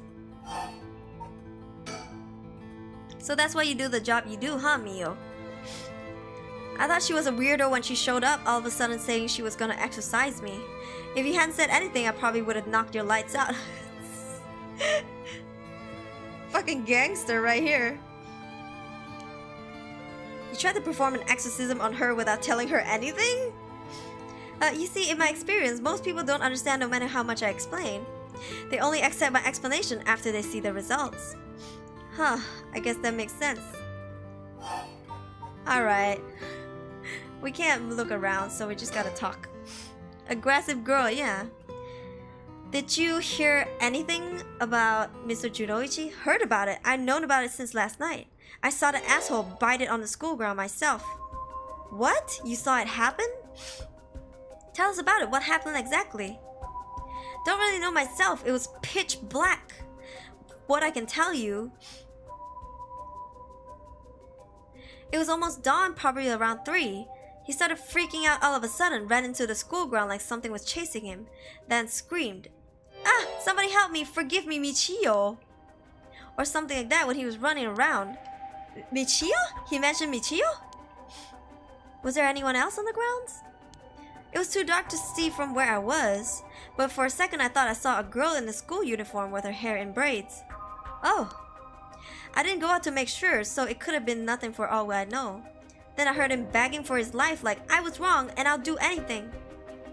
Then all of a sudden his arms and legs snapped, even though he was just standing there. His arms and legs broke without anything being done to him. He fell over and quit moving, so I thought I'd better get out of there. Then he croaked. That's all I saw. I see. But from what you told us, it almost sounds like Michio's ghost chased down Mr. Jono... I'm sorry, I keep struggling with his name. Jonouchi and killed him. Hell if I know anything about that, I'm just telling you what I heard him say. I mean, this guy was there. If it was pitch black...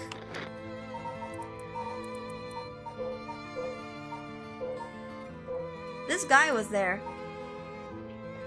But at this point, we've already taken his stone, right? 3 a.m.?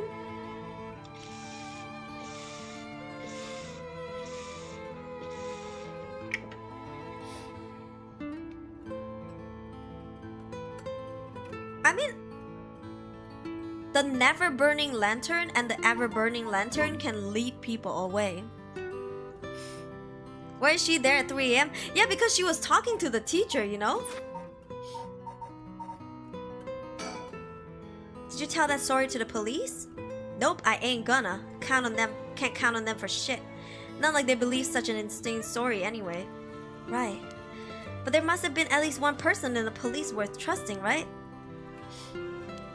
Yeah, I guess. There was this one cop who always got on my case about stuff. But he died just the other day. Oh, he did. I'm sorry about that. Anyone who gets involved with me ends up dead. Maybe I really am cursed. Pisses me off. You've got it all wrong. The spirit that possessed you wasn't that kind of spirit. Huh? It wasn't? Yeah, this was just an unfortunate coincidence. Though I'm sure that was hard enough for you. She is so pretty. Yeah, Araishi's outside of school too later. Yeah. Jonouchi. Jonouchi. That's all I know about that asshole's death. Hey Mio, I've been thinking about something. Huh? The way she described it reminded me of something. The way Mr. Jonouchi died, it sounds a lot like how Michio died. Of course, I didn't see it for myself, but the state of Michio's body was in, it was like she had fallen from high up. Could they have been killed by the same curse? I don't think so. The curses of the 7 mysteries hadn't manifested when she died. And if we can trust what happened, what the spirit board said, then Michio died in an accident. Alright. That's all I know about that asshole's death, okay. He told me last night before you witnessed Mr. Jonouchi's collapse. Can I ask what he and you were doing in the classroom? Excuse me. Solving murder mysteries plus paranormal phenomena. It's like the perfect balance between two, and I just love the mystery behind it. Like, I don't know, the suspense, the mystery, like we're learning as we talk to them. Yeah. Excuse me. It's interesting. You gonna tell the cops? Right, with everything that happened with Mr. Jonouchi. They'll suspect you if you told them we saw you with him that night.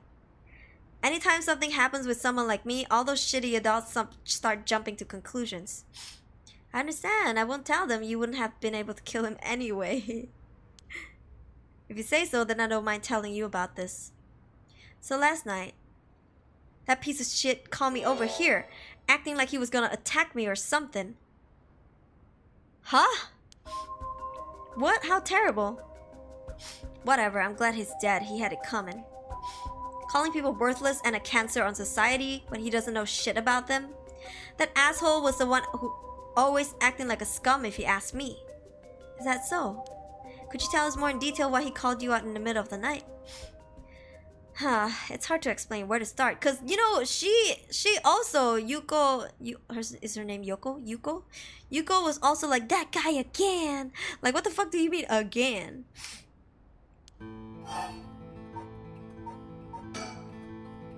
It's hard to explain where to start. What did you mean by Mr. Jonouchi acting like a scum? Was he doing something bad? You know Michio Shiraishi, right? The girl who killed herself? Huh? Michio? I don't know everything, but that creep of a teacher had some dirt on her. And he was using it to blackmail her, call her up after school, and make her do whatever he wanted. What the fuck? What? What do you mean by when you say whatever he wanted? I'll leave it to your imagination. Nothing a couple of model students like you would ever get involved in. No way, that's how... What do you mean by dirt? I don't know anything about this. How could I have not known about this? Yako, I know how you feel, but try to calm down. You got guts acting like you were her friend. Jonouchi really did a number on both Michio's body and soul. She probably felt like she couldn't tell anyone, like she had to suffer alone. So, okay. I think that Michio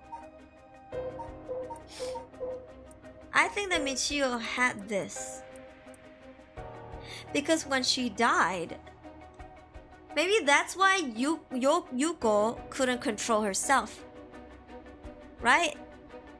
Remember when she was about to kill him, she said, he's up to no good again or something, and she's like, I have to kill him. Like, you know, she wasn't acting like herself, remember? I think that was her friend Michio manifesting inside of her because of this power. That's just my speculation. Hitomi, how do you know about this? Yeah, I think she was influenced. Isn't done yet before she died, but we don't know.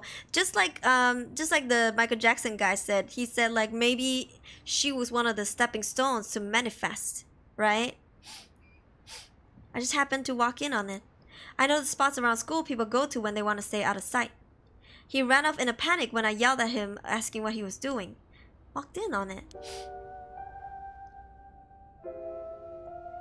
I just couldn't leave her alone looking like she was about to cry, so I stuck around for a bit. She told me everything that happened in whispers.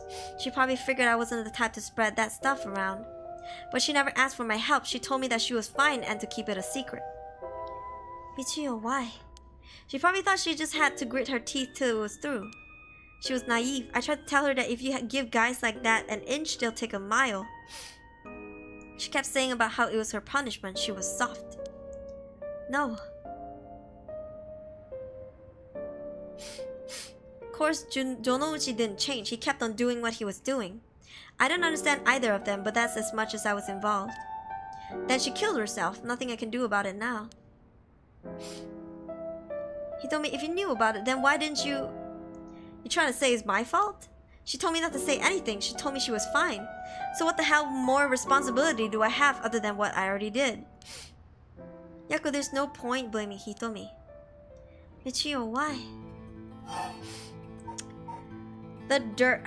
Let's see. Okay. Did you hear what the dirt was? Nope, never heard of what it was. But from the sound of it, he'd been blackmailing her since about a year ago. For that long. The dick probably caught her doing something she shouldn't have been. She looked well behaved, but there's more to a person than meets the eye, you know.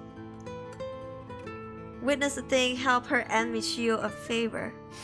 Help to end Michio, I don't know. I will not eat meatballs and potatoes while I eat well. There must be some reason. I don't know, got nothing to do with me. So last night, how did it start? Alright. Remember that nosy cop I mentioned who was always on my case?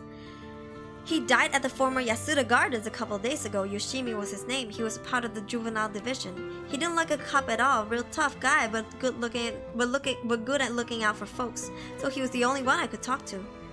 Huh, so there was someone like that with the police. Too bad he ended up dying. Bro, this girl is so desensitized. Oh, another thing. One time he suddenly introduced his fiancée to me. It was hilarious seeing a big guy like that act like a shy little kid all of a sudden. She told me that she was like me when she was my age and that she was on my side. That's been a terrible loss for her too. Yeah, I do feel a little bad for her when I think about how sad she must be. And I saw him at the gardens the night he died. Oh no. She was there. Whenever I would get worked up over something, Yoshimi always took me straight to the park. Then he listened to whatever it was I was pissed off about. That day he called me over like usual. But something seemed off about him, like he was worried about something. Worried about something? Yeah, he asked me for a favor too. That was pretty unusual. A favor? What kind of favor? He handed me this weird talisman and asked me to hold on to it for him. A talisman? Yeah, just a normal good luck charm. I figured if that's it, then sure, I'll take it. I have it with me now. But that wasn't all. Then he told me he wanted me to look for a talisman Michio had that looked like this one. Michio, what does she have to do with this? Yoshimi had been meeting up and talking with her. While they were together, he noticed that she had something like a special talisman. But apparently Michio always avoided the subject. A talisman that Michio had. Things are getting juicy! He knew that I knew her, so that's why he asked me, he said. Could there have been something that Michio couldn't even tell the police about? I know things at home were a little complicated. From what I heard, Michio was keeping her mouth shut about what Jonouchi was doing to her. Hard to talk with the cops when something's got dirt on you. And I didn't squeal on anything about Michio either. Michio, what is it that had such a strong grip on you? So basically, Yoshimi didn't just have his eyes on Michio, but her talisman too. But after she died, he didn't know where it ended up. So since I knew her from school, he wanted me to look into it for him. Is there something special about the two talismans? I wonder why he gave it to you. Hell if I know. When I looked inside it, there's just a weird kind of grimy scrap of wood. So you've seen inside it. But from the way he was acting, it seemed important to him somehow. But to be honest, what he was asking is such a pain in the ass, I figured he had to be serious about it. Oh, and since he died right after that. Yeah, he even said to me, if anything happens to me, take those two talismans. Give them to the guy named Nakagoshi at the police department. Knowing what I know now, he probably felt something was gonna happen to him. Do we know that guy? Nope. Nope. Huh, Nakagoshi. Do you know him, Mio? No, I just heard the name, I think. So there really is a Nakagoshi. That's a relief, at least. Anyway, I didn't think right just ignoring a dead guy's last request. Hitomi, yeah? That talisman, would you mind if I have a look at it? Sorry, but I don't trust you all that much yet. It's important to me. Okay. So last night you were looking for the talisman Michio had? Yeah, and I figured that piece of garbage teacher would know the most about Michio. I asked him yesterday afternoon if he knew anything about her talisman. He gave me some cryptic response like, I can't talk about it now, come to the school tonight. He even gave me the code to the lock on the back entrance. He seemed pretty willing to give it out, so I wouldn't be surprised if he's used it for secret meetings before. Yuck, I can only imagine. We climb over the front gate to get in. So yeah, we met up in the classroom in the middle of the night, but nothing he said made any sense, like it was really Michio and stuff like that. He went on and on about how it's my fault and if only I hadn't been around or something. He grabbed a hold of me, breathing heavily. Eep. Were you okay? Yeah, that's right, when you two showed up. I was able to get away while Jonouchi was freaking out. Oh my gosh, good thing you got away. So it really is all thanks to you two that I got away. But I didn't get any info about the talisman, so the whole thing was sort of a bust. Afterwards, I was wondering what you two were up to, so I hid nearby. Then I saw you and old man Ashimiya talking, and then Mio showed up. Oh, you did? That's also why I saw Jonouchi came back outside and bite it. I see. So you were only here to look for Michio's talisman. Maybe it's for her late father. I don't know. I was dumb to fall for that creep Jonouchi's trap so easy. Could have gone a lot worse, but I lucked out. What you described does sound like Michio killed Mr. Jonouchi. She did have a reason to hate him after all. No way, you mean that really was her ghost, like for real? Those who die bearing strong resentment or regret can occasionally become spirits, either bound to a place or roaming freely. However, it'll usually be impossible for them to kill the living. Most of them don't have that kind of power. But it's possible they could possess someone close to them to act on those lingering regrets. Huh, I wonder if that's what happened. Alright, then suppose what the spirit board said is true, then Michio's death was an accident. Then she must have had some regrets. If she really hadn't given up on living, that is. I don't think she was the kind of girl who would just give up no matter what the situation. I don't really know, but she didn't seem like she had something tormenting her so much that she would kill herself. Huh. And that's all I know. Happy? I still gotta look for the talisman. Sure, thank you, Hitomi. Oh, if you two find anything about Michio's talisman, we'll be sure to let you know. Thanks. Oh, can we get your contact info? Where we can normally find you? Right, I'm not at home most of the time. Usually I'm at a friend's place. Here's the phone number. We got her phone number? What? Thanks, we'll call her if we need to talk with you. And, what is it? You're easier to talk to than I imagined. I was kind of scared at first, but not anymore. Shut up, you were the one avoiding me. Anyway, catch you later. Don't die out there, okay? Thanks, we'll be careful. Lamau. Now I wonder how the talisman looks. Probably the blue one. Do we have any info on it?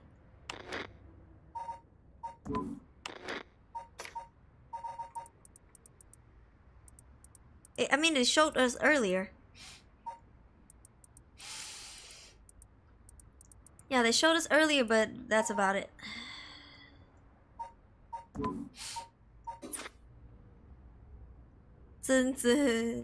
Alright then. We've got a lot of new information. Sounds like Mr. Jonouchi was killed by a curse just as we thought. Which means there was a curse bearer at the school. Multiple, in fact. Multiple, you think so? Yeah, and the curse echo we experienced in the school and the one that killed Mr. Jonouchi seem to be different. The people in the school at the other time than us were an old man Ashimiya who you ran into.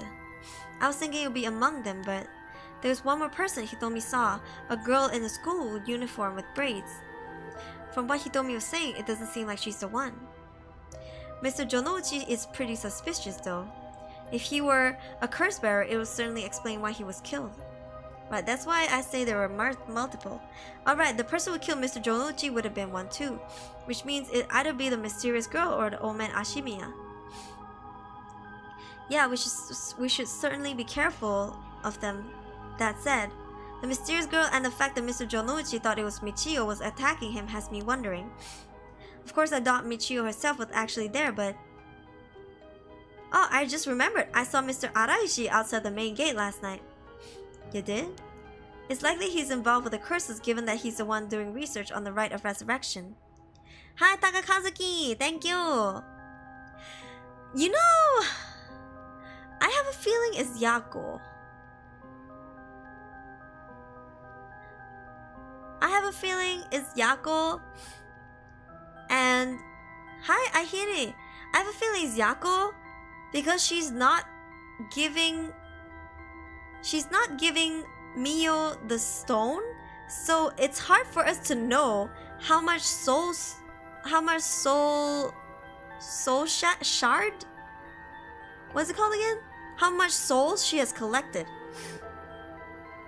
You know? I feel like we don't know how many she has right now. Is it 0? Soul drag, yeah. Right? She did wait for 20 minutes outside. So who knows what had happened within those 20 minutes? Because it seemed like she couldn't control herself when she was about to kill the guy. I don't believe that not all curse bearers will be hostile, but as for what to do now, I'd like to find out who's responsible for the Feast of Shadows and set this off and how they did it. Excuse me, I don't think we'll be able to end this without stopping it at its source.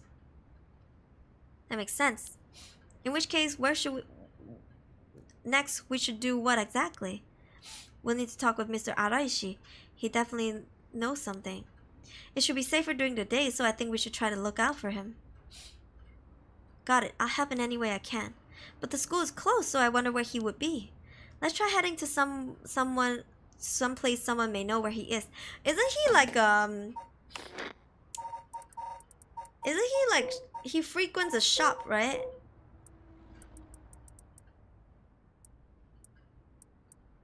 Let me see. Ah, Kurokikyo Cafe on Hokusai Street. What happened at 3 a.m. to 8 a.m.? Maybe the smoking guy gave the curse stone back because he knew his next curse's bearer. Smoking guy? Who's the smoking guy? Who's the smoking guy? Smoke guy? Huh, where to go then? Where is it again? I forgot. Right there. Hokusai Street. Where's Hokusai Street?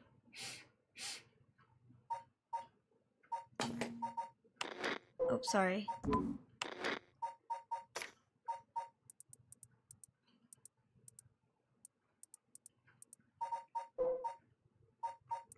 Oh, isn't it near the park?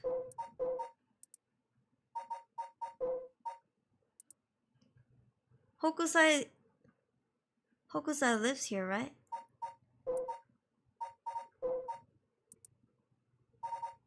Midoricho Park.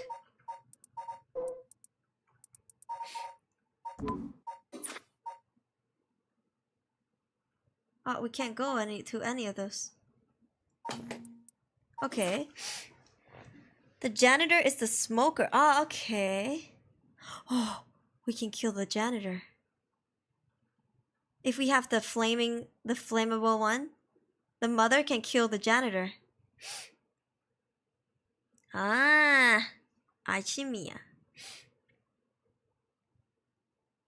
Let's go here then. 9 a.m. Kumakata Bridge.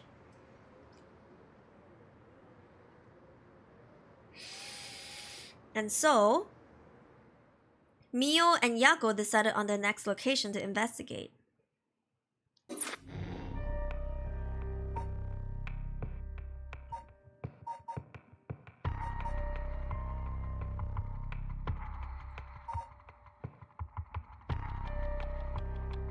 What should we do? Do you want to redo this? That means we have to restart the whole thing.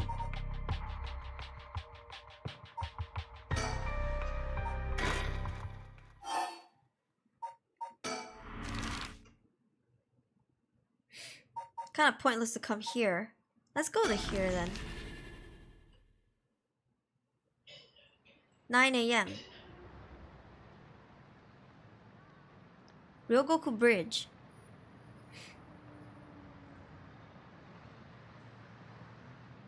And so up.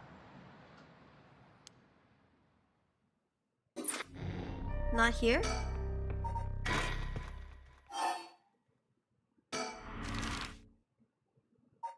Candy shop? We go home? I mean, he has a sweet tooth. Is it him?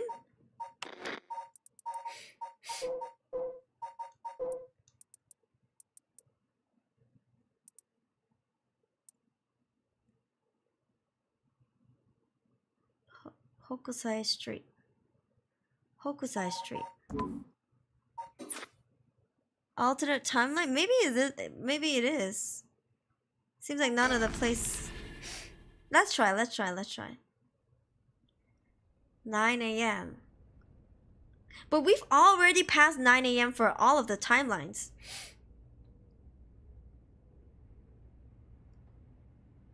Okay, and so, okay. We've already passed all of the 9 a.m. timelines though. See that? What do we... Because it seems like we're not done yet here.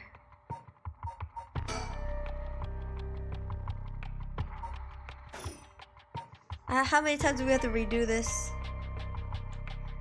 Should we try one last place? Let's try one last place. Let's try the gardens.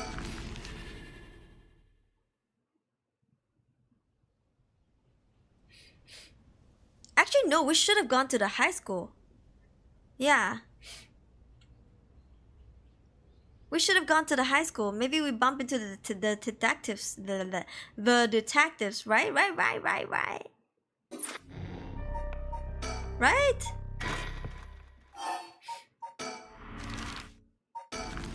We've selected everywhere but here because we've been here before. Yeah.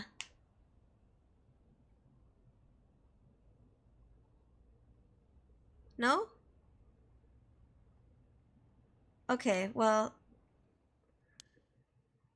Okay, at least we placed them here. Now let's go back to this. If not this, then we have to replay everything.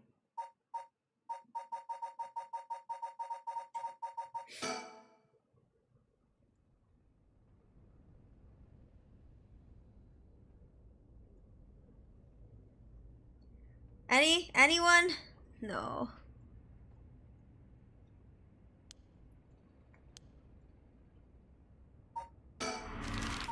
"9 a.m. Let's move to the school.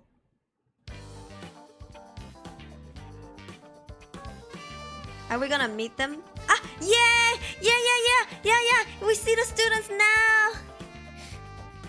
Komagata, hi. Classes are suspended for the day. The students are kind of wandering around aimlessly.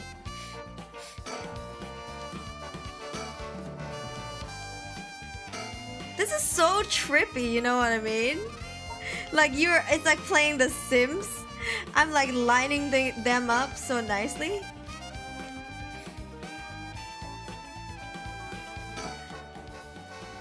Let's go. I spent a whipped cream and coffee bean while watching Aruri stream. Get comfortable, get comfy.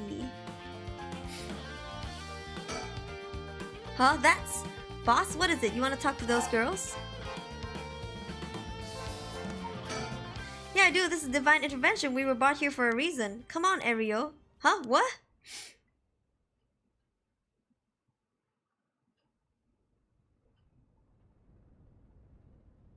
What? Hey, aren't you... You must be that high schooler skirting the child labor laws that I heard so much about. Say that again? Sorry about that, he's with me. Mr. Tsutsumi, if that's how you feel, maybe you should look into improving my working conditions. Bro. I prefer not to work for free, to be honest. Don't you worry about that. If you help us out, we'll have whatever you can have whatever you want. Boss's treat. Wait, really? Thank you so much. I've always wanted to go to a fancy sushi place.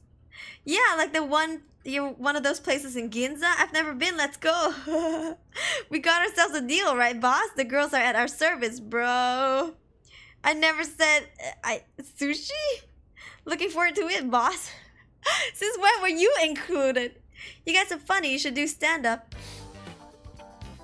Okay, surroundings. Forensics still investigated the area. I didn't want to bring these kids to a place like this, but there were too many onlookers outside for us to speak comfortably. Besides, it would be good to have Mio look around the scene too. It's really putting her at work, you know what I'm saying? Alright, I'm looking for a bird. I'm looking for a bird! What's that rope about? That indicates where his body was found. They've moved his body, but this way we still have an idea of how it was found. Yeah, that's a little gross. You can even see how big his arms and legs are all... Ugh. Cool it, Ariel, you're scaring her. This kind of stuff is a little too much for a kid. Hey, I'm pretty sure she only asked because you were staring at it so intently. I want bird.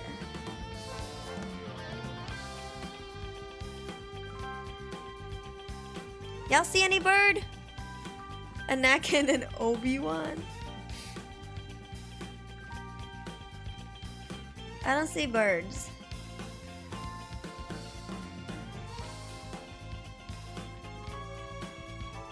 No birds. Alright, that's enough. Mio, what do you think? I knew the second I looked at the scene. You're right, traces of a curse still linger here. I figured as much. Does that mean Jonochi was killed by one of the curse of the 7 mysteries? Yes, a strong curse like that always leaves behind a trace. Treat me to fancy sushi too. What? Me too. You're so calm. Are you used to this kind of thing? I wouldn't say I'm used to it. It just comes with experience, I guess. No, I've heard some stories about you. Didn't you investigate a gruesome scene where someone had been killed by a paranormal attack without even breaking a sweat? Stop it, Mr. Tsutsumi. She's gonna get the wrong idea. Whoa, that's amazing, Mio. You're a professional. You think? Totally, you're cool even if the face of death. That's awesome. When you put it like that, I'm not sure how awesome it is. How are we not done with this? So a curse was used here. That means the curse bearer must have been on the scene too. Alright, we'll come back to this later, I guess. Bird? No bird? No bird. Mocking birds that make good YouTube PFP and name. I just want to find them. So this Yako. She was with Mio. Could she be a friend? Did Mio finally make a friend? If she did, it would do this old man's heart good. Ah. But I better not say that out loud. Didn't want to make her look bad. She's like a disciple of the Paranormal Affairs chief. I've heard that she helps out with the investigation free of charge under the guise of training. Although she's my old boss's protege, she helped me plenty out while I was in Paranormal Affairs. She may look meek, but she's got strong spirit sense, sharp instincts and courage, plus quite the brain to back it all up. That said, I can't help but think there's some kind of darkness following her around. It's usually easier to let Ariel do the talking when it comes to younger people, but we only have a day. It'll be quicker if I take the reins this time. But he did manage to win them over with the promise of food, so let's see how this plays out.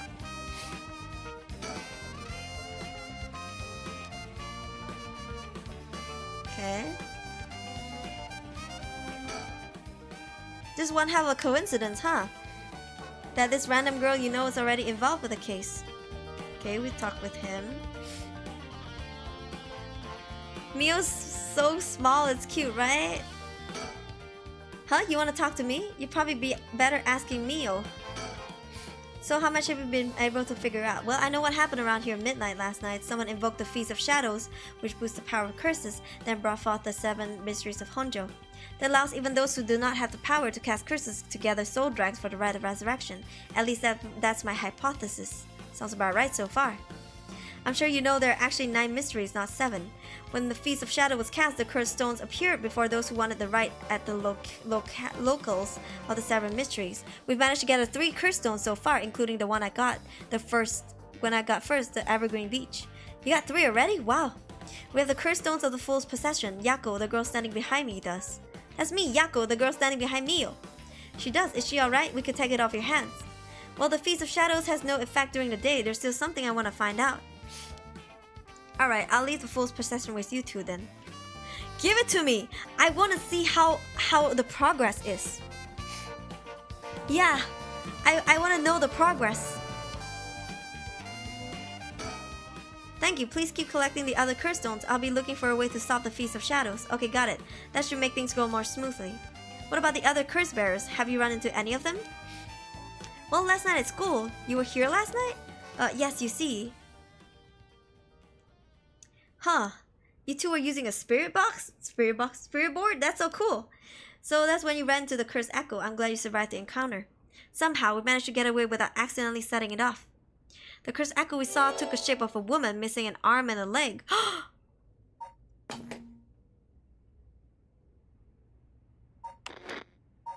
I'm on to you, motherfucker. I'm on to you. He had the reed. He had the one with the reed. One-sided reed. Cut the arm and leg off one side of her body. Huh. What? A woman missing an arm and leg? That's... The one-sided reed. This is bad. What's so bad about this one? You idiot! Think! The curse bearer of the one-sided reed is Fumichika Nejima. He admitted himself that's his curse. Ah, that's right, but if that's the case, Nejima might have been here last night. Huh? What? It's possible he was lying to us, but... What? Who's Nejima? No clue. They don't know.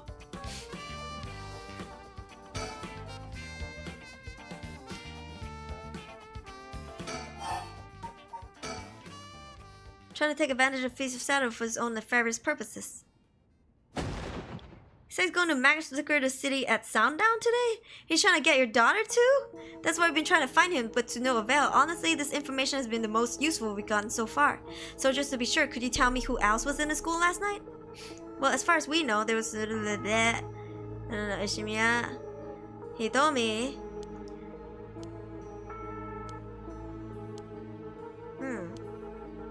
I saw Hitomi earlier though. She didn't seem like a curse bearer to me. You did? Did you talk to her?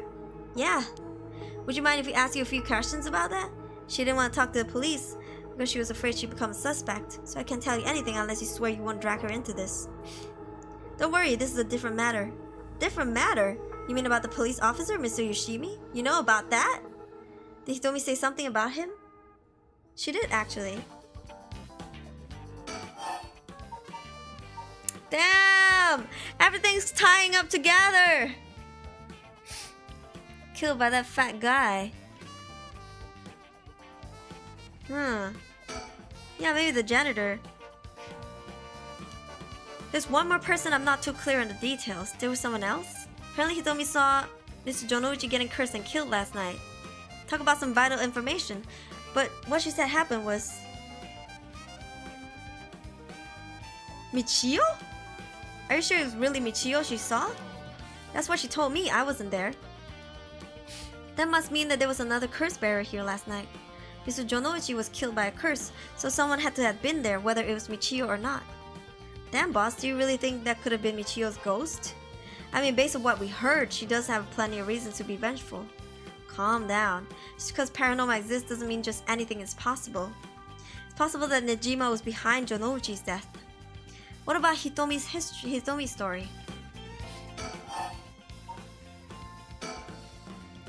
How old is he? Do you know how long he's worked here? Why are you interested in him all of a sudden? I only just transferred into school though, so I have no idea. He's around 50. He came to our school about half a year ago. 6 months ago? No one knows what he did before, so there are all kinds of rumors about him. Thanks, I think I'm starting to get a better picture. Listen up. It's uncommon for former prisoners to find work under an alias after their release. The notoriety attached to their former name can get in the way of proper rehabilitation, you see. What are you? No way. Aruri had the other officers apprehend the janitor. He worked the night shift, so he might still be in the overnight room. Yes, right away. Bad news. Apparently the room's been empty all morning. Sounds like they've been looking to question Aishimiya too, but couldn't find him anywhere. That all but confirms it. Just one more thing to check. Are there any photos of this guy? The old man seriously hated getting his picture taken. He'd always avoid it. Call an urgent search for Makoto Aishimiya. We can't let him get away. Yes, sir. I'll contact HQ right away. Janitor. Janitor. Go, boy. Go. What are you waiting here for? Go.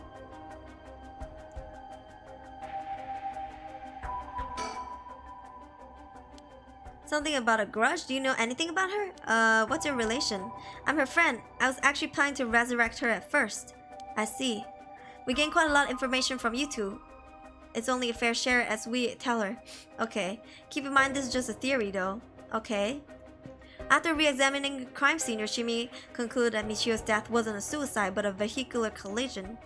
An accident? Being hit by a speed truck or a van would have resulted in similar injuries.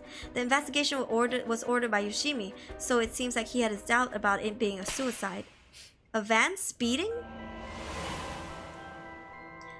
Yako, what's wrong? Are you okay? Huh? Ah!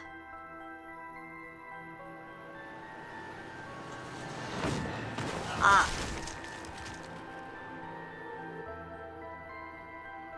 There's a young man in the driver's seat, and the passenger seat a woman? Yako! Huh? Yes! Was I? Are you back now? How do you feel? You're covered in sweat. Huh? I'm okay, I think. It was a hit and run. I went a little crazy there. It's no problem as long as you're okay. That's quite the surprise though. It's getting so juicy! What the fuck? This game is so good! Almost definitely killed by a curse, but I wonder the exact cause of death. Could a cause of death connected could give us another lead. Yoshimi talked to you about Michio, didn't he? Well, he didn't give any specifics if you're wondering about that. So I don't know what truly was on Michio's mind either. Right. Do you have any idea why Jonouchi was so scared of Michio? Well, about that. Not sure exactly how to put this, but... Well, I see. I half expected it was something like that. Thank you for telling me. Sorry, it's hard to explain. I wonder what he got his hands on to be able to blackmail her like that.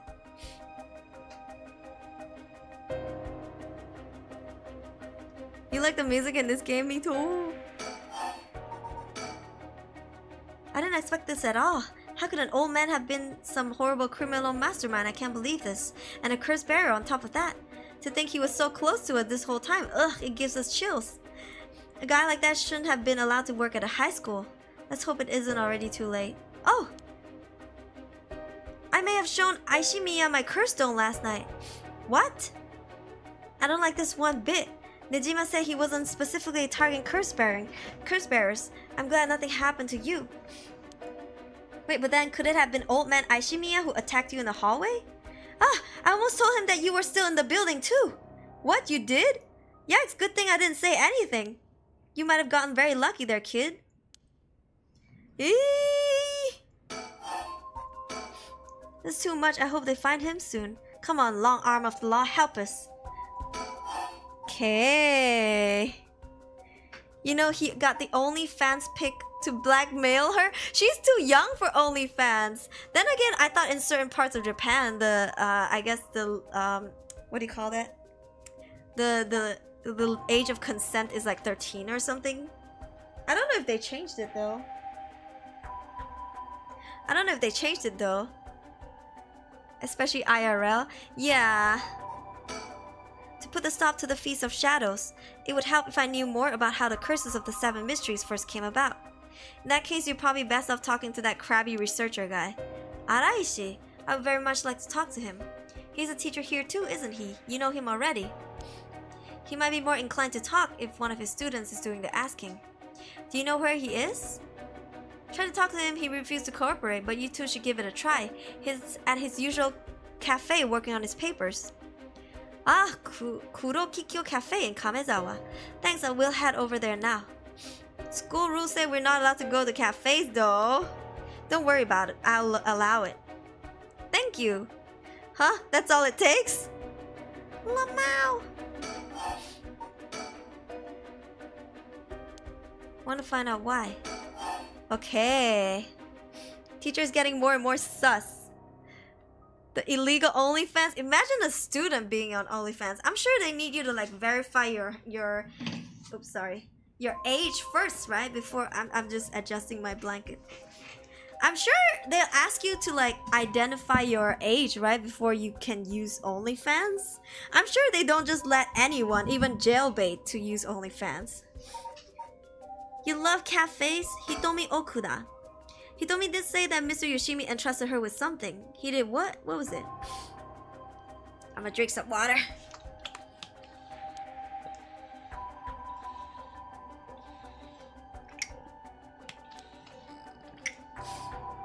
What kind of talisman could they be, boss? Doesn't ring a bell. But if Yoshimi was talking about them with his dying breath, they must have been pretty important. Did the mic change for you guys, the quality? I'm sitting a bit far away from my desk. I mean, I hope you can still hear me. Never used before, so don't know. Me neither. Here, it should be better here like this, yeah? Did they find a talisman on Michio where her body was found? I'll check, but if they did, Yoshimi would have had plenty of time to retrieve it before he died. Right. Would you consider giving us Hitomi's contact information? I'd like to talk to her about this talisman. I'm not sure, she never opened up to anyone except for Mr. Yoshimi. Huh, I'm not good, huh? I was friends with Yoshimi though. Don't seem too bad of a guy, not that scary for a cop. But I doubt that'll be enough for her. She really doesn't want to end up being a suspect. Excuse me. To be honest, she was even a bit wary of us. Well then. Do you think she talked to Yoshimi's fiancé? Haven't they met before? Oh, they have! She told us about that. Yeah, she might be willing to talk to her. Alright then, we better find her fast. You haven't been able to reach her? That's a little worrying.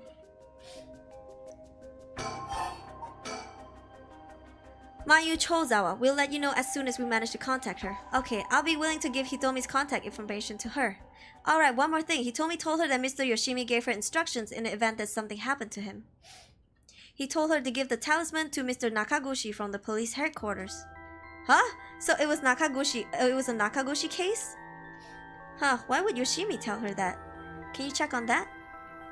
I will, but I don't know if they'll pick up when I call. Is he with the Paranormal Affairs Bureau? Yes, Nakaguchi is the chief, but he's almost never in, so I don't really know about the guy. His lips. Serial killer takes out the talisman. Oh.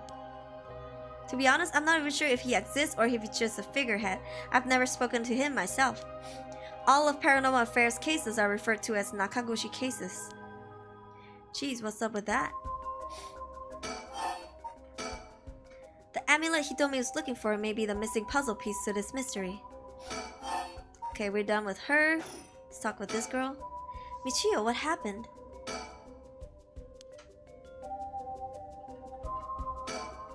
Hey boss, forensic is calling. I'll just go see what I have to say. Sure, thanks.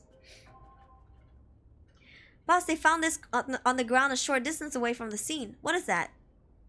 A ribbon?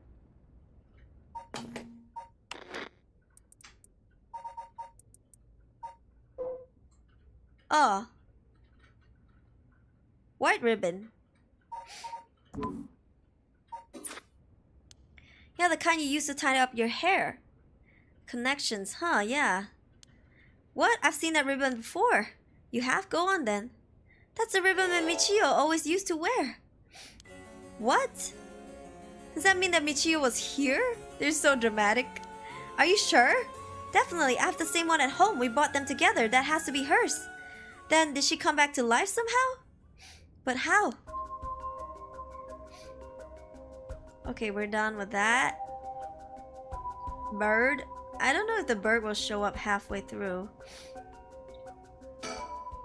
If it was Michio and I came back to life, where would I go?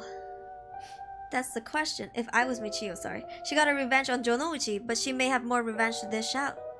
Is there anyone else she'd have a grudge against? Well, about the guy who killed her in the collision? If she really did come back to life, then it's terribly sad that she's still spending her new chance at life like that. Being obsessed with revenge is such a tragic way to live.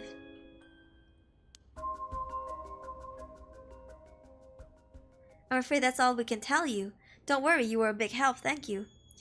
We should start our search for Najima and Mayu Chozawa. It might be worth it to check on Michio's house as well, just in case. Let's use the school as our base of operations. If anything happens, go to one of the officers hanging around here. Got it, thank you and good luck. We'll go talk to Mr. Araishi about a way to lift his curse. All right, boss. Let's get going whenever you're ready.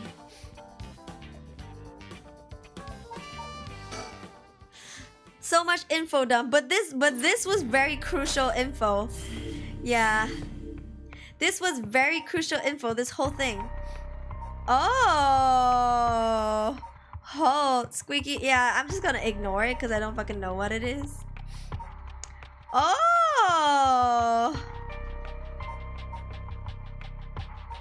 Interesting. Alright. They're both so juicy. I love this game. I love this game. The other group met up too. Yeah, what the hell? Let's keep going with this one then. Let's keep the flow going. Kurokikyo Cafe. 12 p.m. I love it. I love this game. Ah, I see sticker.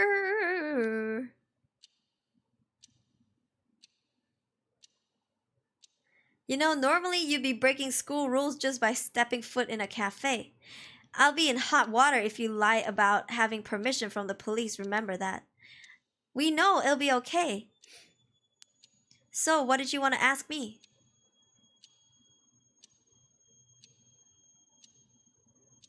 I still don't fucking know where it came from. Mockingbird 8. 8. Sparring Sparrow Bros. So how many do we have left? We have quite a lot. Approaching the net, jackpot, bottom shelf surrounded by darkness. In the bright garden, if you won the lottery, if you feel like yourself again, detective with private eyes, the excited detective, waiting at the entrance in a park where sparrows sing, waiting at the intersection, a unique looking playground, revisiting the park at night. You know, if they give me a DLC, I would buy it. A cafe, I've never been to one before. How exciting. It's pretty smelly inside because of cigarette smoke, but ew, people smoke here? The most favorite item is the pilaf served with black coffee, although cream soda topped with a large scoop of ice cream is also a popular choice. Fashionable cafes featuring jazz and live performances were in vogue until the mid-Showa era, when the number of cafes offering a carefully brewed cup of coffee in a relaxed atmosphere began to increase. Many of these locations also have public telephones, making them convenient meeting places.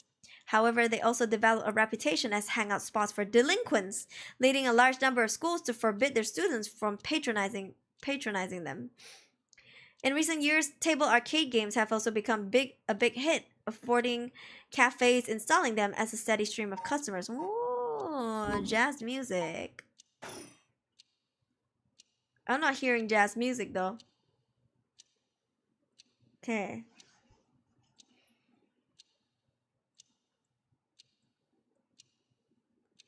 Can't even hover over him. Yako, if you would. Right, we wanted to ask you about this. Oh my, a curse stone! An okame mask. That must mean the fool's procession. Copyright claims. It's so dumb when games use songs that are copyright claimed. You two were at the school last night? Damn, there of all places. I am a curse bearer. Please calm down, Mr. Araishi. Your reaction is too intense, it's kind of scaring me. Sorry, I'm afraid I got ahead of myself. What is it that you want to know about your curse stone?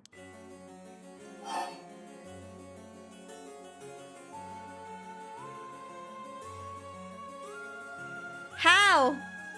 What's the freaking difference? I'm gonna let y'all vote for this.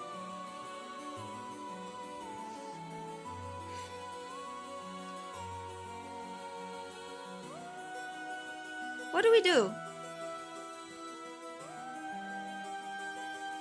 Drama queen. The music is amazing. Bro, it's a 50-50.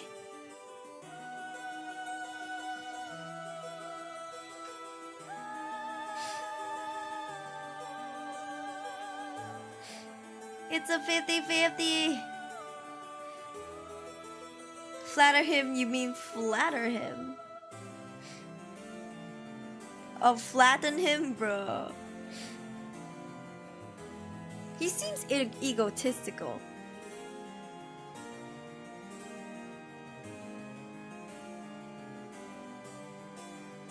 But we could also threaten him. We could also threaten him, like tonight you better sleep with your eyes open. But I think he's a snitch. I think he told the criminal that the policeman had the beach talisman. Yeah. Do we want to intimidate him though? Because if we do, then the whole conversation from this point onwards would just be like hostile. You know what I mean? He might have slipped up to the janitor, yeah.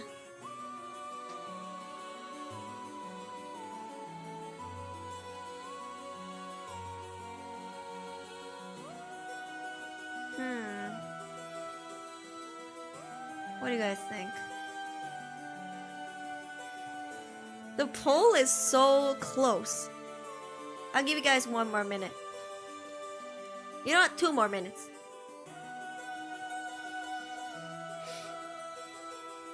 This game is so interesting. Can I just say, just when you think, okay, things are dying down, it gets spicy again. There's no, like, there are moments where you can breathe, okay? There are moments where you're like, you know what? I think we kind of got it, you know? But then, oh, you lose it again. And more things come up, bro. So far, only know the lies detect. No, he told the criminal, I think, because the criminal knows as well. Yeah. Excuse me, 1 more minute. Soap opera cliffhangers. 1 more minute, y'all.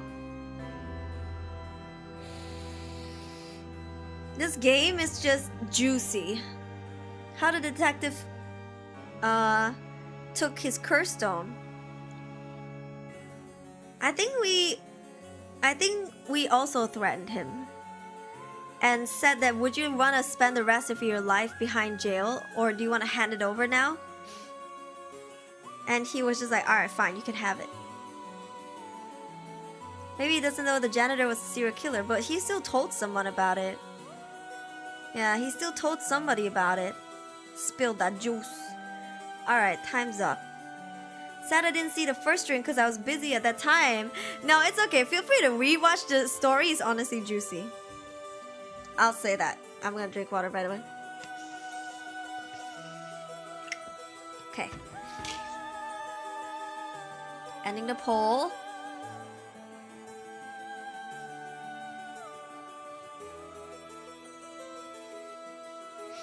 Okay. Where's my poll? Give me my results. Here we go. Ooh, 1 says 57. 57% says 1. Let's flatter him. It's just a brilliant teacher like you must know an awful lot about these curse stones. Well, it's true that I'm likely the person most well-versed in this matter. You're the only one we can count on, Mr. Aruri. Won't you help us, please? Oh, am I not? In that case, there's no harm hearing what you have to ask. Simp! Thank you, let's see. Why is everything with the rite of resurrection and the 7 cursed stones happening now? Taken an interest now that you've received one of the curses, have you? You sound like a researcher starting your questioning with your subject's origins.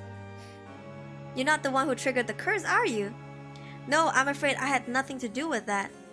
Rather, I wasn't even attempting to do so in the first place. Completing the rite itself has nothing to do with my research. Then, do you know the ancient Onmyodo ritual known as the Feast of Shadows? What is that? Something from the occult? Miss Kurosuzu, you look like the type to be interested in those type of things, but it's outside my field of expertise. In that case, what do you think the rite and the curses have appeared now? I believe this is the intentional work of someone. Huh, it's certainly not something that would happen by accident. Why is it that you want to know? Well, he may not tell us anything else if we say that we're trying to stop the curse. We need to make something up. Right. Make something up. Well, you see, we have such intellectual curiosity, and it could really help with your research. Now that you mention it. Seems like he's reluctant to answer. Then how about...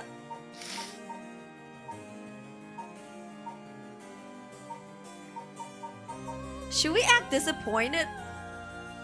She's acting so cute. Ah, I see.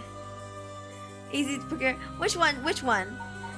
We can be like, aw, I guess you didn't know anything about it.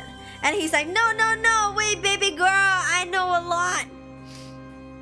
Whole time? Okay, fine.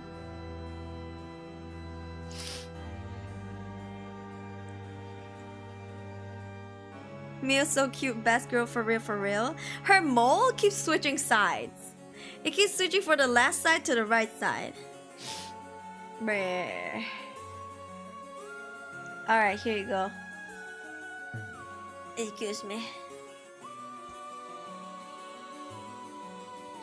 If we act disappointed, he might get triggered.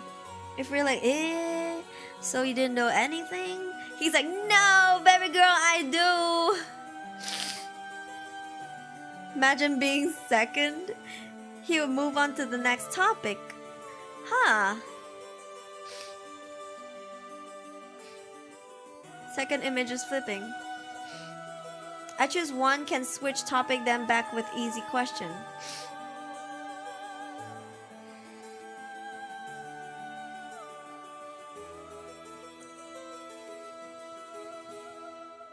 I think the outcome is just the same.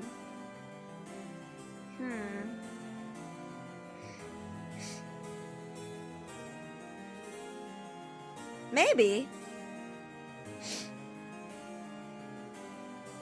So ask him more about his research instead.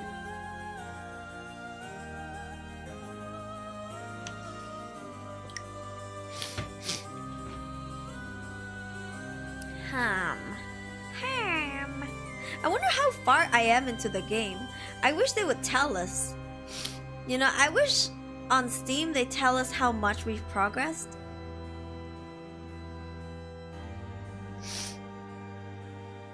Alright, I'll give you guys 2 more minutes to vote.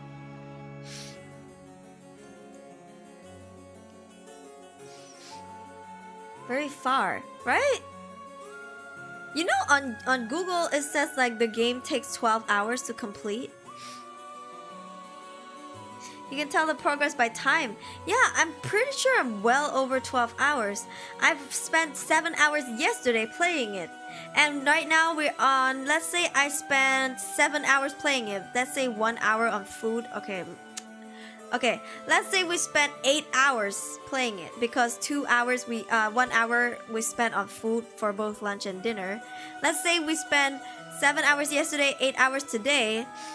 It's 15 hours already.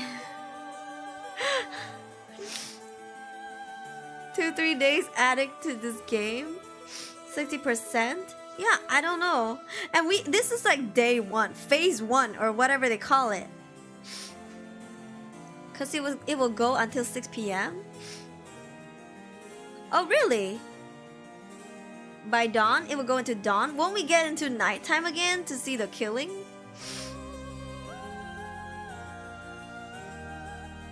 No? Alright, I'm ending the poll. Time's up.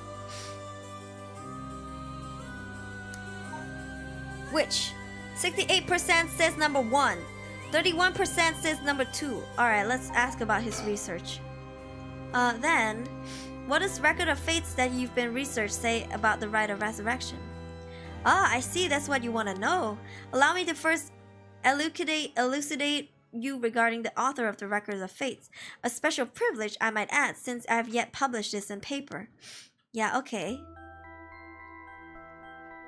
The Record of Fates was written 200 years ago in the latter half of the Edo period. It was written by a skilled but little-known onmyoji called Seiman Tsuchimikado. This is important stuff. If nothing else, remember this. Seiman Tsuchimikado, I've never heard of him. I'm sure you haven't.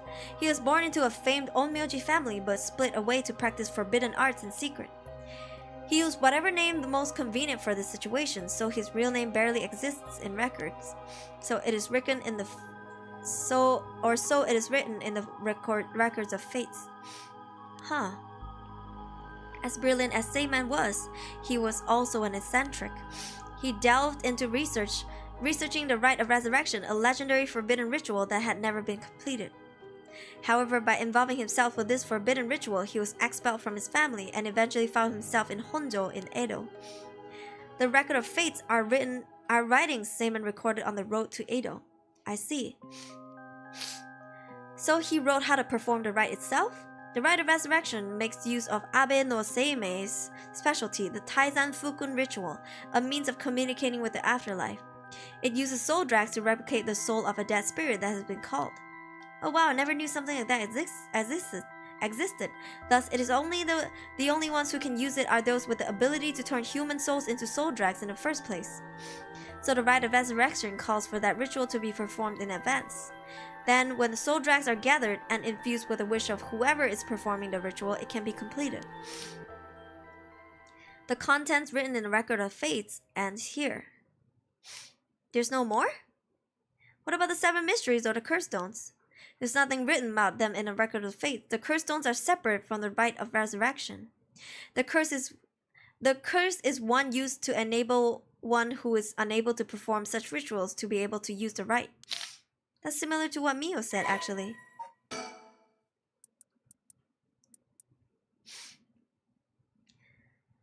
Okay, Onmyoji became to gradually decline in number after samurai gained control of Japan. At the same time, many of their miraculous arts were long lost with the development of civilization. Although the services of Onmyoji were typically reserved for the upper class, there were a number of shomonji, or hidden Onmyoji, who worked for the common folks. They were tasked with exorcising demons through the usage of shikigami. Okay.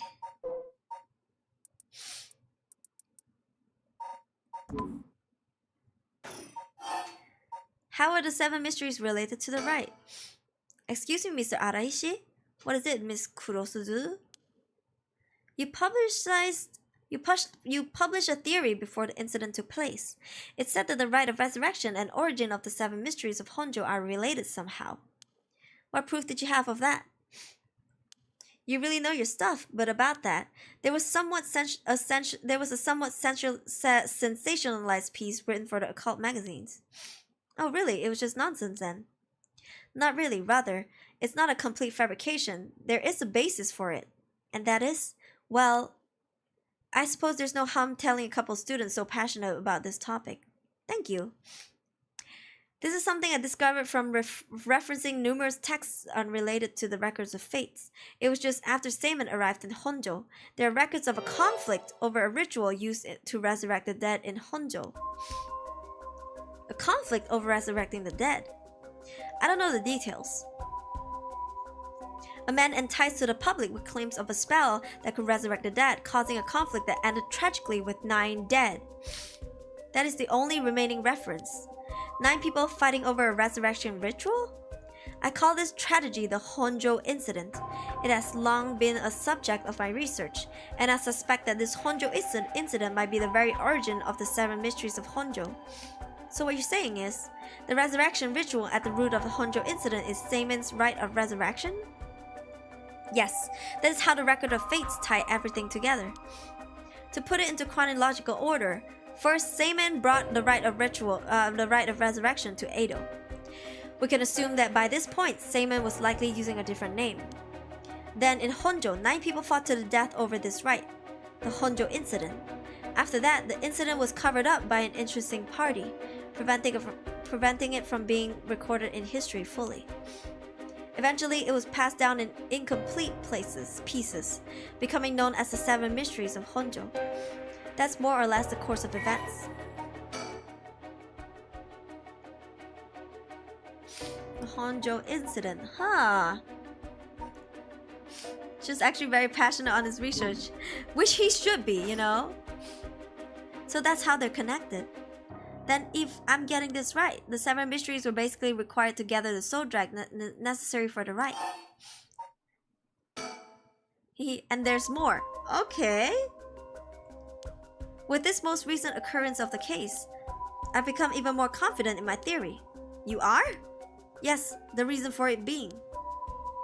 Excuse me. The resentful memories of the 7 mysteries etched into those who received the curse stones. Resentful memories. Yako, if you really are a curse bearer, then when you obtained your curse stones, you would have had a resentful memory imprinted into your mind. Oh, I did! Exactly, those memories are what happened in the final moments of the 9 who died in the Honjo accident. Huh? You telling me these are all connected?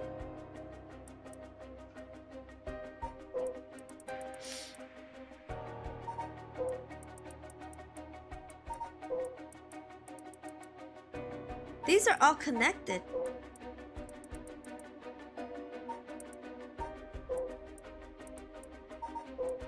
So these guys all know each other?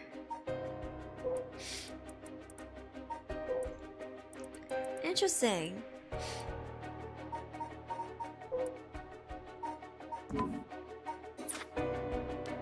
Broadly speaking, they involved dying while bearing some sort of deep resentment. The 9 victims became 9 curses echoes, which over time came to be spoken of as the 7 mysteries, thus gathering the resentful memories granted by the present curses and connecting them together. It will reveal once and for all what happened during the Honjo incident. Huh. That's why you must tell me about the resentful memory of your fool's possession, Yako.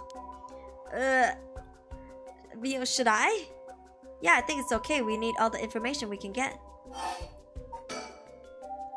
Okay, I'll tell you about the memory of the fool's possession. Excellent.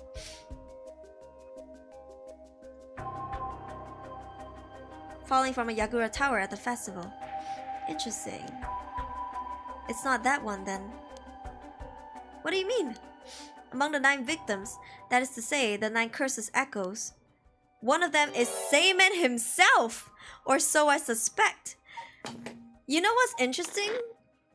We have one last one. This one. So 1, 2, 3, 4, 5, 6, 7, 8, 9. What if he's this guy? Because this guy spread rumors, right? False statements. But then again, there are a few that we haven't found yet. Like this one. So which one do it be? Huh? Seiman was one of the victims of the Honjo incident too? Meaning an onmyoji as powerful as him also became a curse echo? Right, it would make sense that the curse stone tied to a curse echo like that would be special. The power of a curse stone is different based on the curse echo? Then maybe the one with Seiman's curse echo we could... Yes, we may be able to settle this whole situation. What are you two whispering about? Oh, nothing, sorry. How many of the resentful memories have you gathered so far? I've learned a number of them. Foot washing, okay, 4. Of course, the most important are the foot washing mansion and the evergreen beach. What are they about? First, the foot washing mansion. An onmyoji appears distinctly in this one. Really? But not Seiman, I'm afraid. A female onmyoji who sought the rite of resurrection due to her obsession with her personal appearance. Her leg, which she had always taken pride in, were stricken with corruption after she was defeated by Seiman. Her curse echo is notable for being particularly easy to fulfill the requirements necessary to use the curse. That detective did well to escape this one. So a female onmyoji and rival of Seiman was involved in the Honjo incident. That certainly is interesting. Next, the Evergreen Beach. The curse echo is from a craftsman of Netsuke carving named Jinkichi who was hanged for spreading baseless rumors. He apparently spoke of something that granted the ability to bring back the dead. The rite of resurrection. Precisely, this man named Jinkichi must have been in contact with Seiman. If I could just collect all of the memories, everything will be revealed and the story of the 7 mysteries will be mine. That is the knowledge I desire. Meaning, you need to gather as much information as you can from the curse bearer. Thank you for the subscribe! Precisely. I have an agreement to exchange information with those detectives, but they might not even find the other curse bearers, so I must take measures of my own. I kind of want to help him. He just wants information, you know what I mean? You like the curse storyline more or the mystery storyline more? I like both. Yeah, this game is giving me the creeps, but I love it. Question mark. That's just like me for real, for real. Detective got saved by the option menu. Yeah, so did the other guy, Shogo, you know? Just collecting the infos. Yeah, he just wants to sell the best book, I think. He just wants to sell the best book. Like the only book with this information. Yeah. He is an author and a researcher after all. Another thing. Yes? You never really finished about what the trigger for all of this was. I don't know. Really? You're not hiding something from us, are you? It has something to do with how you obtain the records of fates, right? How did you really get a hold of the records of fates? To tell you the truth, we're in a race against time. It could be a disaster if we don't hurry. What are you talking about? Someone left a warning at the sundown today that they would use the curse to kill a lot of people. The one who left the message is the culprit behind the Najima murders from 20 years ago. What, something so terrible will happen? I won't allow potentially hundreds of people to become victims of a curse.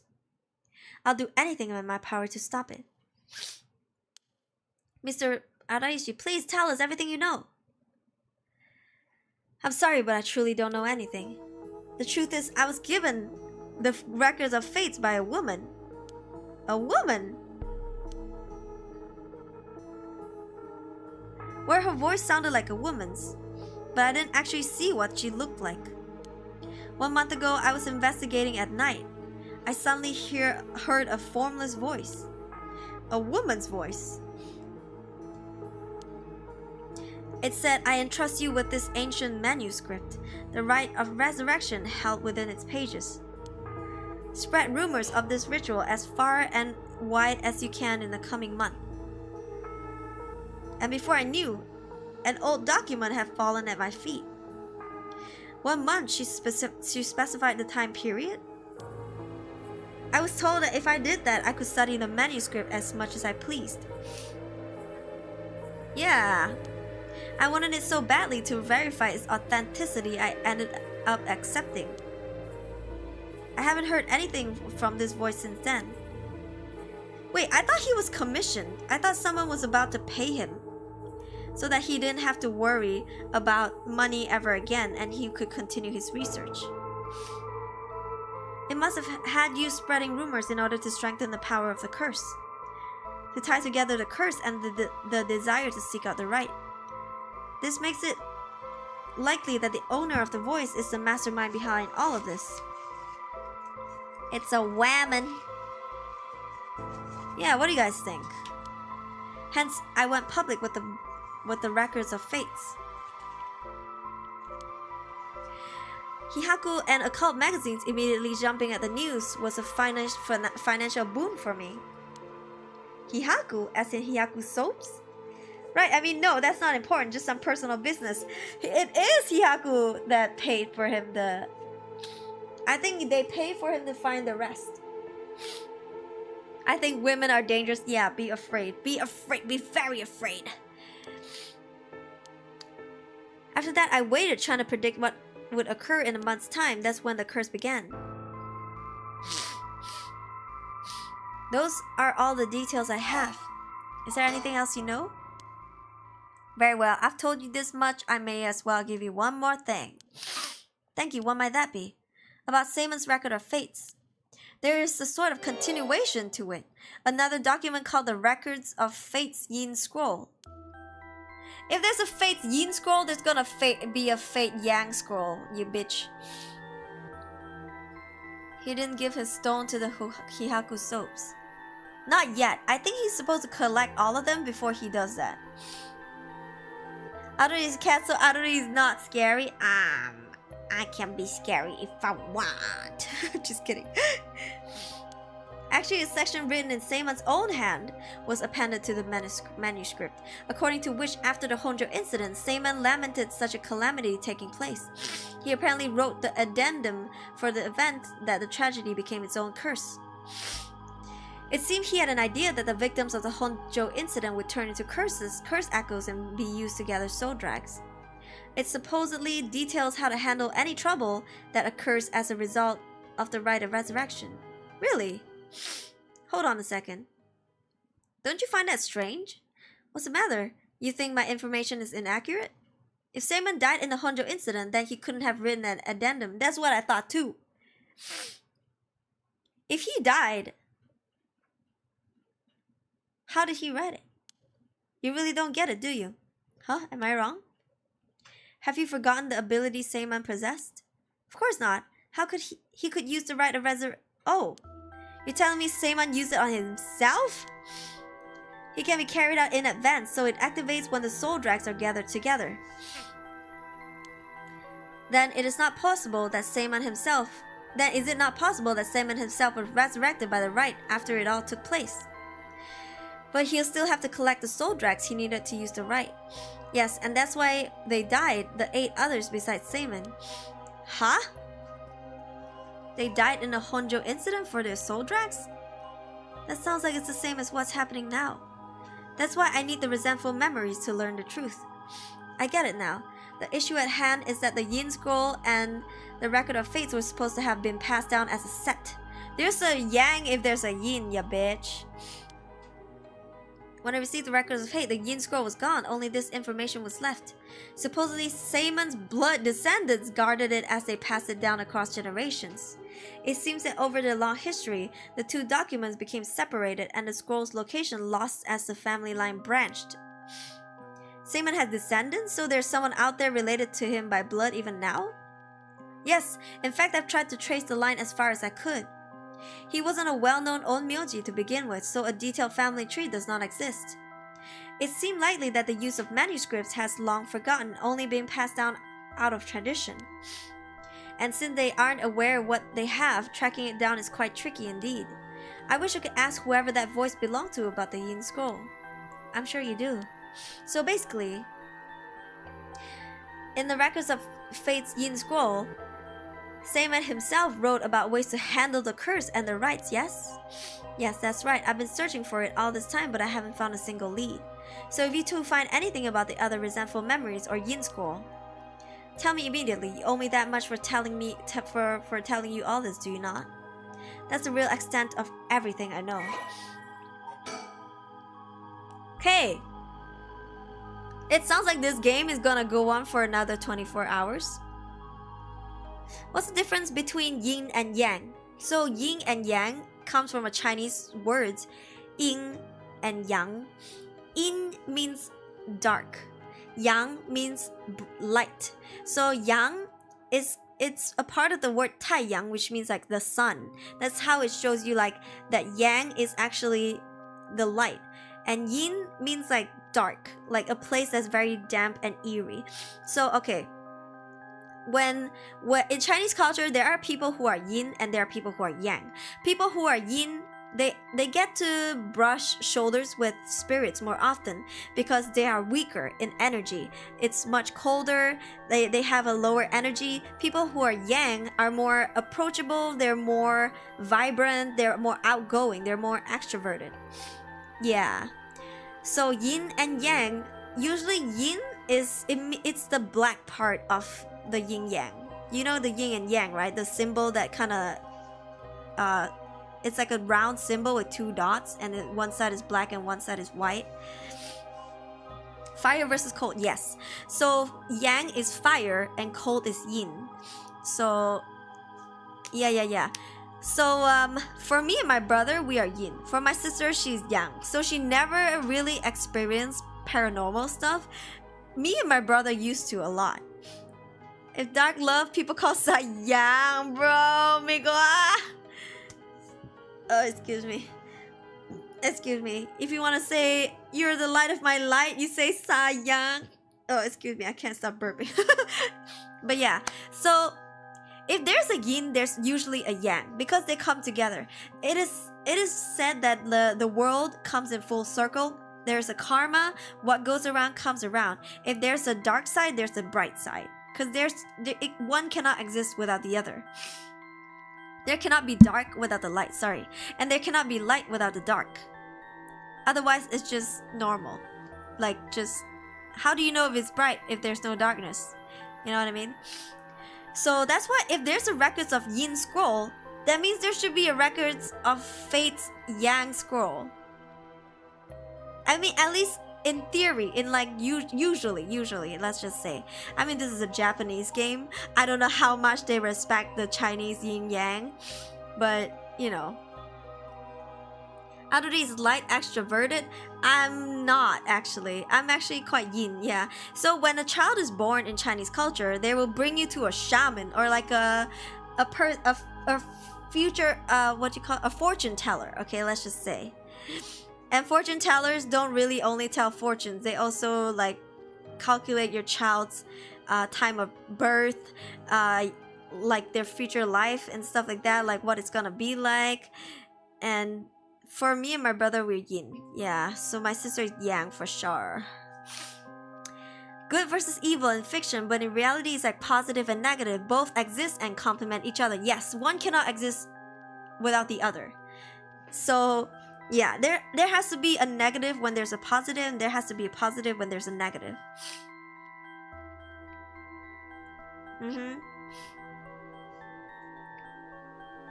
Maybe the yang is the records of fates.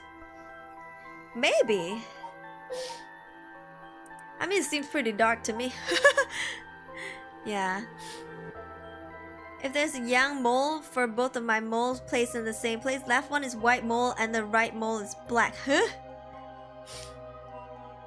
There can't just be one. Yeah. So I don't know. But then again, this is a Japanese game. Once again, I don't know if they follow Chinese culture.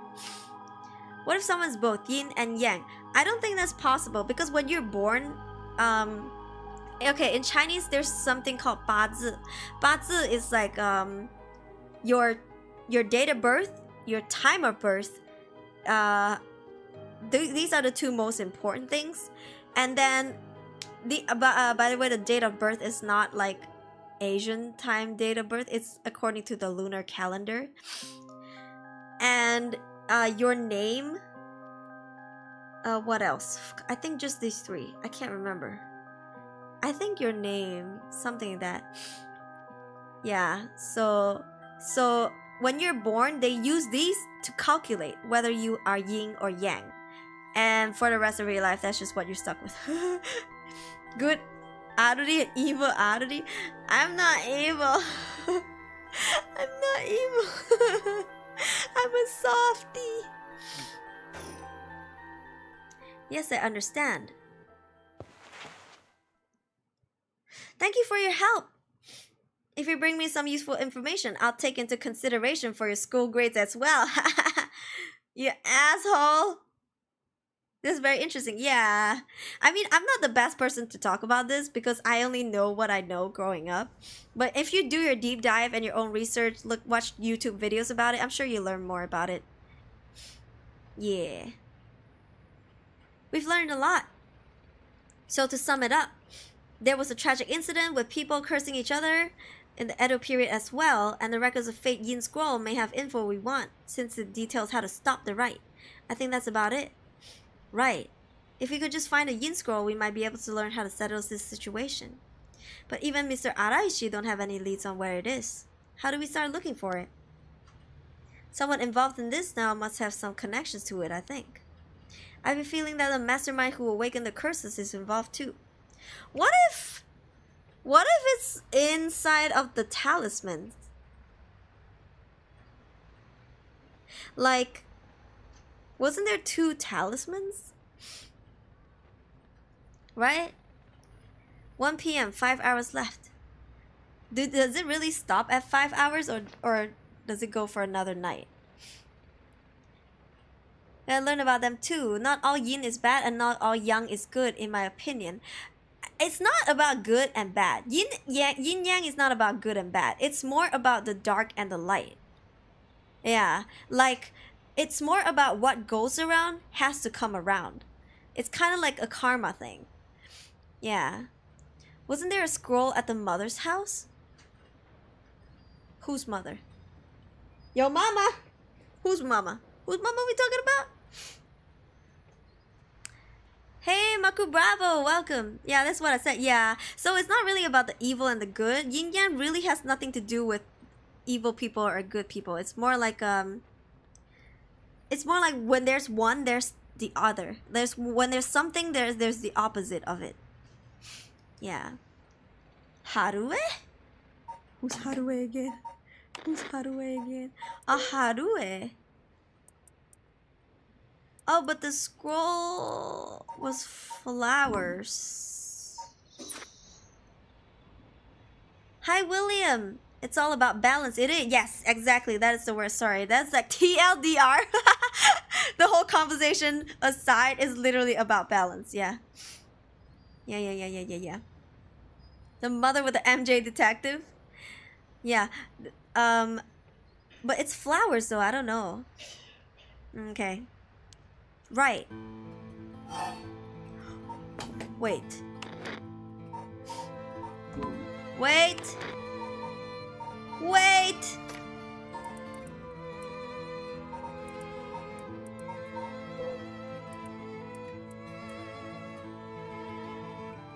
The Shigima Mansion was at one time a bustling place where members of the social elite mingle. 1 year ago, however, the head of the house was struck with a sudden melancholy, and ever since then their mansion has stood silent as the grave. What happened? What happened? What happened? Oh, is it the boy? When did the boy die?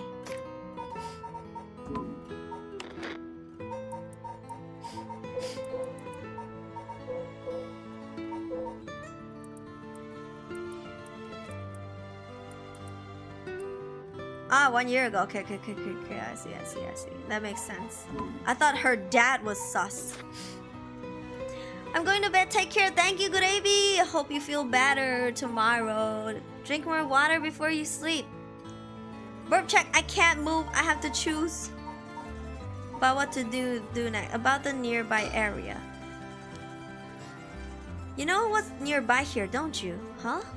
You know where Michio... Yeah, where it happened. I was going there every day to leave flowers, even though they always get cleared away anyways. I'm sure it must be hard to have to be reminded of Michio's death all the time. Oh, that reminds me, Yako. Yeah? When you asked me to do the spirit board 2 days ago, did you come here that day too? Yeah, I left some flowers before going to school. Why? Did anything else seem different that day?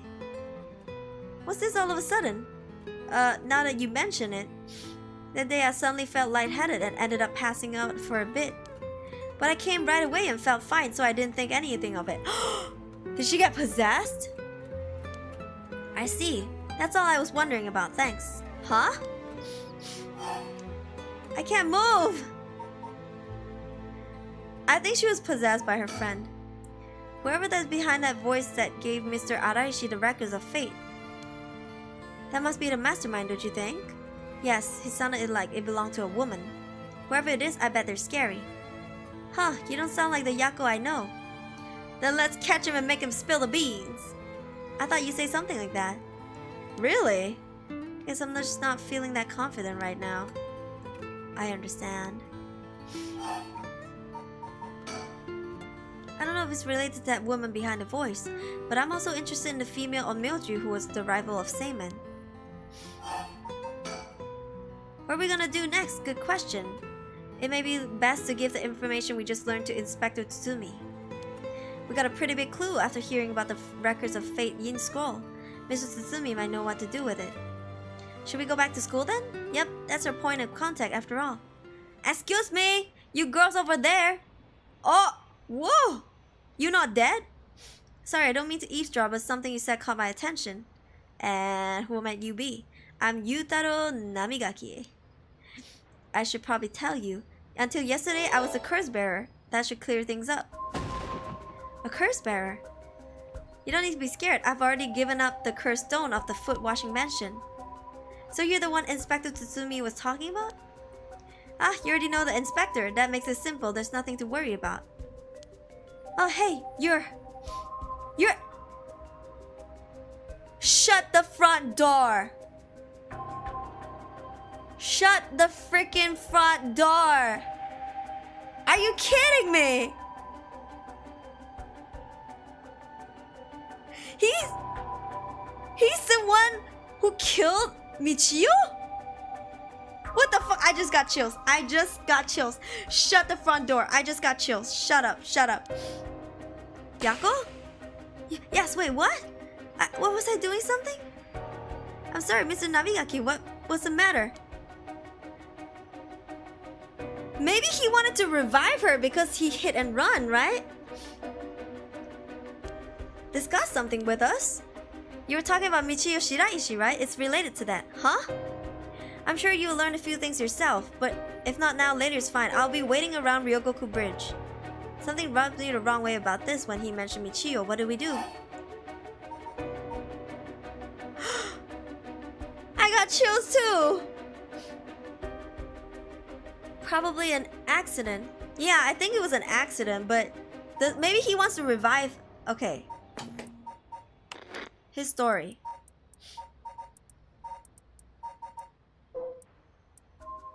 The only kindness he knew growing up as was his family's maid, and he still fondly thinks of the plain rice with butter they used to enjoy together.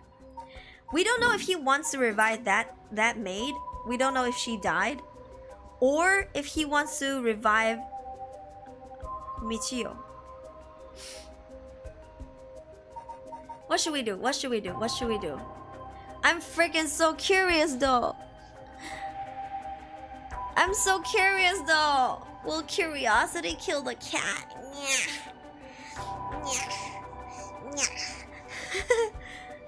Who is his revival target? Exactly, we have no idea. We don't know. We don't know who he wants to revive. Yutaro girl seems like she has the curse.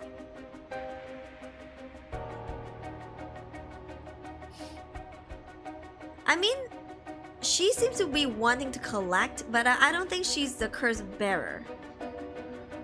But then again,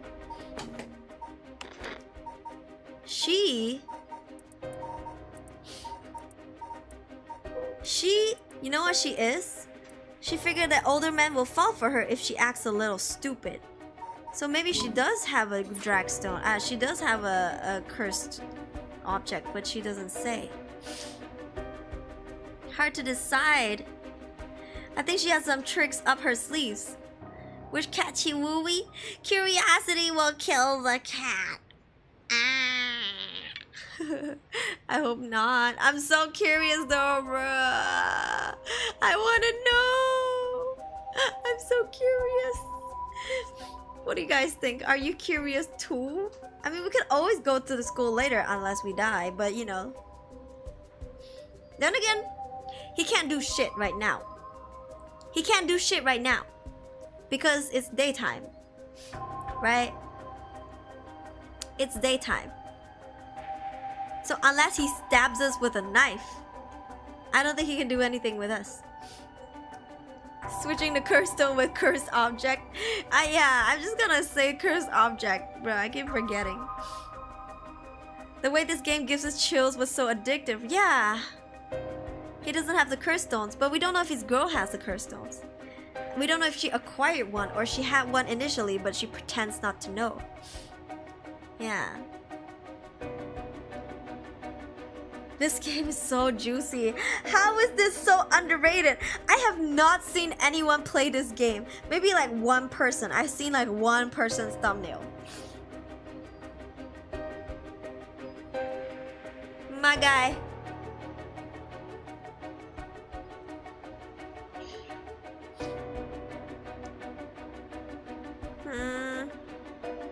I'll give you guys 1 minute.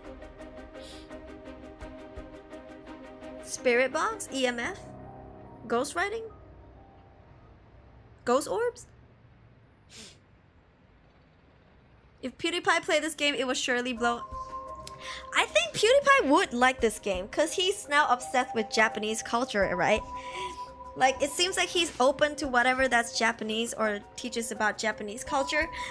But, I don't know, as a father, does he have the time to be playing games like this now? It doesn't seem like he can catch a breath. Yeah, want to switch my boat to 1. Because we can go to the school later. That's true. He's also in Japan, he is. Alright, time's up. Woo! I love this game. I love this game. I feel like I'm constantly on a roller coaster. Where's my results? Give me my results. YouTube. YouTube, please. YouTube, how long does it take to calculate the poll? Okay, I refreshed. Number 1 at 72%. Alright, let's talk to you, Taro. Well, I suppose we may as well hear what it is you have to say. Glad to hear it. Then shall we relocate elsewhere? I didn't get to check the surroundings, but it then never gave me an option. 1 p.m.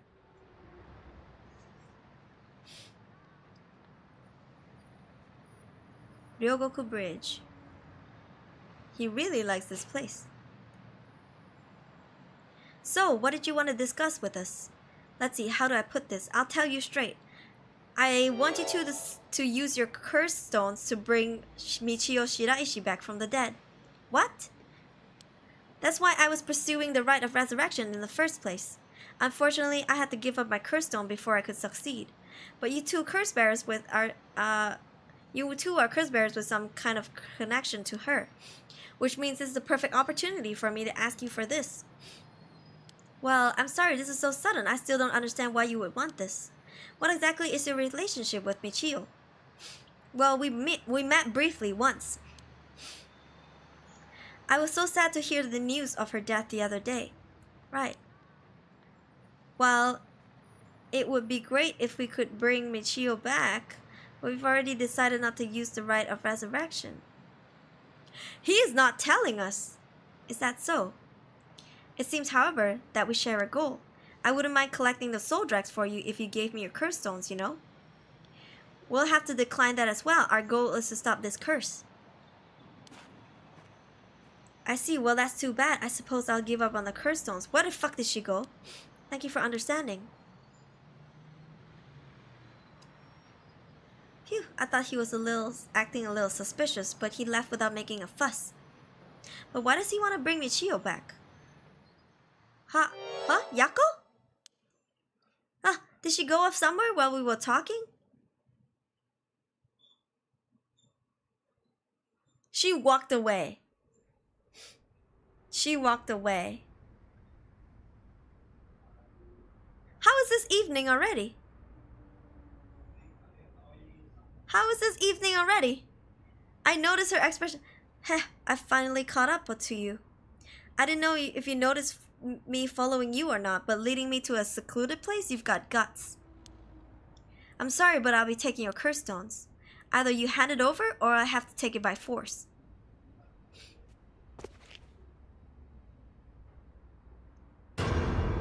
What? Huh? What are you... She's here again. I don't understand. Wait, it was just an accident. I swear I didn't mean to. That's why I was trying to bring you back. Hamana, hamana, hamana. Huh? You're already too late. Ah! He dead? What? Wait, what? Wait, what? She... Oh! Yako! What's her name? Yako! Yako already completed her... She already completed her rites. She already completed the rites. She already completed the rites. Yako already completed the rites. She brought her back. Is that it? What the frick? After this, Fumichika Nejima went on to use the power of his curse to commit mass murder, shocking the public with the unprecedented tragedy. And from that day on, Yako Sakazaki has never heard from again! Was never heard from again! What the fuck? If you revive someone, you disappear? Ending 1, Michio's Grudge.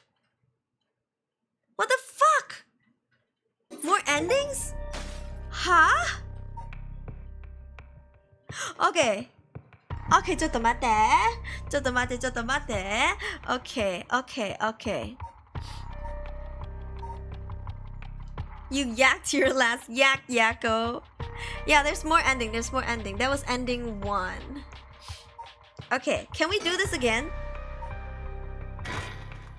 Can we do this again?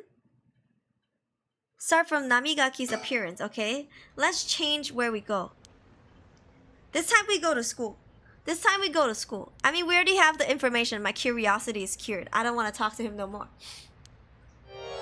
Ah blah blah blah blah blah. Ah blah blah blah blah blah. Ah blah blah blah blah blah. Ba ba ba ba ba ba ba ba ba ba ba. Skip skip skip skip skip skip skip skip skip skip skip skip skip skip. Go to the school. Bye. Sorry, but there's something we gotta take care of. We'll have to pass.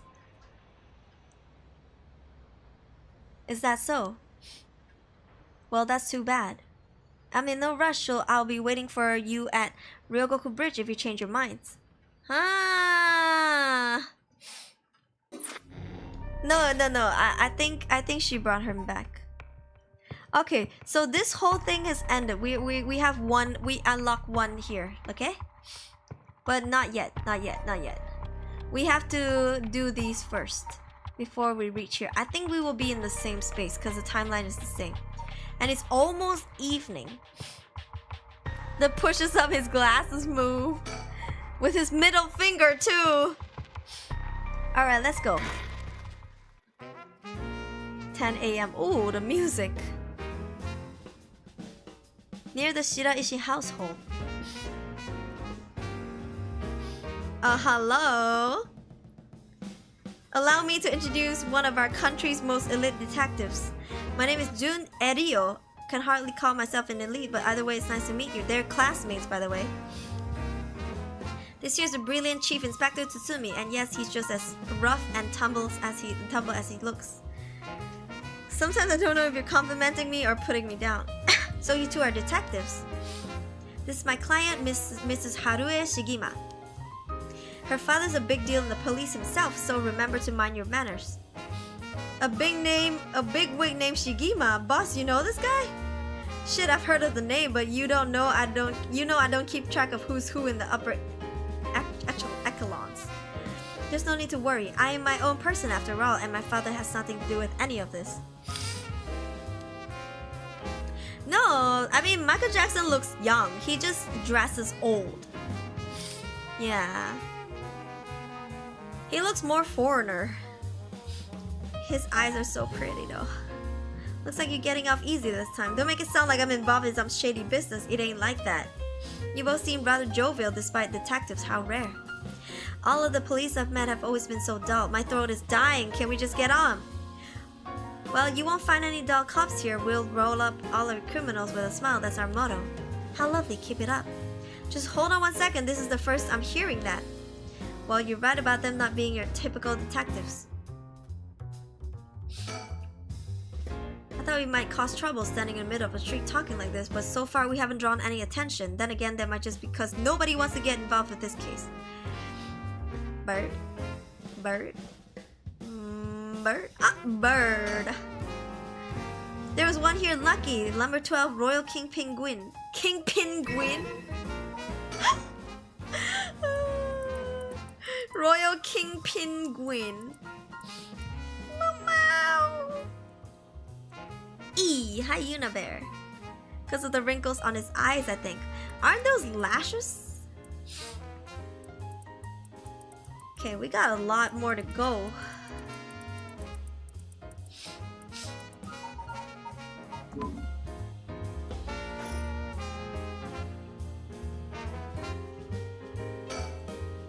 It seems like they were acquainted, but also like they haven't talked in a long time. Who are we playing as? The lady? I think we are playing as the lady, aren't we?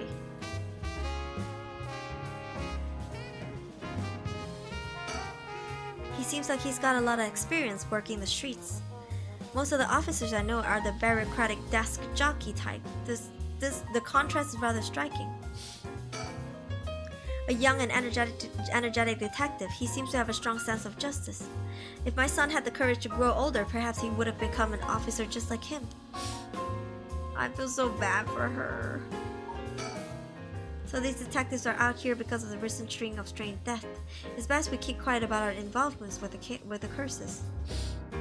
Oh, but you don't know, because they're in on it too. King Penguin. Yeah.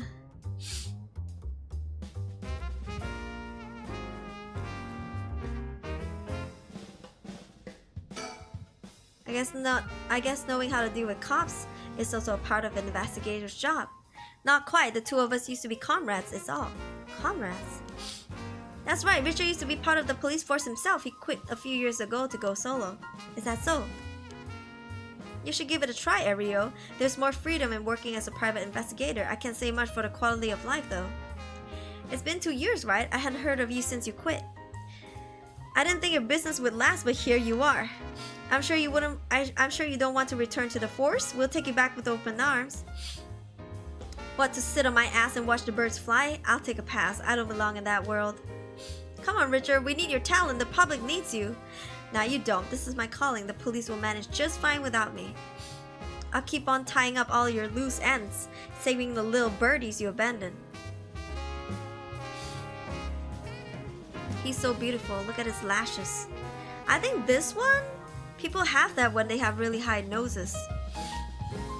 So if you don't have this, he looks young.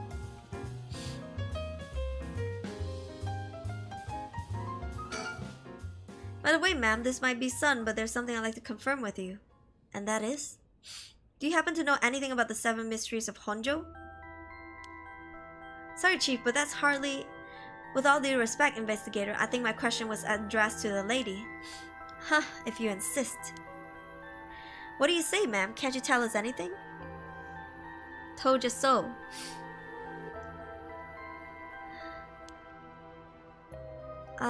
See, he looks young. This is not really a wrinkle. This is more like an arch formed for like high nose, right?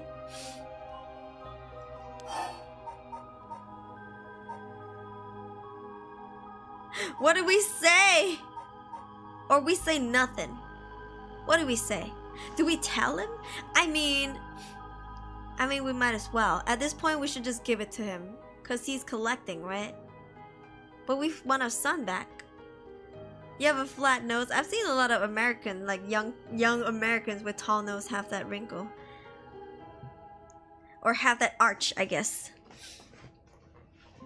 What do you think? Both look the same. If we don't say anything, he's gonna know that we know something.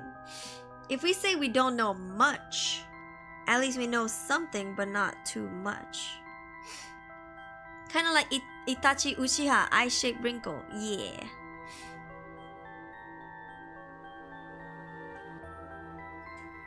Highlight neon. What should we go for? 1 or 2? Should I poll? Choose 2? Fuck it, let's do 2. Can't say I know much. Bitch, you answered anyway! What's the point of letting me choose?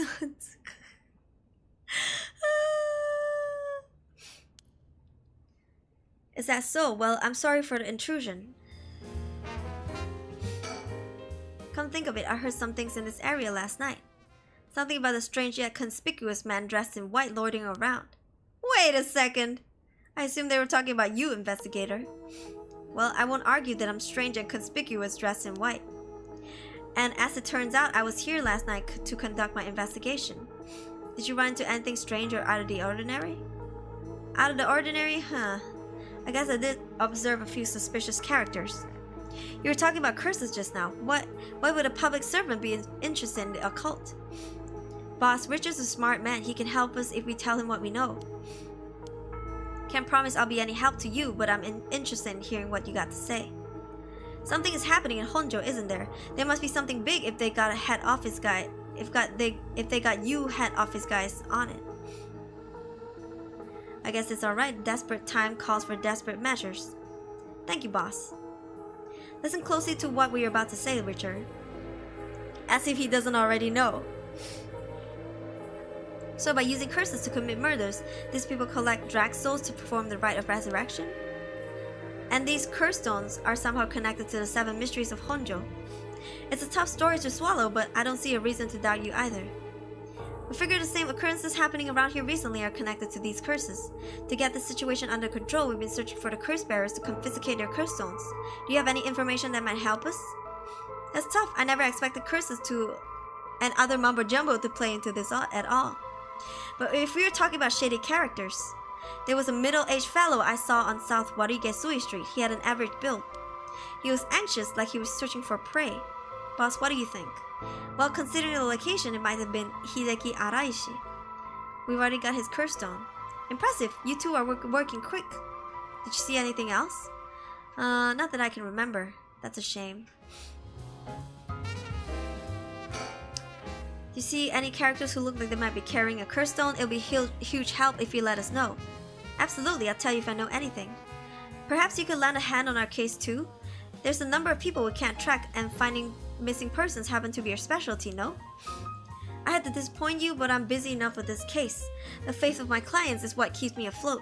I have to prioritize requests by the order in which they come. I see, well, can't say that's not fair. Wait, what do you need a private investigator for anyway? The cops should have plenty of bright folks to throw at the job. True, but this isn't an ordinary case we're dealing with here. Okay, we're done with talking to him. What brings you here, Richard? You on a case? That's right, I'm picking up the police's slack. I trust you remember the kidnapping and murder case from last year? Ah, I remember now. You're that Haruo Shigima from the kidnapping case. Did I miss something?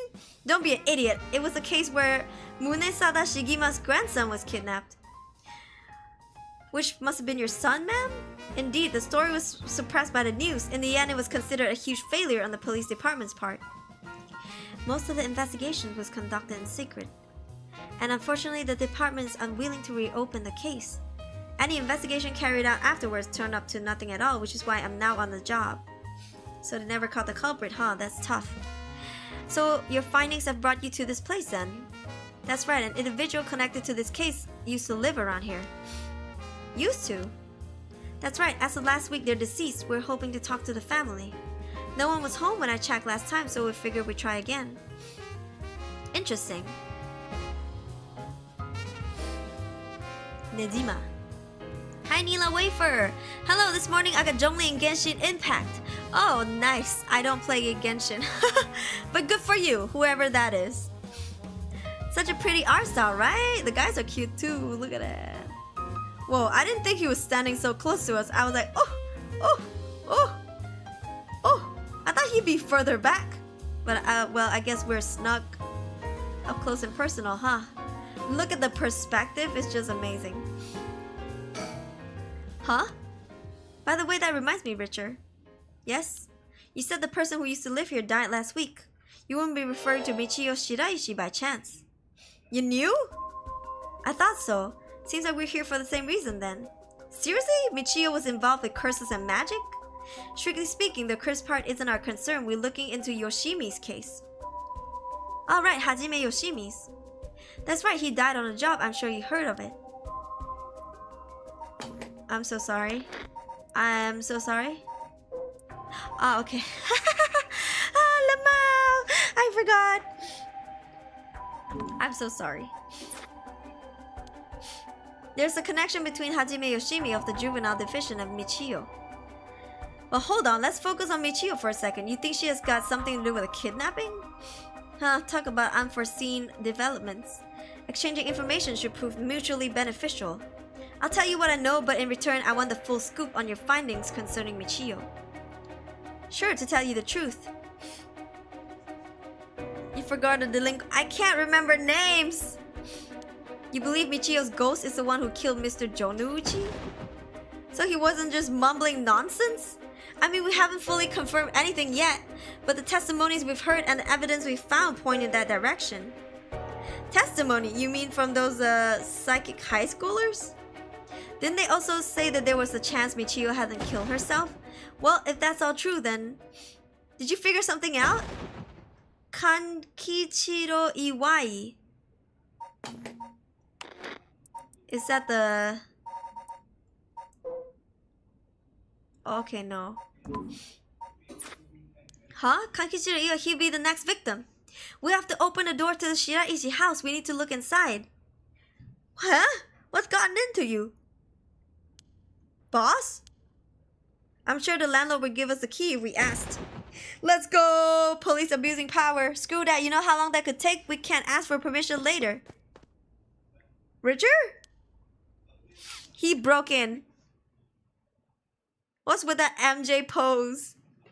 Take that, you shitty door. That's how you do it. Richard, get a hold of yourself. I see you still the same as always. Everyone, come quick, look at this. Oh no. Ah! Well, what's up with this room, boss? There's a dead body here. Whoa, could that be Michio's dad? Nah, he's a stepdad at best. And that's gotta be the body of Kankichiro Iwai. There's no doubt about it. That man's a goner. He's gotten real messed up. Looks like he's been like this for a while. Can't say it happened last night. Hey Ryo, did you find Jonoichi's body in the same state? Now that you mentioned it, it looked as if Kohei Jonoichi had died from a number of heavy blows.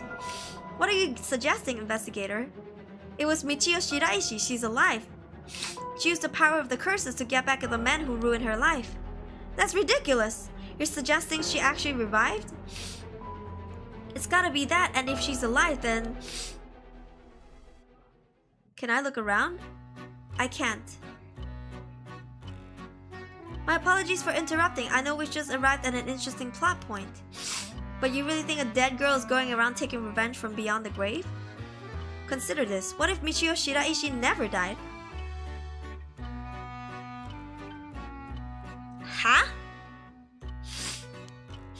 But seeing as you've come this far, I'm sure you already know the truth, don't you? And so I would have you answer me a question. What? Wait, what? He's not a grandpa, by the way. He just has an old mask on. Look at the bottom of his face. He's a young dude. He's a handsome young dude. She did mention. Yeah, you know what I think it is? I think Yako killed him. Cause his form of death looks like that. Yeah. What if Yako was the one who died? And Michio was pretending to be Yako. That's kind of fucking dumb. Nobody looks like that. I'm sure they don't look like twins. They're not twins. It's not like freaking Superman where he put on sunglasses. He put on his glasses, nobody knows who he is. Right? If that's the case, this is dumb. This is a dumb story.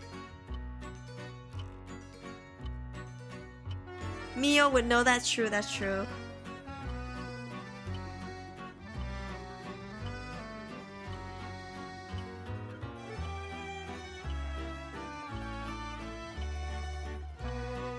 Sorry, give me 1 second.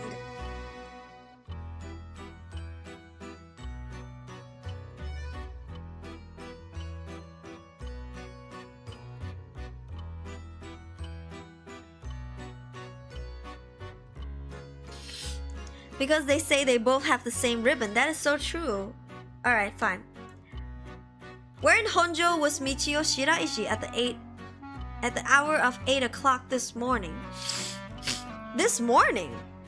What do you mean this morning?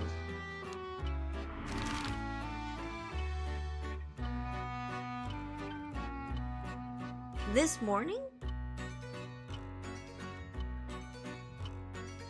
So she at 3 a.m. she killed the guy. Right? At 8 a.m. she killed the 3 a.m. she killed the guy in the school.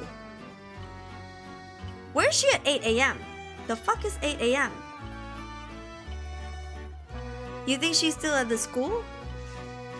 It's a valid question if you know what's happening. Huh? What do you mean?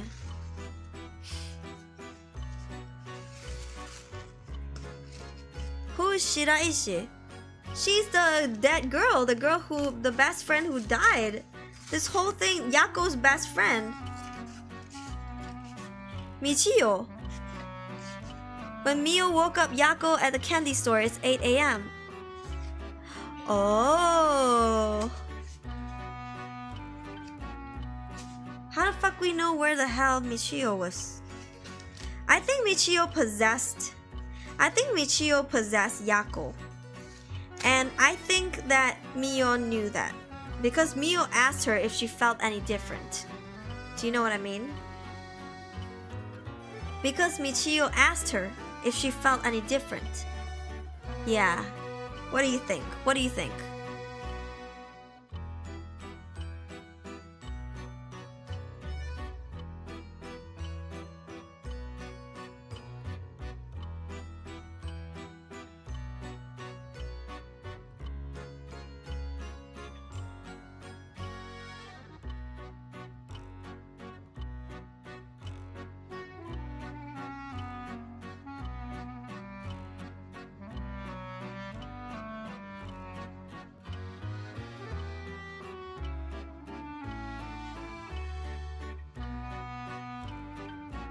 Your theory sounds plausible, right? She possessed Yako. Remember that ghost followed her around when she was Mio. I mean, we can't be sure because Mio never said that. Yeah, okay, so where do you think she was at 8 a.m.? The candy shop? What do you think? What do you think? School? Candy shop? The way how Yako suddenly feels resentment trying to kill the teacher, right? Also, when she knew who the guy was when he ran into her. Do you know what I mean?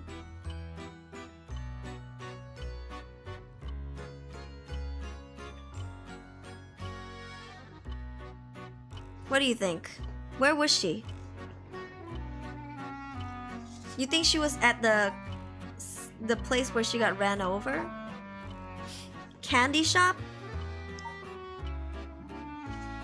Then this confirms our theory that she possessed her friend. You choose school? Keep them theories going. I'm just gonna choose this. What about the school?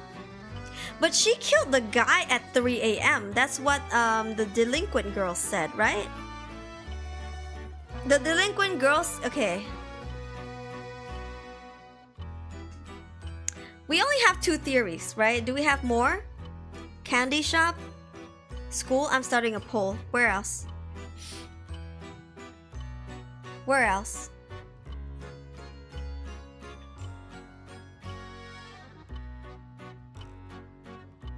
Where is this? Her house?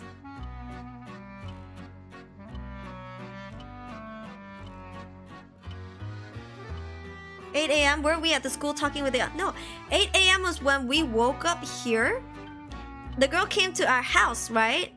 And she was like, hey, wake up. We were like, what? I was so sleepy, I fell asleep, you know? There's this sus free time when Yako said she'd go back to home sleeping. Yeah, but when Mio went there, it was 8 a.m. And this guy is asking, where was Michio Shiraishi at 8 o'clock this morning?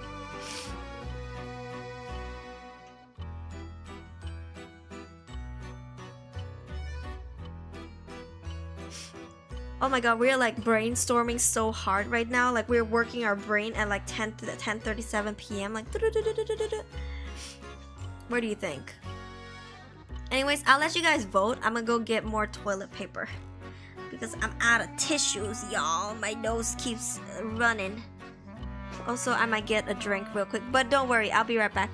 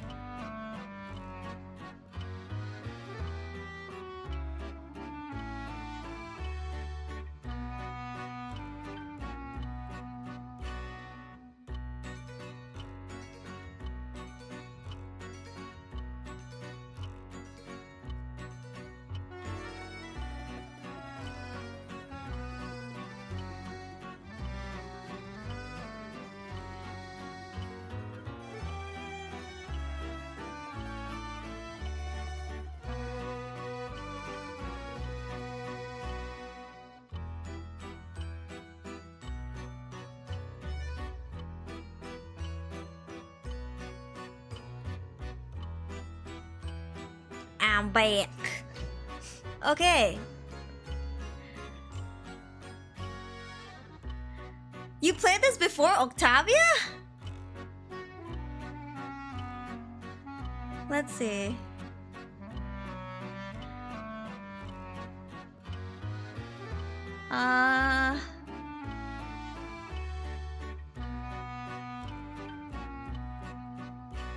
Spoil yourself accidentally because you were searching about the cursed triggers, huh? Watching it as it happens is more impactful this time. This game's too good, shall make another cup. Okay. It's nearly 11 p.m. Haven't had dinner because I can't leave the lab. Go, get dinner. My god. Okay, my dad is steaming some desserts for me, like some small snacks. But yeah, when he's done, I'm gonna go get them. So we'll just play for a bit until then. And we have to hop onto Twitch at 12.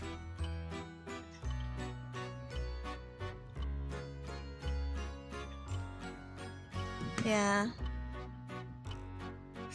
Okay. Literally, we're just squeezing our brains. Midnight snacks, yeah. Alright, let's see. Candy shop, 67%. School, 33%. I mean... We...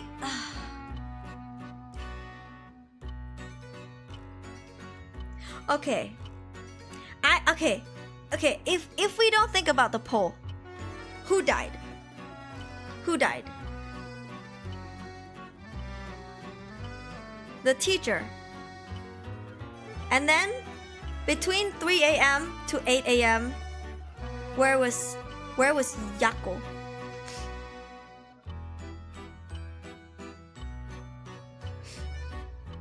Between 3 a.m. to 8 a.m. where was Yako?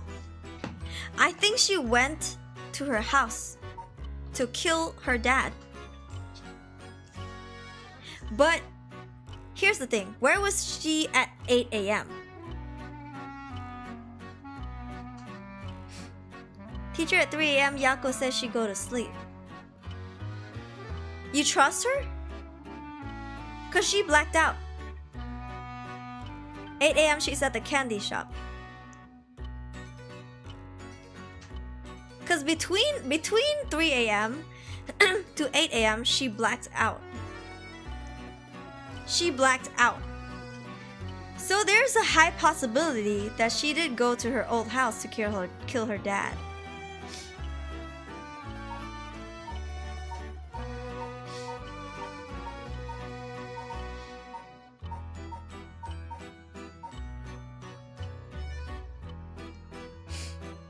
Supposedly went home.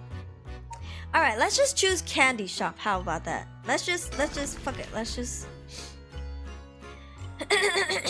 I see, very well. Congratulations, you are correct. As expected, you got it in one go. Well, the cause of death was such, was it not? You must have noticed it some time ago. Let's get back to the story then, shall we? I've taken up enough of your time. The cause of death was such, was it not? What, so you really think Michio Shiraishi is alive? Just think it through, it all becomes obvious. It tracks, but do you really think a girl could have managed all of this? How the fuck she gonna die and not die? How the fuck she gonna die and then not die? That's what I want to know. Didn't the police confirm that she contorted and died? The storyteller just said about Michio. Yeah. Okay, how does she die and not die? What the fuck is going on? It's not making sense. I can't believe they're not even questioning it.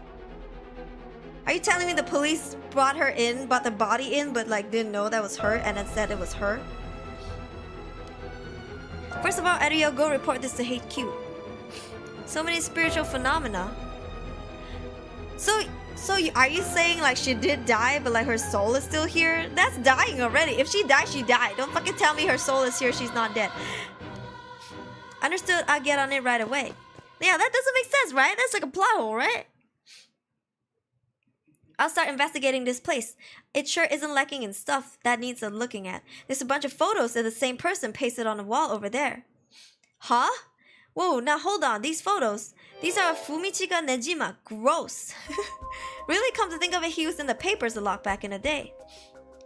There's even more pasted up there. These are all cutouts from newspapers and magazines about the Nejima murders. I don't get it. Why this weirdo shrine? Let's just keep looking around. Look at the pictures. Pictures of Fumichika and Nejima cut out from newspapers and magazines. Whoever put this up was obsessed. I wonder what their intent was.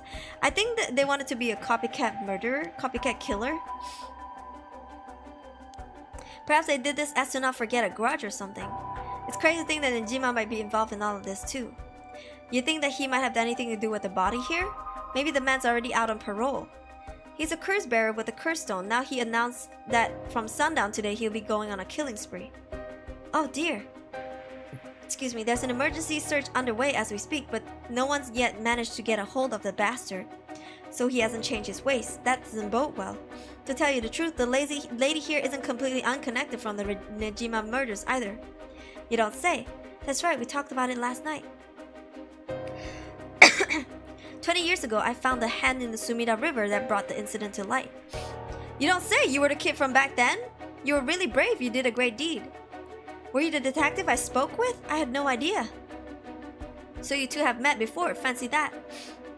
I have been worried that Fumichika Nejima might bear resentment towards you, ma'am. Huh, you might be right. Unfortunately, that asshole is quite the resentful type. His face... Oh dear. That asshole, I wonder who put the idea into his head, and now he's got the one-sided read too. He's threatening to massacre the people of Honjo at sundown. Seriously, on top of that, he's been itching to get revenge on me as well. Of all things, the man's gone and threatened to kill my daughter. Damn, that's quite a threat. Certainly you can't afford to stay put here. That fucker wants to get us all antsy. When I finally get to start arresting him, it'll be with a cool head. Not gonna give him the pleasure, huh? Well, if Iwai and Fumichika Nejima have anything to do with each other, then this room might hold a clue to Nejima's location. I think he worships him. They probably met in prison, you know? Yeah, they met before. Is it said who his daughter is? No, but I think it is Yoko-chan. Because he too measures his spirituality with drinking. Which is kind of a rare, unique thing. Yeah. But she died though.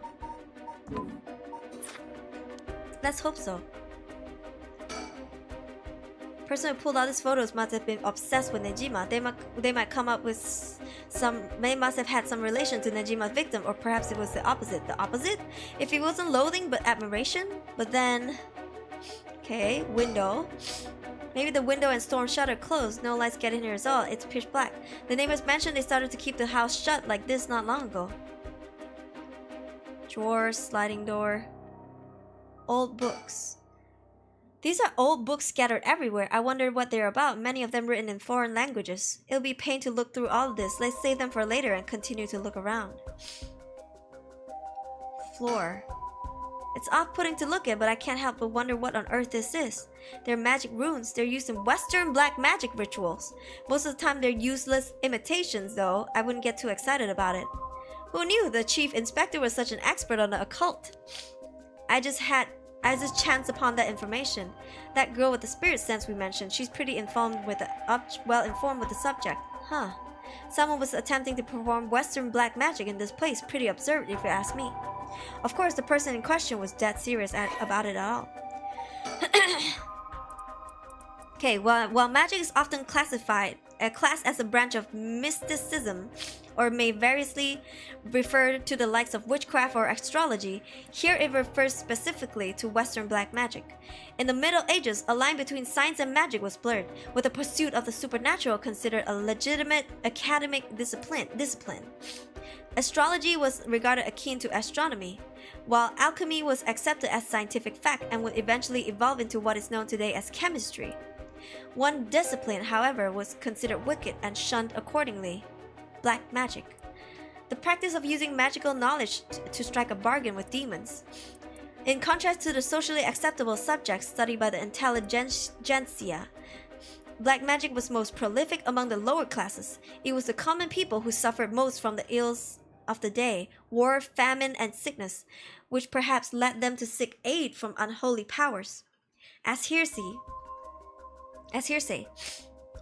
these rituals and spells were nowhere to be found in orthodox modes of teaching, but instead were recorded in tomes of dubious credibility.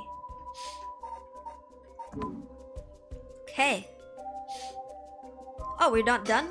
Decorations. There are candles and stones with inscriptions placed all over. Are these tools for some ritual? Hey, don't touch anything, you hear? Ah, that's right. Consider this a murder scene. We ought to leave everything as it is.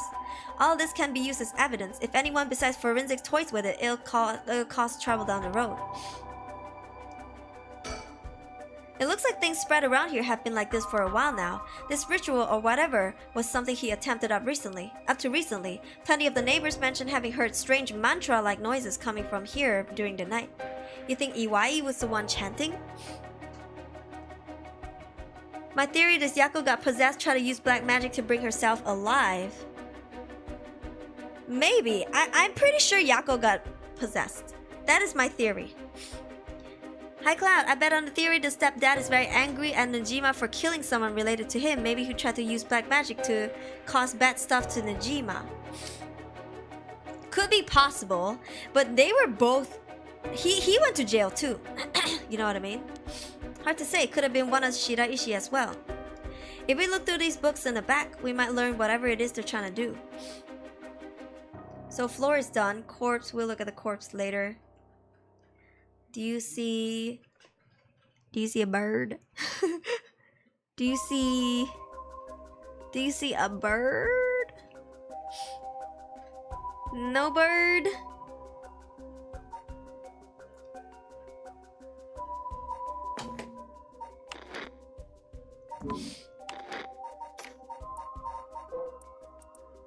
Approach the net. A bottom shelf surrounded by darkness. I have a feeling that's the shelf. Jackpot. In the bright garden, if you won the lottery, wait until you feel like yourself again. The excited detective. Waiting at the entrance, in a park where sparrows sing. Waiting at the intersection. A unique looking playground. Revisiting the park at night. The drawer is really old, Chief Inspector. Do you mind if I look inside? Huh? I mean, in normal cases, only the police would be allowed to touch things, right? Right, Rio isn't here, so let me take a look at it. There's just clothes in here, not much variety. Can't say they were big spenders. Well, I was hoping to find a kind of talisman here, but I guess we're not so lucky. I see, thank you anyway. Drawers are done.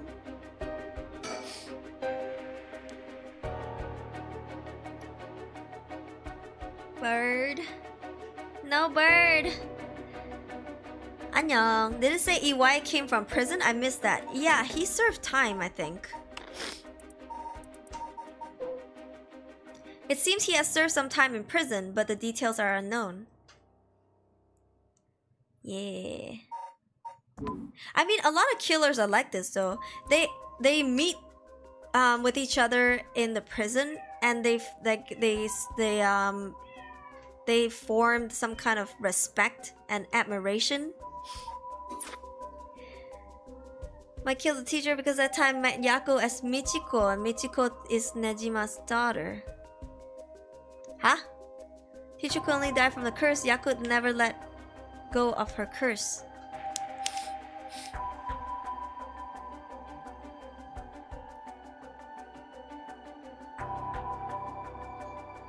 You think Michiko's dad is a serial killer? Hi, bestie! How are you, Ariel? Wait, you think Michiko's dad is a serial killer? This is her stepdad. This is... Oh, you mean Michio. This is Michio's stepdad. Yeah. My membership disappeared. Gonna need to fix my payment. New debit card came recently. Oh, congrats! No worries. Take your time.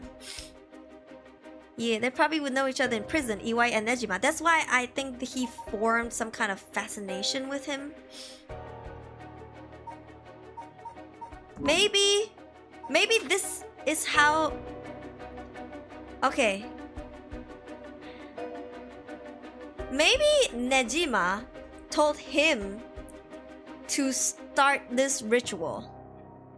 Maybe the ritual has started from here. Maybe he's the one who casted the shadows. I'm not doing so great, going through a lot, but hanging out with you. Oh no, I'm so sorry to hear that. I hope things work out for you. Don't worry, the hard time will pass. You got this. But yeah, hang out as much as you want. We're playing this game called Paranormasight. I think you should play it. Amazing. It is like a horror game and a true crime mystery game all in one. Yeah, with some supernatural aspect. Not some, but like half of it. It's like a half and half, the perfect balance. And it is an interactive, what do you call it? Interactive visual novel. Yeah. The one I can think of is why the teacher can blackmail her so easily. I don't know. Old books.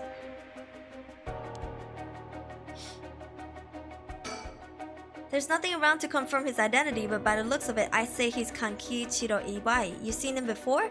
Heard he had a criminal record, so I assume he wouldn't have held a respectable occupation. Is this what a curse does to a person? Ma'am, it would be better not to look so closely. It's amazing. Cruel is what it is. Alright, we're done. We're done with the corpse. We only have the books left and here. The sliding door leads to the kitchen. It barely fits the frame. Oh, really? What do you say, Chief? Would you let me look through it if I wore gloves? Well, it's not like I'm any help with foreign languages. Go ahead. Thank you. This seems to be a book on Western black magic. The same runes are written here, alongside detailed description of procedures. I suppose you call these grimoires. It's all a bunch of nonsense if you ask me, though. You think this Iwai guy was studying them, perhaps to perform some kind of ritual? There are a bunch of handwritten notes beside the grimoires. Whatever it was, they were serious about it. Whoever it was, they were serious about it, but it doesn't look like the type to be into this kind of stuff. But you know, you shouldn't judge a book by its cover. Why would he be studying black magic? According to the materials, this here rune is for the restoration of youth. Perhaps he was trying to become young again. This over here seems to be black magic related to resurrection. Each one of these spells require a human sacrifice. Talk about dangerous. Resurrection, like the rite? I guess no matter what part of the world, people will turn to the occult for similar reasons. This place is disgusting. Did Michio Shiraishi really live here? Huh? What is it? This looks like a journal. It's probably Iwai's. A journal. Huh, His writing is surprisingly thorough. It's almost as if he was writing a report for someone. What the fuck do you jump scare me like that? Jesus. Blackmail matter is a different one. Each cursed death is also quite very specific. Dang, poor girl. Yeah. Now this is something. What is it? What did he write? This is quite the fine. Let me give you a summary.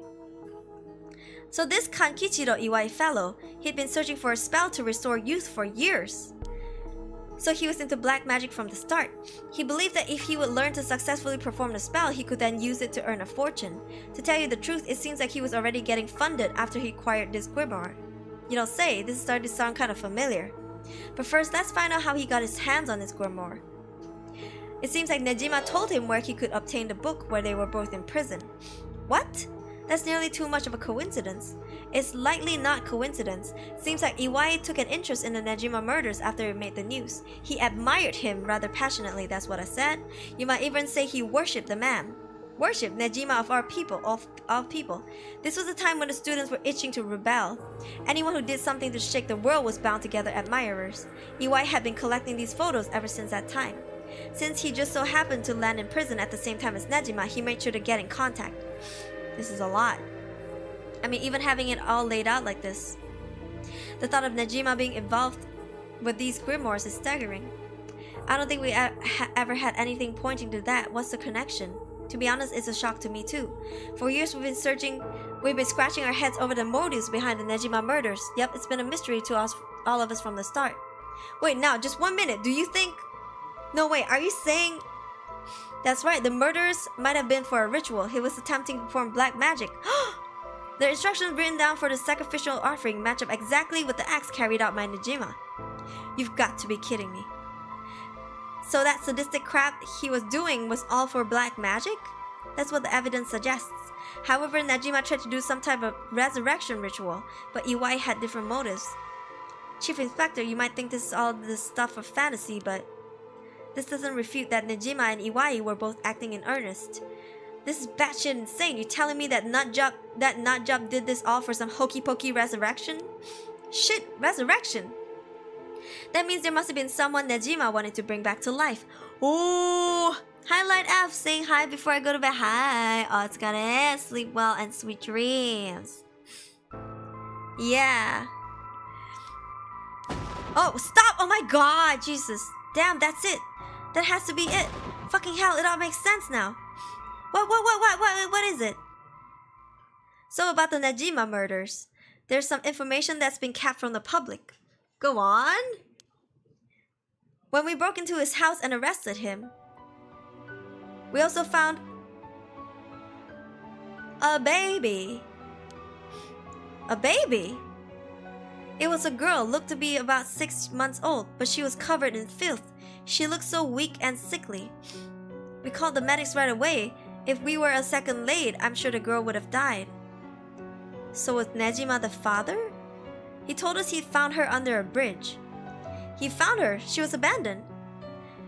I've heard of parents threatening to leave their child under a bridge as a threat, but to think it really happens. And I suppose there are cases where the dead newborns found stuffed in coin lockers, so it's not without precedent. Whatever the case, we never found out the truth. But there's one rumor from back then that I could never get out of my mind. And it's starting to sound more likely now? I was chewing food down. Well, I'm sure this isn't the first time you've heard of it. Many believe Najima's guilty of more crimes than what got him convicted. Back then, a lot of girls went missing. Yeah, I remember all of that. Among the high school girls that must have been murdered, or maybe I should say sacrificed, was a girl who was pregnant. Goodness, that's horrific. He killed her and dismembered her body. And we thought maybe the baby we found is what he pulled from inside of her. Don't misunderstand me. This is all speculation on top of more speculation here. But I for one never believed that man could just take in a baby he found under a bridge. I'm feeling sick. Stay strong, ma'am. I know this is hard to hear. Like I said, don't take that to be the full truth. We were running on speculations back then. Now this whole resurrection magic has come into play. We should consider the possibility that it was his child. That maybe he was trying to revive whoever the mother might have been. It's just a theory, but my life would be a tad easier if it were true. That's an interesting thought. If there's anyone Najima would want to resurrect, a deceased wife would be a good guess as any. The fact that he obtained a cursed stone suggests he has an interest in the rite of resurrection. Damn, you're right. And here I was thinking that he was only after the curse's possession to massacre. Chief Inspector? Yeah? What happened to the child? Without a birth registration on file, as best we could do was to find a girl some suitable foster parents. It was decided to keep the circumstances secret for the sake of the child's future. Well, I'm glad she was taken care of. Okay, but like, can we know where she is, who she is?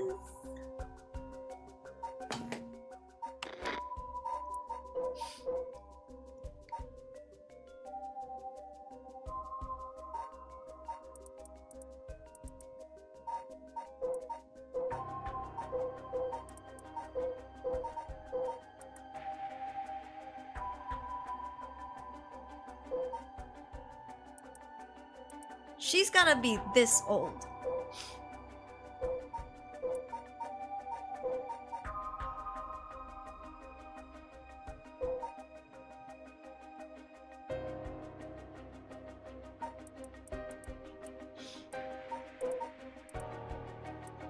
We don't know her backstory. We don't know her backstory. I mean, we're living her backstory, but still, we don't know. Okay, she has a backstory. We don't know her backstory.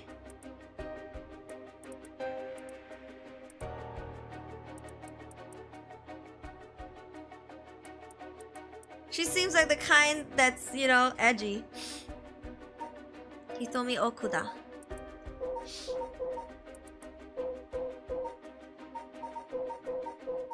I think one of the students is his daughter.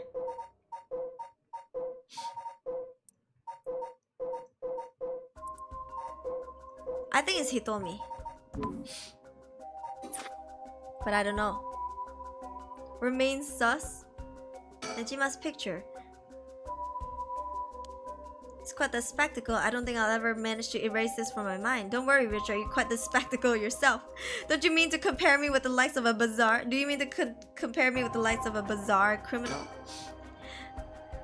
These aren't just cut from publications. They even snapped a photo of a number of shots of their own. They must have admired him. Why else would they have collected so many pictures? Whatever the case, it's certain they were obsessed. You got some new pictures? Nah. No new pictures? Do you have some bird stickers? No bird stickers. Ariel, please. Don't mean to derail the conversation, but there's still more written in Iwai's journal. We know Iwai managed to obtain the grimoire thanks to the advice he got from his idol Nejima while in prison. After conducting the research and gathering more information, he determined he had the chance to get rich quick. Right. He thought he could make some money if he could successfully use rejuvenation magic. Turns out, someone gave him the idea. Rejuvenation sounds to me like this bitch. Where's she at? Ah. Rejuvenation!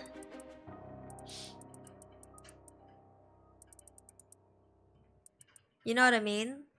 Rejuvenation. And get this.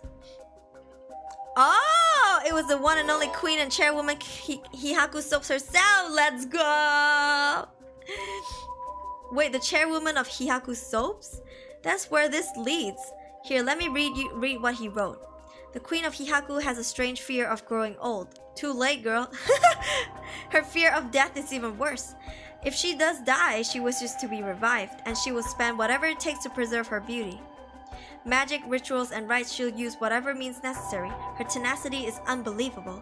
She was apparently investing money into any research on resurrection, the restoration of youth, and the light. So she would even throw her money at the occult. The places greed will take you. Well then, that brings us to Hideki Araishi. She presumably funded his research into the rite of resurrection as well. That's what it all points towards. I wouldn't be surprised if the witch of Hihaku pounced at the rumors of the rite of resurrection. Starting to sound likely. It also might be why she's spreading the rumor about having godly powers. It's a convenient cover if she becomes young again. Godly powers, what's that all about? You can ignore that. Either way, I think Iwai took the payments he was getting for his research to seduce a family into taking him into taking him in to keep a low profile. The Shiraishi family, Michiyo and her mother Toshiko, were just his unlucky marks. And this is where you get involved. Are you feeling steady, ma'am? Huh? This is something to do with me? What are you talking about? Ma'am, please calm down. Iwai moved in with the Shiraishi to practice his magic. He needed a sacrifice to perform his youth restoration spell, but that meant extracting the life form from someone young. So it was Iwai. This man, kick him. Iwai worshipped Nejima, so he must have also despised Nejima's detractors. Not to mention he was captured and sent to jail once. Surely he had a bone to pick with the police. So when he realized he had the chance to both avenge Nejima, embarrass the police, and acquire a living sacrifice at the same time. Fuck! You got it! Iwai kidnapped Harue Shigima's son and managed to score 3 birds with 1 stone. Oh gosh, she's losing it. She's losing it. She's losing it. She's losing it. You're telling me that horrid man, he never had the intention of returning my child? Ah! I thought there might have been a reason why the kidnapper seemed to be mocking the police. He never wanted money. His aim was to humiliate the force. It all makes sense. He must have used Michiyo to lower your boy's defenses and then kidnapped him on the way home. That man, he took Shuichi. Wow, they changed her face. She looks so whack. Man, please calm down. I understand, but you must remember to breathe. You don't understand. You have absolutely no idea what I'm going through. This isn't a joke. I wouldn't expect the police to understand. You'll never understand. Living sacrifices. What a stupid, stupid idea for a stupid little man. Okay, ma'am, let's just take a moment to breathe. Why don't we go out and get some fresh air? I can't believe this. Fuck. Chief, I think it's best we take our leave. But before we go, there's one more important piece of information noted in this journal. Oh. Iwai got in contact with Nejima last year after Nejima was released on parole. Last year! Nejima was released last year. Remember that, okay? Even though everything happened 6 months ago, just remember last year. He provided him with accommodation and financial support. Is that so? He managed to find a hideout for Nejima to stay in. Yeah, I was like, can we imagine if Nejima moved in here and he saw all of this? He would have been like, I think you was soccer, my boy. Like, as desperate as I am not living here, you know what I'm saying? You might peek on me when I take in a shower. Sheesh. Yeah, all these, yeah, I know, right? Damn it. If anything, rather than to use his money to support the Shiraishis, it seems most went to Nejima instead. If Nejima is lurking around anywhere at the moment, it's probably in that hideout. Did he write where it is? Unfortunately, no, not that I can tell. But it seems Michio knew where it was. She never met with Nejima in person, but she was made to go in and clean up among the other things. What good is that information? The girl's already dead. Wait, no, she's alive. That's right, Michio Shiraishi is alive. If you can find her and get her to talk, you can get her to spill the beans on his hideout too. Investigator, I'm asking you. I should be going. This lady's not well. Huh? What the fuck you mean she's not dead? What do you mean? What do you mean? Okay, we know everything. We know all this. Okay, but his lore just thickened. Thickened to no end. Okay. How do you... I don't get it. How is she alive but not alive? Bro. Could it be the dirt of the pervert teacher on Michio? Maybe. Are you feeling better now we've gotten some fresh air, ma'am? I'm fine. Suddenly, finding out who the kidnapper was really made me lose my wits. We managed to solve the kidnapping case by pure luck here. You're right, but Richard? I'm grateful... I feel grateful towards Michio. Because she killed the kidnapper? There's that too. But it's for something else. If Michio's the one killing all these people, then she must have acquired quite a sizable amount by now. Ooh! Soul drags, I mean. Hey, Richard? Whether the kidnapper's dead or alive, it doesn't mean a thing. Revenge won't bring my boy back. And if Nejima is planning to cause a massacre to collect soul drags, then all the better. I won't give up on resurrection. His lore just quintupled, yeah. So I'm counting on you. She is unhinged. Unhinged.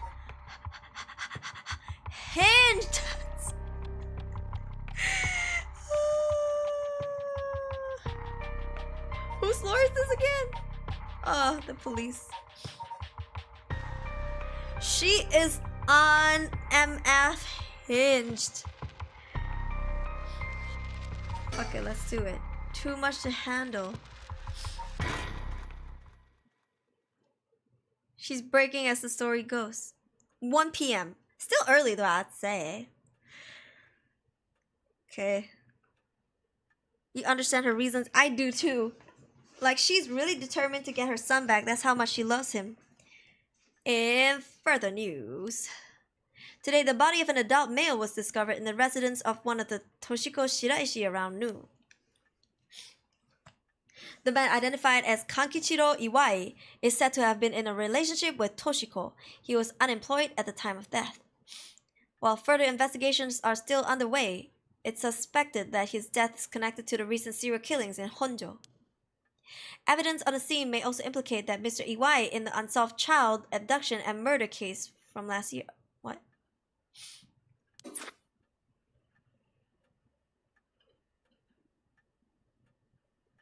Well, ma'am, it seems like we've managed to settle one part of the kidnapping case for now.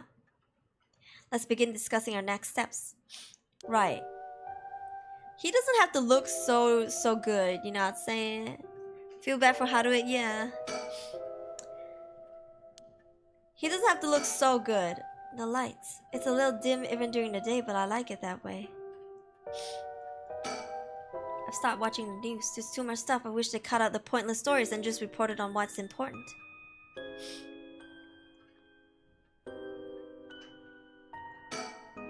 I wonder what kind of music Richard's into. I imagine he likes English songs. No matter how much I look at the flowers, they don't make me feel anything. I've grown so used to seeing this scroll, I don't really give it a second thought. What if we flip it around? I suppose I should also offer him some tea, but I don't really feel like it. A fax machine. It can send images to other places along the telephone network. I rarely find a use for it. I don't have a reason to use the phone right now. Why doesn't it tick? Are we about to get a fax over or something?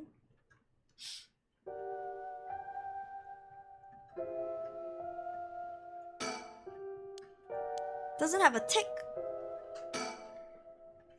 Stop being so charming, sir. Why you have to sit like that? You know, your cleavage all over that. Escape the kidnap case would be like that because there's one case of serial killer taking the kidnapped person dead pictures to make the victim's parents fake hope, huh? Yeah, the bird has already been taken. He's rather fascinating. Oh, she catching feelings. Toto, think.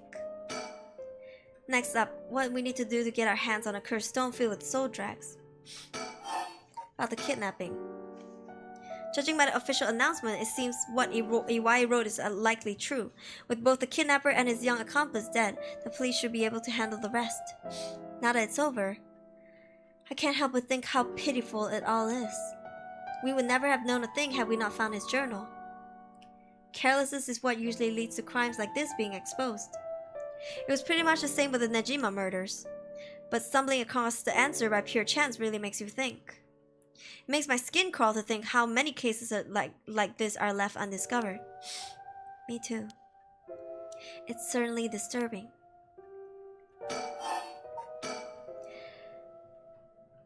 Well, with the kidnapping case all wrapped up, we can focus on our efforts on obtaining the right of resurrection, yes? Indeed. I'm counting on you. About the remaining curse bearers. Alright, let's reassess this cursed situation. Right. I must admit, I never expected the police to be so on top of things. The chief inspector, Tetsuo Tsutsumi, provided us with a good wealth of information. I'm surprised he knew so much about the curse bearers. Do you think they noticed I'm one of them? I'm pretty sure Ario didn't. The chief inspector, on the other hand, will have to be careful around him. But if he had suspected anything, I'm sure he would have detained us. We should stay vigilant moving forward. Agreed. But if you steal a curse stone, you may not be able to successfully perform the rite unless you're a curse bearer yourself. Will you be okay with hanging onto the stone for now? Of course. Just don't use it though, okay? Alright. You gonna be her target, my guy. Who could have took Shogo's curse stone too? It's quite a number of soul drags, right? I mean, no. It had because of us, but now the timeline has changed because the people we killed are now alive. So maybe he didn't have that much because it seemed like he never left the place. He seemed like he still died in that place. Yeah, she hesitated indeed. What if what we heard is true? There are just three curse bearers left to be undiscovered. There's the Whispering Canal, the Beckoning Light, and the Taiko of Tsugaru left to investigate. It may benefit us to visit these places connected to these stories a few times. I see. I'm still highly suspicious of the people at the Hihaku Soaps. They could be the ones pulling the strings. That Takumi Yumioka fella is probably aware of those curse bearers we're searching for. Tracking his movements may prove to be useful. You wanna follow him? If we were to follow anyone, he'd be my first choice, but damn, at times like this, it really have me wishing I had more personnel. I imagine it's tough working on your own. It's the plight of running a small business. I'm always the hunt for a skilled assistant. And then there's Najima, who appears to be a curse bearer too, the one-sided reed. I think it was. If we want to look for someone that's likely to gather a whole lot of soul drags, well, look no further. He did say he would unleash his curse on a large number of people at nightfall. You might be one of them, you dumb bitch. We reset it from a tutorial, but there's still victims loitered earlier. Yeah, actually we killed the high school girl, but she's still alive. There's a chance he'll manage to apprehend Najima before he gets up to no good. What did you tell the chief inspector about the safe house? If he hadn't had that lead. It was well written in Iwai's memoirs, it was just a matter of time till he found out. Besides, we're talking about a massacre here. I can't just turn a blind eye. How different is it from any other curse bearer collecting soul drags? Well, if we're talking about Najima, it could be a lot more dangerous. Let's just keep a close eye on Najima and the cops.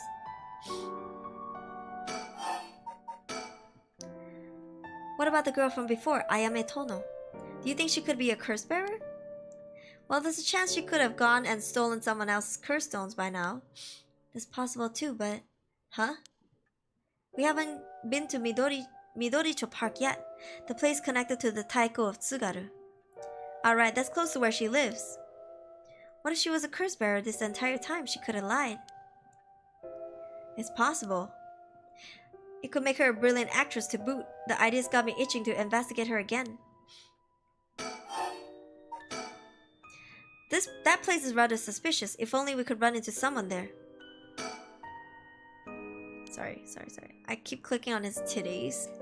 I should click on his face. But you know the hand goes where it wants to. I'm sorry, what? She changed so much after hearing about the truth of her child's kidnapping, yeah. Richard? Yes? That's right. Would you mind if we make a stop on our way? We can make it quick. I apologize for the diversion, but I'd like to visit a candy store if possible. I suppose I don't mind. Well, isn't he known to like sweets?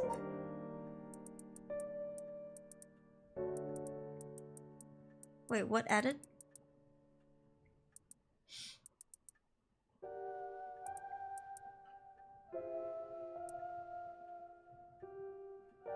Oh, okay, here.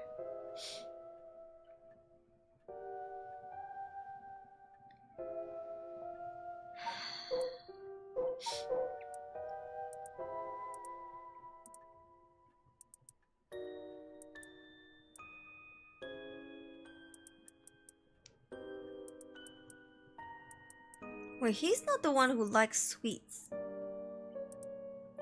The other detective is the one who likes sweets. Yeah, he has a penchant for candy and desserts. So maybe this guy's trying to get on his good side by buying candies?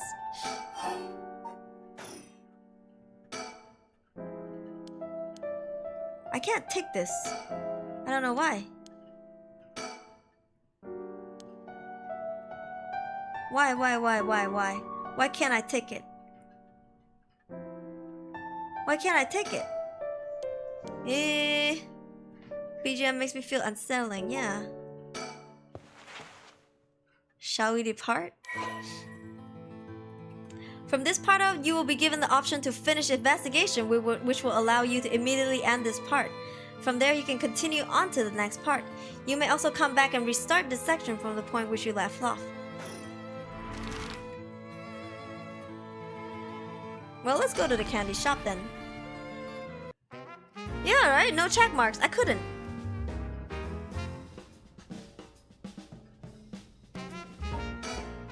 Apparently, Richard likes to visit the local candy shop in every district he visits.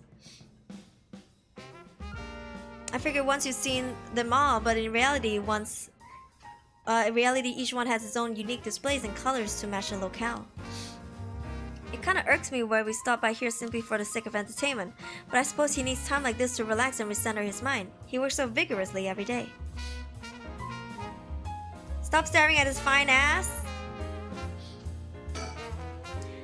There are some vending machines. You can buy canned juice for 100 yen. These days, vending machines sell a lot of things besides juice too. Yeah, like used underwear. Said no, yeah, the children seem pretty fond of this place.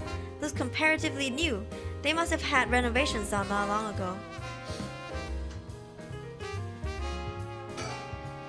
The shop's close to the park, so children have been coming and going without pause. Places like this candy shop have been slowly disappearing from the street view recently. Do you guys see any birds? Ah! Whoa, no way! Jeez, you made me jump! It's Mockingbird 14 Falconman. This guy's a real speed demon. Oh, is that right? It's kinda scary how you even know the exact number with just a simple glance. Which one was this? Falconman?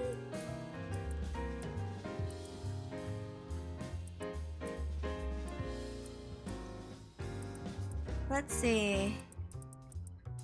Approach the net. Bottom shelf surrounded by darkness. Jackpot. In the bright garden if you won the lottery. Wait till you feel like yourself again. Waiting at the entrance. In a park where sparrows sing. Waiting at the intersection. Unique looking playground when you're visiting the park at night. Huh. Used underwear. Yeah, in Japan they sell used underwear. For women's used underwear. Guys would buy it. Look it up. Okay. He's up in front of with the kids to participate in the raffle. It's weird seeing an adult his age enjoying himself so much at a candy store. Oh, it seems he didn't win anything. He's pounding so hard even the kids are laughing at him. Lamau. Why didn't it tick? It didn't tick.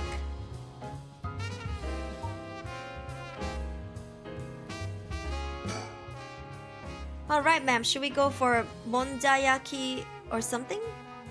That's sweet of you, but I'm not hungry right now. That's too bad. I haven't had great luck with this Mockingbird raffle. Would you mind if I try a few more times? Apparently most of these are just replicas of the real deal, but even so, they were well worth the price. Some kids were saying they managed to snatch some real rare finds in this lottery. Go ahead, don't buy them all now.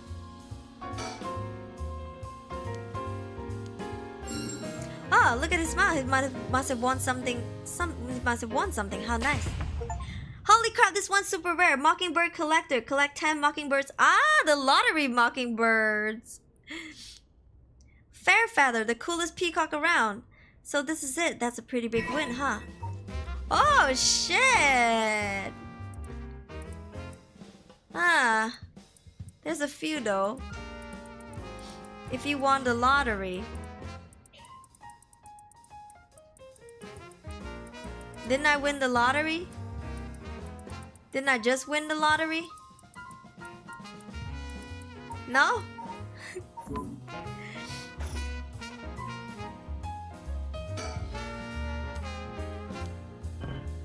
Seems like he didn't win anything.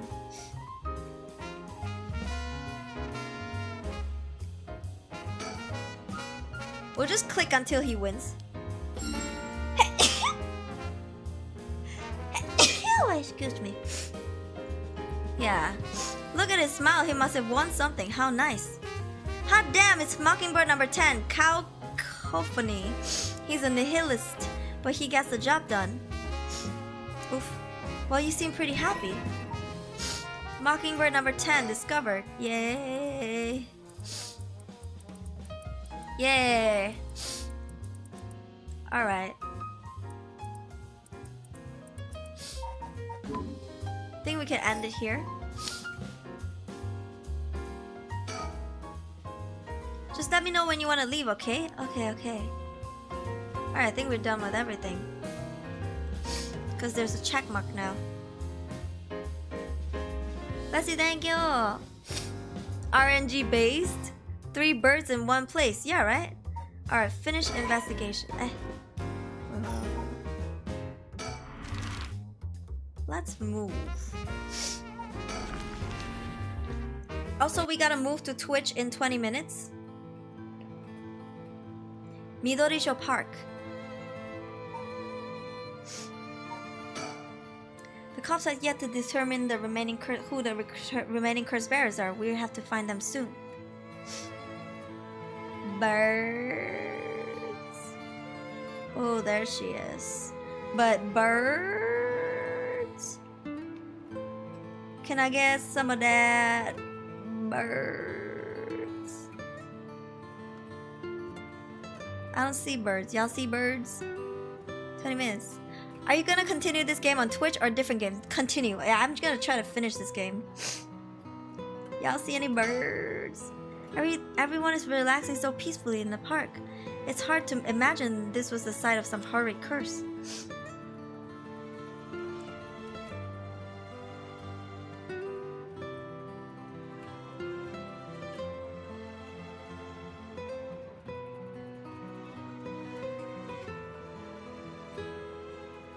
No bird. No bird. Hi, Emila-san. Hi, came by for a show. Hi, Razor Gone. See you on Twitch today. Yeah. One for Night Park and one for Unique Park. Unique Park. How do I know if the park is unique? Seems to be a little nervous when Ayame Tono was mentioned, or was I just imagining it?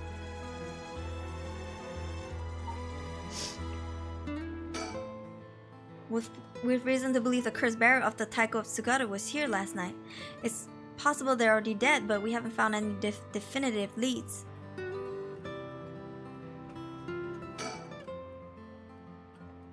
Okay. Let's go talk to her then. Hey, that lady over there. Playground. Ah, okay. That's Ayame Tono. She seems to be trying to hide. What should we do? I think we should watch in silence. Kind of want to see what she's up to. Like who she's stalking. What do you think? Watch in silence? I kind of want to see what she's up to. If we call her out now, then we don't know what she's up to. What do you think? Do you agree? Zeffy! Same, right? We don't want to startle her and have her run off on us. Let's just sit and watch her for now.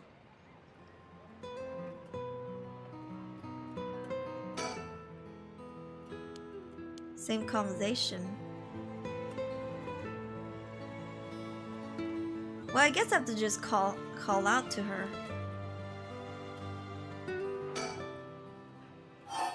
Doesn't look like she's planning to move anytime soon.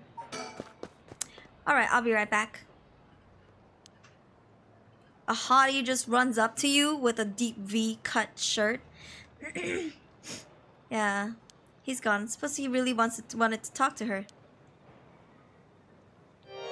Ah! Oh, there he is.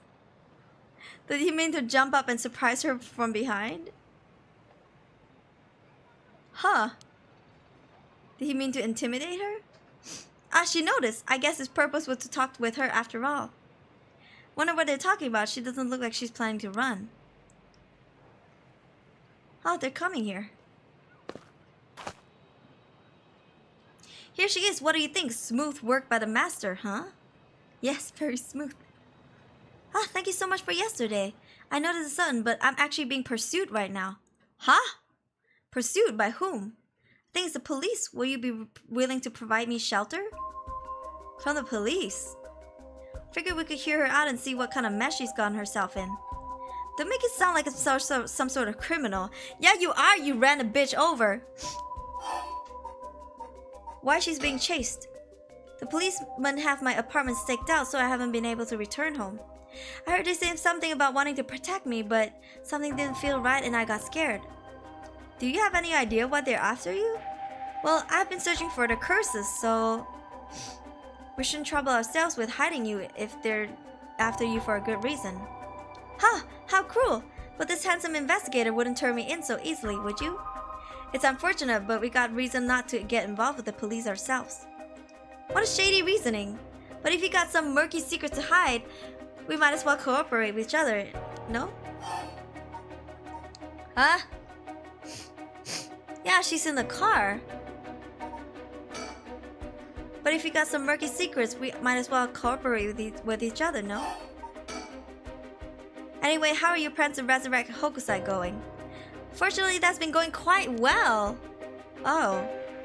Does that mean you found someone to steal a curse stone from? Not exactly, but I found out a kind of a last resort, which is why I can't let the police get me. What do you mean by last resort? You're really asking me that? It doesn't really concern you at all. Why should I tell you? Ugh. What if we make a deal? In exchange for keeping you hidden from the police, you tell us about your last resort. Huh, is that what got you interested? Oh, I got it. You're meaning to steal it for yourself. Not at all, I'm just curious. Well, that excuse would just not do. I don't need you to. I'll find a way to stay safe on my own. That was a close one. I should have known the only one you can count on in this world was yourself. Ah! Can't let her get away. Let's go after her. Stop it! Get any closer and I'll scream. Please wait, we'll help you out with no conditions. Well, you change your mind quick. That just makes you more suspicious. Lamau.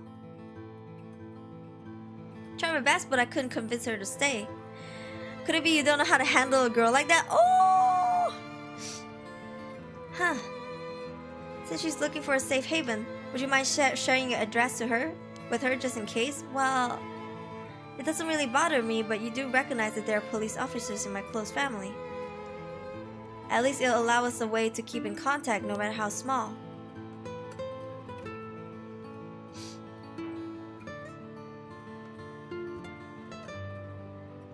What was she looking at? She was scared of the police, that was it? Last resort. Does that mean she's given up on her plan to steal a curse stone? Richard? Huh? You know, I have one as well. A last resort. You do? Ah! Even if we don't steal another curse stone, I already have my own. If it becomes necessary, I'm prepared to use it. Huh, so you think it might be possible that she has one of her own too? But that despises the idea of using it to kill others. So instead of she means to steal a curse stone with soul drags already in it. That doesn't contradict anything we know. She lives nearby, which means she might have the Taiko of Tsuguru curse stone. We still don't know much about that one. Richard? The last resort Ayame spoke of. It could be our chance. We can use her. I hear you loud and clear. She is fucking terrifying. I can't help but feel oddly irritated around that girl Ayame Tono. She puts on an innocent front, but she seems to be hiding something. You can tell she a fake bitch. You know, she's got a point. But she's just scary. She's scary. She has a point, but she's scary. Alright, I guess we have to like move. We have to like find her, I guess. She's scaring me now for real. Alright, Kinshibori Park Honji Bridge. Where do we go?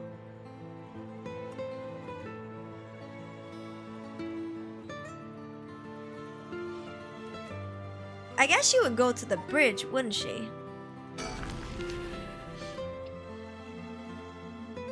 "10 minutes to Twitch."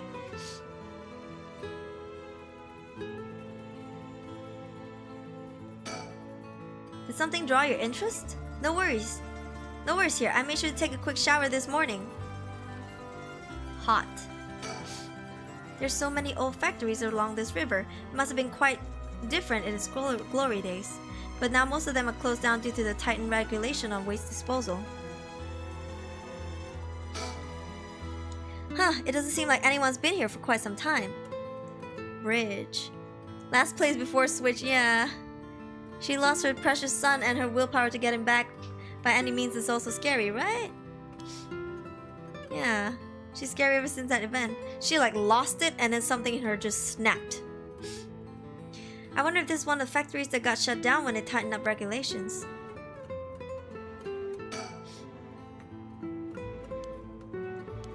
None of these were ticked. None of these got ticked. I have clicked them. They have not been ticked. Bird, no bird. Bird, no bird. Bird, no bird. You know, these two could be our two high school girls. And this could be that Conan guy.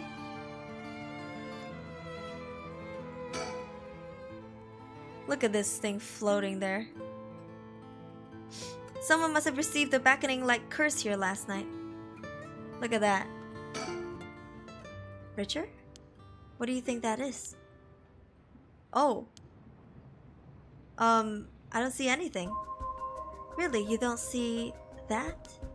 That thing looks like a phantom ball of flame floating in the air. A ball of flame? Must be the cursed echo. Maybe only the cursed bearers are capable of seeing it. But could such a thing happen in broad daylight? Ah! It's the beckoning light! It's gone. Huh. I wonder if that's the beckoning light's cursed echo.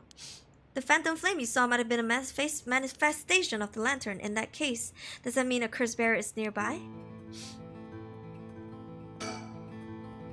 Cursed bearer might be lurking in the vicinity. I'm going to check the surroundings. Ah. Nothing. I didn't find anyone who looked the part. I see. I don't doubt something happened around here, but something might have changed in the area. Keep your eyes peeled. The people?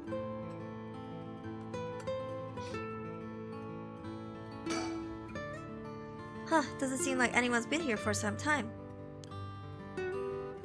Didn't tick, the factory didn't tick. Factory didn't tick, y'all! Yeah. What you saw earlier must have been a beckoning light. Something must have changed after what just happened. But if what I saw was the cursed echo of the beckoning light, wouldn't that mean the cursed bearer is nearby? I'm not feeling any strange presence, but that could be because it's midday. Excuse me, what changed? Something changed?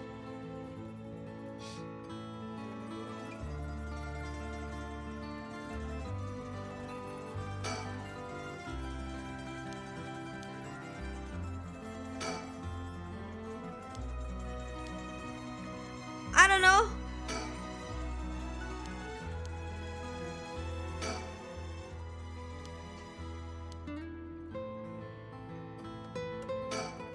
What changed?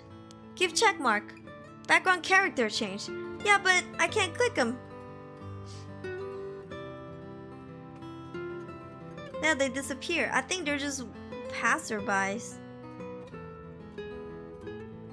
What changed?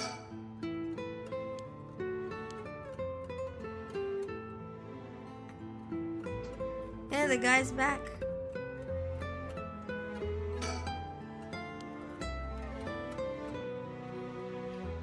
Should I just go? Should we just go?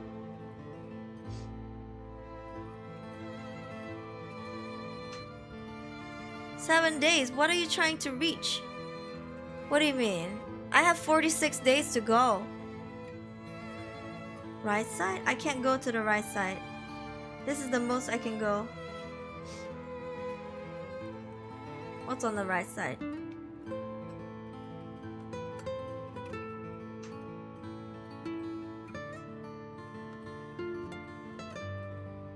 I can't move anymore. This is the most I can move. 7th day of the Donothon. Yeah, I have 46 days to go. What do you mean? What am I trying to achieve? This is what you guys have done to me. Someone might pop out. Okay, I guess we wait then.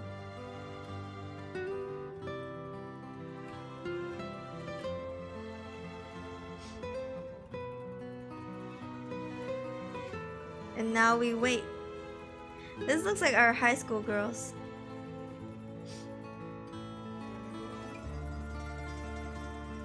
It's the only place with cute Kim popping in and out. Is strange. Do we just wait?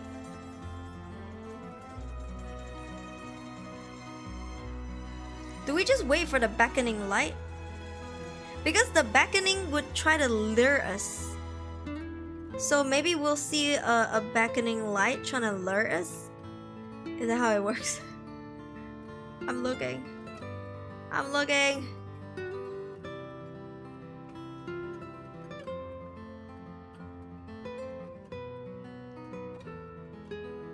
Y'all see anything? I'm gonna rest my brain cells first. I'll be honest, this is the first time I stayed so long in anyone's stream. Aww! Keep it up, Aruri, thank you! I hope you guys are not too tired. If you are, I feel bad that you're pushing yourself to be here. Like, feel free to watch later because we have bots up. But on Twitch, the bots expire in 7 days, so make sure you watch it within 7 days. Come on, Soul, I need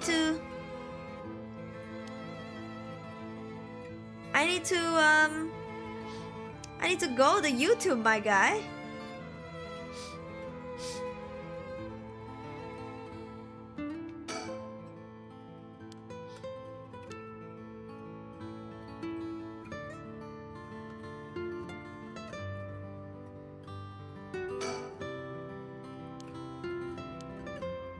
I wonder if the soul would show up and we're supposed to like click it and follow it.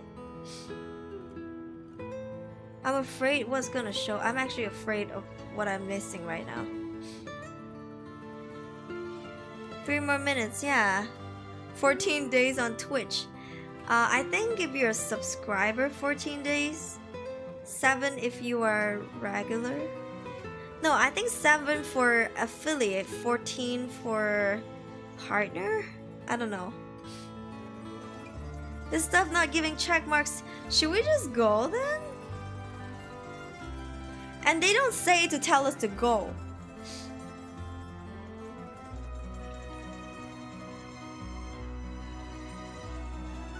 Which is frustrating. Nada, nothing.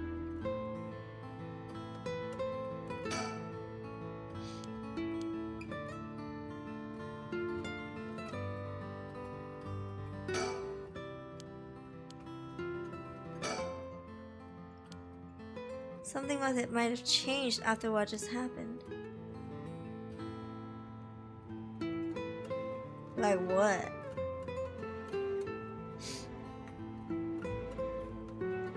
Does the echo going away means the barrier is also away? Maybe. I mean, does the whole beckoning light thing?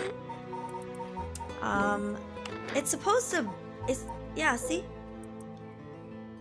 Okay. You might spot it up ahead, despite there being no one around. Following would cause it to go out suddenly when getting near. But just when you fear the darkness might swallow them up, another light will appear further ahead. So, does that mean that we're supposed to move closer to it? Where would it lead us? To the Shigima residence?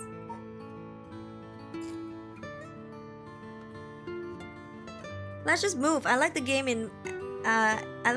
and with platforms. Like in the game with platforms. Okay, maybe we go to the park. I'm gonna save here.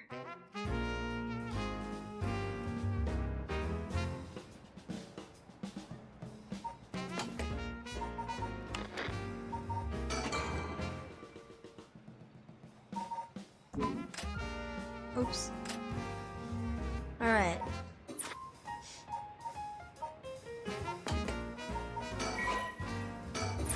Okay. Yeah, let's look for the bird and everything later. Let's move to Twitch early. How about that? Let's move to Twitch early, guys, so we can just continue this. Give me a few minutes after I end the stream here, because I need to change the scenes and everything on Twitch. Yeah, just give me a few minutes, but I won't turn the game off. Alright, hold on. Un momento, por favor. Okay, guys, if you don't have my Twitch, go follow my Twitch right here. And I'll see you over there where we continue this story. Yeah, don't worry. We can also do polls and stuff on Twitch, so that'll be fun. Alright, let's move the Twitch.